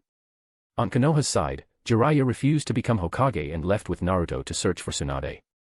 After obtaining the original copy of the sealing scroll, Kyoshin copied a duplicate, collected his mission reward, took his spoils, and left Konoha. Just after leaving Konoha, there was already a figure waiting ahead. What do we do next? Niji stood alone in the dense forest outside Konoha and asked Kyoshin, who slowly descended from the sky in front of him. Kyoshin said to him, there are no plans for the short term. You just need to focus on getting stronger. Niji slowly clenched his fist. I will. Then, should I still stay in Konoha? From the look of it, as long as Kyoshin wanted, he could take Niji back to Iwagakure at any time. But now was not the right time. The threat of the Akatsuki still remained. Itachi and Obito were still free. Making an enemy of Konoha at a time like this was not wise. First deal with Itachi, Obito, and the Akatsuki. Then turn back and start from Konoha, overthrowing every ninja village and daimyo estate. Of course. Kyoshin nodded. A dying camel is still bigger than a horse. When our plan begins, we'll need timely intelligence. Because he was a transmigrator, Kyoshin knew Konoha very well. But the plot had already changed, so they still needed someone on the inside. As a member of the Hyuga clan with the Byakugan, Niji was the perfect intelligence agent. I understand, Niji said calmly. Kyoshin asked him about Hisashi. I've already figured it out. Niji knew that what happened to Hisashi had nothing to do with Danzo. Kyoshin would not deceive his own people. He had only framed Danzo to make him lose control. What Kyoshin was asking about was Niji's mental state. After that, the two parted ways. Niji watched Kyoshin's back and thought, I'm looking forward to that day. Very good. Then let's start counting the spoils. Inside the Tsuchikage's office, Inoki and Kyoshin, one old and one young, were all smiles. This trip to Konoha had brought huge gains. The first spoil, a copy of Konoha's sealing scroll. Kyoshin copied it personally, even using his Sharingan while copying it. There was absolutely no chance of mistakes or omissions. I'll have someone make another copy and store it in the secret vault. Inoki stroked his chin. Kyoshin, keep the other copy with you and be careful. Kyoshin nodded. Inoki grinned. Very good. Now that we have a copy of the sealing scroll, your abilities will become even more complete. The second spoil, severed limbs from the reanimated body of the Fourth Hokage. At the time, in order to enter the Four Violet Flames formation, Kyoshin had used sealing techniques to seal away part of Minato's chakra. Inoki and Kyoshin looked at the strange and violent mass of chakra on the table. There's a portion of Ein-type Ninetales chakra inside this, Kyoshin deduced. If we nurture it properly, it can completely grow into another Ein-type Ninetales. Inoki knew very little about this matter, but he had never doubted Kyoshin. Kyoshin explained, back during Konoha's Ninetales incident, the Fourth Hokage sacrificed himself and split the Ninetales into two halves. The Ein-type Ninetales was sealed inside himself, while the Yang-type Ninetales was sealed inside his son, Uzumaki Naruto. Then who should we choose? Inoki looked toward Kyoshin. Kyoshin smiled. We can completely divide this Ein-type Ninetales chakra into many portions and nurture them at the same time. Inoki slowly nodded. You have the Mangekyo Sharingan and powerful sealing techniques. Then I'll leave everything to you. And after all, this is also your spoil. Tailed beasts were a top priority. There had never been any Kage in history who handed such a thing over to a 12-year-old child. But Inoki treated Kyoshin differently, because based on his past behavior, Inoki had never treated him like a child. All right, Kyoshin said. I plan to first nurture it to a certain level, then use sealing techniques to transfer part of it into other companions. That way, we can mass-produce Jinchuriki. No. Inoki's eyebrows twitched wildly. No. The number absolutely cannot be too large. The main thing is whether you can manage them. With the power of a tailed beast in Kyoshin's hands, Inoki was completely at ease. But if it was placed in someone else's hands, there were many things Inoki had to consider. Because with Kyoshin, the tailed beast would absolutely never go berserk. As for others, they still lacked the ability to suppress it. Even if Kyoshin could strengthen the seal, he could not stay in the village forever, could he? Inoki could already tell that Kyoshin was not someone who could stay idle. And every time Kyoshin left, he often brought considerable gains back to the village. If they kept Kyoshin in the village just to watch over a group of Jinchuriki, wouldn't that be the same as sealing away a talent with the potential to surpass the Kage level just for the sake of a few elite jonin? I understand. Kyoshin nodded. Then next. It was the Hashirama cells scraped off Danzo's body by Kyoshin. This thing is too dangerous. I've heard about Orochimaru and Danzo. Inoki said cautiously. Our research level still isn't enough to control this kind of power. Kyoshin smiled slightly. That's why I tried recruiting Orochimaru during the Chunin exams. Oh. Inoki's eyes lit up. How did it go? Orochimaru was a dangerous person, but Inoki knew that as long as Kyoshin was around, Orochimaru would not be able to stir up much trouble. Just like the unruly Deidara before. Compared to before, the current Deidara was unbelievably well-behaved. Orochimaru's goal is immortality and the power of the Uchiha. Kyoshin honestly told Inoki everything about Orochimaru. After hearing it, Inoki nodded. A person like that, as long as you can point out a path for him and give him a suitable environment, cooperation can still be attempted. If nothing unexpected happens, Orochimaru will contact you in the future. Kyoshin said seriously, when that time comes, I'll handle it carefully. Inoki nodded in satisfaction. The village will try its best to meet his demands. After all, only his research ability is at the level needed to study Hashirama cells. And you happen to need that thing to counter the side effects brought by the Mangekyo Sharingan. Over the years, Inoki's care for Kyoshin could not be explained in just a few sentences. Of course he knew certain things about the Sharingan. The final spoil was Uchiha Shirsue's Mangekyo Sharingan. Kyoshin told Inoki about Koto Amitsukami. After hearing it, Inoki immediately frowned deeply. This thing is 100 times more dangerous than a tailed beast. Kyoshin, keep it safe. You absolutely must not let someone with evil intentions obtain it. Chapter 57. Chapter 57. By then, he'd already beat Tsuchikage. Night covered Iwagakure, and faint light still shone from the Tsuchikage's office. Kyoshin walked out of the building and headed home along the familiar road. Just halfway there, a small figure ran out from around the corner. Karen was wearing light-colored home clothes, her long red hair lightly swaying in the night wind. She stopped in front of Kyoshin. Brother Kintsuchi, Mom heard you came back, so she specially made dinner and asked me to invite you over. Kyoshin looked at the anticipation in Karen's eyes and nodded. All right. I also happen to have something I need your help with. The two returned to Karen's house. Warm light shone through the stone house windows, and the smell of food drifted through the air. Hearing footsteps, Chinatsu came out to greet them. She wore a plain apron, her dark red hair tied behind her head, with a gentle smile on her face. Lord Kintsuchi, welcome back. Chinatsu carried a plate of food and said softly, I heard you just returned from Konoha. You must be tired. Kyoshin said, I'm fine. Everything's been taken care of. The three sat around the table. Chinatsu filled a bowl of soup for Kyoshin. These were all made with ingredients gathered near the village. The taste may not be as refined as Konoha's food. Kyoshin took a sip. The fresh flavor spread in his mouth. It's very good. Sorry for troubling you, Auntie. There's no need to be so polite, Lord Kintsuchi. We're all family. Chinatsu showed a relieved smile and started putting food into Kyoshin's bowl. Karen kept her head lowered and occasionally snuck glances at Kyoshin. At the Inoki residence. A schedule recorder wearing glasses came over. Kuratsuchi was still training at the training ground, and only Kitsuchi was home. The recorder walked up to Kitsuchi and respectfully handed over a notebook. Lord Kitsuchi, this is Lord Tsuchikage's schedule record for today. Kitsuchi took the notebook and casually flipped through it. Father talked with Kyoshin for quite a long time today. The recorder pushed up his glasses and lowered his voice. Lord Kitsuchi, there's something I want to remind you about. Kitsuchi looked at him. What is it? The recorder looked around to make sure nobody was nearby. It's about the things Lord Kyoshin brought back from Konoha. I heard, one of them is Uchiha Shirsui's Mangekyo Sharingan, with an ability called Koto Amatsukami. It said it can permanently change someone's will without them even noticing. Kitsuchi's expression became serious, permanently change someone's will. The recorder nodded. Yes, and eye contact isn't even necessary. It can activate as long as the target is within a certain range. This kind of ability is too dangerous. Kitsuchi thought for a while, then smiled and shook his head, an ability that can only be used once every dozen years or so, what's there to worry about? The recorder froze. But this. Kitsuchi returned the notebook to him. By that time, he should already beat Tsuchikage. The Tsuchikage using Koto Amatsukami on his own village's ninja. Do you think there's any need for that? Besides, we know nothing about this thing. If he really had bad intentions, he wouldn't have taken the initiative to reveal this information. Kitsuchi patted the recorder on the shoulder. Relax. Father's trust in Kyoshin isn't blind.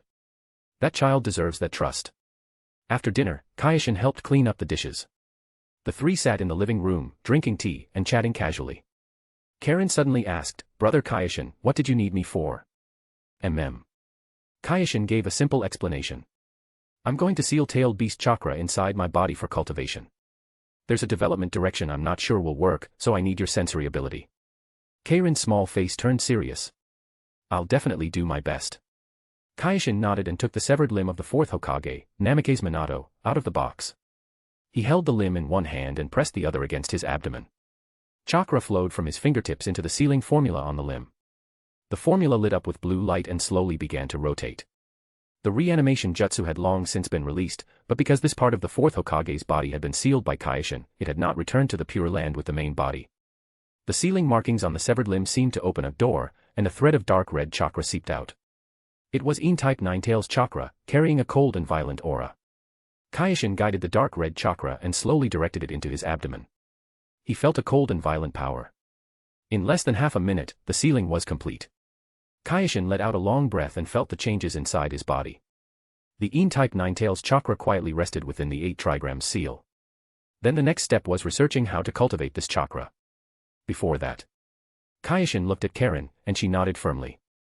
The two clasped hands and closed their eyes at the same time, immersing their consciousness. The surrounding scene changed, and the spiritual forms of Kyoshin and Karen appeared inside the ceiling space. The ground was covered in layers of gray clouds. The whole world felt somewhat gloomy, but extremely stable. In the center was a huge iron cage. Kyoshin looked inside and almost laughed. Because inside the iron cage was a curled-up mass of unconscious E-type Ninetales chakra. Why did it feel funny? It was like a small dog owner bought a cage without checking the size, and after it arrived, discovered the cage was hundreds of times bigger than the dog. It has no self-awareness. Maybe because it isn't the main body, or maybe because there's too little chakra. Karen, I'm going to do an experiment in a moment. Use your Kagura mind's eye to sense the changes in the Ninetales chakra and see whether it can increase its total amount by assimilating my chakra. Karen nodded. Okay. Kyoshin approached the iron cage and tried guiding a thread of his own chakra toward the Ninetales chakra. The dark red Ninetales chakra rippled slightly on the surface, but very smoothly absorbed Kyoshin's chakra into itself. A few seconds later, Karen spoke, the Ninetales chakra is assimilating brother's chakra and turning it into its own nourishment. The speed is slow, but it really is growing. That's good. Kyoshin thought there would be some difficulties, but it turned out to go smoothly. He continued the previous process, carefully separating out a small portion of his own chakra and feeding it to the Ninetales chakra. Tell me when it reaches the critical point. Okay, brother. Kyoshin continued feeding it, only giving very small amounts each time. A few minutes later, Karen spoke, all right. Brother's chakra now makes up 35% of the Ninetales chakra's total amount. Its conversion efficiency has reached the limit. If brother's chakra increases any more, it will suppress it, and then it won't be able to convert any more. 35%. Kyoshin nodded. Not bad, from now on, we'll feed it according to this value. Thanks for your hard work, Karen. Karen's face immediately turned rosy white and red. This is what I should do, brother. Kyoshin smiled and brought Karen out of the ceiling space.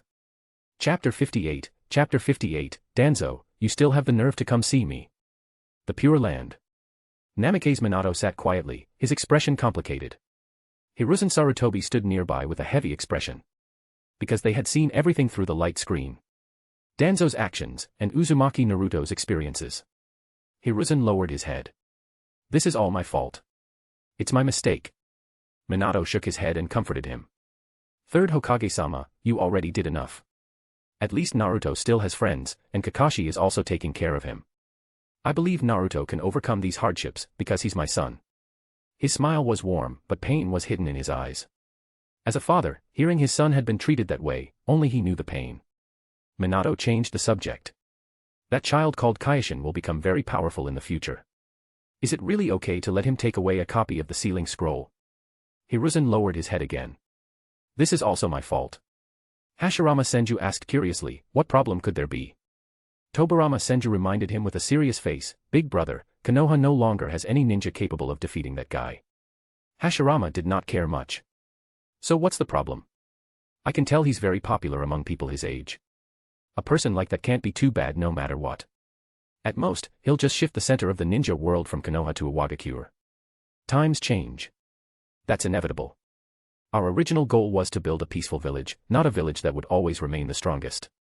Minato thought seriously. But the Uchiha matter will cause him great harm. If he holds hatred toward Konoha, then at the very least, everyone involved will be purged. It could even be said that all the Konoha higher-ups who knew about it would. Hiruzen lowered his head for the third time. This is still my fault. Tobirama glanced at Hiruzen and did not have the heart to criticize him. Hiruzen Sarutobi, indecisive, and in his old age no longer worthy of his position. Shimura Danzo, there was even less to say. A half-capable man sitting in high office and harming the village for so many years, causing countless geniuses to die young or leave. The moment Tobirama thought about Shimura Danzo, his chest showed signs of inflating. The Uchiha were Konoha's sharpest blade. What Tobirama meant was, this is a double-edged sword, and a matching sheath needs to be made. But Danzo understood it as, the blade has to be destroyed. And then there were Hamura Mitokado and Kohara Yuditane, who only knew how to talk. This Konoha F4 had completely ruined his reputation in the education world. Madara Uchiha spoke cautiously. Does that guy have any brothers or sisters? Hiruzen shook his head. No. Only he, Sasuke, and Itachi remain in the Uchiha clan. After hearing this, Madara secretly relaxed, but also felt somewhat disappointed. He relaxed because for this Kyoshin to surpass Obito and become a threat to him would probably be difficult. As for the disappointment, it mainly came from the feelings Madara held toward the Uchiha clan. Kyoshin was a genius of the Uchiha clan, but he did not have a ticket into the world of the strongest. Madara admitted that after seeing Kyoshin's performance, he truly had become nervous. That Obito fellow might not necessarily beat him steadily. The younger generation was truly formidable. Madara said calmly, he indeed has the potential to stand against me and Hashirama, but fate has already decided that he cannot reach that height. Hashirama laughed loudly. I think he's different from ordinary Uchiha. Calm, rational, kind. Those are all qualities needed to become strong. In the future, he will definitely surpass you and me. Madara, want to make a bet? Since they had nothing better to do, and Madara also needed Tobirama's technique to observe the ninja world, he coldly replied, then let's wait and see. Bzzz. A sound that should not exist in the Pure Land was heard. Everyone looked toward Minato. Minato lowered his head and looked at his gradually restoring arm, his expression changing slightly. Tobirama was the first to realize something was wrong. What happened? The voice of the Ein-type Kurama came through Minato's body, angry and nervous. That brat stole my chakra. Hashirama relaxed. I thought it was something serious, Ninetales, don't be so nervous. Humph. What do you people know? Kurama said excitedly. My total chakra amount hasn't changed, but because I'm in the Pure Land right now, the chakra separated into the ninja world has the ability to grow on its own. Once that brat discovers this, that chakra will eventually grow to equal mine. No. It'll become 30% stronger than me in chakra intensity, because none of you here have chakra, so I can't grow stronger through fusion. By then I'll become the clone. Minato, Tobirama, and Hiruzen instantly realized how bad this was. Raza lowered his presence as much as possible, because this matter was partly his fault too, and he did not dare make trouble. Madara stood nearby with his arms crossed, clearly enjoying the show. Hashirama, meanwhile, had no special reaction and simply gave a faint "oh." But at that moment, another accident happened. A soul floated over from the distance. Those facial features, that expression. Shimura Danzo. Tobirama narrowed his eyes slightly. Good lord, you brats still have the nerve to come looking for me. Minato also quickly stood up and stared directly at Danzo. Danzo had originally come over to check because he was curious about the light screens here, but after discovering it was the previous Hokage. Konoha Village, Hokage Building. Hamura Mitokado said, Jiraiya, the village now needs a Hokage. You are the most suitable candidate. I'm not suited to being Hokage. I'm too used to being free, and I have more important things to do. Jiraiya said, I'll go bring Tsunade back. She's the most suitable person to become Hokage. Hamura frowned. Can you find her? Jiraiya nodded. I know where she is. Just give me some time. After leaving the Hokage building, Jiraiya found Naruto. He sat alone on a bench with his head lowered, his blonde hair hanging lifelessly. During this period, he had been very downcast. He rarely spoke and rarely smiled. Jiraiya walked over and patted his shoulder. Kid, what's wrong? This doesn't look like you. Naruto raised his head, shadows covering his blue eyes. Pervy sage, Kyoshin, he still could not forget Kyoshin because Kyoshin was his best friend. He was the first person who truly acknowledged him and was willing to be his friend. Jiraiya sat on the swing beside him. Everyone has their own path to walk, Naruto.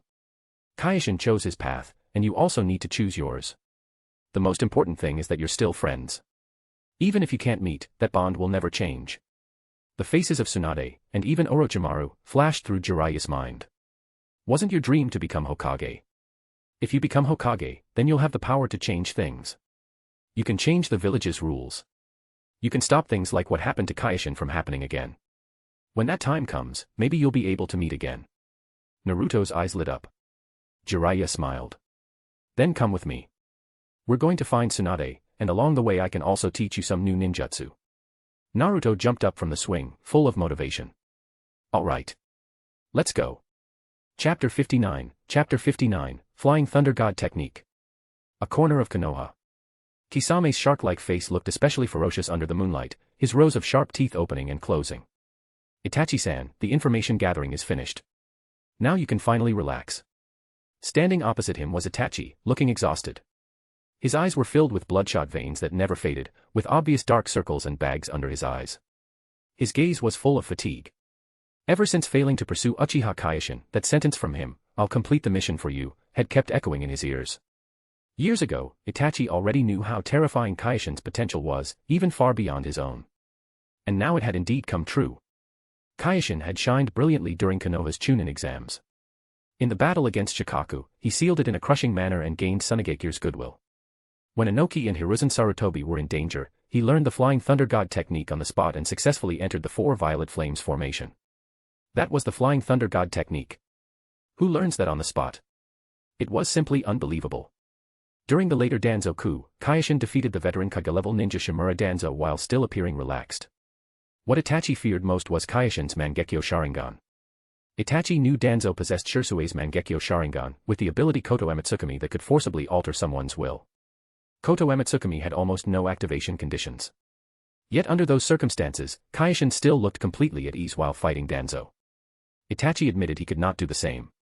Fortunately, Kyoshin did not make things difficult for Sasuke. Kyoshin's face appeared in Itachi's mind, and a trace of regret rose in his eyes. Maybe, just as Kyoshin said, if things had been delayed a few more years, the result between the Uchiha and Konoha would not have ended like this. Itachi came back to his senses, his voice weak. Let's go. I thought Itachi-san would need some time to calm down. Kisame laughed. But that makes sense too. The Nine-Tails Jinchuriki is going with Jiraiya to look for the Fifth Hokage, so it's only right for us to move quickly. The two headed toward the center of Konoha. But Itachi clearly was not in good condition. Over the past few years, Itachi had not failed to try searching for Kyoshin. But Kyoshin's anti-tracking abilities were extremely advanced. The closest Itachi ever got to him was reaching the Land of Grass. Only after Kyoshin deliberately exposed himself did Itachi learn he had gone to Iwagakure. But Itachi's search focus had been on Kimogakure. Kyoshin had definitely considered this point, which was why he chose Iwagakure. Regret rose in Itachi's heart again. Kyoshin was outstanding to an unreasonable degree. If Kyoshin had been in his position instead. Iwagakure training ground. The blazing sun hung overhead. Kyoshin lay on a stone bench under the shade of a tree, holding the Flying Thunder God technique notes he had written himself. The notes had been organized based on Minato's explanation. The Flying Thunder God technique had 3 requirements. The first was talent in sealing formulas. The second was talent in spacetime ninjutsu. Like Ten-Ten, who could use storage scrolls. The third was sensory talent. Like Keirin's Kagura Mind's Eye. Put simply, the Flying Thunder God technique relied on sealing formulas to leave marks. It used sensory talent to lock onto the position of the marks. Combined with spacetime ninjutsu and extremely precise chakra control, it formed a super S-rank support ninjutsu. Among these, the most important were sensory talent and spacetime talent. The farther one's sensing range, the farther away one could detect Flying Thunder God marks. The stronger one's spacetime talent, the shorter the preparation time needed to activate the Flying Thunder God technique. Kyoshin sat up and formed hand seals. A dense crowd of shadow clones appeared across the training ground. 10 days passed in the blink of an eye. Knocking came from outside the door. Kyoshin opened the door and saw Haku standing outside. Haku's features were delicate and gentle. It was hard to imagine from appearance alone that he was a boy. Kyoshin-san, Tsuchikage-sama asked for you. I understand. Kyoshin showed a slight smile. Are you getting used to living here? I'm fairly used to it. Everyone is very friendly. Haku's lips lifted slightly. And it's also very convenient to send letters to Zabuza-san here. Kyoshin nodded. That's good. If you need anything, come find me anytime. Thank you, Kyoshin-san. Haku bowed slightly. I'll go complete the training task Tsuchikage-sama assigned me first. Kyoshin watched him leave, then went out toward the Tsuchikage's office. Anoki's brows were slightly furrowed, as if thinking about something important. Kyoshin knocked and entered, sitting across from Anoki. Tsuchikage-sama, you wanted to see me. Anoki spoke steadily. Some things happened over in Konoha these past few days. He raised 2 fingers. First, Jiraiya refused to become Hokage and has already brought back Tsunade, who is also one of the Sannin, to serve as Hokage. Kyoshin nodded. This news was within expectations. Anoki continued. Second, Orochimaru sent a letter. Kyoshin's eyes narrowed slightly. Orochimaru taking the initiative to send a letter was no small matter. Anoki said, Uchiha Sasuke has defected from Konoha and plans to join Orochimaru. But because of your existence, Konoha now values the only remaining Uchiha survivor very highly. Konoha may send experts to bring Sasuke back. At this point, Anoki's tone became serious. Orochimaru requests that you go and bring Sasuke to him. In return, he will agree to one condition of yours. I want to hear your thoughts. I'll go. Kyoshin gave his answer. This is a guaranteed profit deal. The whole world underestimates the power of technology. Orochimaru's request was an opportunity. Maintaining relations with Orochimaru was important. Kyoshin understood very clearly the power of technology. Obtaining one promise from Orochimaru was priceless. In the original story, the ninja sent to retrieve Sasuke were all genin from the same generation, the same group that was close to Kyoshin. But now things were different.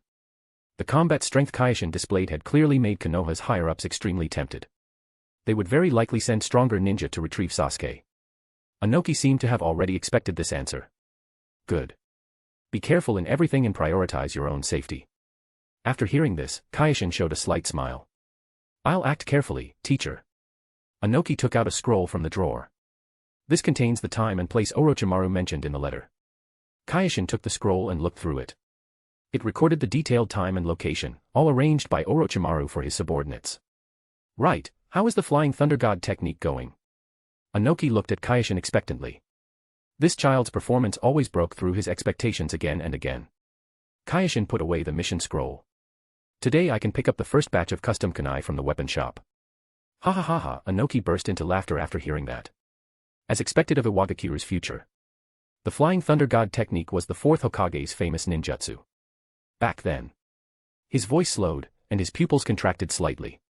Even now, whenever Inoki thought of that blonde young man, he still felt lingering fear. Although the pressure the men gave him was not as great as Madara's, his battle achievements were simply absurd. Among the 4 great ninja villages, nearly all the genius ninja from Minato Namikaze's generation had been slaughtered. Anyway, now the Flying Thunder God technique belongs to us.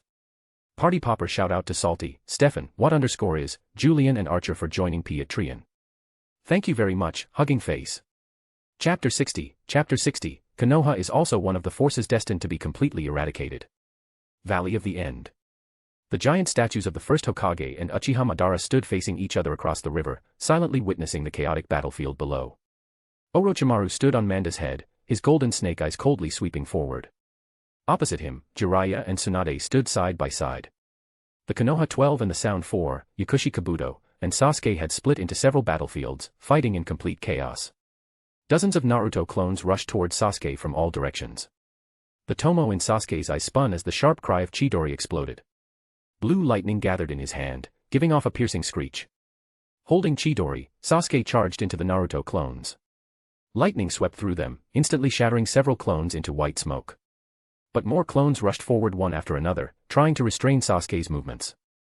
Naruto's real body stood behind the clones, blue chakra spinning and gathering in his palm, forming a Rasengan. Seeing this, Sasuke locked onto Naruto's real position, his Sharingan spinning wildly. The two rushed at each other at the same time. Chidori and Rasengan violently collided. Blue-white lightning and the blue chakra sphere erupted in blinding light. Water splashed everywhere, and the ground trembled. Elsewhere. Jiraiya spoke in a deep voice, Orochimaru, your ambitions end here. Orochimaru let out a hoarse laugh. Jiraiya, you're still as naive as ever. With a raise of his hand, more than a dozen giant snakes burst from his sleeves, turning into a black torrent that lunged at the enemy. Jiraiya pressed his hands together, and a giant fireball dragging a flaming tail crashed into the snakes. The explosion set off blazing flames. The ground beneath Tsunade shattered as she leaped into the air and charged straight at Orochimaru. Manda twisted his body and barely dodged the attack. Manda panicked internally, I almost died. The battle had already lasted more than 10 minutes. Facing the joint attacks of Jiraiya and Tsunade, even Orochimaru was beginning to struggle. The Sound 4 tried to support Orochimaru, but they were held back by the other Konoha rookies. Shikamaru, Niji, Lee, and the others were locked in fierce battle against Kidamaru and Jirobo. The sounds of ninja tools clashing, explosions, and shouting mixed together. Every part of the battlefield was in intense combat. Jiraiya's ninjutsu attacks were fierce, and Tsunade's monstrous strength posed an even greater threat. Although Manda beneath Orochimaru was powerful, he gradually became unable to endure under the combined attacks of Gamabunta and Katsuyu. Orochimaru's expression turned cold. After being knocked back again, he got up in a sorry state and jumped onto Manda's head. He bit his thumb and pressed it onto Manda's head. Manda raised his head and let out a sky-shaking hiss, his massive body suddenly swelling larger as his jaws opened to the limit. Formation of 10,000 snakes. Countless venomous snakes poured out of Manda's mouth, blotting out the sky like a black tide sweeping across the battlefield.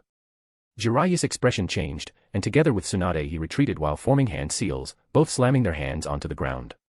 Earth-style, swamp of the underworld. The ground began to soften and writhe, eventually turning into a massive swamp. Countless giant snakes sank deep into it, enough to make one's scalp tingle just from looking. Orochimaru used this chance to catch his breath and turned to ask Yakushi Kabuto below, where are the reinforcements? While dealing with attacks from Konoha ninja, Kabuto answered, I already moved the time in the letter 3 hours earlier, but Konoha moved too quickly. That person may still be in the land of Earth. Irritation flashed through Orochimaru's eyes.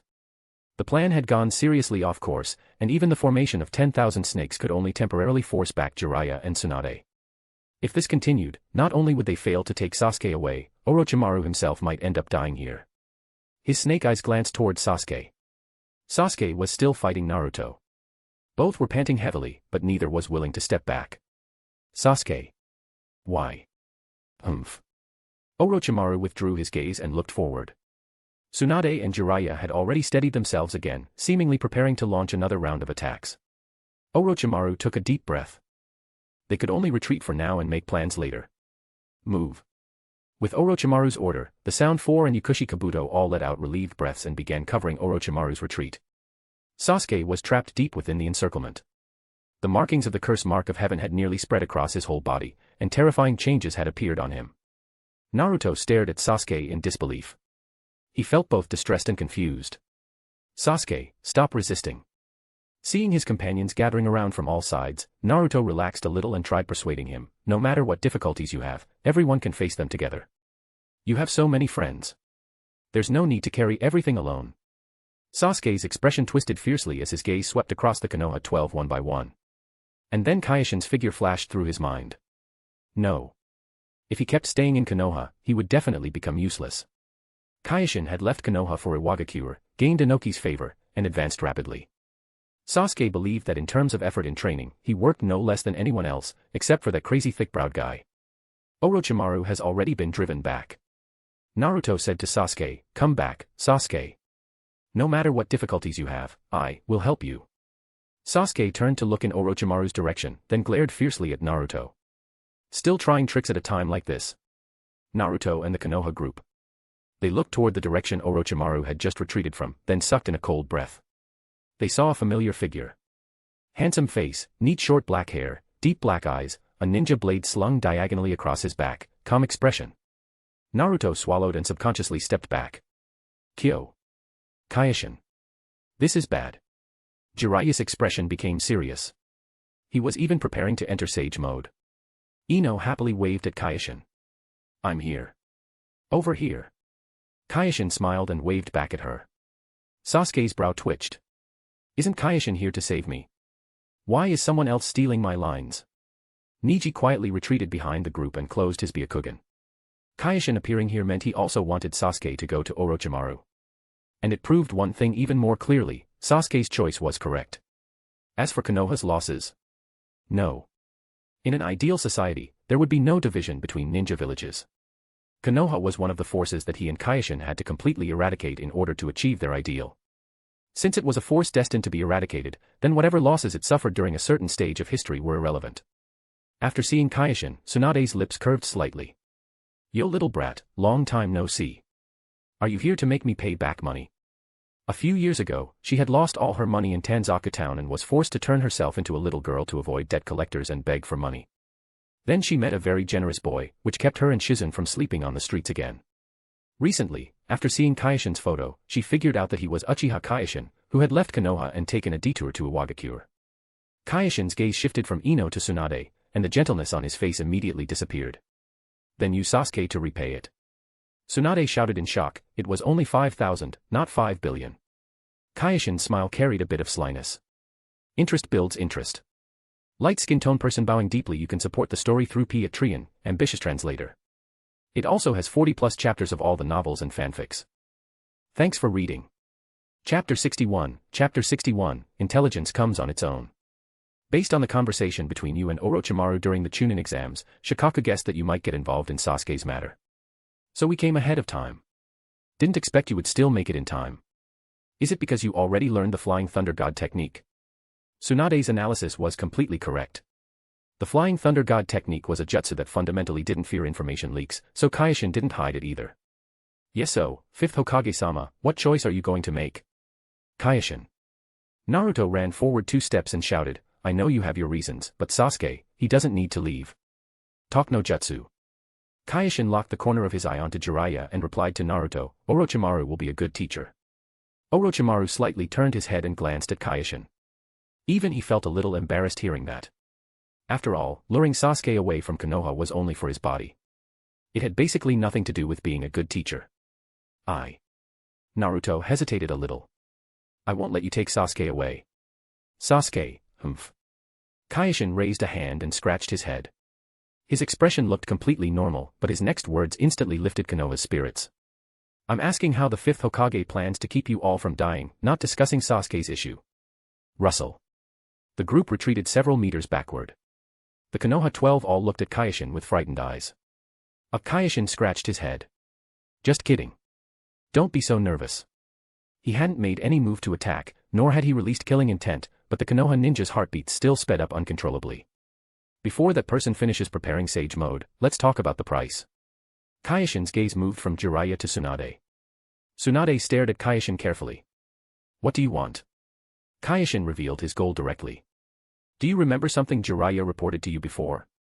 Those two Kage-level experts wearing black cloaks with red clouds were Uchiha Itachi and Kisame Hoshigaki.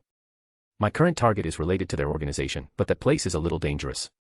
I need you and Jiraiya to come with me. Tsunade frowned slightly. That organization's target is the Jinchuriki. It's also something we must investigate clearly. Is that all? Kyoshin nodded. Fine. I agree. Tsunade raised her hand and smacked Jiraiya on the head. Stop preparing already, or we'll all die here. Jiraiya covered his head and bared his teeth while yelling, What? Do you know how dangerous what you just did was? I almost turned into a stone frog. Tsunade glanced at him, a toad. Jiraiya. Naruto was extremely confused and asked Tsunade, why? Are we just giving up on Sasuke like this? If you lock him inside Konoha, that's the real way of giving up on him. Orochimaru, who had stayed silent the whole time, finally spoke. Sasuke-kun, come over here. Sasuke glanced at Naruto, then turned around and limped toward Orochimaru. Naruto looked like a powerless husband, watching helplessly as Sasuke went to the other side. A faint smile appeared at the corner of Orochimaru's mouth. He really couldn't believe Jiraiya and Tsunade would give in to Kyoshin's threat so easily. And what Kyoshin relied on was the Uchiha clan's Sharingan. Orochimaru's heart heated up. However, before that, he still needed to maintain a good relationship with Kyoshin. This guy's abilities were simply too unreasonable.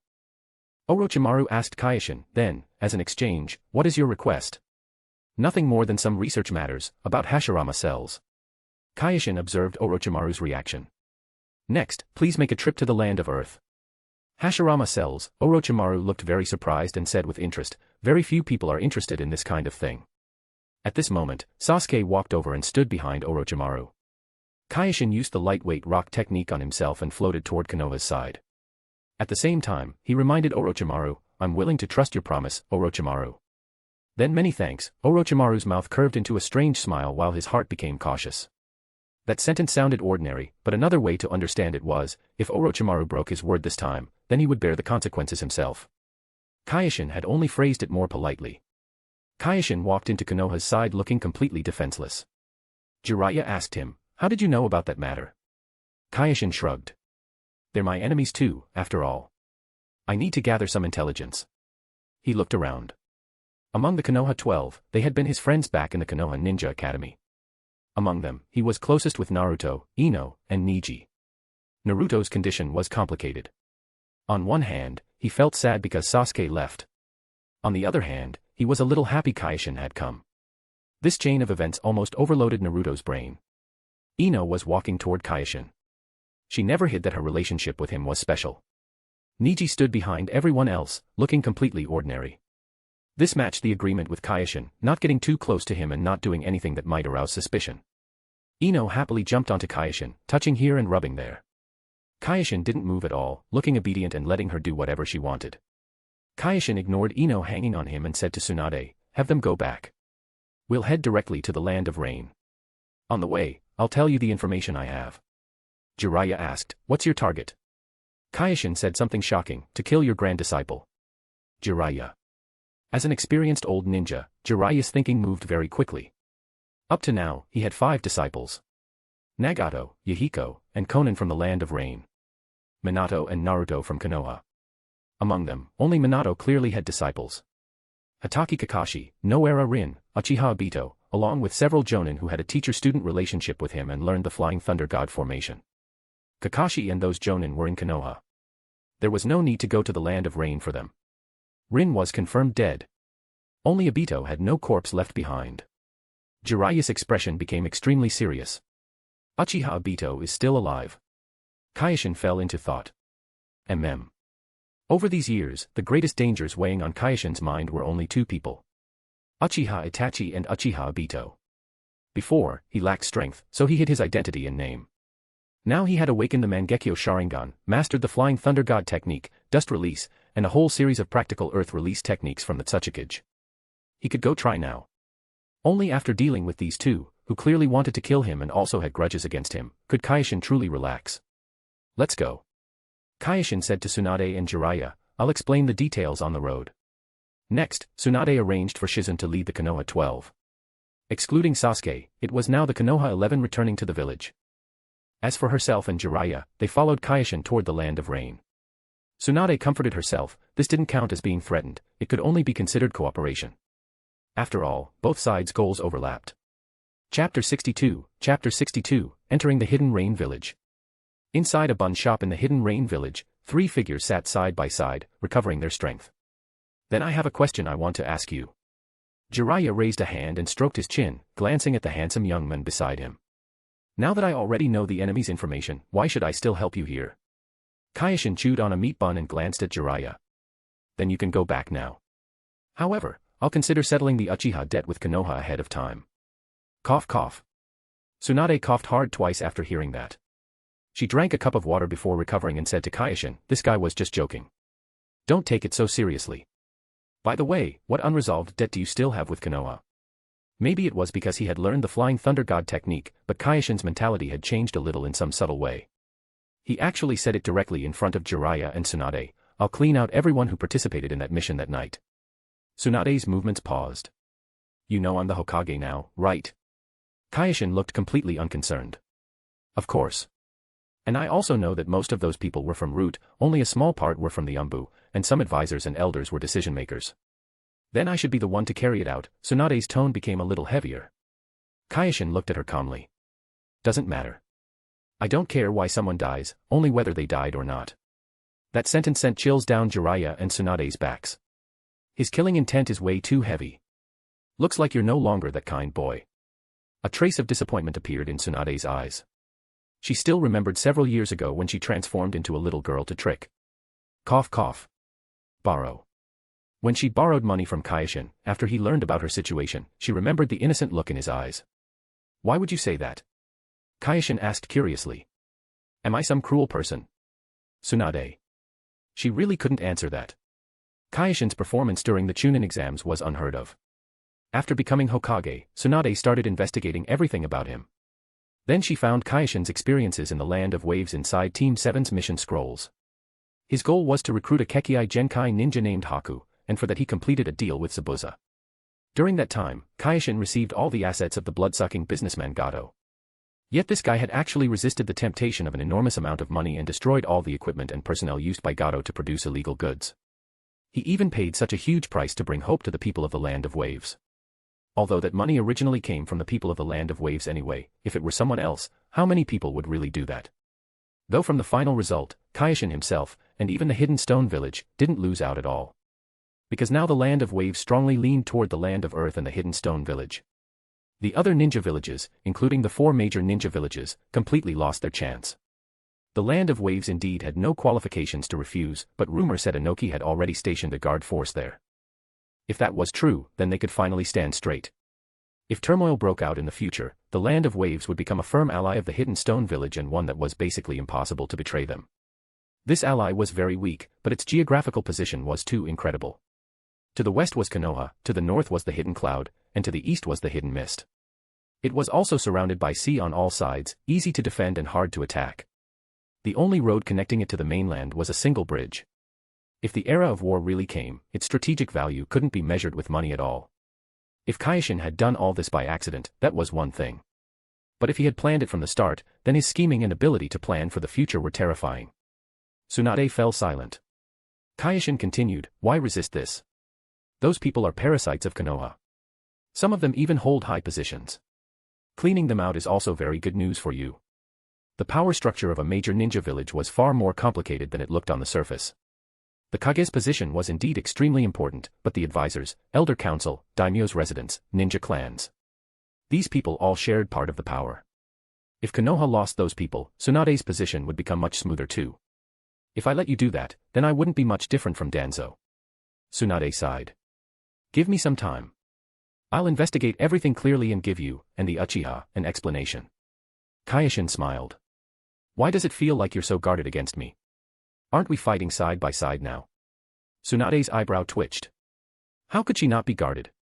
With the range of his ninjutsu, if he really attacked, the economic losses alone would be impossible to calculate, not to mention how many people would get caught up in it. Looks like you two have reached an agreement. Jiraiya raised his wine cup and took a sip.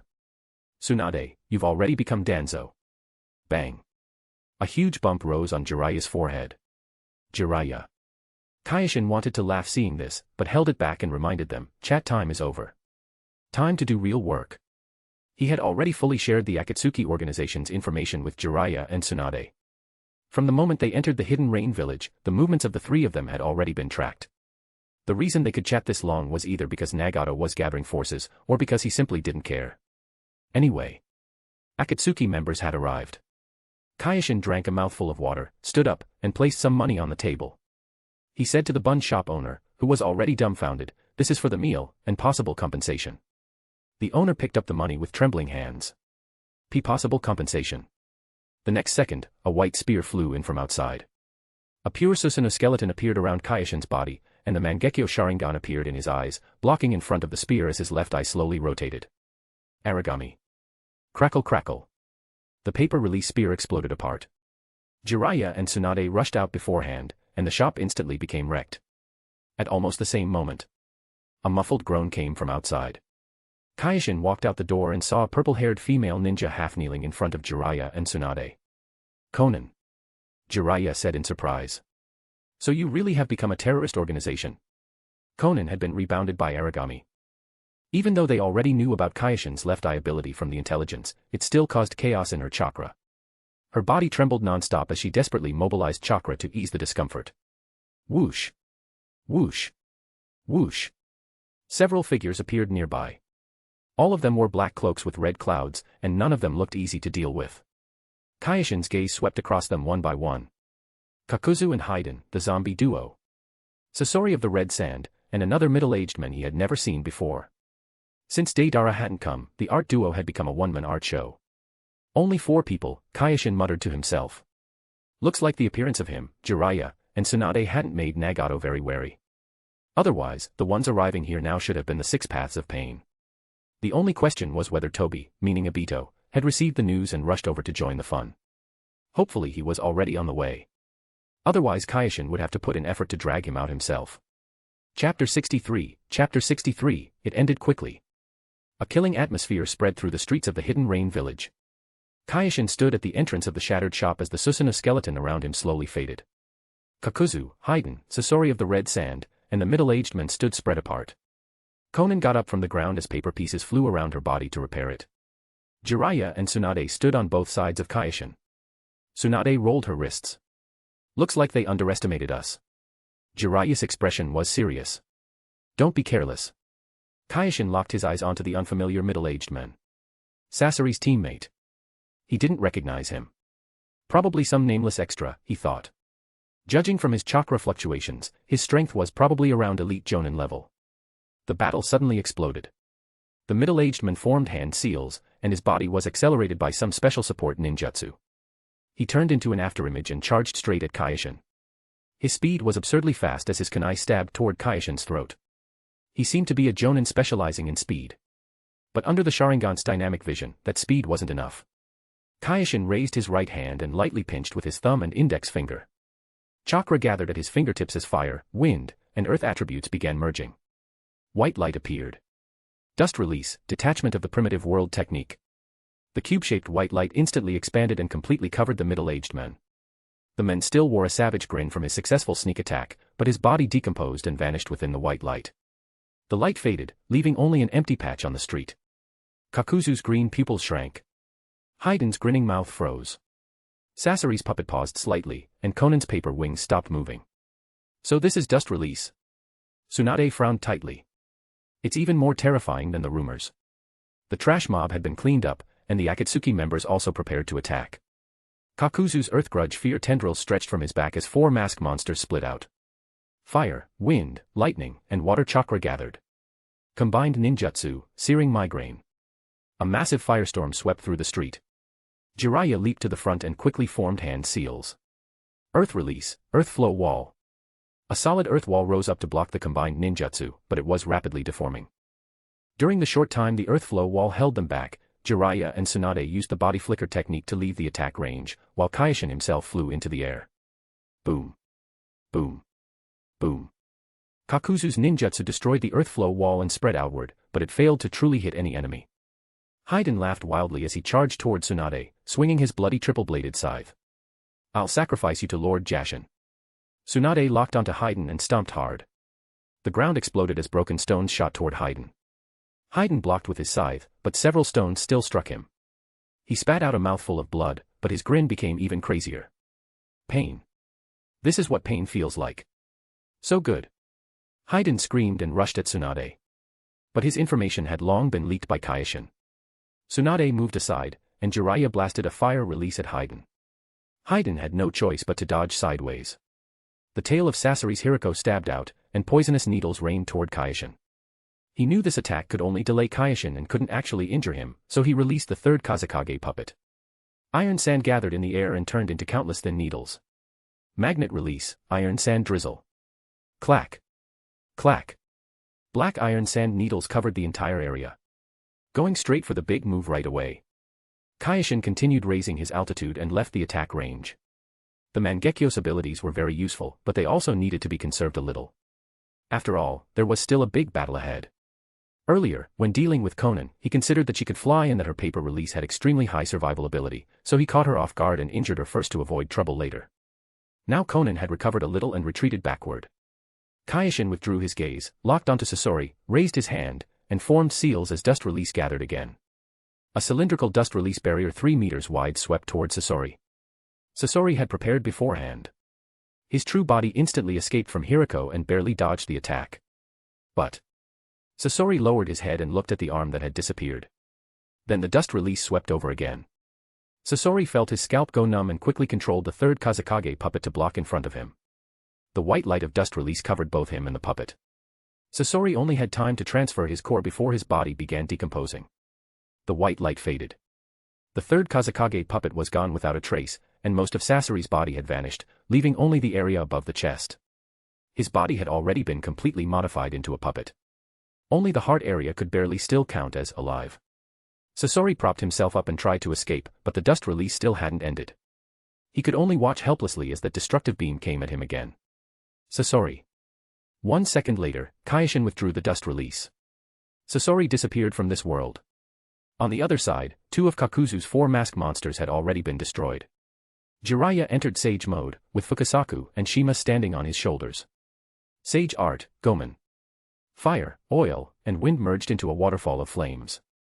Kakuzu's remaining 2 masked monsters desperately resisted, but it was useless. Konan tried to support him but was held back by Tsunade.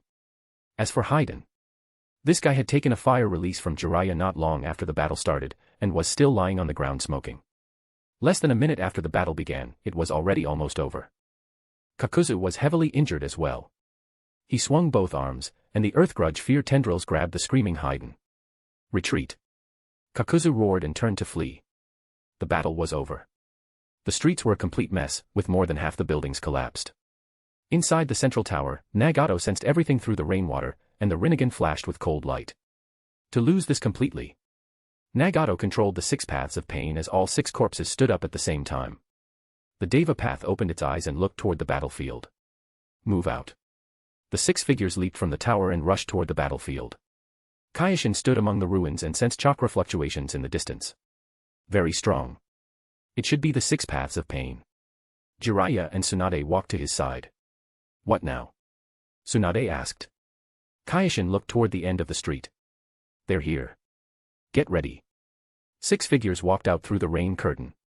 The same Rinnegan eyes. The same black cloaks with red clouds. The Deva path walked at the front with an expressionless face. Uchiha Kyoshin. The Deva Path spoke in a flat voice. What is your purpose? Kyoshin asked the only question he cared about, where's Toby? The Deva Path replied, you'll see him. His face stayed expressionless, but Nagato, controlling the Deva Path, felt somewhat surprised. This man had gathered Jiraiya and Tsunade in such a huge display just to look for an Akatsuki trainee member. Yahiko. Jiraiya shouted. Your goal is collecting tailed beasts. You even sent members to infiltrate Konoha for it. Why are you doing this? Yahiko, what turned you into this? The Deva Path's strange and mysterious Rinnegan stared directly at Jiraiya. His voice still sounded like a dead man's, without any change. Jiraiya-sensei, Yahiko has already died. Jiraiya had already gotten the news from Kyoshin earlier, but he still didn't want to believe Yahiko had left like this. Kyoshin observed the situation from the sky and looked down as he said, looks like the other Akatsuki members aren't here. Then you hold them off while I go find Toby. Chapter 64, Obito got tricked until he cried. Ripples spread through space, and the twisting vortex finally condensed into a figure. He wore an Akatsuki robe and an orange spiral mask on his face, exposing only one Sharingan eye, scarlet and cold. Raindrops passed through his body as if he were only an illusion. Uchiha Kyoshin, Obito spoke in a low voice. Back outside Konoha, I should have gone through the trouble of hunting you down and killing you. Kyoshin looked at Obito without speaking, observing this guy. When raindrops could clearly and solidly land on Obito's body, it meant Kamui was not currently active. A raindrop slowly slid down Obito's mask. Now. Kyoshin's eyes sharpened. His right hand half-clenched, and a complicated sealing formula appeared in his palm, its patterns flashing with faint blue light. The chakra leaking from the sealing formula did not belong to Kyoshin. That was the gift he had prepared for Obito, the Fourth Hokage's chakra sealed inside his palm after extracting the Ninetales chakra from the Fourth Hokage's broken limbs. Kyoshin used sensory techniques to lock onto the chakra's movement path. That path pointed behind Obito, to an extremely hidden location. That was the flying thunder god mark Minato had left on Obito's back. Kyoshin formed seals with his left hand while activating the seal with his right. Minato's chakra began to flow. The next second, his figure disappeared instantly. Flying Thunder God technique. Kyoshin appeared behind Obito and pressed his right hand onto Obito's back. White cube-shaped light gathered in front of his left hand, completely covering Obito. Obito sensed the familiar chakra fluctuation from behind and realized something was wrong. The pupils beneath his mask shrank. The Kamui space ability activated as he transferred his body away. But it was already too late. Obito's real body existed inside the dust release barrier for only a brief instant, almost just a few hundredths of a second. His mask, clothes, weapons, and the skin on the surface of his body decomposed and vanished in the light. Terrifying wounds evenly covered his exposed body, like the entire layer of skin had been perfectly peeled off by the most skilled butcher imaginable. Hashirama cells immediately began crazily repairing the injuries, releasing huge amounts of white steam. Obito let out a miserable scream. The twisted half of his face was covered in burn marks. Even a tiny bit later and he would have disappeared completely. Kyoshin stood to the side and watched coldly. He couldn't attack Obito while his real body was hidden inside Kamui space. He could only wait for him to become solid again. The Hashirama cells on Obito's body constantly split and regenerated. The wounds healed at a speed visible to the naked eye, but ugly scars remained behind. The half of his face that had originally been mostly intact was now completely covered in scars. This recovery consumed a huge amount of chakra. Obito panted heavily, supporting himself off the ground with his limbs, his expression twisted. He climbed up from the ground. His remaining Sharingan was filled with killing intent, and his tone no longer had the calmness from before. Why? The flying thunder god mark Minato left behind Obito's back had already been erased by dust release. Kyoshin stared straight at Obito. His Sharingan clearly observed the raindrops on Obito's body. The moment Obito tried to move his real body out of Kamui space, the moment he wanted to reset Kamui's cooldown, would be the moment Kyoshin attacked. Obito gritted his teeth and analyzed the situation. One of Kyoshin's Mangekyo Sharingan abilities could reflect received attacks. That meant Obito needed to judge whether Kyoshin had used his Mangekyo Sharingan ability when being attacked. However, if his real body stayed inside Kamui space, could that so-called reflection ability still work? Let's try it. Fire release, wild dance of exploding flames. Obito rapidly retreated, formed seals, and spat out fire release. Flames and wind pressure combined into a giant fire tornado. The high temperature instantly evaporated the surrounding rainwater. Kyoshin stood in place as the Mangekyo pattern in his left eye rotated. Origami activated, and at the same time, a pure white Susanoo skeleton appeared around his body. Boom. The fire release hit Kyoshin Susanoo and exploded with a violent sound. At the same time, Obito phased again. His real body was inside Kamui space, but his outer body. Sizzle. Terrifying burns appeared. Obito collapsed to the ground again. Large-scale burns appeared over the hideous scars covering his body, new wounds over old wounds. Hashirama cells started repairing him again. Obito felt his chakra rapidly draining away. Still want to test anything else? Kyoshin revealed a slight smile that made Obito grind his teeth. Even hiding his real body inside Kamui space couldn't avoid the other side's reflection. Of course not. Origami was absolute tit for tat. Ignoring distance, obstacles, space, and all other factors, it guaranteed that everything Kyoshin suffered would equally be inflicted back onto the caster. Obito's eyes hardened. This can't continue. He had to find a way to break that so-called reflection. Up until now, because Kyoshin had no habit of shouting the names of his jutsu, the ninja world's understanding of his Mangekyo Sharingan abilities was extremely weak. They only knew it could reflect attacks. They didn't even know its name. Obito kept phasing while thinking. Then if a clone attacked, would the reflection hit the clone or the real body? Obito started testing again. 10 seconds later, Obito's real body covered the cut on his arm. How the hell do you fight this? Isn't this way too unreasonable? Then was there some method to break through Kyoshin Susanoo defense and kill him in one strike, while relying on Hashirama cells to heal himself afterward? No. Obito narrowed his eyes. His chakra consumption was too great. He couldn't keep sustaining this. The Hashirama cells had already healed several nearly fatal injuries in a row. The chakra consumed was completely incomparable to simply healing normal wounds. We'll meet again. Obito's voice was hoarse and carried a trace of frustration. Ripples began appearing in the surrounding space as he prepared to run away. Kyoshin calmly watched everything. He had no ability to stop him. After Obito's body completely disappeared, Kyoshin closed his eyes and fully focused on using his sensory technique, expanding his sensing range.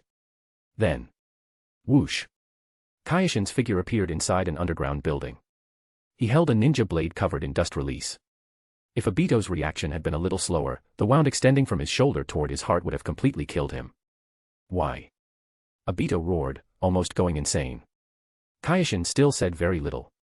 This question was actually easy to explain. First, he knew the Flying Thunder God technique. Second, origami could reflect any jutsu. Then during the moment of reflection, origami would consume Kyoshin's chakra and eye power. And at that instant, Kyoshin could use sealing techniques on the chakra and eye power about to be consumed to seal a Flying Thunder God mark into them. Then once the reflected attack hit the enemy, Kyoshin's Flying Thunder God mark would appear on their body.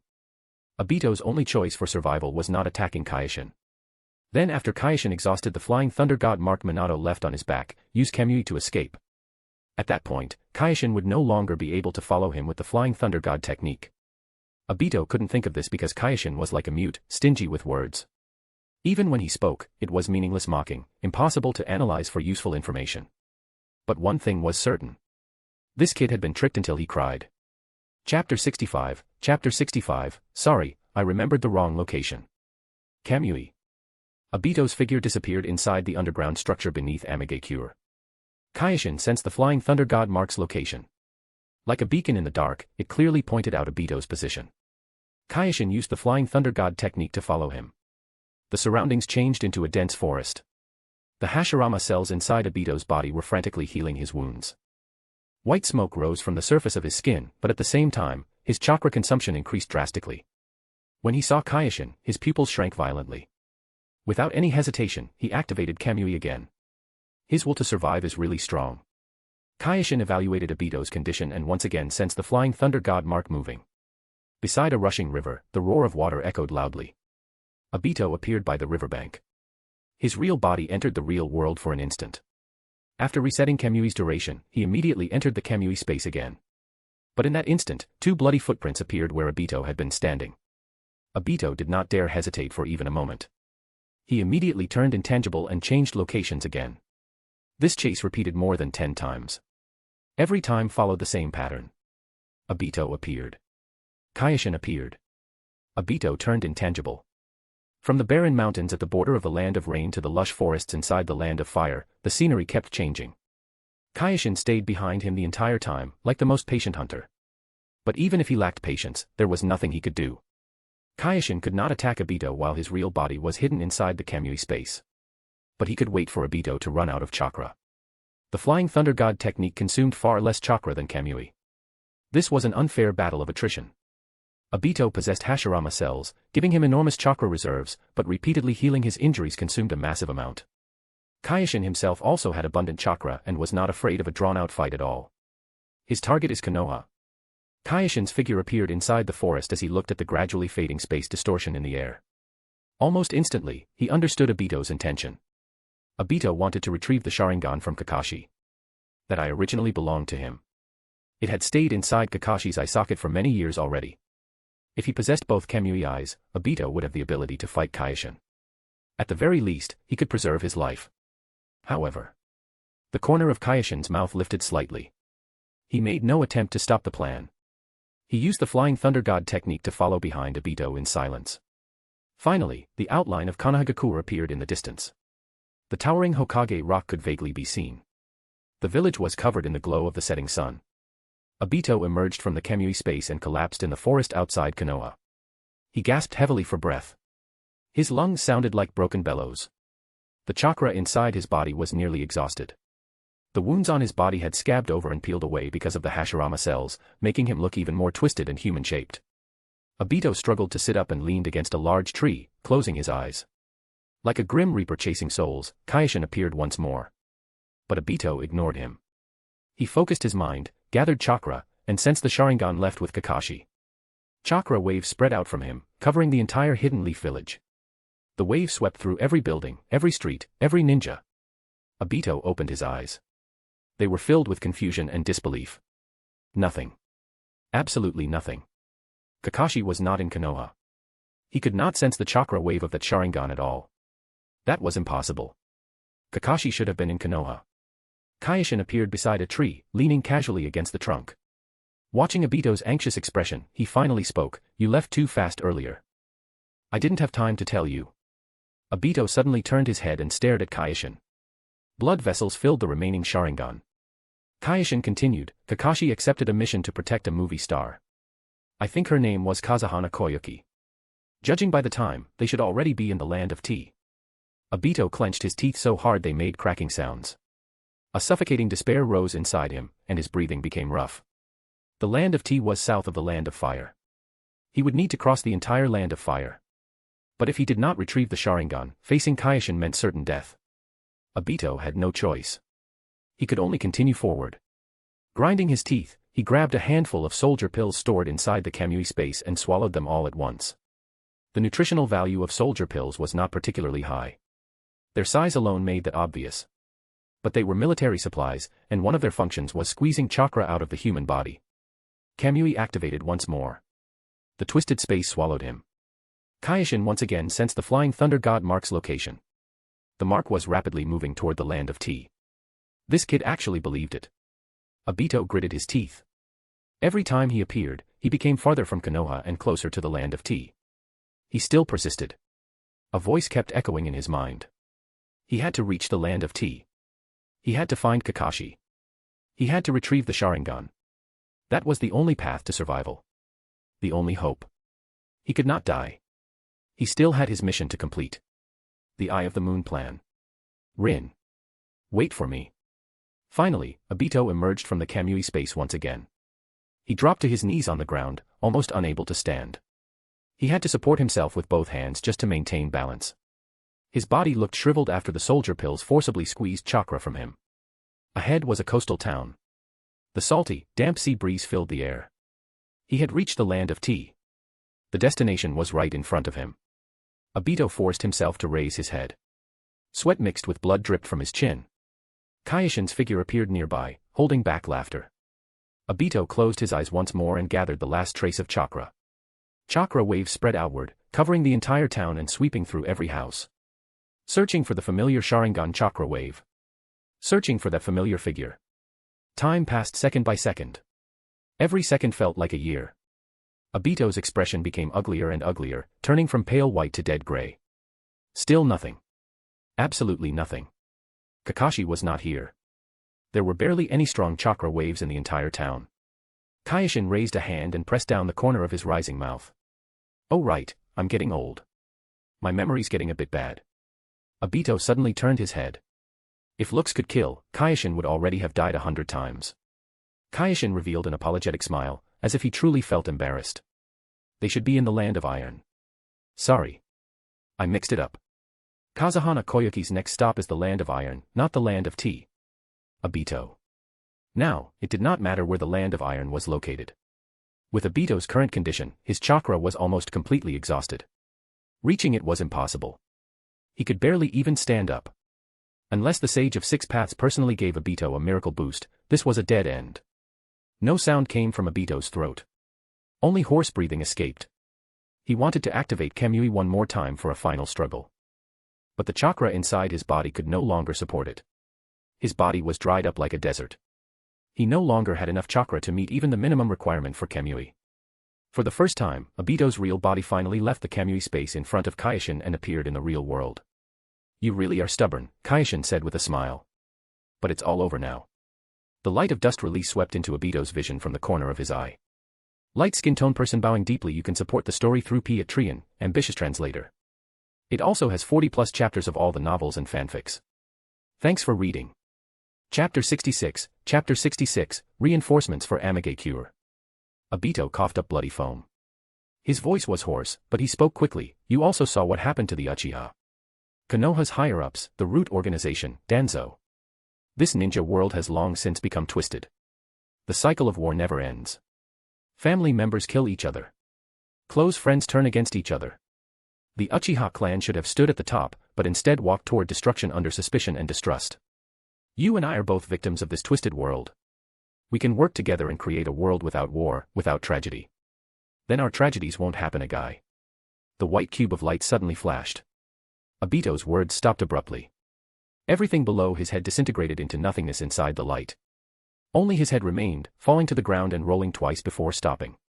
Obito's remaining Sharingan was wide open, as if unfinished words and disbelief still remained inside it. Kyoshin took out a special glass jar from his ninja pouch. It was filled with pale green nutrient fluid. He crouched down and extended the index and middle fingers of his right hand. His fingertips precisely pierced into Obito's eye socket. With a light motion, the scarlet Sharingan was completely removed, along with the connected veins and nerves. Kyoshin placed it into the nutrient fluid. The Mangekyo pattern slowly rotated inside the liquid before gradually stopping. Sorry, I'm not interested in hearing that. After putting away Obito's Mangekyo Sharingan, Kyoshin raised his hand and gathered dust release. White light covered the head, and Obito completely disappeared from this world. After finishing everything, Kyoshin immediately sensed the flying thunder god marks left behind while chasing Obito and locked onto the direction of the land of rain. Chakra flowed. Space distorted. His figure disappeared instantly. The streets of Iwagakure had already turned into ruins. Broken buildings mixed with standing water while rain continued to fall. Jiraiya knelt halfway on the ground, his clothes soaked with blood. Tsunade stood in front of him. The markings of the strength of 100 technique covered her entire body. Blood flowed from the corner of her mouth. Her blonde hair was soaked by rain and stuck to her cheeks. Ahead of them, the 6 paths of pain stood in a fan-shaped formation. Deva path floated in the air, the Rinnegan coldly looking down. Jiraiya had little sage technique chakra left, and Tsunade's strength of 100 technique was also consuming chakra rapidly. Even though Kyoshin had informed them about the 6 paths of pain beforehand, the pressure of real combat far exceeded expectations. The coordination between the 6 paths of pain was nearly perfect. Deva path handled the main offense and battlefield control, alternating between Shinra Tensei and Bansho Tenin. Azura path provided long-range firepower suppression, constantly harassing them with missiles and lasers. Human path could extract souls. One careless mistake meant instant death. There was also the absurd Preta path, which absorbed chakra and ninjutsu. The giant beasts summoned by animal path came wave after wave, and Tsunade kept knocking them back. Naraka path remained safely in the rear, ready to repair damaged puppets at any moment. This clearly divided combat system exhausted the two of them. Among the summons from Mount Myaboku and Shikatsu Forest, the only help left now were the small slugs attached to Tsunade and Jiraiya's shoulders. Gamabunta and the others had long been forced back to Mount Myaboku to recover from their injuries. Deva path raised a hand. Shinra Tensei. Invisible repulsive force exploded outward, covering the entire street. Dragging her exhausted body, Tsunade leaped to the side with all her strength, but she was still hit by the aftershock.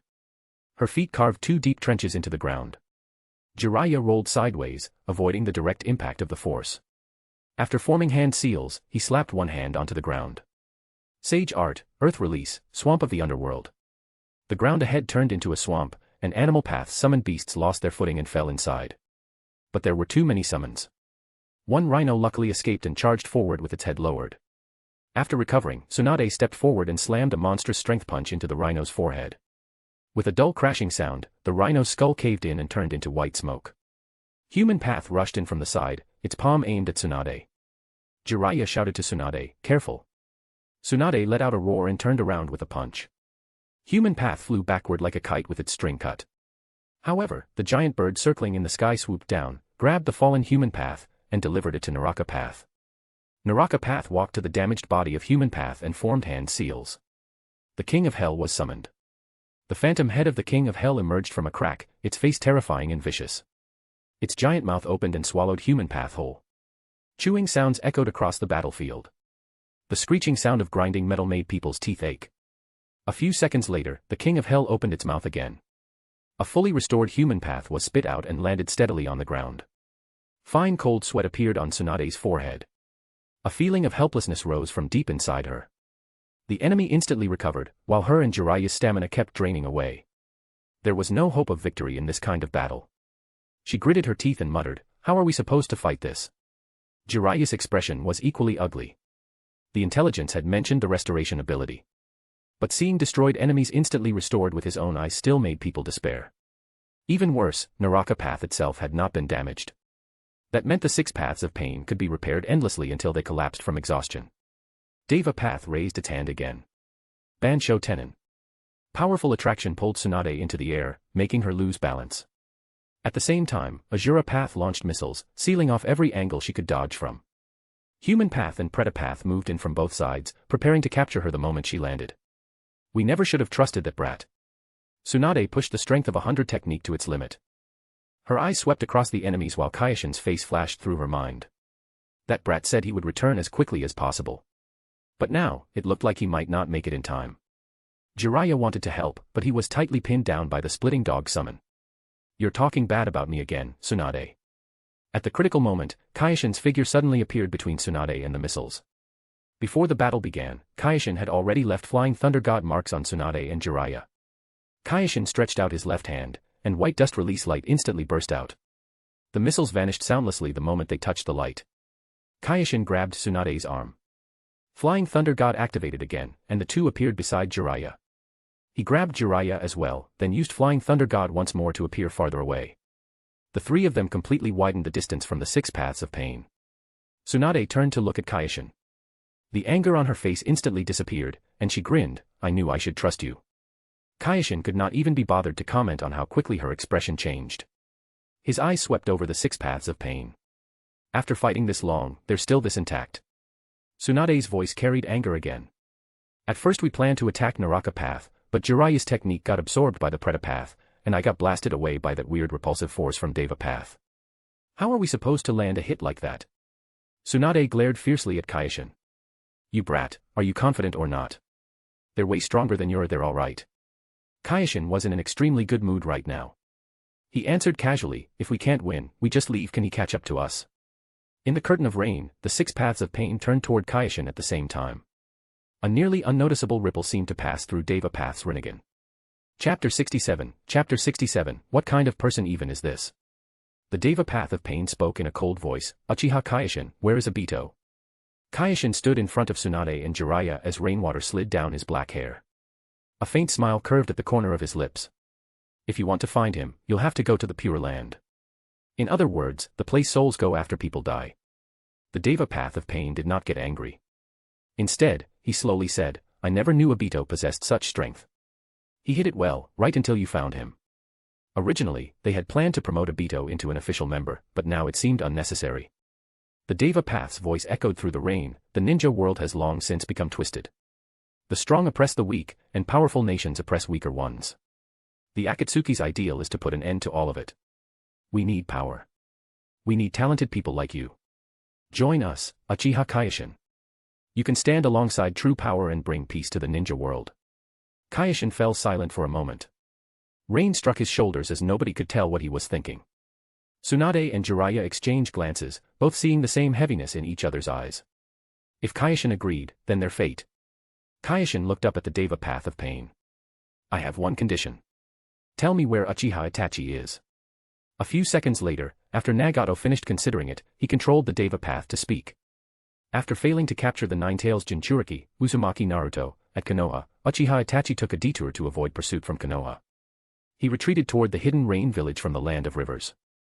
He may still be on the way now. His exact location cannot be confirmed, but the route is from the Land of Rivers to the hidden rain village. Kyoshin nodded. Good. The Deva Path said, from this moment on, you are a member of the Akatsuki. You will receive a codename and operate alongside the other members. Tsunade's expression changed as she turned toward Kyoshin, her tone serious. Kyoshin, are you serious? Of course not. Kyoshin grinned at Tsunade, then looked back at the Deva Path of Pain. Sorry, I changed my mind. The Deva Path said nothing, but the rain around them suddenly froze for an instant. The air seemed to solidify, anger surfacing within the Rinnegan. Ignoring the Deva Path's fury, Kyoshin casually reminded him, we're enemies. Remember. Nagato, controlling the 6 paths of pain, felt like his lungs were about to explode from rage. What the hell is wrong with this guy? He's absurdly powerful, yet doesn't act like an expert at all. He's more like some street thug. What irritated Nagato even more was that this bastard actually took the initiative to attack first. Kyoshin raised his right hand. Dust release burst into white light, aimed directly at the Naraka path. The Preta path instantly moved in front of it, spreading both hands to absorb the jutsu. But Kyoshin smiled faintly and used Flying Thunder God to appear at the spot where Obito had first escaped, inside a room beneath the hidden rain village. That let Kyoshin completely avoid the sight of all the pains. After checking his bearings, Kyoshin condensed a pillar-shaped dust release in front of his palm. It pierced through the house, the earth, and the streets, shooting straight toward the Naraka path. The Naraka path didn't even have time to react before its body disintegrated and vanished into nothingness within the light. When the dust release faded, all that remained where the Naraka path had stood was a smooth tunnel extending downward. The remaining pains immediately locked onto Kyoshin's position and moved into action. But the mobility of Flying Thunder God was simply too overwhelming. Kyoshin used Flying Thunder God again to return beside Tsunade. He pulled out a Flying Thunder God kunai from his ninja pouch and hurled it into the sky while calmly forming hand seals. Shadow Shuriken Technique. Whoosh. Whoosh. Whoosh. 1 Flying Thunder God kunai became 10, 10 became 100, 100 became 1,000. In moments, they densely covered the ground like a plague of locusts, enveloping all 6 paths of pain within their range. Then, space rippled. Kyoshin appeared behind the human path, dust release gathering in his right hand as white light erupted once more. The human path tried to turn around, but the dust release was faster. White light swallowed it whole, and the human path's body broke apart and disappeared as well. The entire process happened within 3 seconds. Watching this, the Deva Path's heart trembled. He immediately made an unexpected decision, attacked Jiraiya and Tsunade. Kyoshin was too agile. There was no way to lock him down. And his offensive power was practically unsolvable. The Preta path couldn't absorb his techniques at all. If this continued, defeat was inevitable. It would be better to attack the enemy's weaker units and force Kyoshin to defend them. The Deva Path of Pain raised a hand, aiming directly at Jiraiya and Tsunade. Shinra Tensei. Invisible repulsive force exploded outward. Tsunade and Jiraiya split apart to evade it, but their movements faltered for an instant, and the other pains swarmed them almost immediately. The animal path's giant bird, splitting dog, rhinoceros, crab, and centipede. The Azura path's missiles. For a moment, Jiraiya and Tsunade found themselves unable to cope. They were already nearing their limits. Lasting until now had not been easy. The Deva Path of Pain coldly watched Kyoshin, who indeed showed hesitation. Your tactics are excellent, but your companions won't last much longer. Even the Deva Path had never imagined that one day he would resort to tricks instead of directly crushing enemies with overwhelming power. Kyoshin frowned as he weighed his options. Obito was dead. The Mangekyo Sharingan was already in hand. He had also obtained Itachi's location. There was no point continuing this battle. Most importantly, Jiraiya and Tsunade had come to the hidden rain village because of him. If they died here, that would be hard to justify. Kyoshin made his decision and used Flying Thunder God to appear beside Tsunade and Jiraiya one after another.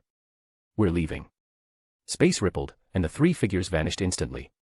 Only ruined streets, falling rain, and the Deva Path hovering in midair remained behind. The animal path summoned beasts stopped attacking and slowly returned to their master's side.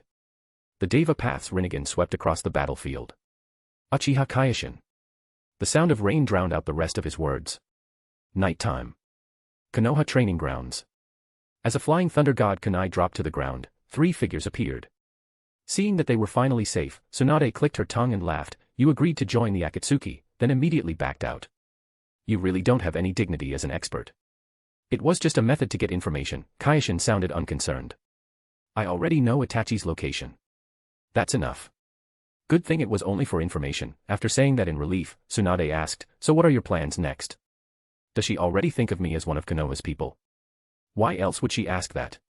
Our cooperation is over. Kyoshin had no intention of revealing his plans.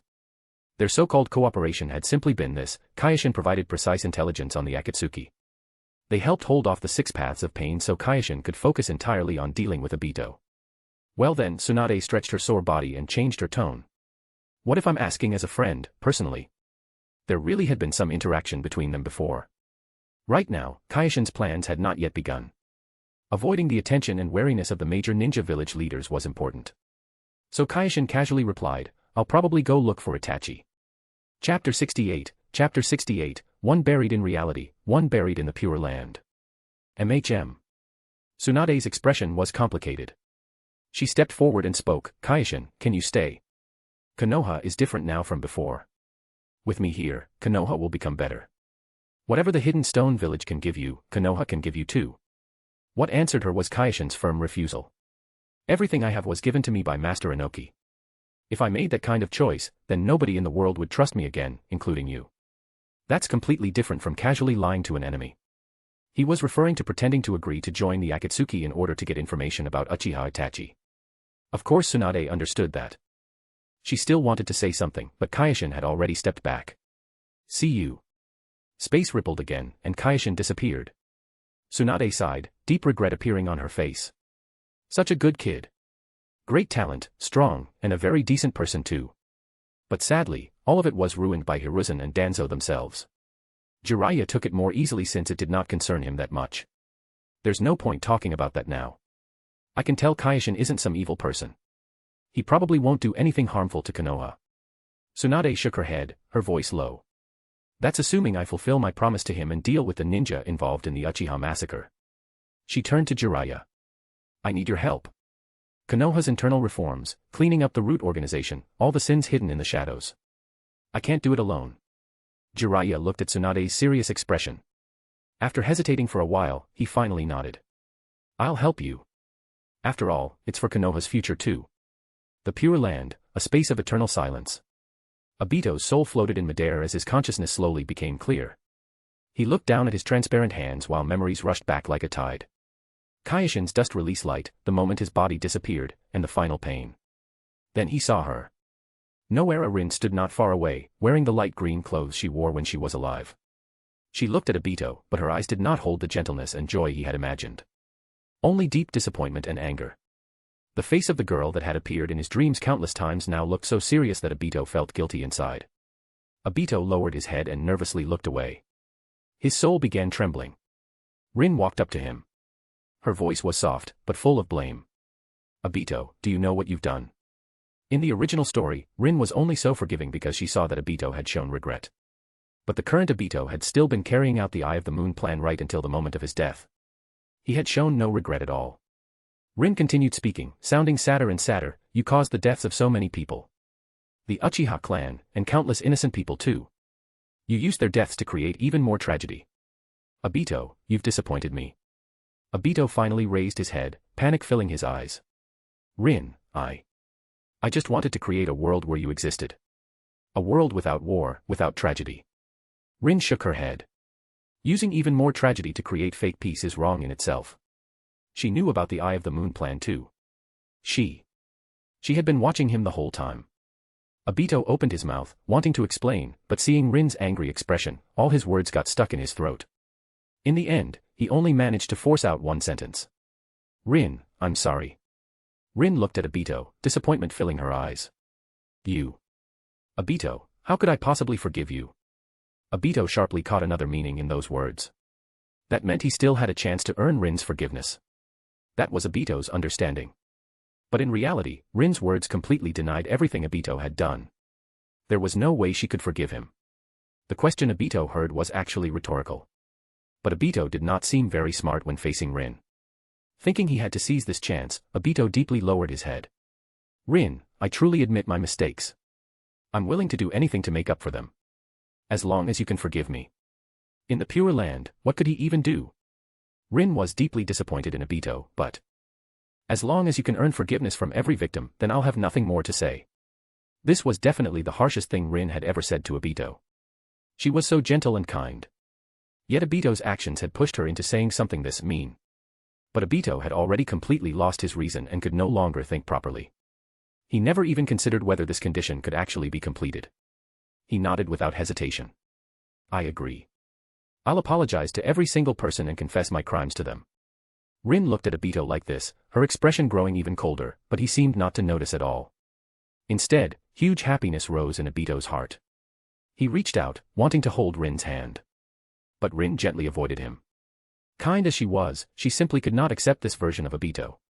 In the original story, Obito had shown regret and protected the main group from the all-killing Ash Bones. Through his actual actions, Rin saw that Obito had truly changed his heart, which naturally made it easier to accept him. Obito smiled shyly, seeming completely unable to find the problem.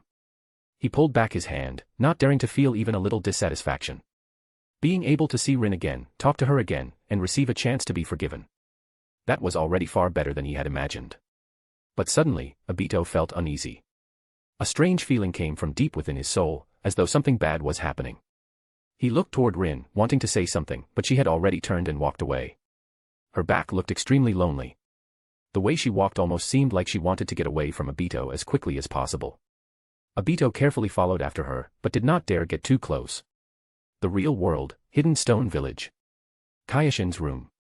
Kyoshin sat by the bed and took out a specially made glass container. Inside the pale green nutrient liquid, Obito's Mangekyo Sharingan floated quietly. After Obito died, his soul would go to the Pure Land, so he would definitely meet Noera Rin's soul there. But that would be letting Obito off too easily.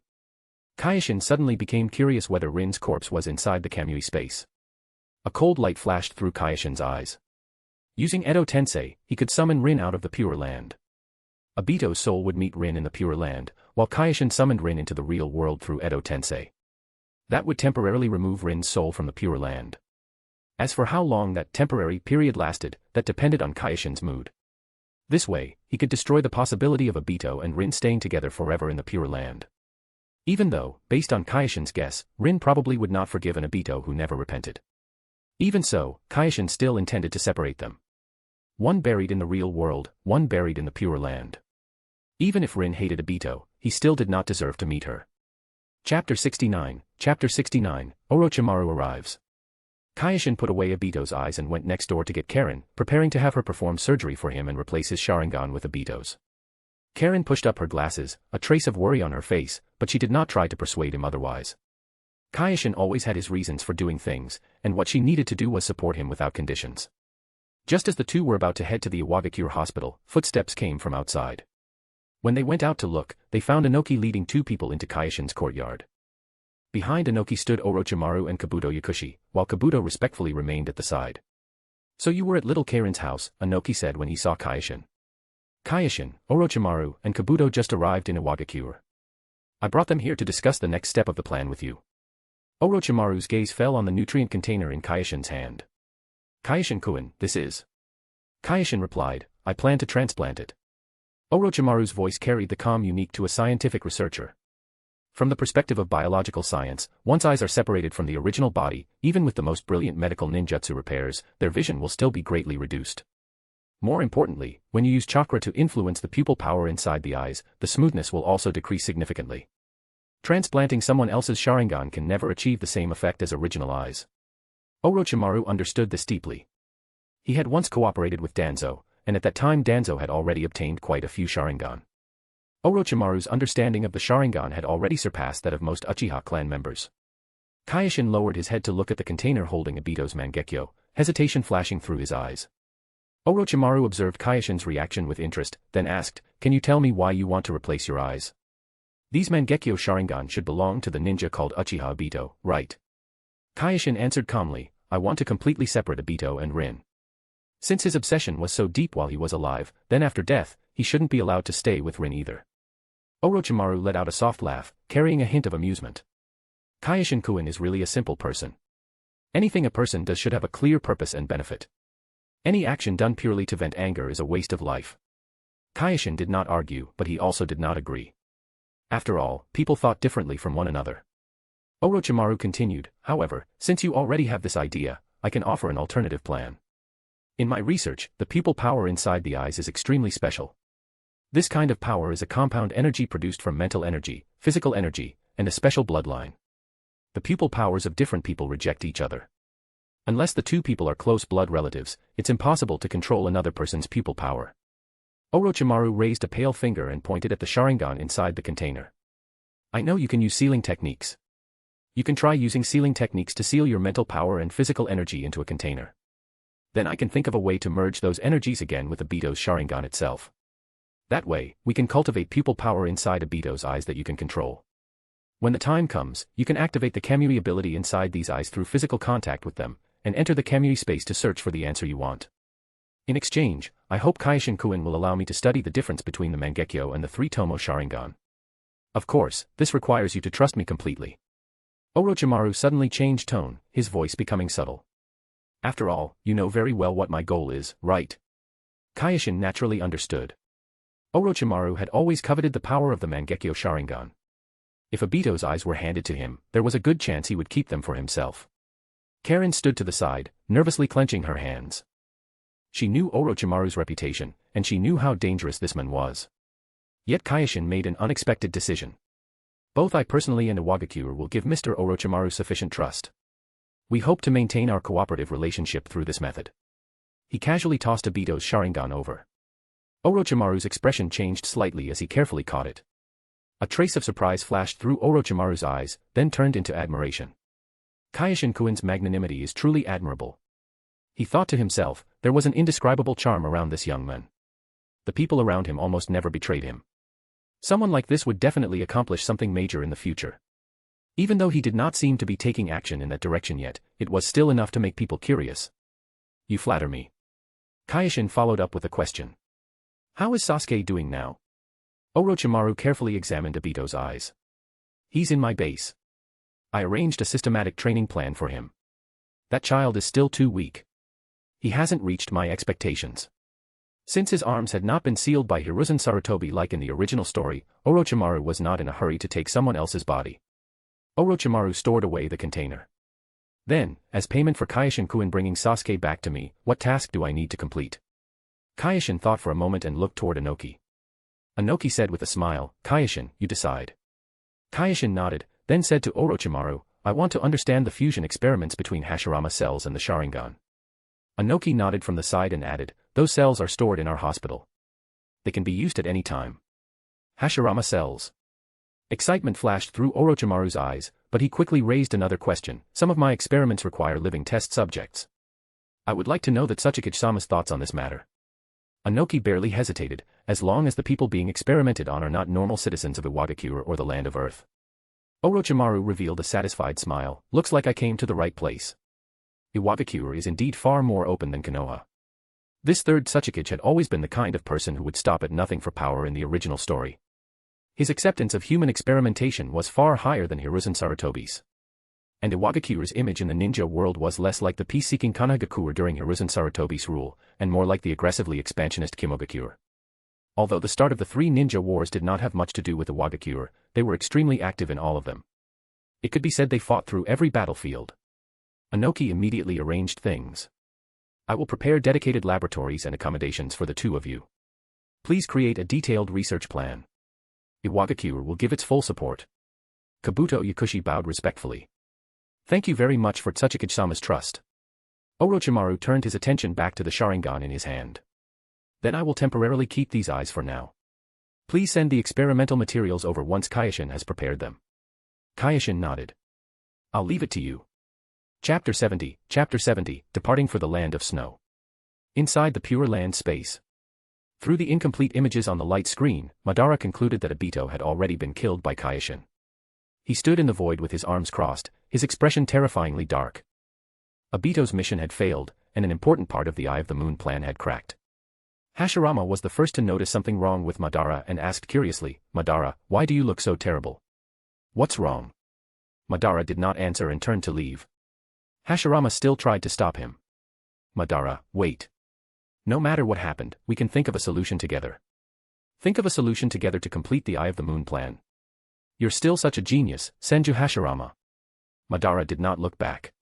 He moved through the Pure Land searching for Obito's trace, while his thoughts drifted uncontrollably toward Kyoshin. That young junior had exceeded his expectations again and again. Madara's feelings were very conflicted. On one hand, seeing such a powerful genius appear in the clan made him feel a bit relieved and pleased. The Uchiha finally had hope of returning to the center of the ninja world. Kyoshin's strength and mentality had both reached the level of a top ninja. But on the other hand, Madara was full of anger and caution toward Kyoshin. That young man had ruined his plan, killed Obito, and disrupted everything he had carefully arranged. More importantly, Kyoshin's growth speed was too fast. Ever since awakening the Mangekyo Sharingan, his strength had almost grown exponentially. Madara muttered to himself, "Fortunately, Black Zetsu, the executor of the Eye of the Moon plan, is still alive, and Nagato hasn't died either. There's still hope for the plan." Not long ago. In the ninja world, deep inside the Tower of Amagakure, Nagato slowly opened his eyes. Through the vision of the six paths of pain, he confirmed that Jiraiya and Tsunade had already withdrawn, and Kyoshin had also disappeared. Konan stood beside him, looking worriedly at Nagato's pale face as she quietly asked, "How is it?" Nagato's voice was hoarse and weak. "We're safe for now." Konan froze slightly, surprise flashing through her eyes. Ever since that incident, she had never heard Nagato say something so close to admitting weakness. He always claimed he was a god, a savior bringing peace to the world. Nagato began controlling the remaining six paths of pain to return. Nagato leaned against the mechanical device, his chest rising and falling violently. He closed his eyes as scenes of his battle with Kyoshin replayed repeatedly in his mind. That young Uchiha had changed the entire battle alone. His dust-release ninjutsu, his Mangekyo Sharingan abilities, his combat intelligence. Nagato silently calculated in his heart. If he fought Kyoshin alone, his chances of winning were extremely slim. Although the six paths of pain were close to perfect, they became powerless once facing a true expert. The six bodies divided the Rinnegan's power and also split his attention. Each pain could only use one or several abilities, unable to display the Rinnegan's full power. Rather than splitting the fighting power apart, it would be better to concentrate the Rinnegan's abilities into one body. At the cost of strategic mobility, greatly increase the strength of the individual. Only then would there be a possibility of confronting an opponent like Kyoshin head-on. Nagato's breathing gradually calmed, and determination flashed through his eyes. The next morning, Iwagakure. Sunlight passed through the clouds and shone over the stone buildings, coating the whole village in gold. Kyoshin was organizing equipment in his room. Last night, he had already sealed part of his chakra into a special scroll and sent it to Orochimaru. Iwagakure would fully support Orochimaru's research. Now they only needed to wait for the experiment results. Kyoshin was preparing to leave to search for Uchiha Itachi. That man's movements should be somewhere near the route connecting the Land of Rivers and Amagakure. Kyoshin planned to begin tracking him today. But hurried knocking sounded on the door. Kyoshin opened it and saw Haku standing outside in panic. Haku's face was full of anxiety, tightly gripping a letter in his hand. His voice trembled slightly, "Lord Kyoshin, I received a letter from Lord Zabuza." Kyoshin took the letter and quickly read through it. It was actually about Kakashi and the others intercepting a letter Zabuza wrote to Haku. The letter said that Zabuza had joined forces with a major villain called Kazahana Dodo and had currently been captured by Konoha Ninja. Kakashi told Kyoshin to come claim Zabuza. At the end of the letter, it mentioned that the letter had been delivered by people from a film crew. They had come to Iwagakure to post a mission and decided to hire Iwagakure Ninja to protect Kazahana Koyuki. Kyoshin folded the letter as he quickly analyzed the situation. In the original movie plot, because of the butterfly effect and accelerated changes caused by Kyoshin, Team 7 as Genin had not gone there. Instead, it was a luxury lineup like Kakashi, Guy, and Asuma, and then they encountered Zabuza in the Land of Snow. Zabuza had joined forces with Kazahana Dodo, then got captured by the luxury Konoha Jonin team. Kakashi knew Zabuza had connections with Kyoshin and concluded that Zabuza's actions might have been under Kyoshin's instructions. That was why he used this method to pass along the message.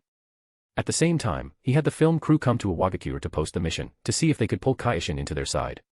Kyoshin said to Haku, "Let's go." Haku quickly nodded and followed Kyoshin to the Tsuchikage's office. Anoki had just finished reading the information brought by the film crew members when he looked up and saw Kyoshin entering. "What's your idea?" I'll take a squad there. The conversation was simple and direct. Anoki handed the mission document to Kyoshin and reminded him, to reach the land of snow, you'll have to travel by sea. Be careful. Kyoshin nodded to show he understood, then left the Tsuchikage's office. He first told Haku and the film crew members to wait at the village entrance, then went to gather the squad. Kyoshin going alone would naturally be enough, but the others also needed chances to gain experience, right? Kyoshin first went to find Kuratsuchi. The girl was practicing taijutsu on the training ground. Sweat slid down her cheeks, and her figure was becoming more and more well-proportioned, impressive. When she heard Kyoshin was taking her on a mission, Kuratsuchi's eyes lit up. Realizing her chance had come, she smiled and said, finally got a chance to go out on a carry out a mission. Staying in the village all day is driving me crazy. Kyoshin ignored her slip of the tongue. Go get Karen. I'll get Deidara. The two split up. When Kyoshin found Deidara, he was in the workshop messing around with some steel pipes and tubes. The moment Deidara heard they were going on a long trip, he became excited. A new mission. Yeah. Now my art will finally have room to shine. Not long later, the Kyoshin squad had gathered. Check your equipment. Assemble at the village gate in 1 hour. Deidara began organizing his clay bags, Kuratsuchi checked her ninja tool pouch, and Karen counted the medical supplies once again. Haku quietly stood at the side, worried about Zabuza's safety. 1 hour later, the group gathered at the north gate of Iwagakure. Kyoshin swept his gaze across everyone and confirmed everything was ready. Move out. Light skin tone person bowing deeply. You can support the story through Patreon, ambitious translator. It also has 40+ chapters of all the novels and fanfics. Thanks for reading. Chapter 71, Karen, get out. A small port on the northern coast of the land of Earth. Several ships of different sizes were docked at the harbor. One medium-sized passenger cargo ship was making its final preparations before departure. Shiro quietly followed behind Kyoshin, her eyes drifting toward the sea from time to time, worry for Zabuza visible in her gaze. Kuratsuchi looked especially excited. Honestly speaking, she had always lived in Iwagakure. She was either training or carrying out missions, and had never seen the real ocean before. Deidara had already started researching the effect of clay explosions at sea, muttering new ideas about art and waves. Karen adjusted her glasses and silently checked the medical kit and seasickness medicine she carried with her. After the film crew finished negotiating with the ship owner, everyone boarded one after another. The ship gently rocked with the waves as it gradually sailed toward the boundless sea. On the deck, Kyoshin stood by the railing. The blue ocean reflected sparkling light under the sun. Occasionally, seabirds swept across the distance with clear cries. All this time, Kyoshin had been working hard to grow stronger, stabilize his life, and take revenge. But the sea brought a trace of peace to his heart. This vast scenery had its own kind of charm. He relaxed his body and felt the rhythm of the ship rising and falling with the waves. Just then, light footsteps came from behind him. Kuratsuchi walked over carrying a plate of delicate snacks. The almost ugly ninja outfit from Iwagakure still couldn't hide her balanced figure. Her dark eyes curved slightly like crescents as she stared at him with a grin. Kyoshin. Kuratsuchi walked to his side and handed over the plate. Try some. I got them from the ship kitchen. Kyoshin smiled at her and casually picked up a piece and put it in his mouth. Kuratsuchi leaned against the railing too and turned her head toward him. Pretending to sound casual, she asked, do you think this mission will go smoothly? Kyoshin thought she was worried. It will. Kuratsuchi nodded. Her fingers unconsciously rubbed the edge of the plate. After a few seconds of silence, she suddenly changed the topic. Kyoshin, what do you think of me as a person? Kyoshin turned to look at her. The girl's face carried a rare nervousness. Expectation and unease flickered in her eyes. Oh. So that's what this means. Anyway, better confirm it first. You're an excellent ninja.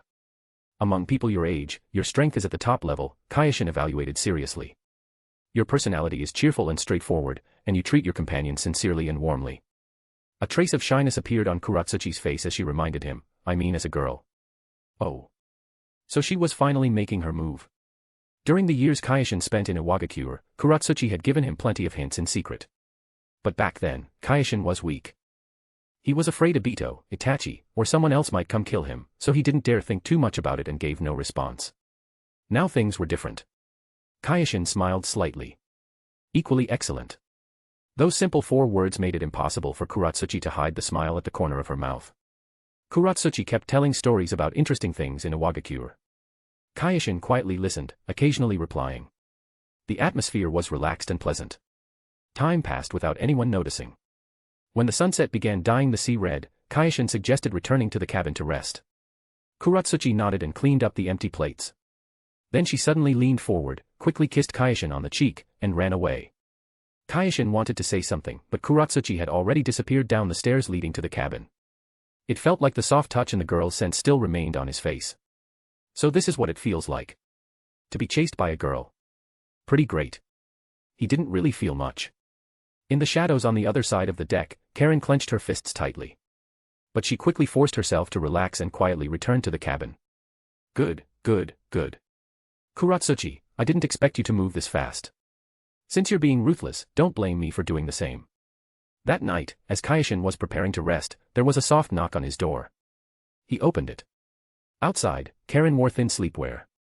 Her dark red hair loosely draped over her shoulders, and behind her glasses, her amber eyes carried a trace of helplessness. Her pajamas were light pink cotton. Her delicate collarbone was visible at the neckline, and even under the loose clothing, her slender figure could still be seen. Karen hugged a pillow and looked a little pitiful as she spoke softly. I think I got seasick. I feel really awful right now. Dizzy and nauseous. Karen pointed toward her room deeper in the hallway. My room is at the stern. It shakes really badly. I heard the middle part of the ship shakes less, so, can I sleep here tonight? Kyoshin looked at Karen's pale face and stepped aside. Come in. Karen could barely suppress the joy in her heart. Hugging her pillow, she quickly slipped into the room and sat beside the bed. Kyoshin's room really was located near the middle of the ship, and the shaking was noticeably lighter than at the stern. However, one sentence from Kyoshin made Karen's heart jump. Didn't you bring seasickness medicine? Cough, cough. Karen's brain spun rapidly. I already took some, but it didn't help much. I read in a book about sailors and the sea. It said pressing certain pressure points on the body can relieve seasickness symptoms. Karen stretched out her left hand. Her wrist was slender and under the light, her skin looked especially soft. Kyoshin leaned against the doorway with his arms crossed, smiling as he looked at her. Karen, are you really seasick? Karen's body stiffened. In a voice so quiet it was almost impossible to hear, she said, sorry. I lied. Kyoshin waited for her explanation. I actually always liked you. In this area, Karen really was a bit more fierce than Kuratsuchi. She spoke directly. But after what Kuratsuchi did today, I was scared she would take you away and then you'd leave me behind. So she was jealous. Since she was this honest, Kyoshin had nothing to avoid either. To be honest, if I had to give you away to someone else, I'd feel pretty bad too. Karen's eyes lit up. But there are still a lot of troublesome things to deal with right now. Kyoshin raised a hand and rubbed his chin. After all those things are settled, we can talk about this properly, okay? After all, the road to reviving the Uchiha clan is still very long. Karen nodded hard, relief appearing on her face. Then, can I sleep here tonight? I've always lived with Mom, so I'm actually a little scared of the dark at night. Looking at her now, if Kyoshin was willing, he could probably eat her on the spot. But before dealing with the necessary matters, he had no intention of considering those things at all. After all, he was human too. Even with strong willpower, even if he could hold back afterward, it would still affect his body and mind somewhat. It would slightly lower his training efficiency and combat condition. He would never give the enemy even the slightest possible chance. At the same time, she was still such a small child. It would leave lasting effects. Karen. Get out. Okay. Chapter 72, Young Lady vs. Young Lady. On the morning of the third day of sailing, scattered chunks of floating ice appeared on the sea. The temperature had clearly dropped, and the air carried the sharp cold unique to the land of snow. Kyoshin stood on the deck, looking at the coastline gradually becoming clearer in the distance. The outline of the land of snow appeared faintly through the morning fog. White mountains formed a sharp contrast with the deep blue sea. Wrapped in a thick coat, Kuratsuchi moved close to Kyoshin. The breath she exhaled turned into white mist in the cold air. Deidara was at the stern messing with his clay, while Karen leaned against the cabin door, her eyes occasionally glancing toward Kyoshin. Haku stood quietly on Kyoshin's other side, his eyes full of expectation and unease at finally seeing Zabuza again. Just as the ship was still several nautical miles from shore, strange ripples suddenly spread across the sea. Kyoshin looked toward the water on the left side of the ship. More than 10 dorsal fins cut through the surface, rapidly approaching the ship at astonishing speed. They were sharks, but far larger than normal. Every single one was the size of a small boat. Faint blue chakra light shimmered across their gray skin. Their eyes carried intelligence no beast should have, and they coordinated with each other as they moved, forming an encirclement. The sailors on the ship shouted in panic. "It's a shark pack." Kyoshin observed them. These sharks had clearly undergone special training, or were some kind of summoned beasts. Their swimming paths completely sealed off every escape route for the ship. Summoned beasts. Kyoshin looked toward his squad. Deidara excitedly jumped to the bow and reached one hand behind his back. There was a rocket launcher strapped there. Art is an explosion. Deidara carried the thick tube-like weapon on his shoulder, stuffed explosive clay into the dark barrel at the front, then activated it with chakra. Explosions continuously rang out over the sea as huge columns of water shot upward. But the sharks agilely dived underwater, avoiding most of the blasts. Only 2 were injured, and blood dyed the surrounding seawater red. The smell of blood stimulated the other sharks, making them rush toward the ship even more crazily. Kuratsuchi formed hand seals with both hands as chakra gathered in her palms. Earth-style, rock fist jutsu. Her hands became covered in hard stone, and her figure flashed to the edge of the ship. When one shark leaped from the water trying to ram the ship, Kuratsuchi punched its side. The rocky fist erupted with tremendous force, sending the shark flying several meters away. Karen quickly analyzed the shark's chakra flow and noticed patterns in their attacks. She immediately reported them to her teammates. The third one on the left will attack the bottom of the ship from underwater in 3 seconds. Under the trio's coordinated teamwork, the shark pack was driven back. The last few injured sharks dived into the deep sea and disappeared from sight.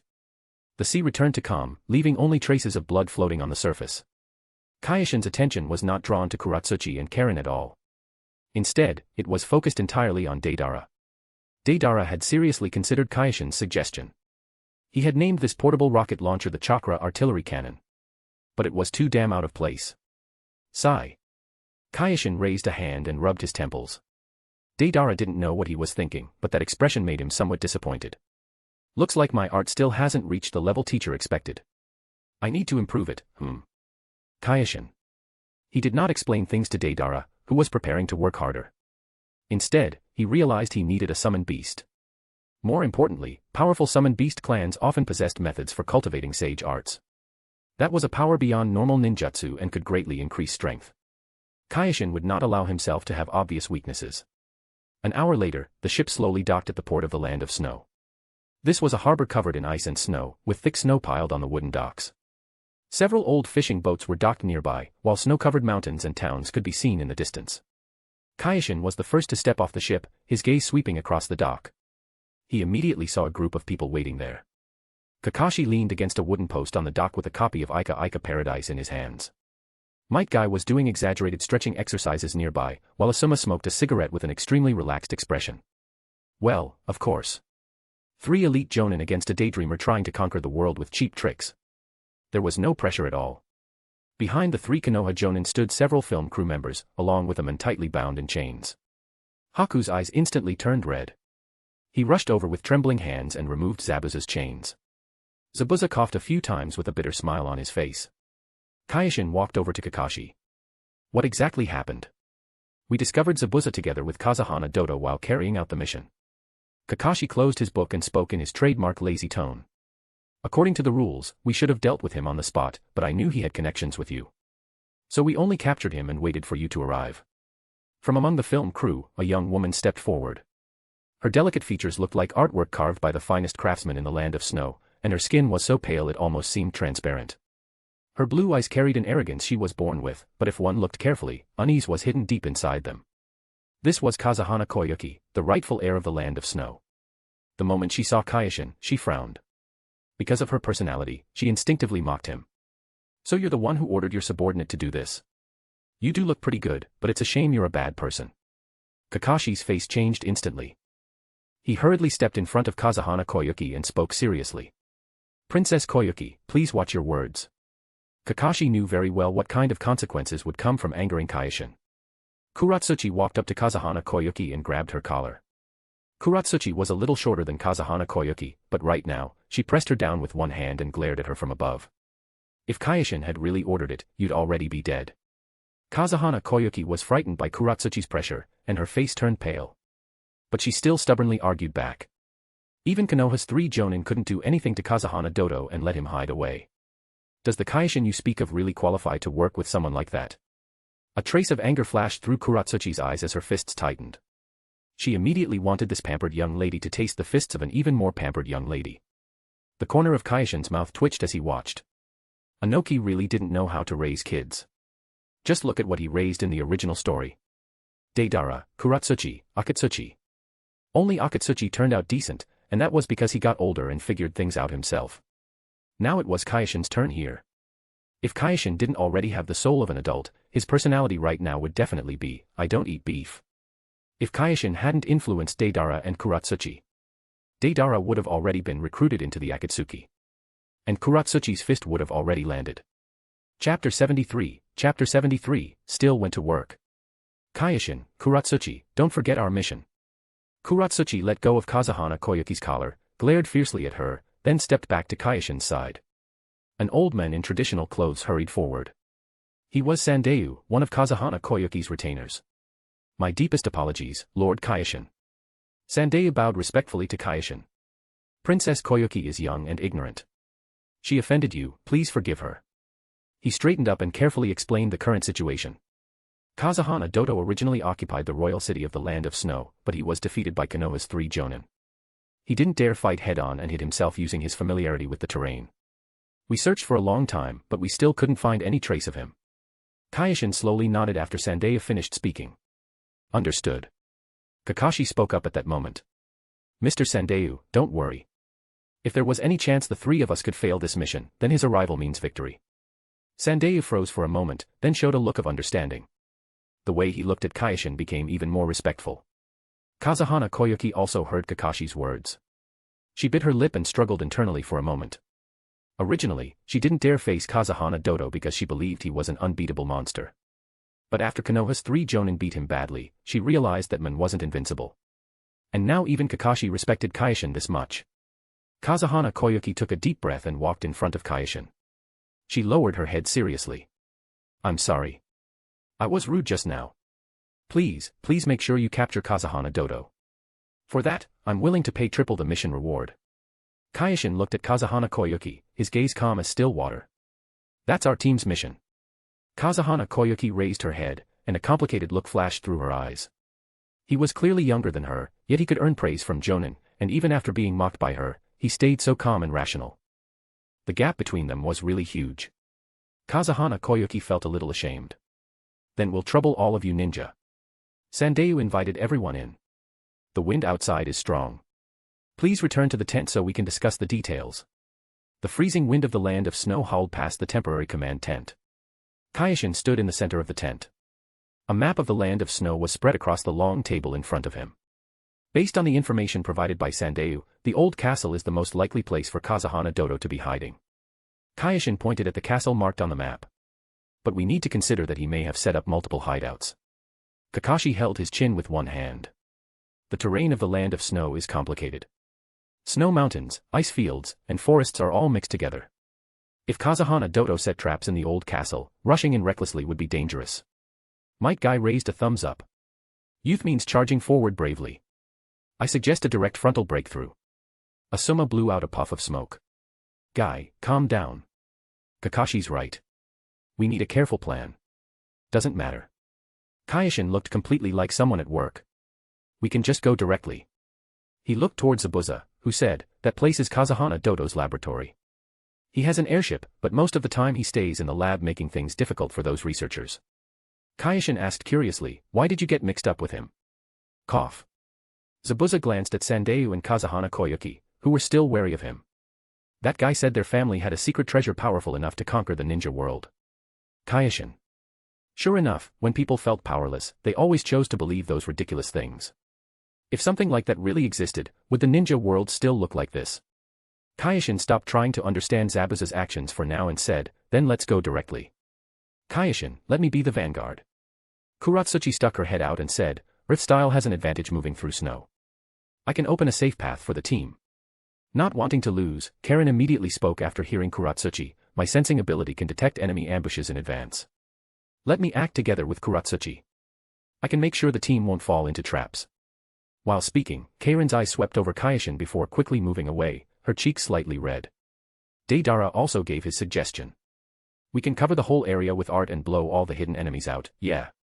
Kyoshin looked at Deidara. you can, but control the power. Our goal is to find Kazahana Dodo, not destroy the land of snow. Sandayu spread out a more detailed terrain map. Lord Kyoshin, this is a map surveyed over generations in the land of snow. The old castle is located on the north side of the snow mountain. It's surrounded by mountains on 3 sides, and there's only one path leading in. Kyoshin carefully examined it. The map marked the terrain features around the castle, including several locations where ambushes could be set up. The internal structure of the castle is complicated. There are many hidden rooms and secret passages.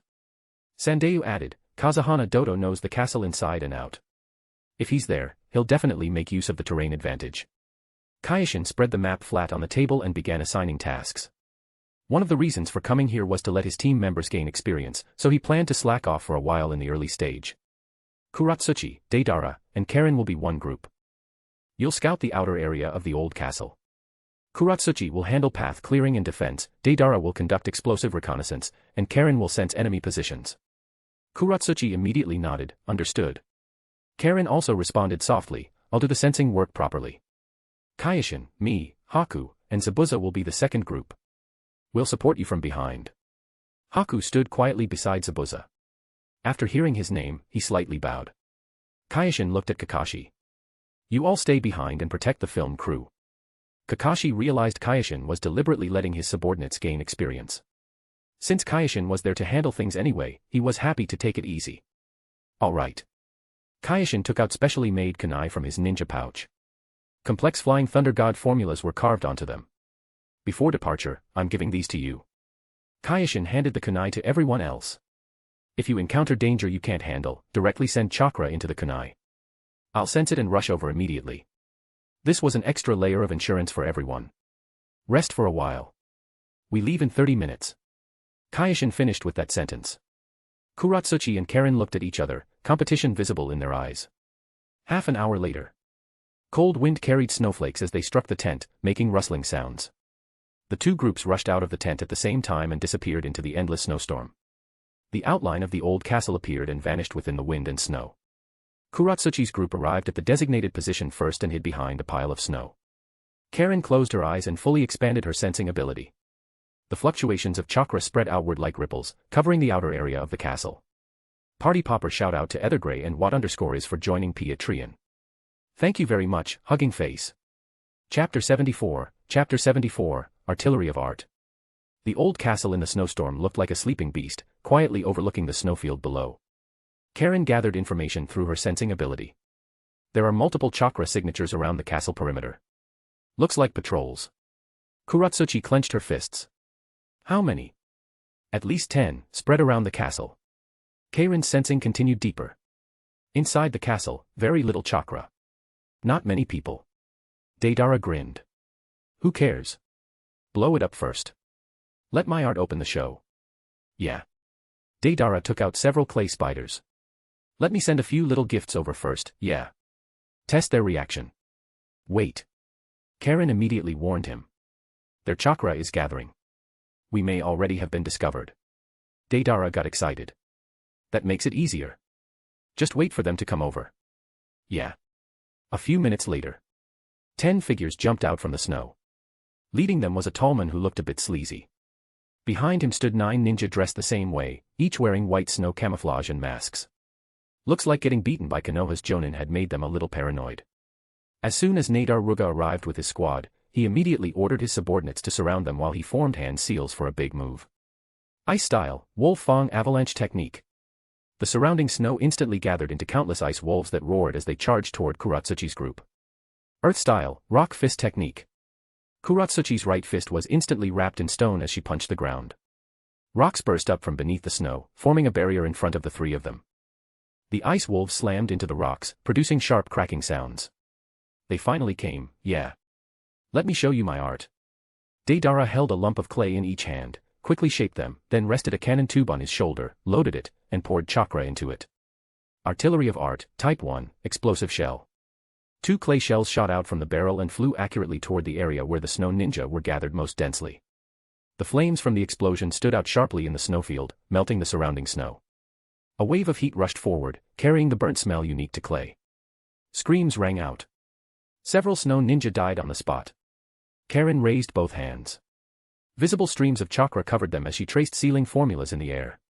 Sealing technique, strangling chains. Red chakra chains shot out from the formula and wrapped around the two nearest snow ninja. The moment the chains touched them, their chakra flow froze and their bodies became restricted. Kuratsuchi seized the chance and swung her rock fist again. Her stone-covered fist struck the chests of the two snow ninja repeatedly. The two were sent flying backward, spraying blood that left a trail across the snow. From the look of it, they wouldn't live long. Watching his subordinates get wiped out so quickly, Deidara's face darkened. Looks like I underestimated you. He was just about to form hand seals when he saw Deidara over there screaming crazily while loading a long cone-shaped clay shell into the tube on his shoulder. Deidara quickly retreated while forming hand seals, pressing one hand downward at the same time.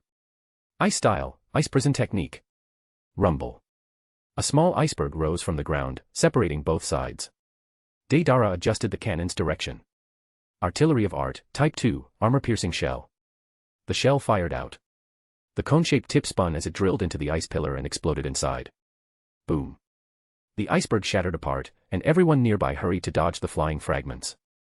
Kuratsuchi also had to use Earth style to build defenses for the three of them, then loudly complained, "Why can't you be more careful?" Deidara ignored her and continued loading his artillery cannon while laughing strangely. This kid's insane. Kuratsuchi grabbed Karen and quickly moved away from Deidara. Seeing Deidara's mental state clearly wasn't normal, Deidara realized he might have encountered enemies he couldn't fight. Retreat. The remaining 4 snow ninja immediately retreated toward the castle. Deidara also quickly withdrew, but that blonde brat shouted curses while yelling, "Don't run. Take this." Artillery of Art, Type 3, mortar.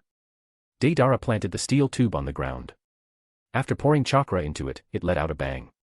From that tiny barrel, a clay shell somehow 3 to 5 times larger than the opening flew out, tracing an arc through the air toward the enemies. Deidara's expression changed. He immediately ordered, "Defend." The snow ninja stopped and quickly turned around to form hand seals. Ice style, ice wall technique, X. Ice style, ice prison technique. An iceberg and 4 ice walls rose from the ground. The shell landed on the snow ninja's defensive position and exploded into brilliant flames. A massive fireball burned outward in all directions. The shockwave blasted the snow ninja into the air, leaving them sprawled weakly on the ground one after another. In the distance, Kuratsuchi fell silent for a moment, then used Earth Flow Wall again to block the aftershock. Deidara still had his chakra armor, so he was in relatively decent condition. He no longer cared about the others' lives and fled toward the castle alone. Deidara widened his eyes and continued his performance. Artillery of Art, Type 4, Flower C. Bang. Bang. Bang. 3 shells shot into the sky, then split into over 100 small bombs that rained down. Dense explosions instantly echoed ahead. Bursts of fire exploded everywhere, directly carpet-bombing the area. The 4 snow ninja who had been unable to move after being shaken by the mortar's shockwave disappeared on the spot. Ha ha ha ha. This is my art. Yeah. Deidara gritted his teeth and barely blocked the attack with ice style. By now he was far enough away, and he viciously glared at that guy in the distance. Isn't this bastard a lunatic? Fine, whatever for us, we're enemies after all. But he even dragged his teammates into the blast radius. And that wasn't all. He even blew himself up too. By now, Deidara himself was covered in dirt and ash from the aftershocks. But he showed no signs of exhaustion. Instead, acting like a complete idiot, he made a giant white bird and flew after Deidara. Deidara had already used ninjutsu repeatedly and his chakra was nearly exhausted. His scalp went numb with fear as he squeezed out the last bit of chakra into his feet to increase his speed. Standing on the giant white bird, Deidara continuously loaded shells and turned himself into a bomber aircraft. Below him, Deidara fled miserably and finally stumbled into the castle. When Kuratsuchi and Karen arrived, they saw Deidara about to rush inside and immediately shouted, "Wait! There might be an ambush." Deidara put away the artillery cannon and switched to several small clay birds. "Then let me scout first, yeah." He threw down the clay birds, and they flapped their wings as they flew into the dark corridor. Rumble. Firelight flashed. Deidara tilted his ear to listen, then nodded. No screams. No ambush. Yeah. What kind of sane person scouts like that? Kyoshin, Haku, and Zabuza followed far behind, observing everything ahead. After seeing Deidara's performance, Kyoshin realized something: had this guy been suppressed for too long? Chapter 75, Airship. After confirming there was no ambush inside, Deidara rode his bird and flew in. Not long after, explosions came from inside the castle. That kid's having quite a bit of fun.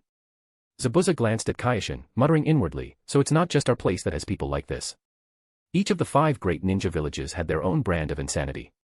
The Hidden Mist village had no restrictions at all. Kids could play a real-life version of Battle Royale. And the death rate was as high as 99%. Out of the ruthless people who survived there, how many could still be mentally normal? Zabuza had thought their place was already harsh enough. He didn't expect the Hidden Stone village to also have the kind of environment that could produce a lunatic like Deidara. Kyoshin focused his attention on the surroundings and caught abnormal movement in the snow. More than 10 figures leaped out from the snowbanks behind them, surrounding them in a fan formation. Someone's here, Kyoshin warned Haku and Zabuza. The two looked behind them. Those people wore white snow camouflage suits, moving quickly and stealthily. Leading them was a burly man wearing a bear head mask. The snow ninja behind him formed hand seals at the same time. Ice release, ice spike rain. Dozens of sharp ice spikes fell from the sky, covering the area where Kyoshin's group stood. Haku immediately responded, ice release, demonic mirroring ice crystals. 6 ice mirrors instantly formed around the 3 of them, creating a hexagonal defensive formation. The ice spikes slammed into the mirrors, producing crisp cracking sounds. Kyoshin looked toward Kuratsuchi's group and called out, Kuratsuchi, Karen, come over. Hearing Kyoshin's call, Kuratsuchi and Karen immediately rushed over. As for inside the castle, there weren't many people there anyway, so Deidara could play around inside as much as he wanted. The snow ninja outside the ice mirror defense changed tactics. The man with the bear head mask waved his hand. Focus your attacks. Break through the defense. The snow ninja attacked from different directions, but all targeted the same mirror of the demonic mirroring ice crystals. Ice release ninjutsu continuously bombarded the ice mirror, but it did not seem very effective. Zabuza raised a hand and placed it on the hilt of the executioner's blade behind him. Kyoshin reminded him, don't kill too many. Leave some for my team members.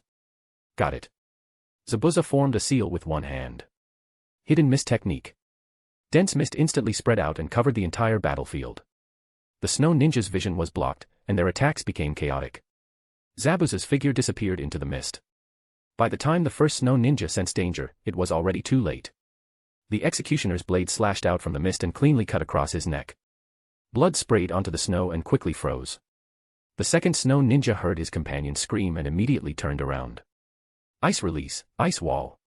An ice wall rose in front of him, but the executioner's blade chopped in from the side, splitting both the wall and the men apart. The men with the bear head mask realized something was wrong. Group together. Defend back to back. The remaining 8 snow ninja quickly gathered together, forming a defensive circle back to back. Zabuza stopped attacking. He knew Kyoshin wanted those brats to gain real combat experience.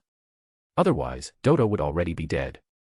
Kuratsuchi and Karen arrived at the battlefield, and Zabuza dispersed the hidden mist technique to leave space for them to fight. Kuratsuchi saw the battlefield situation and immediately formed hand seals. Earth release, earthstone spears. Sharp rocks like bamboo shoots burst out from beneath the snow, piercing through 2 snow ninja. Karen spread out her sensory ability. 6 enemies left. The strongest chakra belongs to the one wearing the bear mask. Kuratsuchi's body turned into an afterimage as she charged into the crowd. Her rock fist combined with excellent taijutsu quickly cleaned up the weaker enemies. Karen used sealing techniques to restrain Fubuki Kakuyoku. Her chakra armor was like useless scrap metal. Not only did it serve no purpose, it even added extra weight to her, making her completely unable to threaten Kuratsuchi. Before long, the cannon fodder had all been cleaned up by Kuratsuchi. Damn it.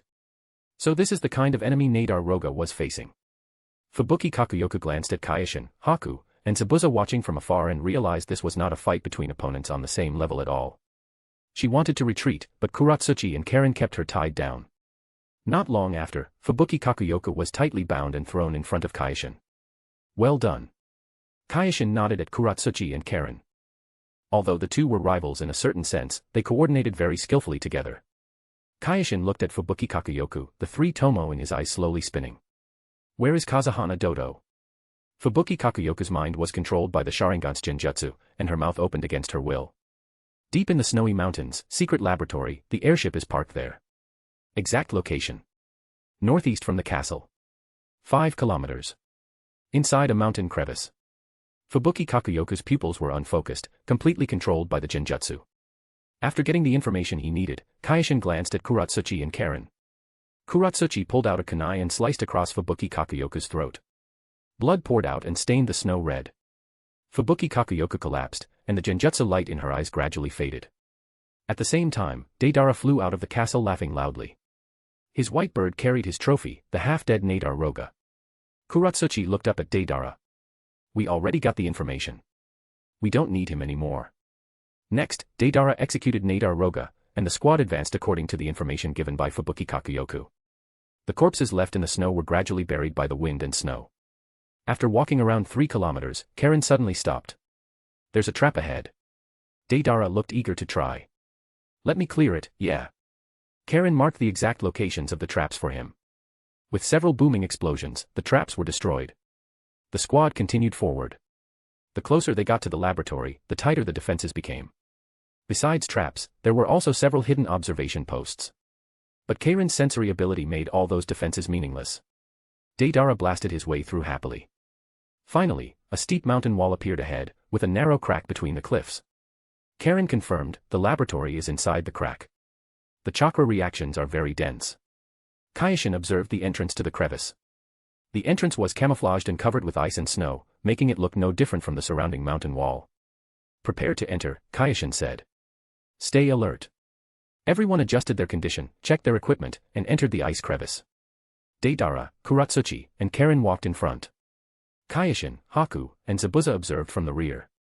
Wind and snow hauled behind them, gradually covering their footprints. As they went deeper, Karen was able to sense more information. There are a large number of chakra reactions inside, at least over 100 people, and some kind of large machine. It should be the airship that person mentioned, Kuratsuchi analyzed. There had been a huge commotion outside. Deidara's art had made plenty of noise. But they still had not encountered any enemies until now. It seemed the other side believed that even if the wolf and bear were defeated, they would not leak any information. On top of that, the hidden sentries along the way had all been killed, so they still had not realized the enemy was already right at their doorstep. Only when everyone saw the laboratory entrance did the other side finally notice them. Light skin tone person bowing deeply. You can support the story through Patreon, ambitious translator. It also has 40+ chapters of all the novels and fanfics. Thanks for reading. Chapter 76, End. Artillery cannon, Type 2, armor-piercing shell. Boom. Deidara directly blasted both the guards and the gate to pieces. The two groups entered the laboratory one after another. In the center of the laboratory, a huge airship was parked there. Various experimental equipment surrounded it, while researchers busily worked. Their entrance caused a commotion, but most of the people present were researchers and posed little threat. Karen fully spread out her sensory ability. Her chakra extended like threads, covering the entire laboratory area. The researchers all have weak chakra. 28 guards with average chakra levels are heading this way. The airship is in dormant mode. I haven't found any especially strong chakra, Karen added. Kazuhana Dodo probably isn't here. Kuratsuchi sighed, he was probably scared by those leaf jonin, so he hid this deeply. Deidara held his cannon tube excitedly. Then what are we waiting for? Blow them all away, yeah. There are research results in the laboratory. Kyoshin looked at Deidara. Those are useful to us. Even if they were not very useful now, if they wanted to develop technology in the future, these results were ready-made.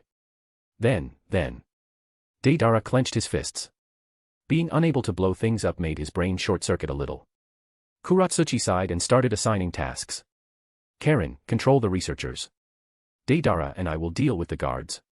Deidara slapped his forehead. That's exactly what I was about to say, yeah. Kuratsuchi. The battle inside the laboratory ended quickly. Deidara barely blew up a few people before the remaining guards surrendered.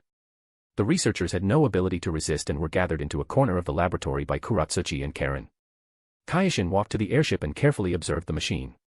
The airship was about 20 meters long. Its shell was made of a special metal, and its surface was engraved with complicated chakra conduction patterns. Kazuhana Dodo's chakra armor and the airship did have some technological value, but the limitations were also large. For Kage-level experts, this level of technological equipment posed limited threat. But the airship still had advantages.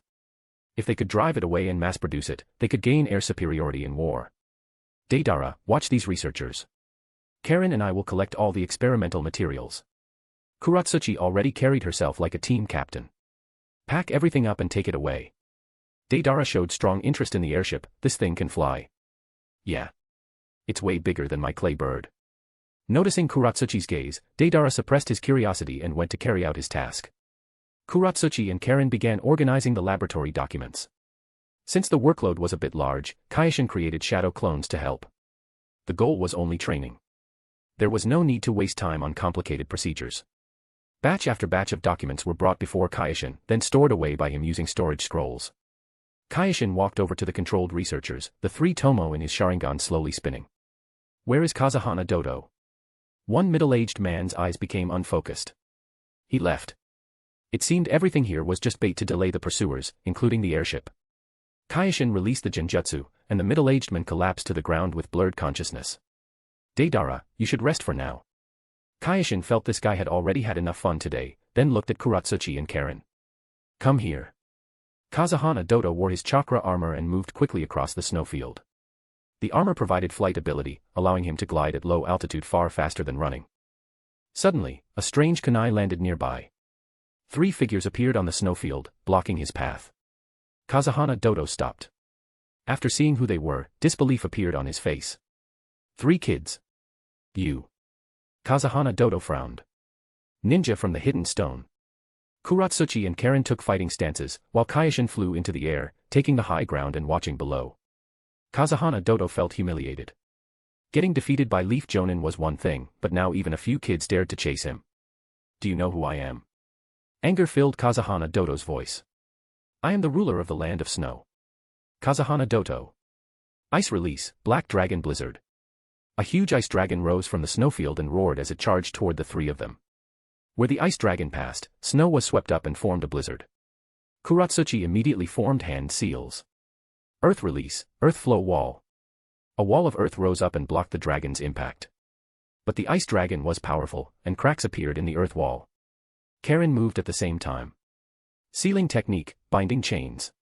Red chakra chains shot toward Kazuhana Dodo, trying to restrict his movement.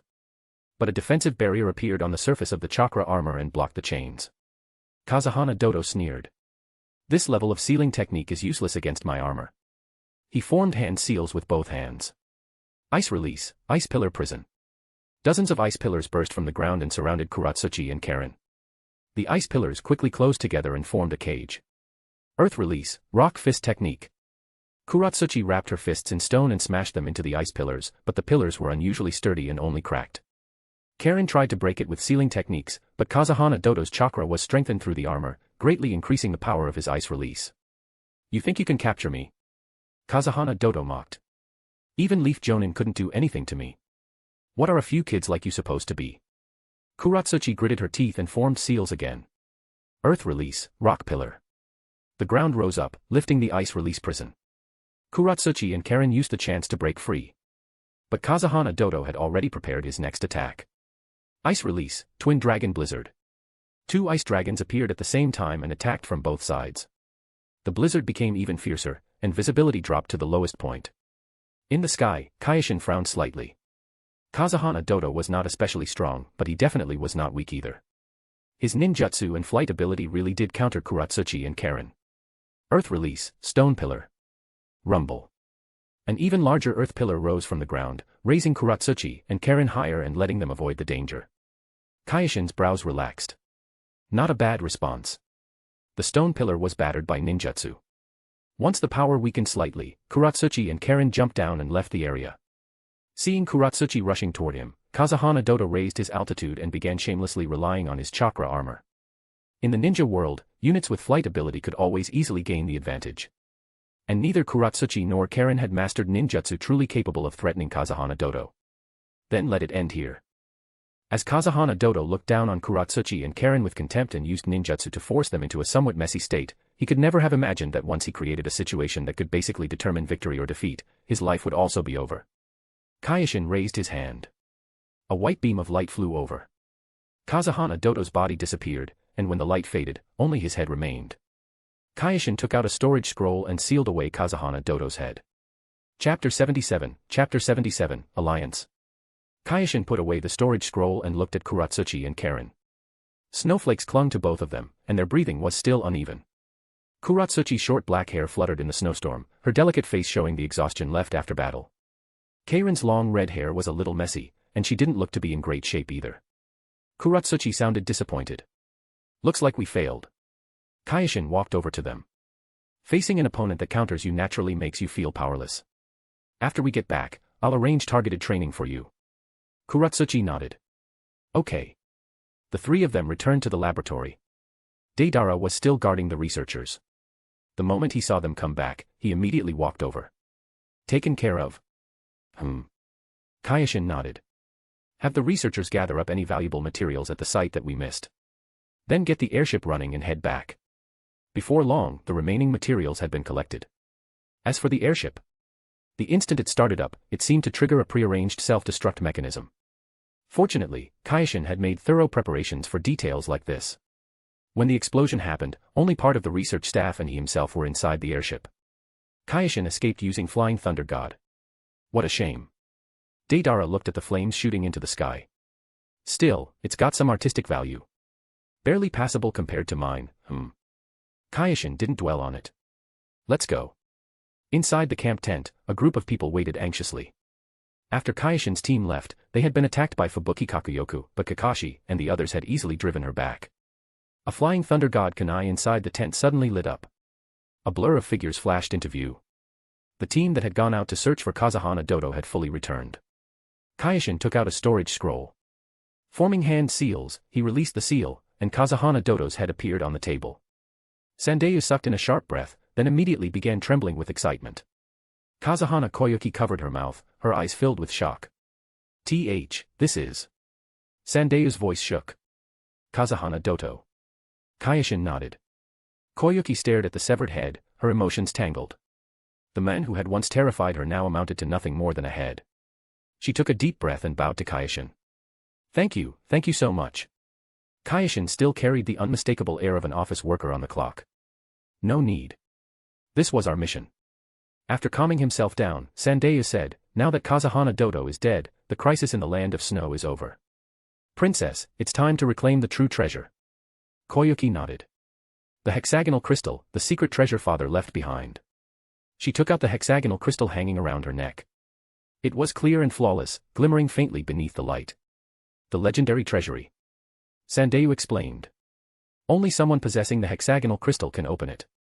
In the end, the group arrived at the foot of a mountain. This was the entrance to the so-called treasure vault. Several massive, carefully polished crystal monuments stood around the area. At the center was a pedestal designed to hold the crystal. Holding the hexagonal crystal in both hands, Koyuki placed it into the matching slot. Click. Click. Metallic sounds echoed from the treasure vault, but no secret treasure appeared, nor did any mysterious entrance open. Energy from the hexagonal crystal activated channels connected to the giant smooth crystals around them. As sunlight shone down, waves of warmth spread through everyone's bodies. In almost the blink of an eye, the nearby ice and snow melted away. Flowers and grass that had been frozen for who knew how many years began reviving. A geothermal generator. So this is the secret treasure, Sandeyu muttered blankly. Kyoshin glanced around as well, finding it hard to believe. Snow and ice that had lasted for so many years melted just like that, yet they barely felt any heat at all. Koyuki stood frozen in place as tears slid down her cheeks. A scene from many years ago surfaced in her mind. Influenced by Kazuhana Dodo, she too had always believed her father left behind a secret treasure capable of conquering the world. She never expected it to be something like this. But now she understood. Her father's true wish had been the happiness of the people of the land of snow, not conquest. Sandeyu said softly, Princess, your father was always a benevolent ruler. He cared about the people, not power. Koyuki wiped away her tears, then turned toward Kyoshin and the others and bowed deeply. I'm sorry for causing all of you so much trouble before. Thank you for helping the land of snow. Thank you for helping me understand father's true feelings. She straightened up, her gaze turning firm. Kazuhana Dodo had plagued the land of snow for many years. The people had suffered terribly. She had to inherit her father's will.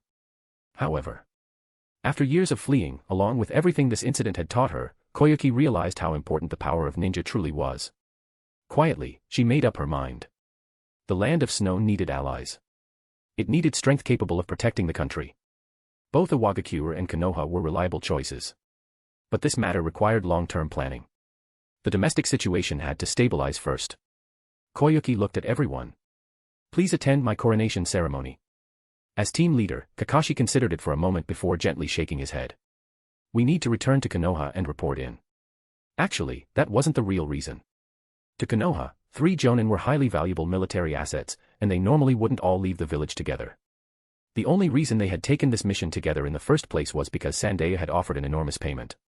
The longer they stayed away, the greater the risk to the village, especially now, when a new Hokage had just taken office and manpower was urgently needed. Though it's a shame, do your best. Guy gave a thumbs up. This is your youth. Koyuki smiled at the hot-blooded middle-aged men and nodded. I will, Gai-sama. Then Koyuki turned her gaze toward Kyoshin. Recently, Iwagakure had been making quite a name for itself in the ninja world, faintly showing signs of surpassing Konoha. On top of that, the land of snow was closer to the land of earth.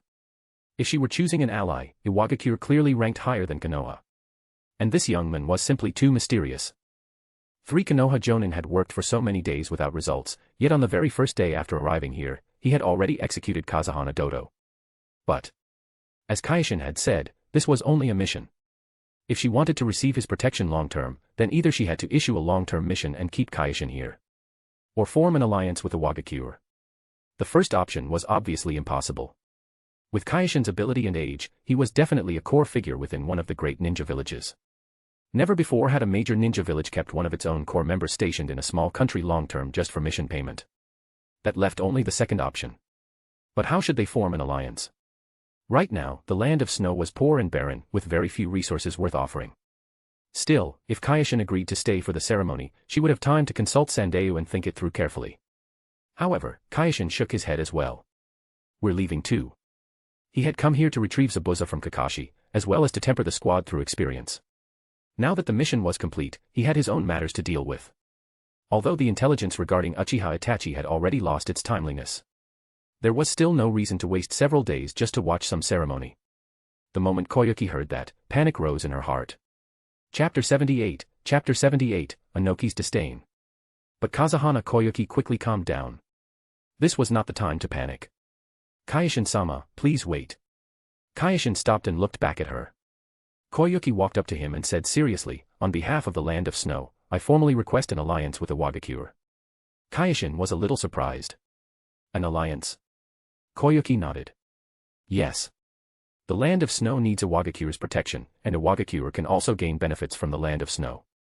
Kyoshin was silent for a moment, then said, I'll need to ask the Tsuchikage-sama about this. Koyuki let out a breath of relief. As long as he didn't reject it on the spot, it was fine. I'll send an envoy back to Iwagakure with you. Koyuki turned toward Sandeyu. Sandeyu, come here for a moment. Sandeyu quickly walked over to her side. Koyuki pulled him aside and lowered her voice, Sandeyu, we need a proposal that Iwagakure will accept. Sandeyu frowned tightly. Your Highness, the land of snow is poor right now. We don't have many resources worth offering. Koyuki nodded. I know. That's why we need a special plan. Sandeyu thought for a moment, then said, we could offer mining rights in the land of snow in exchange for protection. Koyuki shook her head. Not enough. Minerals are important, but they aren't enough to build a strong alliance. Sandeyu thought again, then his eyes lit up. Your Highness, there's another way. Koyuki looked at him. What way? Sandeyu lowered his voice. A political marriage. If you marry Kyoshin-sama, then the relationship between the land of snow and Iwagakure will become much stronger. Koyuki froze. A political marriage? She instinctively looked toward Kyoshin in the distance. That calm and powerful young man. Sandeyu continued, Kyoshin-sama is a core figure in Iwagakure. In the future, he'll likely become the Tsuchikage.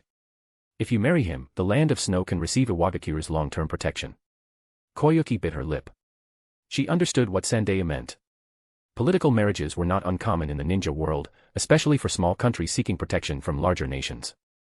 But judging from Kyoshin's position, if his standing in the Tsuchikage's eyes was above being treated as a bargaining chip, then even Inoki would only follow Kyoshin's attitude on this matter. But they could only gamble on it. Koyuki took a deep breath. Sandeyu, go back to Iwagakure with Kyoshin-sama as the land of snow's envoy. You must complete this mission. Sandeyu gave a solemn bow. Please rest assured, Your Highness. I'll do everything I can. Koyuki added, remember, don't bring up the marriage directly. First, request the alliance and see Iwagakure's attitude. Sandeyu nodded. Understood. The two returned to Kyoshin. Koyuki said to him, Kyoshin-sama, Sandeyu will return to Iwagakure with you as the land of snow's envoy. Kyoshin glanced at Sandeyu, then nodded. That's fine. Sandeyu bowed to Kyoshin. Kyoshin-sama, sorry for the trouble. Kyoshin waved his hand. Get ready. We're leaving immediately. A few days later, Iwagakure. Kuratsuchi stretched her body. Finally back. Karen looked at the familiar buildings of Iwagakure and let out a breath. Without even turning his head, Deidara ran straight to his laboratory, apparently uninterested in anything else. Kyoshin said to Sandayu, come with me. He led Sandayu toward the Tsuchikage's office. Kuratsuchi and Karen exchanged looks and followed behind. Inside the Tsuchikage's office, Inoki was handling paperwork. Hearing the knock, he looked up. Come in. Kyoshin pushed the door open. Tsuchikage-sama, we're back. Inoki put down the documents in his hand and smiled. Kyoshin, how did the mission go? Kyoshin gave a brief report. Kazahana Dotu is dead. Princess Kazahana Koyuki has taken the throne. Inoki nodded in satisfaction. Very good. And this is? He looked toward Sandayu behind Kyoshin. Kyoshin introduced him. This is Sandayu, envoy of the Land of Snow. Sandayu stepped forward and bowed respectfully. Tsuchikage-sama, on behalf of Queen Kazahana Koyuki of the Land of Snow, I bring you sincere greetings. Sit. Inoki casually said a single sentence, then looked back at Kyoshin. Kyoshin, explain the details of the mission. It seemed Inoki had little interest in the envoy from the Land of Snow. Kyoshin began reporting the mission details. After the report ended, Inoki looked at Sandayu. So, Mr. Envoy, what request does the Land of Snow have? Finally my turn. Sandayu took a deep breath, stood up, and said seriously, Tsuchikage-sama, the Land of Snow hopes to form an alliance with Iwagakure. Inoki raised a brow, a faint smile appearing at the corner of his mouth. An alliance? What exactly gives them the right? Other than Konoha, even if another major ninja village came with sincerity to discuss an alliance, Inoki would still need to think it over carefully. Not to mention the Land of Snow, showing up empty-handed. With the Land of Snow's location and environment, it didn't even have the qualifications to become a follower state like the Land of Waves. And they were talking about an alliance. Sandayu nodded. Yes. The Land of Snow is willing to offer mining rights within the country in exchange for Iwagakure's protection. Inoki felt disdain inside, but years in politics kept his face unchanged. If it were some other condition, it might at least reach the level of better than nothing in Inoki's eyes. But the Land of Earth lacked nothing more than mineral resources. We already can't finish mining our own. Now we're supposed to take boats all the way to your place to mine too. What, do we have nothing better to do? Sandayu observed Inoki's expression and continued, in addition, to strengthen the alliance, Her Majesty requests a political marriage with Iwagakure. The office suddenly went quiet. Inoki narrowed his eyes, a dangerous glint faintly appearing in them. The old man immediately thought of Kuratsuchi. The hell with you. Trading a pile of minerals for protection was already basically impossible. And now you're setting your sights on Kuratsuchi too. Do you have any idea how much I treasure my granddaughter? Besides, Kuratsuchi and Kyoshin. Leaving aside the fact that Inoki would never consider using Kuratsuchi for this kind of thing. Even if the conditions were extremely generous, Inoki would still prioritize Kuratsuchi and Kyoshin's feelings first. How are you trying to take everything at once? Sandayu's heart skipped a beat. Afraid he'd get thrown out before having the chance to explain, he hurriedly spoke again, as long as Kyoshin-sama marries Her Majesty, the Land of Snow will never betray the alliance. Kuratsuchi and Karen both looked toward Kyoshin at the same time. Kyoshin slightly frowned. Inoki's brows relaxed. Oh. Kyoshin. A sharp light flashed through Inoki's eyes. Logically speaking, in a few more years Kyoshin would be old enough. But things between him and Kuratsuchi were progressing too slowly. After all, she was a queen. There weren't many women like that in the entire ninja world. If she could make Kyoshin fall for her, then the Uchiha line could expand sooner. That didn't seem bad either. Chapter 79, the academic type and the street type. Inoki looked at Kyoshin. Kyoshin, what do you think? Kyoshin calmly said, not considering it for now. Karen and Kuratsuchi both let out a sigh of relief at the same time. Inoki felt a little disappointed. It seemed that if he wanted Kyoshin to think about these things, he would have to wait until he dealt with Uchiha Itachi first. So Inoki nodded. You all worked hard on this mission. Go get some rest first. Kyoshin left with Kuratsuchi and Karen. Sandayu was standing there, practically in despair. But then things took a turn. After Kyoshin left, Inoki spoke again. Mr. Envoy, you heard Kyoshin's thoughts too. Sandayu quickly said, Tsuchikage-sama, marriage alliance was only a proposal. If Lord Kyoshin is unwilling, we can discuss other plans. Why are you in such a hurry? Anoki waved his hand. I've seen movies of your queen. She and Kyoshin really are a perfect match. Sandeyu was overjoyed. Thank you very much, Tsuchikage-sama. Is this person asking about politics for the first day? The corner of Anoki's eye twitched. Sandeyu, the biggest taboo in handling political matters is impatience. It's better if we make things clear first. Sandeyu respectfully said, Tsuchikage-sama, please speak. You don't seem to understand what Kyoshin means to Iwagakure. Anoki got straight to the point. In the next several decades, there absolutely will not be a ninja more perfect and powerful than him. Sandeyu's breathing stopped for a moment. That evaluation was outrageous. If someone else had said it, it would have sounded like nonsense from kids arguing at a village entrance. But the man in front of him was one of the strongest people standing at the peak of the ninja world. We will not force Kyoshin to do anything. Anoki first poured cold water on him. Sandeyu carefully nodded. That sentence basically meant that if they could not get past Kyoshin himself, then the success rate would probably be even lower than having Kazuhana Koyuki marry Kuratsuchi. He isn't considering these things right now because he has more important matters to deal with and won't divide his attention. Anoki continued, but after that, I can persuade him. Sandeyu bowed. Thank you very much, Tsuchikage-sama. And you're thanking me already before it's even done. Anoki had almost never seen a politician this unable to stay calm. It made Anoki a little annoyed. After all, since the men already thanked him, if he failed to make it happen, it would be the same as breaking his word. Forget it. He's a rookie. No need to argue with him. If it can't succeed, then there's nothing to discuss. Anoki ignored Sandeyu's thanks. If it can, then we'll discuss the specific alliance plan. Sandeyu seriously said, Tsuchikage-sama may state your conditions. Time passed little by little. When Sandeyu walked out of the Tsuchikage's office, his whole body was exhausted, as if he had just gone through a life-and-death battle. That was normal. Sandeyu had assisted Kazuhana Koyuki's father before, so he was not a political beginner. But compared to Anoki, the gap between their levels was still pretty big. Sandeyu slowly walked out of the Tsuchikage building, his mood heavy. Anoki's conditions were not harsh, but they had a decisive effect on the Snow Country's position. First, Anoki had no interest in those mineral resources. So the mineral condition was replaced by paying Iwagakure a yearly commission.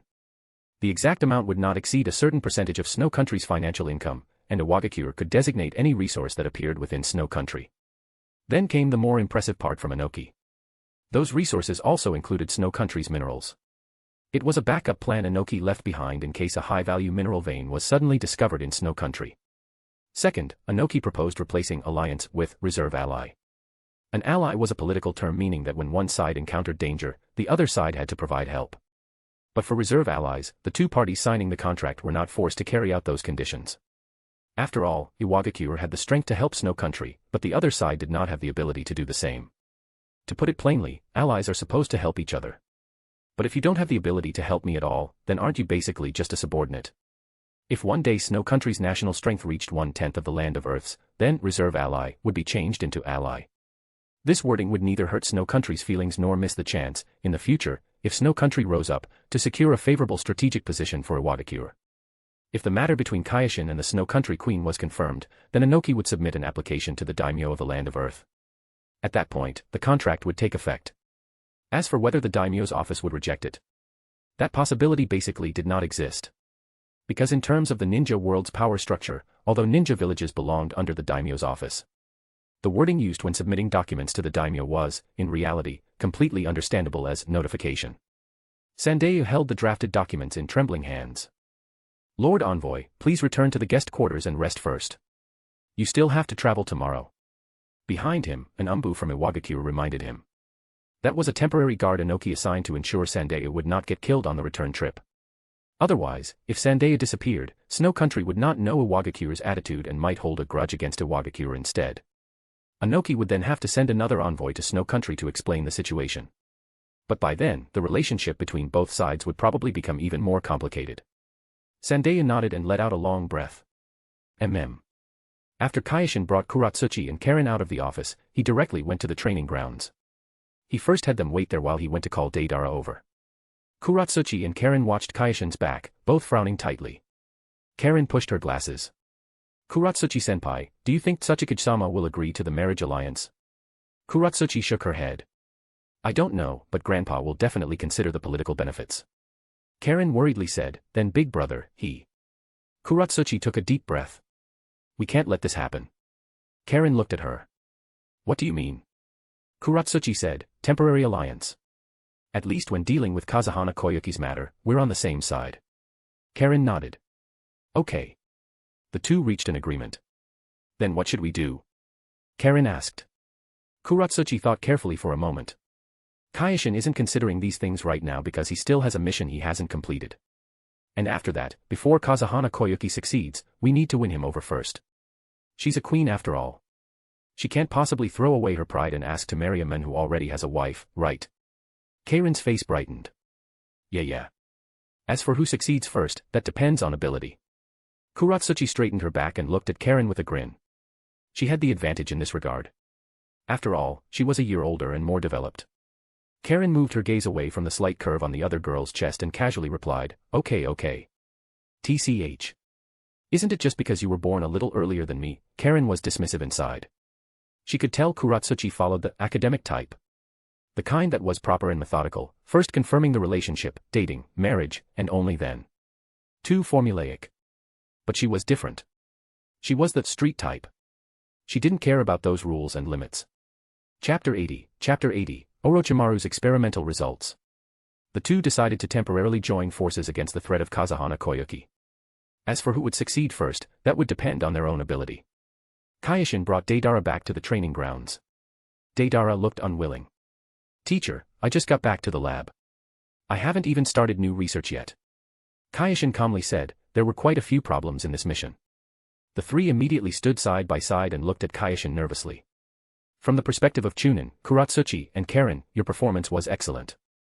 But when facing enemies that specifically counter you, you'll seem powerless. So next, you need targeted training and to learn long-range ninjutsu. You don't need to master it completely. Just don't have obvious weaknesses. These are the ninjutsu scrolls I found for you. Give them a try. Kyoshin took out 5 ninjutsu scrolls: Fire Release, Fire Dragon Bullet, Water Release, Water Fang Bullet, and a training scroll related to the Uzumaki clan's secret techniques. After succeeding, it could be used to perform an upgraded version of Karin's sealing chains, adamantine sealing chains. The last two were shadow clone technique. After getting the scrolls, Kuratsuchi and Karen looked at Kyoshin with innocent eyes. Kyoshin, ? I'm fine. Kuratsuchi complained, but isn't Karen's one a bit too hard? Kyoshin smiled slightly. Of course it's hard, but her chakra reserves can support an extremely efficient training method. Use shadow clones to train ninjutsu, then release them all at once to gain the experience and understanding of the technique. Repeat that process over and over. After hearing this, Karen curiously asked, is that the kind of training method Big Brother uses? Kyoshin nodded, then said to Kuratsuchi, you can use this method too, but you need to control the intensity. Otherwise it'll be dangerous. Kuratsuchi clenched her fists. At this point, the advantages of bloodline talent seemed to show themselves. Then Kyoshin had Kuratsuchi and Karen go train, while his gaze turned toward Deidara. You're not suited for team operations. Deidara's performance in this mission could really be called artistic. The power and practicality of his art cannon were both very good. But Deidara clearly did not consider his teammates' feelings. Kyoshin also had no intention of making him change. After all, with Deidara's nature, being this well-behaved already counted as very good. If he kept putting pressure on him, Deidara probably would not be able to handle it. Considering your strength has already reached elite Jonin level, go take the Jonin exam. Kyoshin said, at that point, you'll have authorization for solo operations. Deidara nodded excitedly. Kyoshin reminded him, remember to be careful during missions. If you run into human traffickers, notify me immediately. Human traffickers? Deidara looked confused. Kyoshin smiled and nodded. Of course. Right now, a certain organization lost a few members and urgently needs to expand. You should be one of their targets. But don't worry. You have my Flying Thunder God Kunai on you. If you can't beat the enemy, contact me. Deidara felt moved inside. Thank you, teacher, After training ended, Kyoshin received an invitation from Orochimaru and went to his laboratory. It was located on the outskirts of Iwagakure, an independent research facility. Orochimaru was busy at the experiment table. Hearing footsteps, he raised his head. Kyoshin-kun, you've come. Kyoshin walked to the experiment table. How is the research progressing? A trace of excitement flashed through Orochimaru's eyes. There has been major progress. He pointed to a cultivation container. Look here. Inside the container floated a Mangekyo Sharingan. It was Uchiha Obito's eye. Orochimaru said, the pupil power reintegration experiment has achieved initial success. Obito's Mangekyo can already respond to your chakra. More importantly, the fusion experiment between Hashirama cells and the Sharingan has achieved a breakthrough. He pointed to another container. Inside were cultivated Hashirama cells and Sharingan tissue. We discovered that Hashirama cells can reduce the risk of blindness caused by using the Mangekyo, Orochimaru said. Kyoshin slightly raised his brows. Reduce. Orochimaru nodded. Yes. The powerful vitality of Hashirama cells can repair the damage caused by overusing the Sharingan. Due to genetic reasons, Uchiha and Senju cells can even produce wonderful reactions. I observed that the Sharingan slowly gains increased pupil power because of the presence of Hashirama cells. So that's how it is. Kyoshin fell into thought. In the original story, Uchiha Madara had slowly awakened the Rinnegan through Hashirama cells. Orochimaru continued, so I have a bold plan. Kyoshin looked at him. What plan? Orochimaru seriously said, transplant a small amount of Hashirama cells into your body and try to increase the pupil power of your Mangekyo Sharingan. I discovered that the Mangekyo Sharingan is far from reaching its evolutionary limit. However, I've tried many methods and couldn't find the trigger. Perhaps the pupil power is insufficient. If you undergo surgery, your pupil power may rise to another level. Perhaps it can evolve into another stage. Orochimaru's research ability really was terrifying. Once given suitable conditions, he could discover knowledge that should have belonged only to a few people. He did not know the name Eternal Mangekyo Sharingan, but he could sense its existence. The benefits of this plan were huge. The Eternal Mangekyo Sharingan was the legendary power of the Uchiha clan. Orochimaru added, of course, this is only an attempt. I cannot guarantee success. Kyoshin asked, I assume you already prepared a plan. As expected, Kyoshin-kun understands me well. Orochimaru took out several documents. As long as you agree, everything can be prepared within a day. After reading the documents, Kyoshin shook his head. I don't need Hashirama cells for combat. A smaller scale is more beneficial for sealing and control. Oh. Orochimaru was somewhat surprised. That is extremely powerful strength, from the god of shinobi. But Kyoshin still had no interest in Orochimaru's plan. After all, it involved transplanting large amounts of Hashirama cells step by step until half the body was replaced. He really dared to think big. What Kyoshin needed was only the power from the genes themselves. A small amount of cells was enough to maintain the damage to his Mangekyo Sharingan and increase its pupil power. As for healing ability and chakra, with the system's linear potential, Kyoshin's healing ability would increase through certain training. Its growth limit had no ceiling, far beyond what Hashirama cells could compare to. As for massive chakra reserves, Kyoshin did not lack that either. I only need 0.1 grams, on the forearm, Kyoshin said. I'll come here in one day. Orochimaru looked somewhat disappointed, but still said, I will prepare everything. Kyoshin left the laboratory and returned to his residence.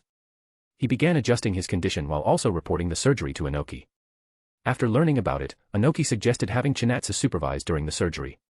Her perception ability in certain matters was very strong and could prevent Orochimaru from doing anything bad. Light skin tone person bowing deeply. You can support the story through Patreon, ambitious translator. It also has 40+ chapters of all the novels and fanfics. Thanks for reading. Chapter 81, A Letter from Konoha and the Summoning Beast, Meowsuk. Kyoshin accepted Inoki's goodwill. One day later, the surgery was completed. There was now a nearly invisible white bump on Kyoshin's forearm. It's done. How does it feel? Orochimaru asked impatiently.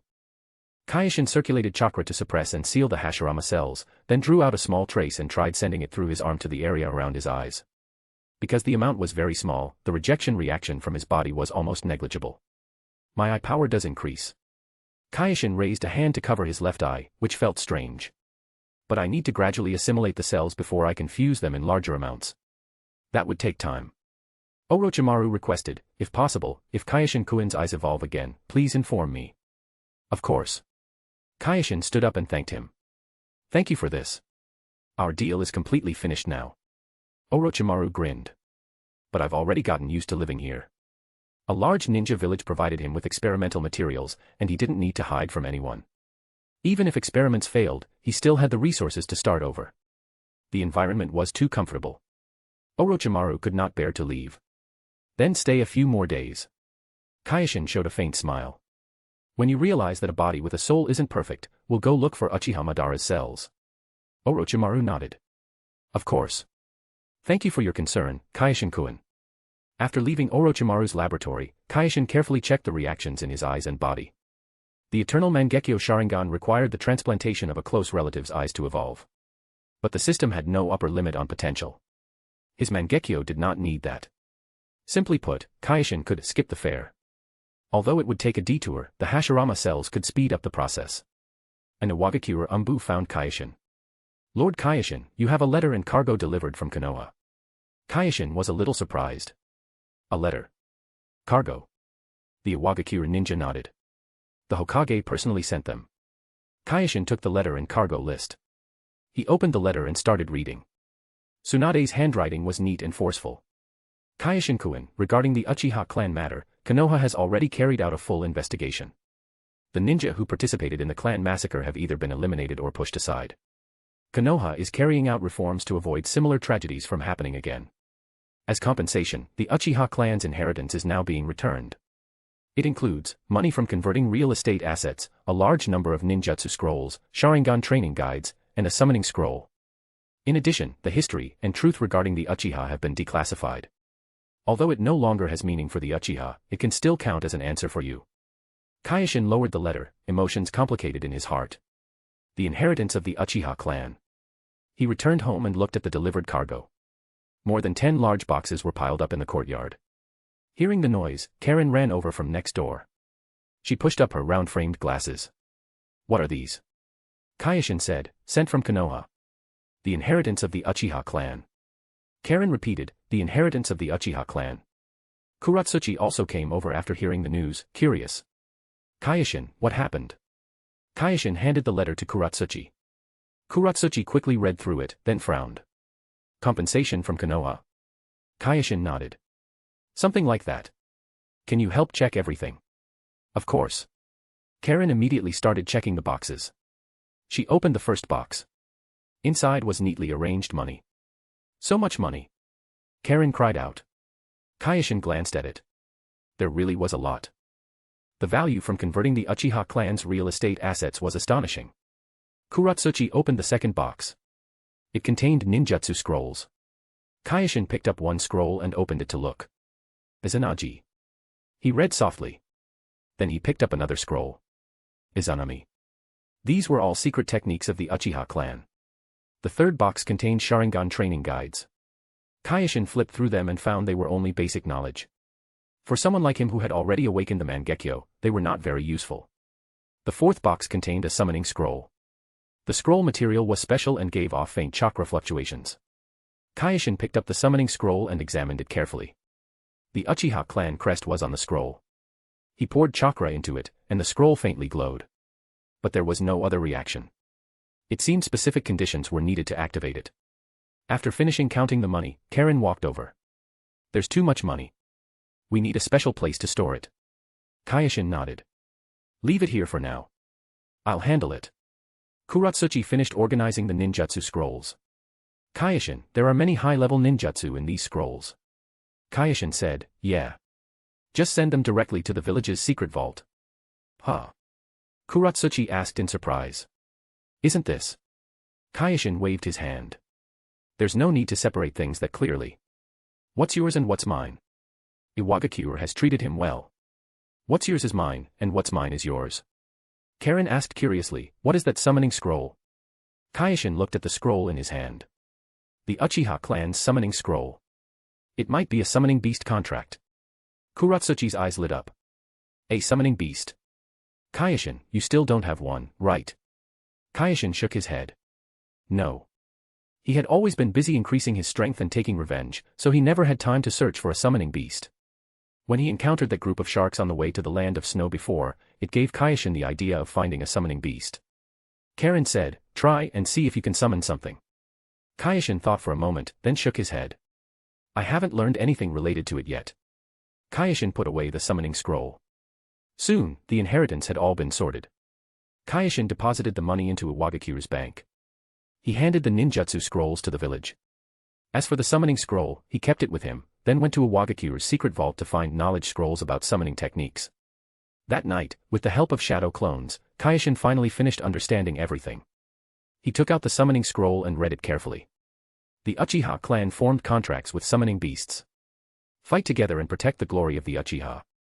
This scroll was an exclusive summoning contract for the Uchiha. But in the original story, it doesn't seem like the Uchiha clan had exclusive summoning beasts. Whatever. Doesn't matter. He flicked open the summoning scroll and placed it on the ground. After forming hand seals, he pressed a hand onto it, and the scroll glowed again. White smoke spread out, and a small beast silhouette appeared on the scroll. It was a cat wearing ninja clothes. The ninja cat crouched elegantly on the scroll. It wore a forehead protector, and its fur was glossy black. A member of the Uchiha clan, the ninja cat spoke in a crisp voice. Kyoshin nodded. I am Uchiha Kyoshin. The ninja cat sized him up. Uchiha Kyoshin. Never heard of you. I'm Meowsuk. Meowsuk asked Kyoshin. We haven't been summoned for several years already. What happened to the Uchiha clan? Kyoshin said, the clan was wiped out. Only 3 are left. Meowsuk let out a miserable howl. Meow. Chapter 82, Summoning Beast Nesting Dolls. Kyoshin, ? Why did it feel like this guy was even sadder than Sasuke? That miserable cry shocked Kyoshin a little. Could this little guy awaken the Sharingan or something? Meowsuk dropped to his knees on the ground. The Uchiha clan are our partners, they are our partners. Even if only 3 people are left, the ancestral rules cannot be changed. Meowsuk raised his head and looked at Kyoshin, vertical pupils flashing with scrutiny. If you want to sign a contract with us, you must pass the tests. Kyoshin asked curiously, what tests? Meowsuk said, 2 tests, a combat test and a knowledge test. Only after passing can you sign the contract. Kyoshin nodded. I can try. A trace of approval flashed through Meowsuk's eyes. You have courage. Come with me, to the summoning realm. It formed hand seals, and a teleportation array appeared on the ground. Kyoshin stepped into the array. A flash of light later, he arrived in the summoning realm. This place was different from the ninja world. It was full of natural energy. The trees were tall, and the air was fresh. Meowsuk brought Kyoshin to the territory of the ninja cat clan. Many ninja cats jumped around in the trees, curiously looking at Kyoshin. Meowsuk said, first is the combat test. Your opponent is a ninja cat at elite Chunin level. A larger ninja cat walked out. Its eyes were sharp, and its claws were deadly. Kyoshin calmly looked at his opponent. The battle began. The ninja cat moved extremely fast and pounced forward, claws slashing at Kyoshin. Kyoshin easily dodged. His Sharingan captured every movement. Since they might become future partners, Kyoshin did not really attack. He observed the other side, and after a few exchanges, found an opening. He grabbed the back of its neck in one motion. Genetic programming made it stop all movement. Meowsuk nodded. You are very strong. The combat test is passed. Now comes the knowledge test. It's all about our ninja cat clan. Are you ready? Kyoshin put down the large tabby cat and was just about to nod when he suddenly felt his nose itch. He sneezed, then his eyes started tearing up. His nose itched, and he kept sneezing. Meowsuk froze. What's wrong with you? Kyoshin said with difficulty, I don't know. At that moment, an old cat slowly walked over, wise eyes fixed on Kyoshin. Young man, this is an allergy. What? Meowsuk's eyes widened. An Uchiha clansman is allergic to cats. Clan leader, he's one of the last 3 Uchiha left. How can he be allergic to cats? The old cat looked at Kyoshin and regretfully shook its head. Uchiha Kyoshin, as an Uchiha, you are allergic to cats. You have no fate with this contract. The ninja cat clan cannot sign contracts with people allergic to cats. That would affect your combat. Kyoshin's allergic reaction eased a little. He looked around and found that all the cats had backed away from him. The old cat wanted to walk over and pat his shoulder in comfort, but stopped midway. Ahem, even so, I have seen your strength. Only Uchiha clansmen who reach elite Chunin level and awaken the Mangekyo Sharingan are recognized by us. However, your chakra is enormous, far beyond something as simple as Jonin.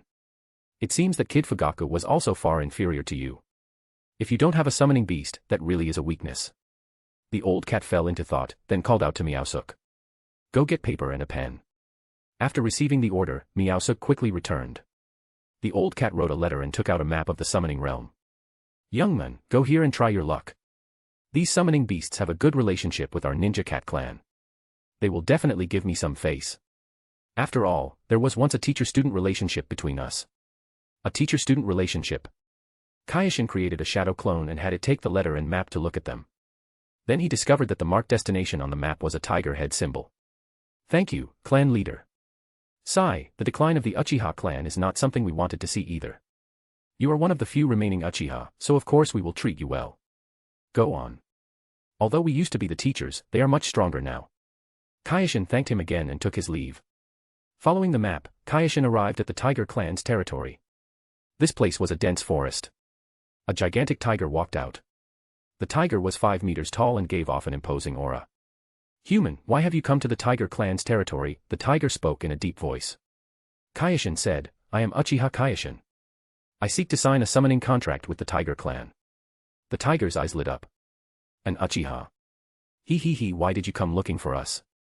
It seemed the Uchiha name carried a lot of weight even in the summoning realm. The tiger almost turned into a big cat after hearing he was an Uchiha.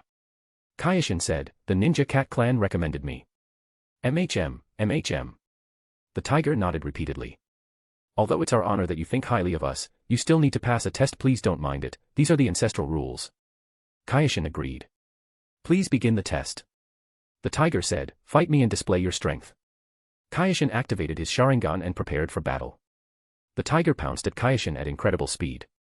Kyoshin revealed his Sharingan and glared. The tiger collapsed to the ground with a thud and immediately started sleeping soundly. Only after Kyoshin woke it up did it recover. Don't come closer. The tiger backed away in fear. You're too strong. Our tiger clan can't help you. Kyoshin. In battles at your level, we would only drag you down, the tiger explained. Your strength is too great. Our tiger clan cannot participate in battles of your level, so signing a contract has no meaning. Kyoshin fell silent. The tiger continued, however, I can write you a recommendation letter. Go try other clans. Kyoshin accepted the recommendation letter. Thank you. The tiger nodded. Good luck. Kyoshin left the tiger clan's territory. Following the directions in the recommendation letter, he headed to the leopard clan's territory. After testing Kyoshin's strength, the leopard clan leader also shook his head. Your strength is too great. Our leopard clan can't help you. Here's a recommendation letter. Go try the eagle clan. Kyoshin accepted the recommendation letter and continued onward. The eagle clan's territory. After testing him, the eagle clan leader said the same thing. Your strength is too great. Our eagle clan cannot participate in your battles. Here's a recommendation letter. Go try the turtle clan. The turtle clan's territory. After testing him, the turtle clan leader also shook his head. Your strength is too great. Although our turtle clan's defense is strong, our attacks are insufficient. Here's a recommendation letter. Kyoshin visited more than 10 summoning beast clans in a row. Ninja leopards, ninja eagles, ninja turtles, ninja wolves, ninja snakes. Every clan recognized Kyoshin's strength. But all believed their abilities could not participate in battles at Kyoshin's level. One after another, they wrote recommendation letters. The number of recommendation letters in Kyoshin's hands kept increasing. He began suspecting this was some kind of tradition in the summoning realm. Kyoshin looked at the dozen recommendation letters in his hands. He did not know whether to laugh or cry. In the end, all the recommendation letters pointed to one place. The northern snow veins of the summoning realm. That was the territory of the Thunder Bear clan. Chapter 83, Thunder Bear Clan Chief. Kyoshin carried more than a dozen recommendation letters and headed toward the northern snow range of the spirit world. Along the way, he thought about the ecosystem of the spirit world. Every clan acknowledged his strength, yet every one refused to sign a contract with him. This seemed to be some kind of unspoken understanding. Or rather, a tradition. The spirit beast clans had complicated connections with each other. Through recommendation letters, they guided powerful contractors toward clans that suited them better. Kyoshin understood this now. He no longer felt frustrated, only curious. What kind of existence was the Thunder Bear clan exactly? The reason he was curious was because the previous Spirit Beast clan had directly told him, if the Thunder Bear clan couldn't help you, then it proves you don't need spirit beasts at all. Could the Thunder Bear clan be the ultimate spirit beast? It wasn't like Kyoshin hadn't considered the 3 great sacred lands, but they had close ties with Konoha. If nothing else worked, he would consider them at the end. Kyoshin quickened his pace. The northern snow range was located in the far north of the spirit world. Snow covered the land all year round, and the temperature was extremely low. But for a ninja, this was nothing. Kyoshin used chakra to keep himself warm and continued forward. A few hours later, he arrived at the northern snow range. Before him was a vast white snowfield. In the distance, he could see enormous figures. Those were the Thunder Bears. Kyoshin walked closer. After seeing their appearance clearly, he was stunned. Their bodies were massive, over 30 meters tall. White fur, with blue lightning patterns. Their presence was overwhelming and shocking. Even Shikaku looked like a little brother in front of them. One Thunder Bear noticed Kyoshin and walked over. Every step it took made the ground shake. "Human, why have you come to Thunder Bear territory?" the Thunder Bear asked, its voice like thunder. Kyoshin showed the recommendation letters in his hand. "I am Uchiha Kyoshin. I seek to sign a spirit contract with the Thunder Bear clan." The Thunder Bear looked at the thick stack of recommendation letters and nodded. "So many recommendation letters. Looks like many clans acknowledge you." Kyoshin said, "But they all think I'm not suitable for them." The Thunder Bear laughed. "That's because they're too weak. Our Thunder Bear clan is different." Kyoshin's eyes lit up. "The Thunder Bear clan is willing to sign a contract with me. With this size and this lightning, they could probably fight tailed beasts one-on-one." The Thunder Bear shook its head. "We only acknowledge the strong." Kyoshin nodded. "I accept the trial." "All right then. I'll report to the clan chief and gather the clan members." The Thunder Bear twitched its nose. A huge amount of cold air was sucked into its chest like a giant vacuum cleaner. Truly terrifying. Not long after, giant white bears gathered one after another. One of them was especially absurd. By visual estimate, it was over 50 meters tall, and it could walk upright while covered in snow-white fur. What Kyoshin found most ridiculous was that two ponytails were hanging in front of its body. White-haired twin tails, huh? Whoosh. Whoosh. Whoosh. Just walking caused fierce winds to rise. They slammed against Kyoshin and made his clothes flap loudly. "I am Kuma, chief of the Thunder Bear clan. Fight me. Defeat me, and you may sign the contract." Kyoshin looked at Kuma's gigantic body. 50 meters tall, weighing nearly 250 tons. An opponent like this was indeed powerful. But what Kyoshin felt more than anything was excitement. He had no idea there were spirit beasts this powerful in the spirit world. At minimum, the one before him was on the level of Bunta or Manda, maybe even stronger. "All right. I accept the challenge," Kyoshin said. A trace of approval flashed through Kuma's eyes. "You've got courage. Begin." Kuma attacked first. Its massive bear paw slammed toward Kyoshin. The wind from the strike roared with lightning. Kyoshin used the body flicker technique to dodge while forming hand seals. Fire style, Great Fire Annihilation. A massive sea of flames surged toward Kuma. Kuma neither dodged nor blocked, allowing the flames to engulf its body. Lightning surrounded it and isolated the fire. "An attack of this level can't hurt me," Kuma said. "You possess the Sharingan. You should be able to see the difference in chakra." Kyoshin observed the flow of Kuma's chakra. It was extremely fierce, but also extremely special. It was definitely not normal chakra. Strictly speaking, it was closer to natural chakra. "Then I'll get a little more serious too." Kyoshin stepped back and warned, "Be careful." Kuma stood there and grinned, revealing two terrifying giant fangs. "Then let me see it." A white skeletal frame appeared around Kyoshin and rapidly took shape. Fourth form Susanoo. Its height was comparable to Kuma's. But it still hadn't stopped growing. Under the influence of Hashirama cells, Kyoshin's ocular power had increased. The scale of the Susanoo became even more terrifying. In the end, Kyoshin's fourth form Susanoo reached a height of over 130 meters. He stood atop the head of the gigantic Susanoo statue, looking down at Kuma below. Kuma let out an excited roar. "Now this is a battle. Storms gather. Lift me to the clouds." Kuma raised its right claw high. A dazzling divine lightning bolt descended from the sky and poured into its body. Its beast eyes were covered in blue lightning, and its claws turned into a terrifying dark blue color. Then it leaped high into the air. Its body rapidly expanded until it was only half a head shorter than the Susanoo.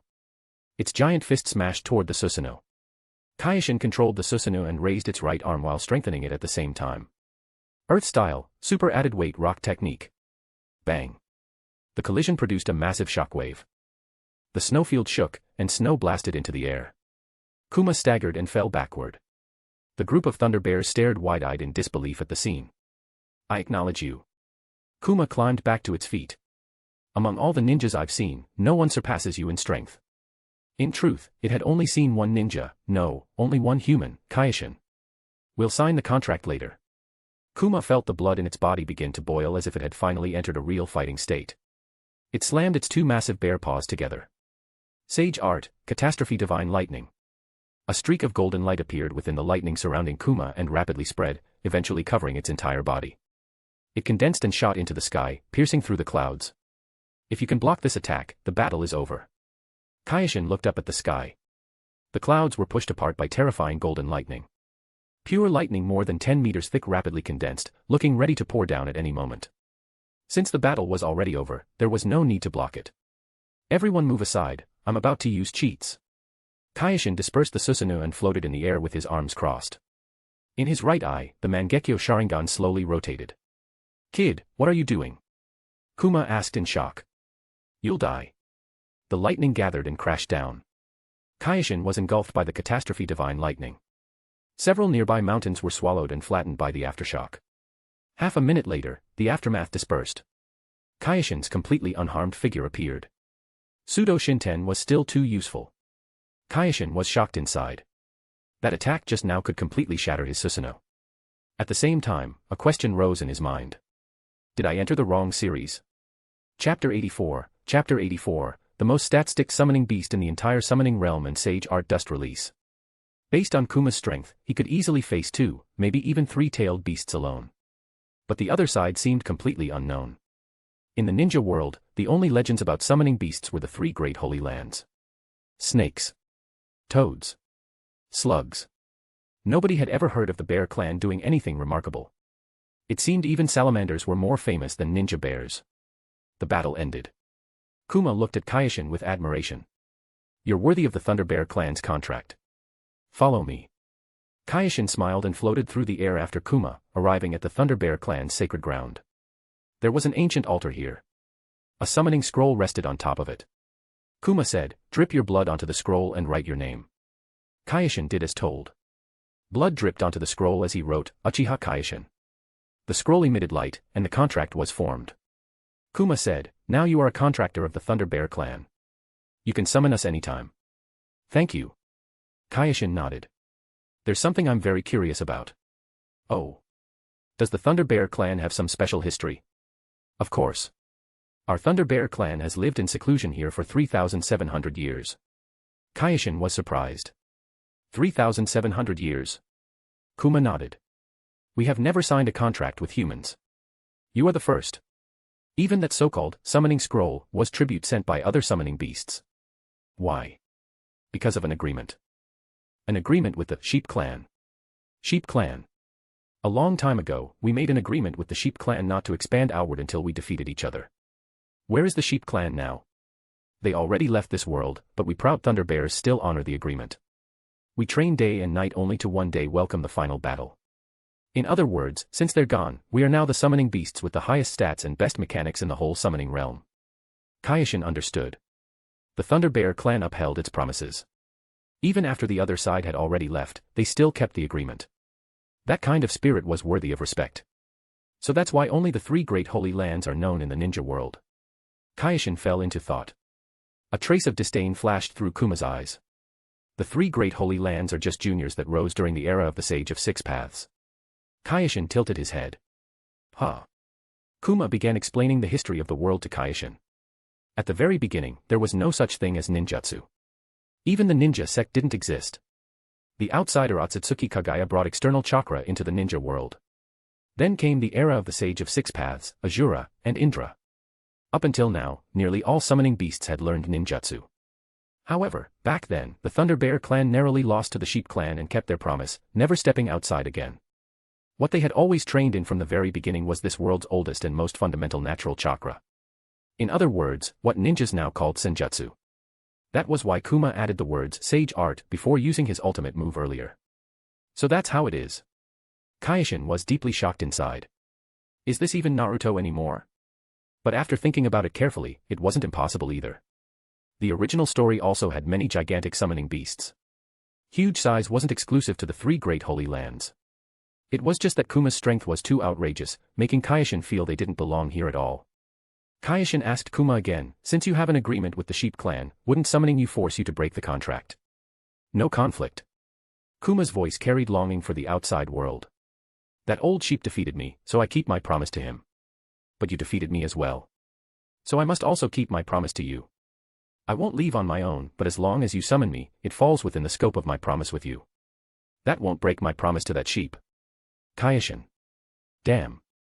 So you guys really do keep your promises, but you also know how to abuse loopholes. One of the reasons you came here, Kuma asked Kyoshin, was for senjutsu, right? The kind of chakra that can be naturally fused on your own like the contractors of the three great holy lands. Kyoshin nodded after hearing that. Of course. Kuma brought Kyoshin to a training ground. It was a wide snowfield filled with dense natural energy. Kuma said, senjutsu means absorbing natural energy and fusing it with your own chakra. Kyoshin listened carefully. Kuma continued explaining, natural energy exists everywhere, but it's difficult to sense and control. You need to calm your mind and feel the flow of energy around you. Kyoshin sat cross-legged and began trying. He closed his eyes, adjusted his breathing, and focused completely on sensing. At first, he felt nothing. Only the cold wind and the snow beneath his feet. That was normal. The three great holy lands worked closely with ninjas. They had a complete teaching system for sage mode. Purely in terms of teaching experience, if the three great holy lands were Hiruzen-level teachers, then the Thunder Bears were Naruto level. A few hours later, he sensed something different. There was faint energy flowing in the surrounding air. That was natural energy. Kyoshin tried absorbing that energy. But the energy was difficult to control, and Kyoshin experienced a strong rejection reaction. Fortunately, the natural chakra quickly dispersed. Kuma said, "Don't rush.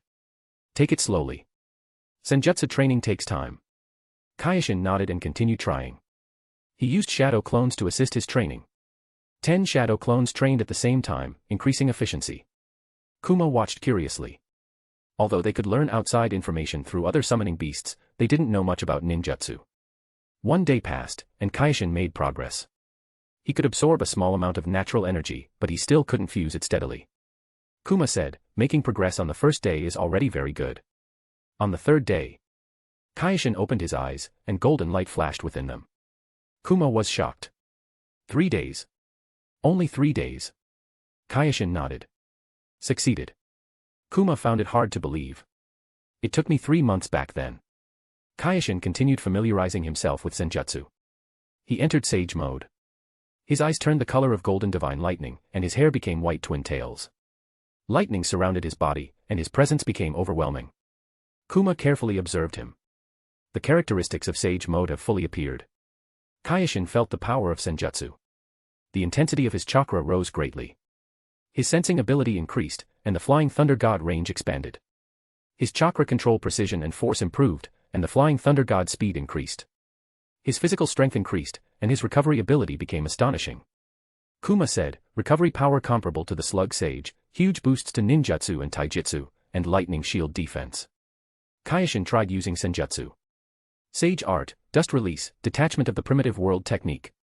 A golden dust release barrier condensed into shape and expanded at terrifying speed. Even Kyoshin himself was startled and quickly threw it into the sky. A dust release barrier nearly 5 kilometers wide burst with dazzling light. Then disappeared.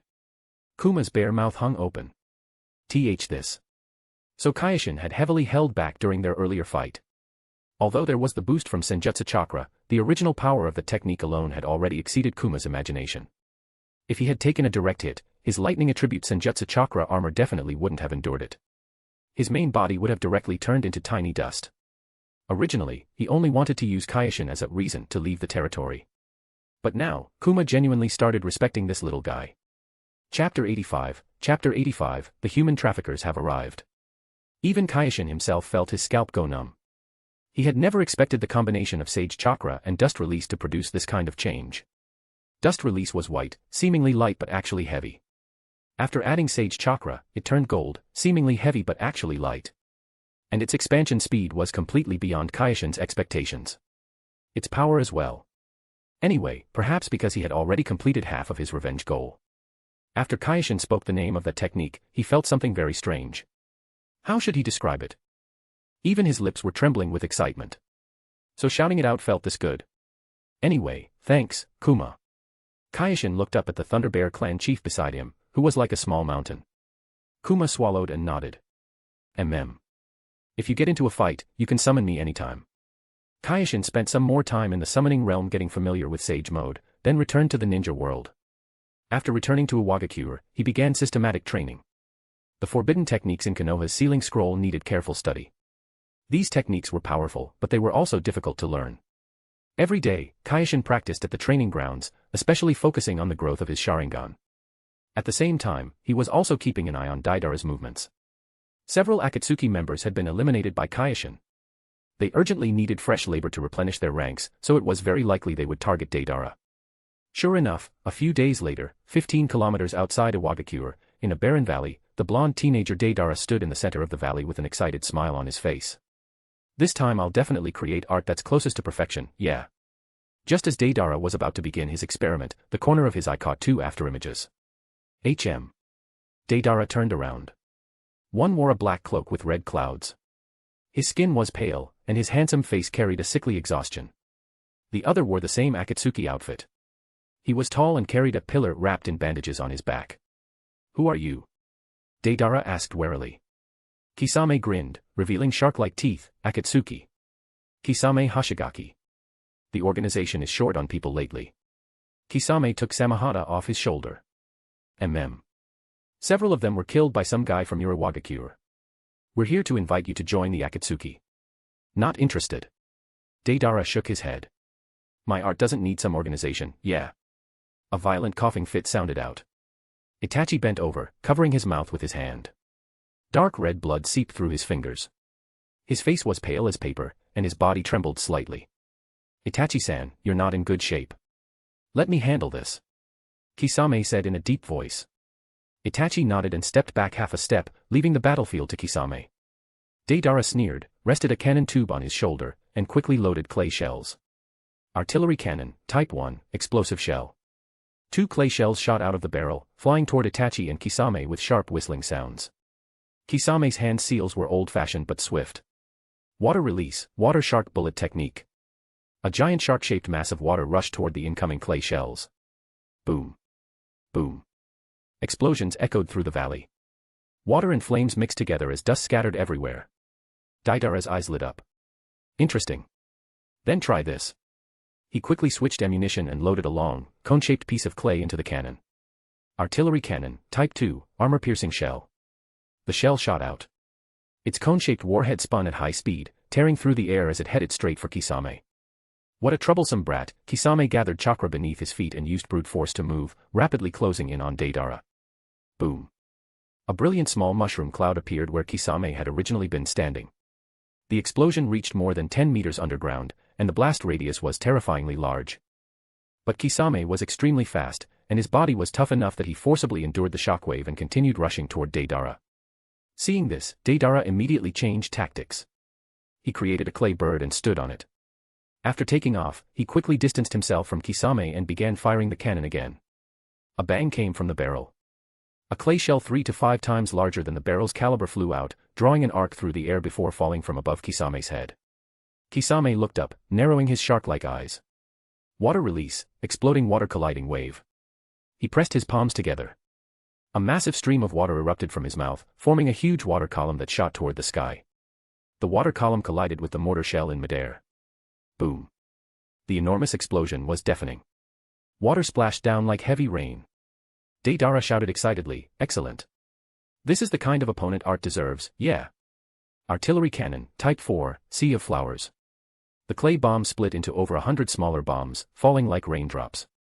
Kisame's expression turned serious as he used water release for defense. But the area covered by this attack was simply too large. Boom. Boom. Boom. Continuous explosions rang out around Kisame, and dust swallowed him completely. Deidara controlled the clay bird to rise higher and look down at the battle from above. The dust gradually dispersed. Kisame's battered figure appeared. "Ha ha ha ha," Deidara hummed while staring wide-eyed. "Now try the newest Type 5, yeah." "Enough." A weak voice clearly reached Deidara's ears. A faint smile appeared on Kisame's lips as he looked up at Deidara. "Flying does have its advantages, but can you avoid an Uchiha Sharingan?" Deidara instantly shut both eyes tightly. The one who came with that shark face was really named Uchiha Itachi. Damn Sharingan. Damn Genjutsu. However. Deidara took out a specially made kunai from his clothes and poured chakra into it. The runes on the kunai instantly lit up. The next moment, a figure appeared beside Deidara without any warning, floating next to him and looking down at the two people in the valley. You really did come. Human traffickers. In the original story, Deidara had merely been playing near the village before being abducted by the Akatsuki. The moment Itachi saw Kyoshin's figure, he had already accepted his fate. At this moment, his face was pale as paper, his eye sockets sunken, and the dark circles under his eyes heavy. This was not ordinary fatigue. It was the condition of someone tormented by nightmares for a long time, whose mind was on the verge of collapse. Every night, he dreamed of Kyoshin attacking Sasuke. He dreamed of his only younger brother dying before his eyes. Day after day, this fear eroded his mind and accelerated the worsening of his illness. Only recently, when Kyoshin appeared in Konoha but did not attack Sasuke, had Itachi's condition improved slightly. Kisame's shark-like eyes locked onto Kyoshin. Uchiha Kyoshin. Itachi wiped the blood from the corner of his mouth and slowly straightened his body. Unlike in the original story, where Itachi remained upright despite being riddled with illness. Now his back was bent, like that of an old man. Kisame, stand down. Itachi's voice was somewhat hoarse. This is an internal matter of the Uchiha clan. Kisame put away Samahata and stepped aside. Kyoshin also said to Deidara, you should go back first. I'll come later. Or should I stay here and watch the show? Deidara openly examined Uchiha Itachi's Sharingan, raising a hand to stroke his chin. Uchiha Itachi should be enough to make teacher go all out, yeah. p@trian.com/xenosx. Partying face joining p@trian keeps me motivated and eager to work diligently, so please consider joining. You can also read advanced chapters there, smiling face with hearts. Chapter 86, no longer feared. After Deidara and Kisame moved away, Itachi and Kyoshin faced each other. You finally came. Itachi spoke, his voice carrying complicated emotions. The air in the valley seemed to freeze. The wind stopped, the birds fell silent, and even time seemed to slow down. Kyoshin. Itachi raised his head, his gaze complicated. I regret it. Kyoshin frowned slightly. I regret the choice I made back then. Itachi's voice was soft, but every word was clear. If time could turn back, if there had been a better way then, I wouldn't have done it. Kyoshin. I know there's no point saying this now. Itachi shook his head. But all these years, I couldn't stop thinking. If the person standing in my position back then had been you, Kyoshin, you definitely would have found a way to satisfy both sides. You definitely could have protected the village and preserved the Uchiha at the same time.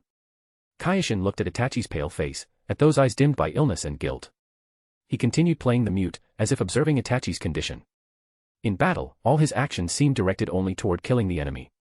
He was extremely stingy with unnecessary movements and useless words. So you're even more outstanding than I was. A bitter smile appeared on Itachi's lips. If their positions were reversed. If Itachi were the one who had escaped from hell, forced to hide his name and identity while training desperately for revenge. When he finally stood before his enemy, he might be as calm as Kyoshin, but he would never be this rational. He might point out the other's stupidity and accuse them of their crimes. But Uchiha Kyoshin did not choose to do that. He only had one purpose.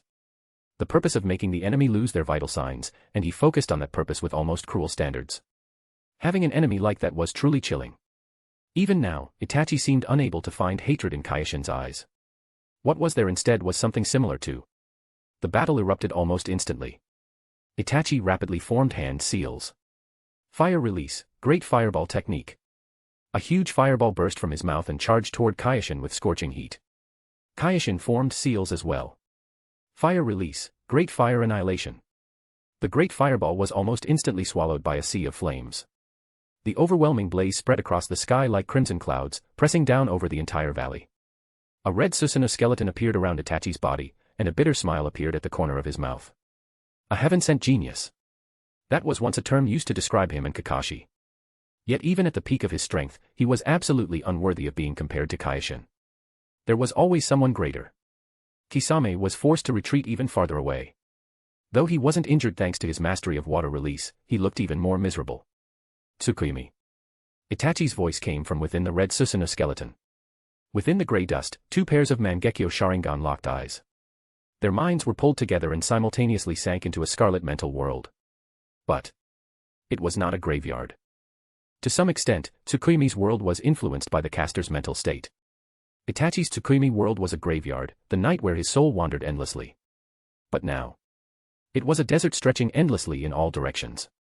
There was no water, but there was no extreme heat either. It even felt somewhat refreshing. Rather than a desert, it was more like a beach, only without the sea. Even Itachi could not figure out Kyoshin's mental state from this extreme contrast and strangeness. So that's how it is. Itachi spoke. One reflects it. The other is immune. This seemed to be the first time someone had given an answer so close to the truth. Uchiha Itachi truly was a genius among ninjas. Kyoshin activated his eye power, preparing to destroy Itachi's spiritual body. But the Sharingan in Itachi's eye spun continuously as he forcibly took out a kunai and stabbed it into his own heart. The next second, both of their minds returned to reality. So that was the condition for escaping Tsukuyomi. One way was possessing the Mangekyo Sharingan. The other was to actively commit suicide, causing mental fluctuations, then use eye power to forcibly escape the Tsukuyomi space. Blood flowed from Itachi's eyes. Amaterasu. Black flames ignited on Kyoshin's body. They were the inextinguishable flames of Amaterasu. Ignoring the deadly flames flying toward him, Kyoshin formed hand seals and condensed a white dust release barrier in his palm. The flying thunder god mark left on Itachi by the chakra imprint attached when Arakami reflected Tsukuyomi suddenly lit up behind him. Kyoshin's figure vanished, and Itachi's body was engulfed by dust release. After a flash of white light, Itachi disappeared. But in Kyoshin's perception, Itachi's chakra still existed nearby. Rumble. Rumble. A red Susanoo skeleton burst out from the ground and grabbed toward Kyoshin. So it was a shadow clone after all. As expected of the ninja known for having the highest battle IQ. During the brief gap while Kyoshin was activating Flying Thunder God, he left a shadow clone in place while the real body hid nearby. It was basically a move equivalent to predicting a flash. Susanoo. A white skeleton condensed around Kyoshin's body and continued expanding in size. Bones, muscles, armor. A white giant rose from the earth. Across from him, Itachi Susanoo also reached the strongest stage he could achieve, holding the Totsuka blade and radiating a terrifying aura. The two giants stood facing each other. The valley looked tiny beneath their feet, and the surrounding rocks began to crack apart. Kisame and Deidara had no choice but to retreat to avoid being caught in the battle. Itachi controlled the red Susanoo and swung the Totsuka blade at the white Susanoo, which was many times taller than it. Kyoshin controlled his Susanoo and raised a giant dust release sword to block it. Clang. The sound of metal colliding was deafening, and a shockwave spread outward. The ground split open, rocks shattered, and dust filled the air. Then came the most violent and extreme ninjutsu power in the ninja world, and the most unsolvable and unreasonable power in the ninja world, devouring each other. Dust release and sealing power exploded with strange light where the two giant swords collided. White and red devoured one another, becoming tangled together. Itachi gritted his teeth and endured it. Drops of blood fell from the corner of his lips. Just when he thought the Totsuka blade could withstand the attack, a terrifying power suddenly surged into the opponent's dust release sword. The giant sword turned gold, and its power underwent a qualitative change. That's right. The dust release with the highest attack power in the entire ninja world could actually undergo another qualitative transformation. Itachi could barely feel the clash between the sealing power and dust release before the Totsuka blade disappeared from the middle, like a strand of hair passing through a candle flame. His Mangekyo Sharingan looked through both Susanoo and landed on Kyoshin. Pure white hair. Golden eyes. Sage chakra formed from the fusion of natural energy and his own chakra. Sage mode. Haha. Itachi laughed, a trace of self-mockery in his voice. Extreme regret nearly shattered his mind. The moment he saw Sage mode, he knew that what Kyoshin had told him in Konoha Forest back then was true. If only Kyoshin had been given a few more years. If only he himself could have held on for a few more years. There would have been no conflict between the village and the Uchiha. After all, absolute military strength could eliminate the ambitions of the Uchiha clan and remove the village's fear. Because there would be nothing left to fear, since it had already reached the point where they should be afraid. Chapter 87, Change. Itachi had never dared to believe this fact, never dared to admit that there wasn't even the slightest bit of correctness in his choice. But now, he had no choice but to believe it. And so he broke down. Itachi's Susanoo dispersed. He fell to the ground, the light gone from his eyes. All he could vaguely see was the deep blue, blurry sky. The light in those Mangekyo Sharingan had almost completely disappeared. Kyoshin Susanoo stepped forward half a step and looked down at Itachi from above. Can my Mangekyo Sharingan be left to Sasuke? Itachi's voice began to tremble. He needs power to protect himself. My eyes are the only thing I can leave him. But Itachi didn't get the answer he wanted. No. He got no answer at all. I'm sorry. His voice was so soft it was almost impossible to hear. No one knew whether he was speaking to Sasuke, or to Kyoshin.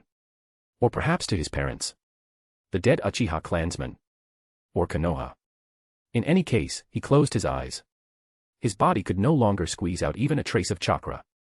His Sharingan was nearly blind. His spirit had completely collapsed. No one needed to lift a finger. Itachi's life had already reached its end on its own. Holding a specially made container, Kyoshin took a kunai from his ninja pouch and began removing Itachi's Mangekyo Sharingan. His movements were highly professional. The special container had been filled with a special nutrient solution to preserve the eye's vitality. A few minutes later, the two intact Mangekyo Sharingan were properly stored away. Kyoshin then took out a storage scroll from his ninja pouch and sealed Itachi's corpse inside it. The Uchiha's hatred, the Uchiha's grudges, all came to a complete end at this moment. Kyoshin felt the burden on his shoulders suddenly disappear. That sense of mission that had weighed on him for years was finally complete. Sunlight broke through the clouds and shone down, lighting up this land that had once witnessed an ending. This felt really good. Ha ha, ha ha ha ha. He took a deep breath. The air in the valley felt exceptionally fresh. At this moment, his mindset completely relaxed.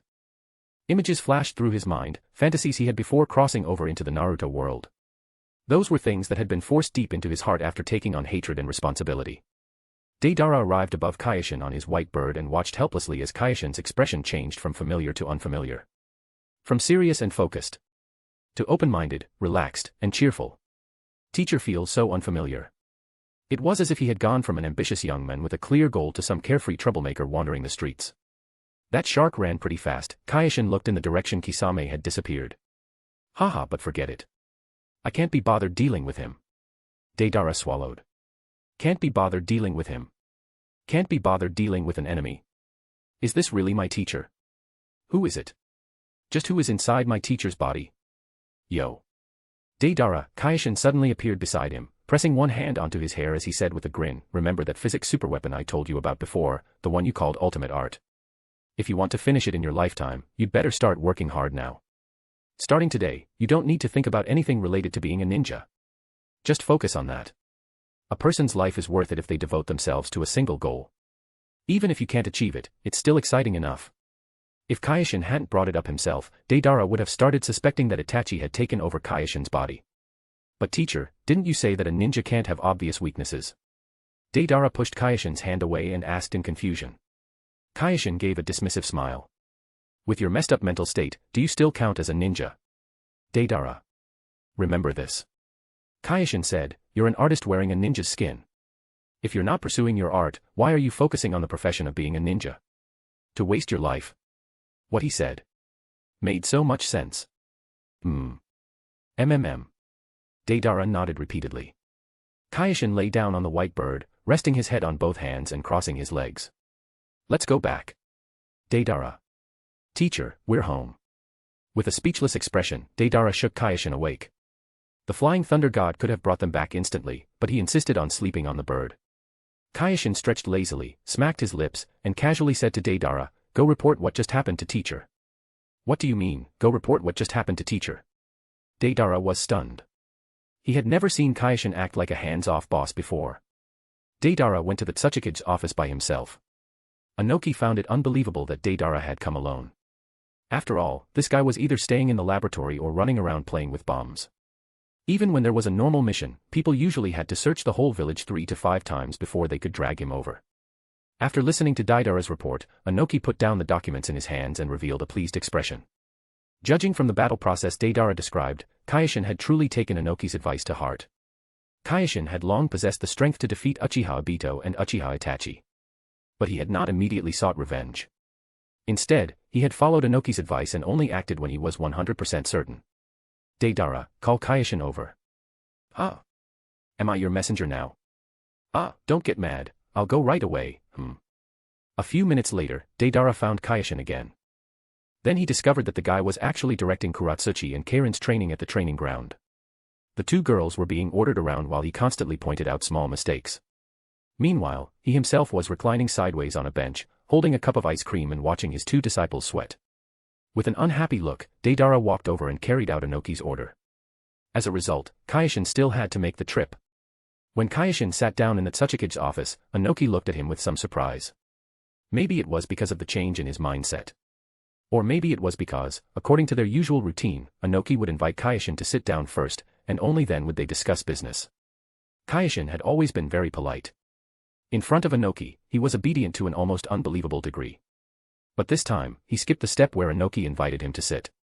The sharp-eyed Inoki noticed this change and understood that it was probably related to the successive deaths of Uchiha Obito and Uchiha Itachi. Putting down his pen, Inoki showed a faint smile. There's something I want to discuss with you. It's about Koyuki Kazahana, the princess of the Land of Snow. The marriage alliance proposal we mentioned before.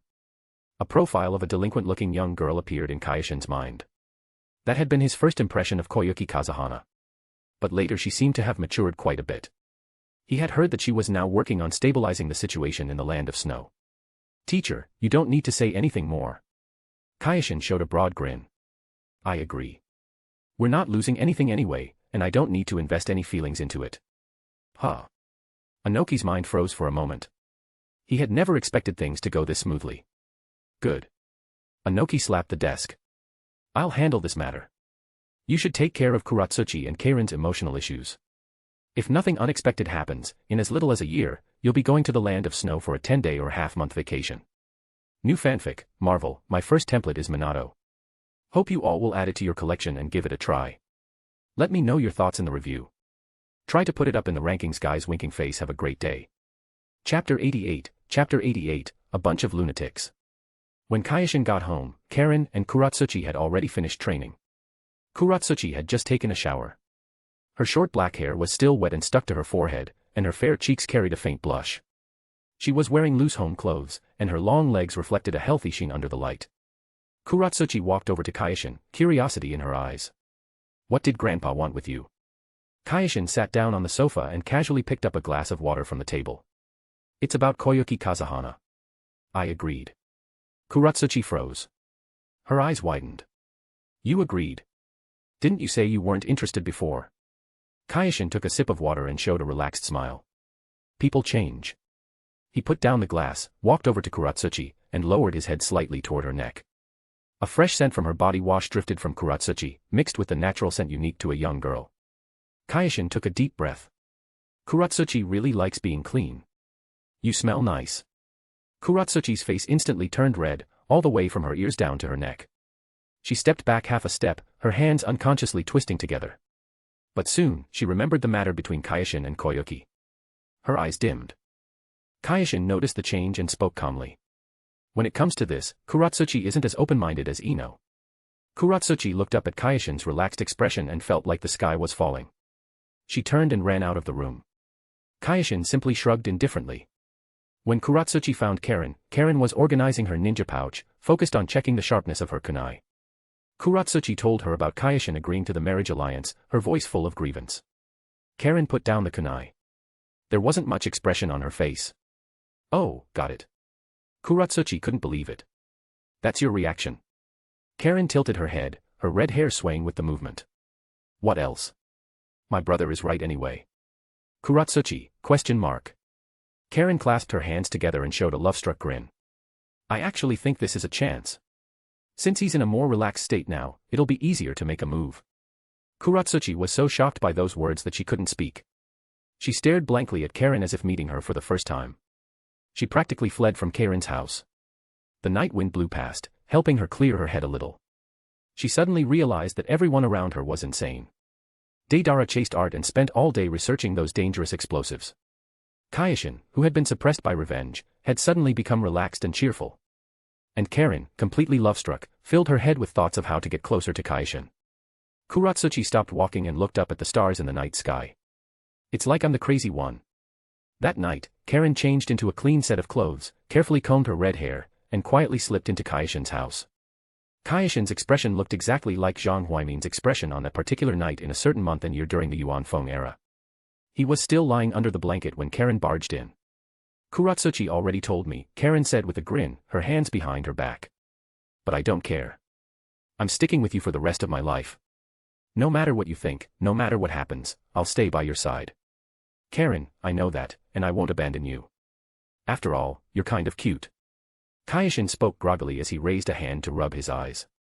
But can you stop coming over this late? This was definitely the most soundly he had slept in a long time. Keirin's eyes lit up. Judging by her expression, she was about to pounce on him. There's still a bit of a gap between cute and beautiful. Keirin froze for a moment, then understood. She knew Kyoshin meant she was still too young and that he couldn't bear to hurt her.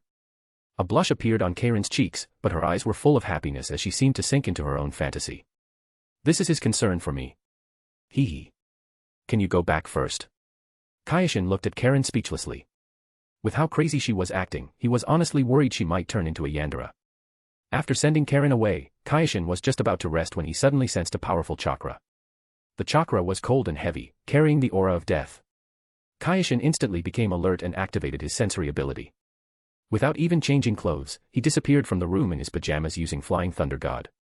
Under the night sky, the three Tsuchikage statues silently overlooked Iwagakure. A figure stood there quietly, carrying an aura like that of a dead man. Tap. The sound of Kyoshin landing reached the figure's ears, followed by a teasing voice. You actually dared to come to Iwagakure in person. Tired of living, pain bro. When Nagato saw Kyoshin appear, he slowly spoke. Uchiha Kyoshin, I want to talk to you. Kyoshin looked him over and noticed his frail body. The Akatsuki cloak hung loosely on him, looking more like a hospital gown. Even his hair color was dull. It was hard to imagine that the person before him was an Uzumaki. But the power contained within those Rinnegan eyes was enough to make anyone take him seriously. Sure, but if we talk here, Iwagakure might get caught up in it. Kyoshin rubbed his chin. Come with me. Nagato silently followed. The two arrived at a valley several kilometers away from Iwagakure. Moonlight shone over the valley, stretching their shadows long across the ground.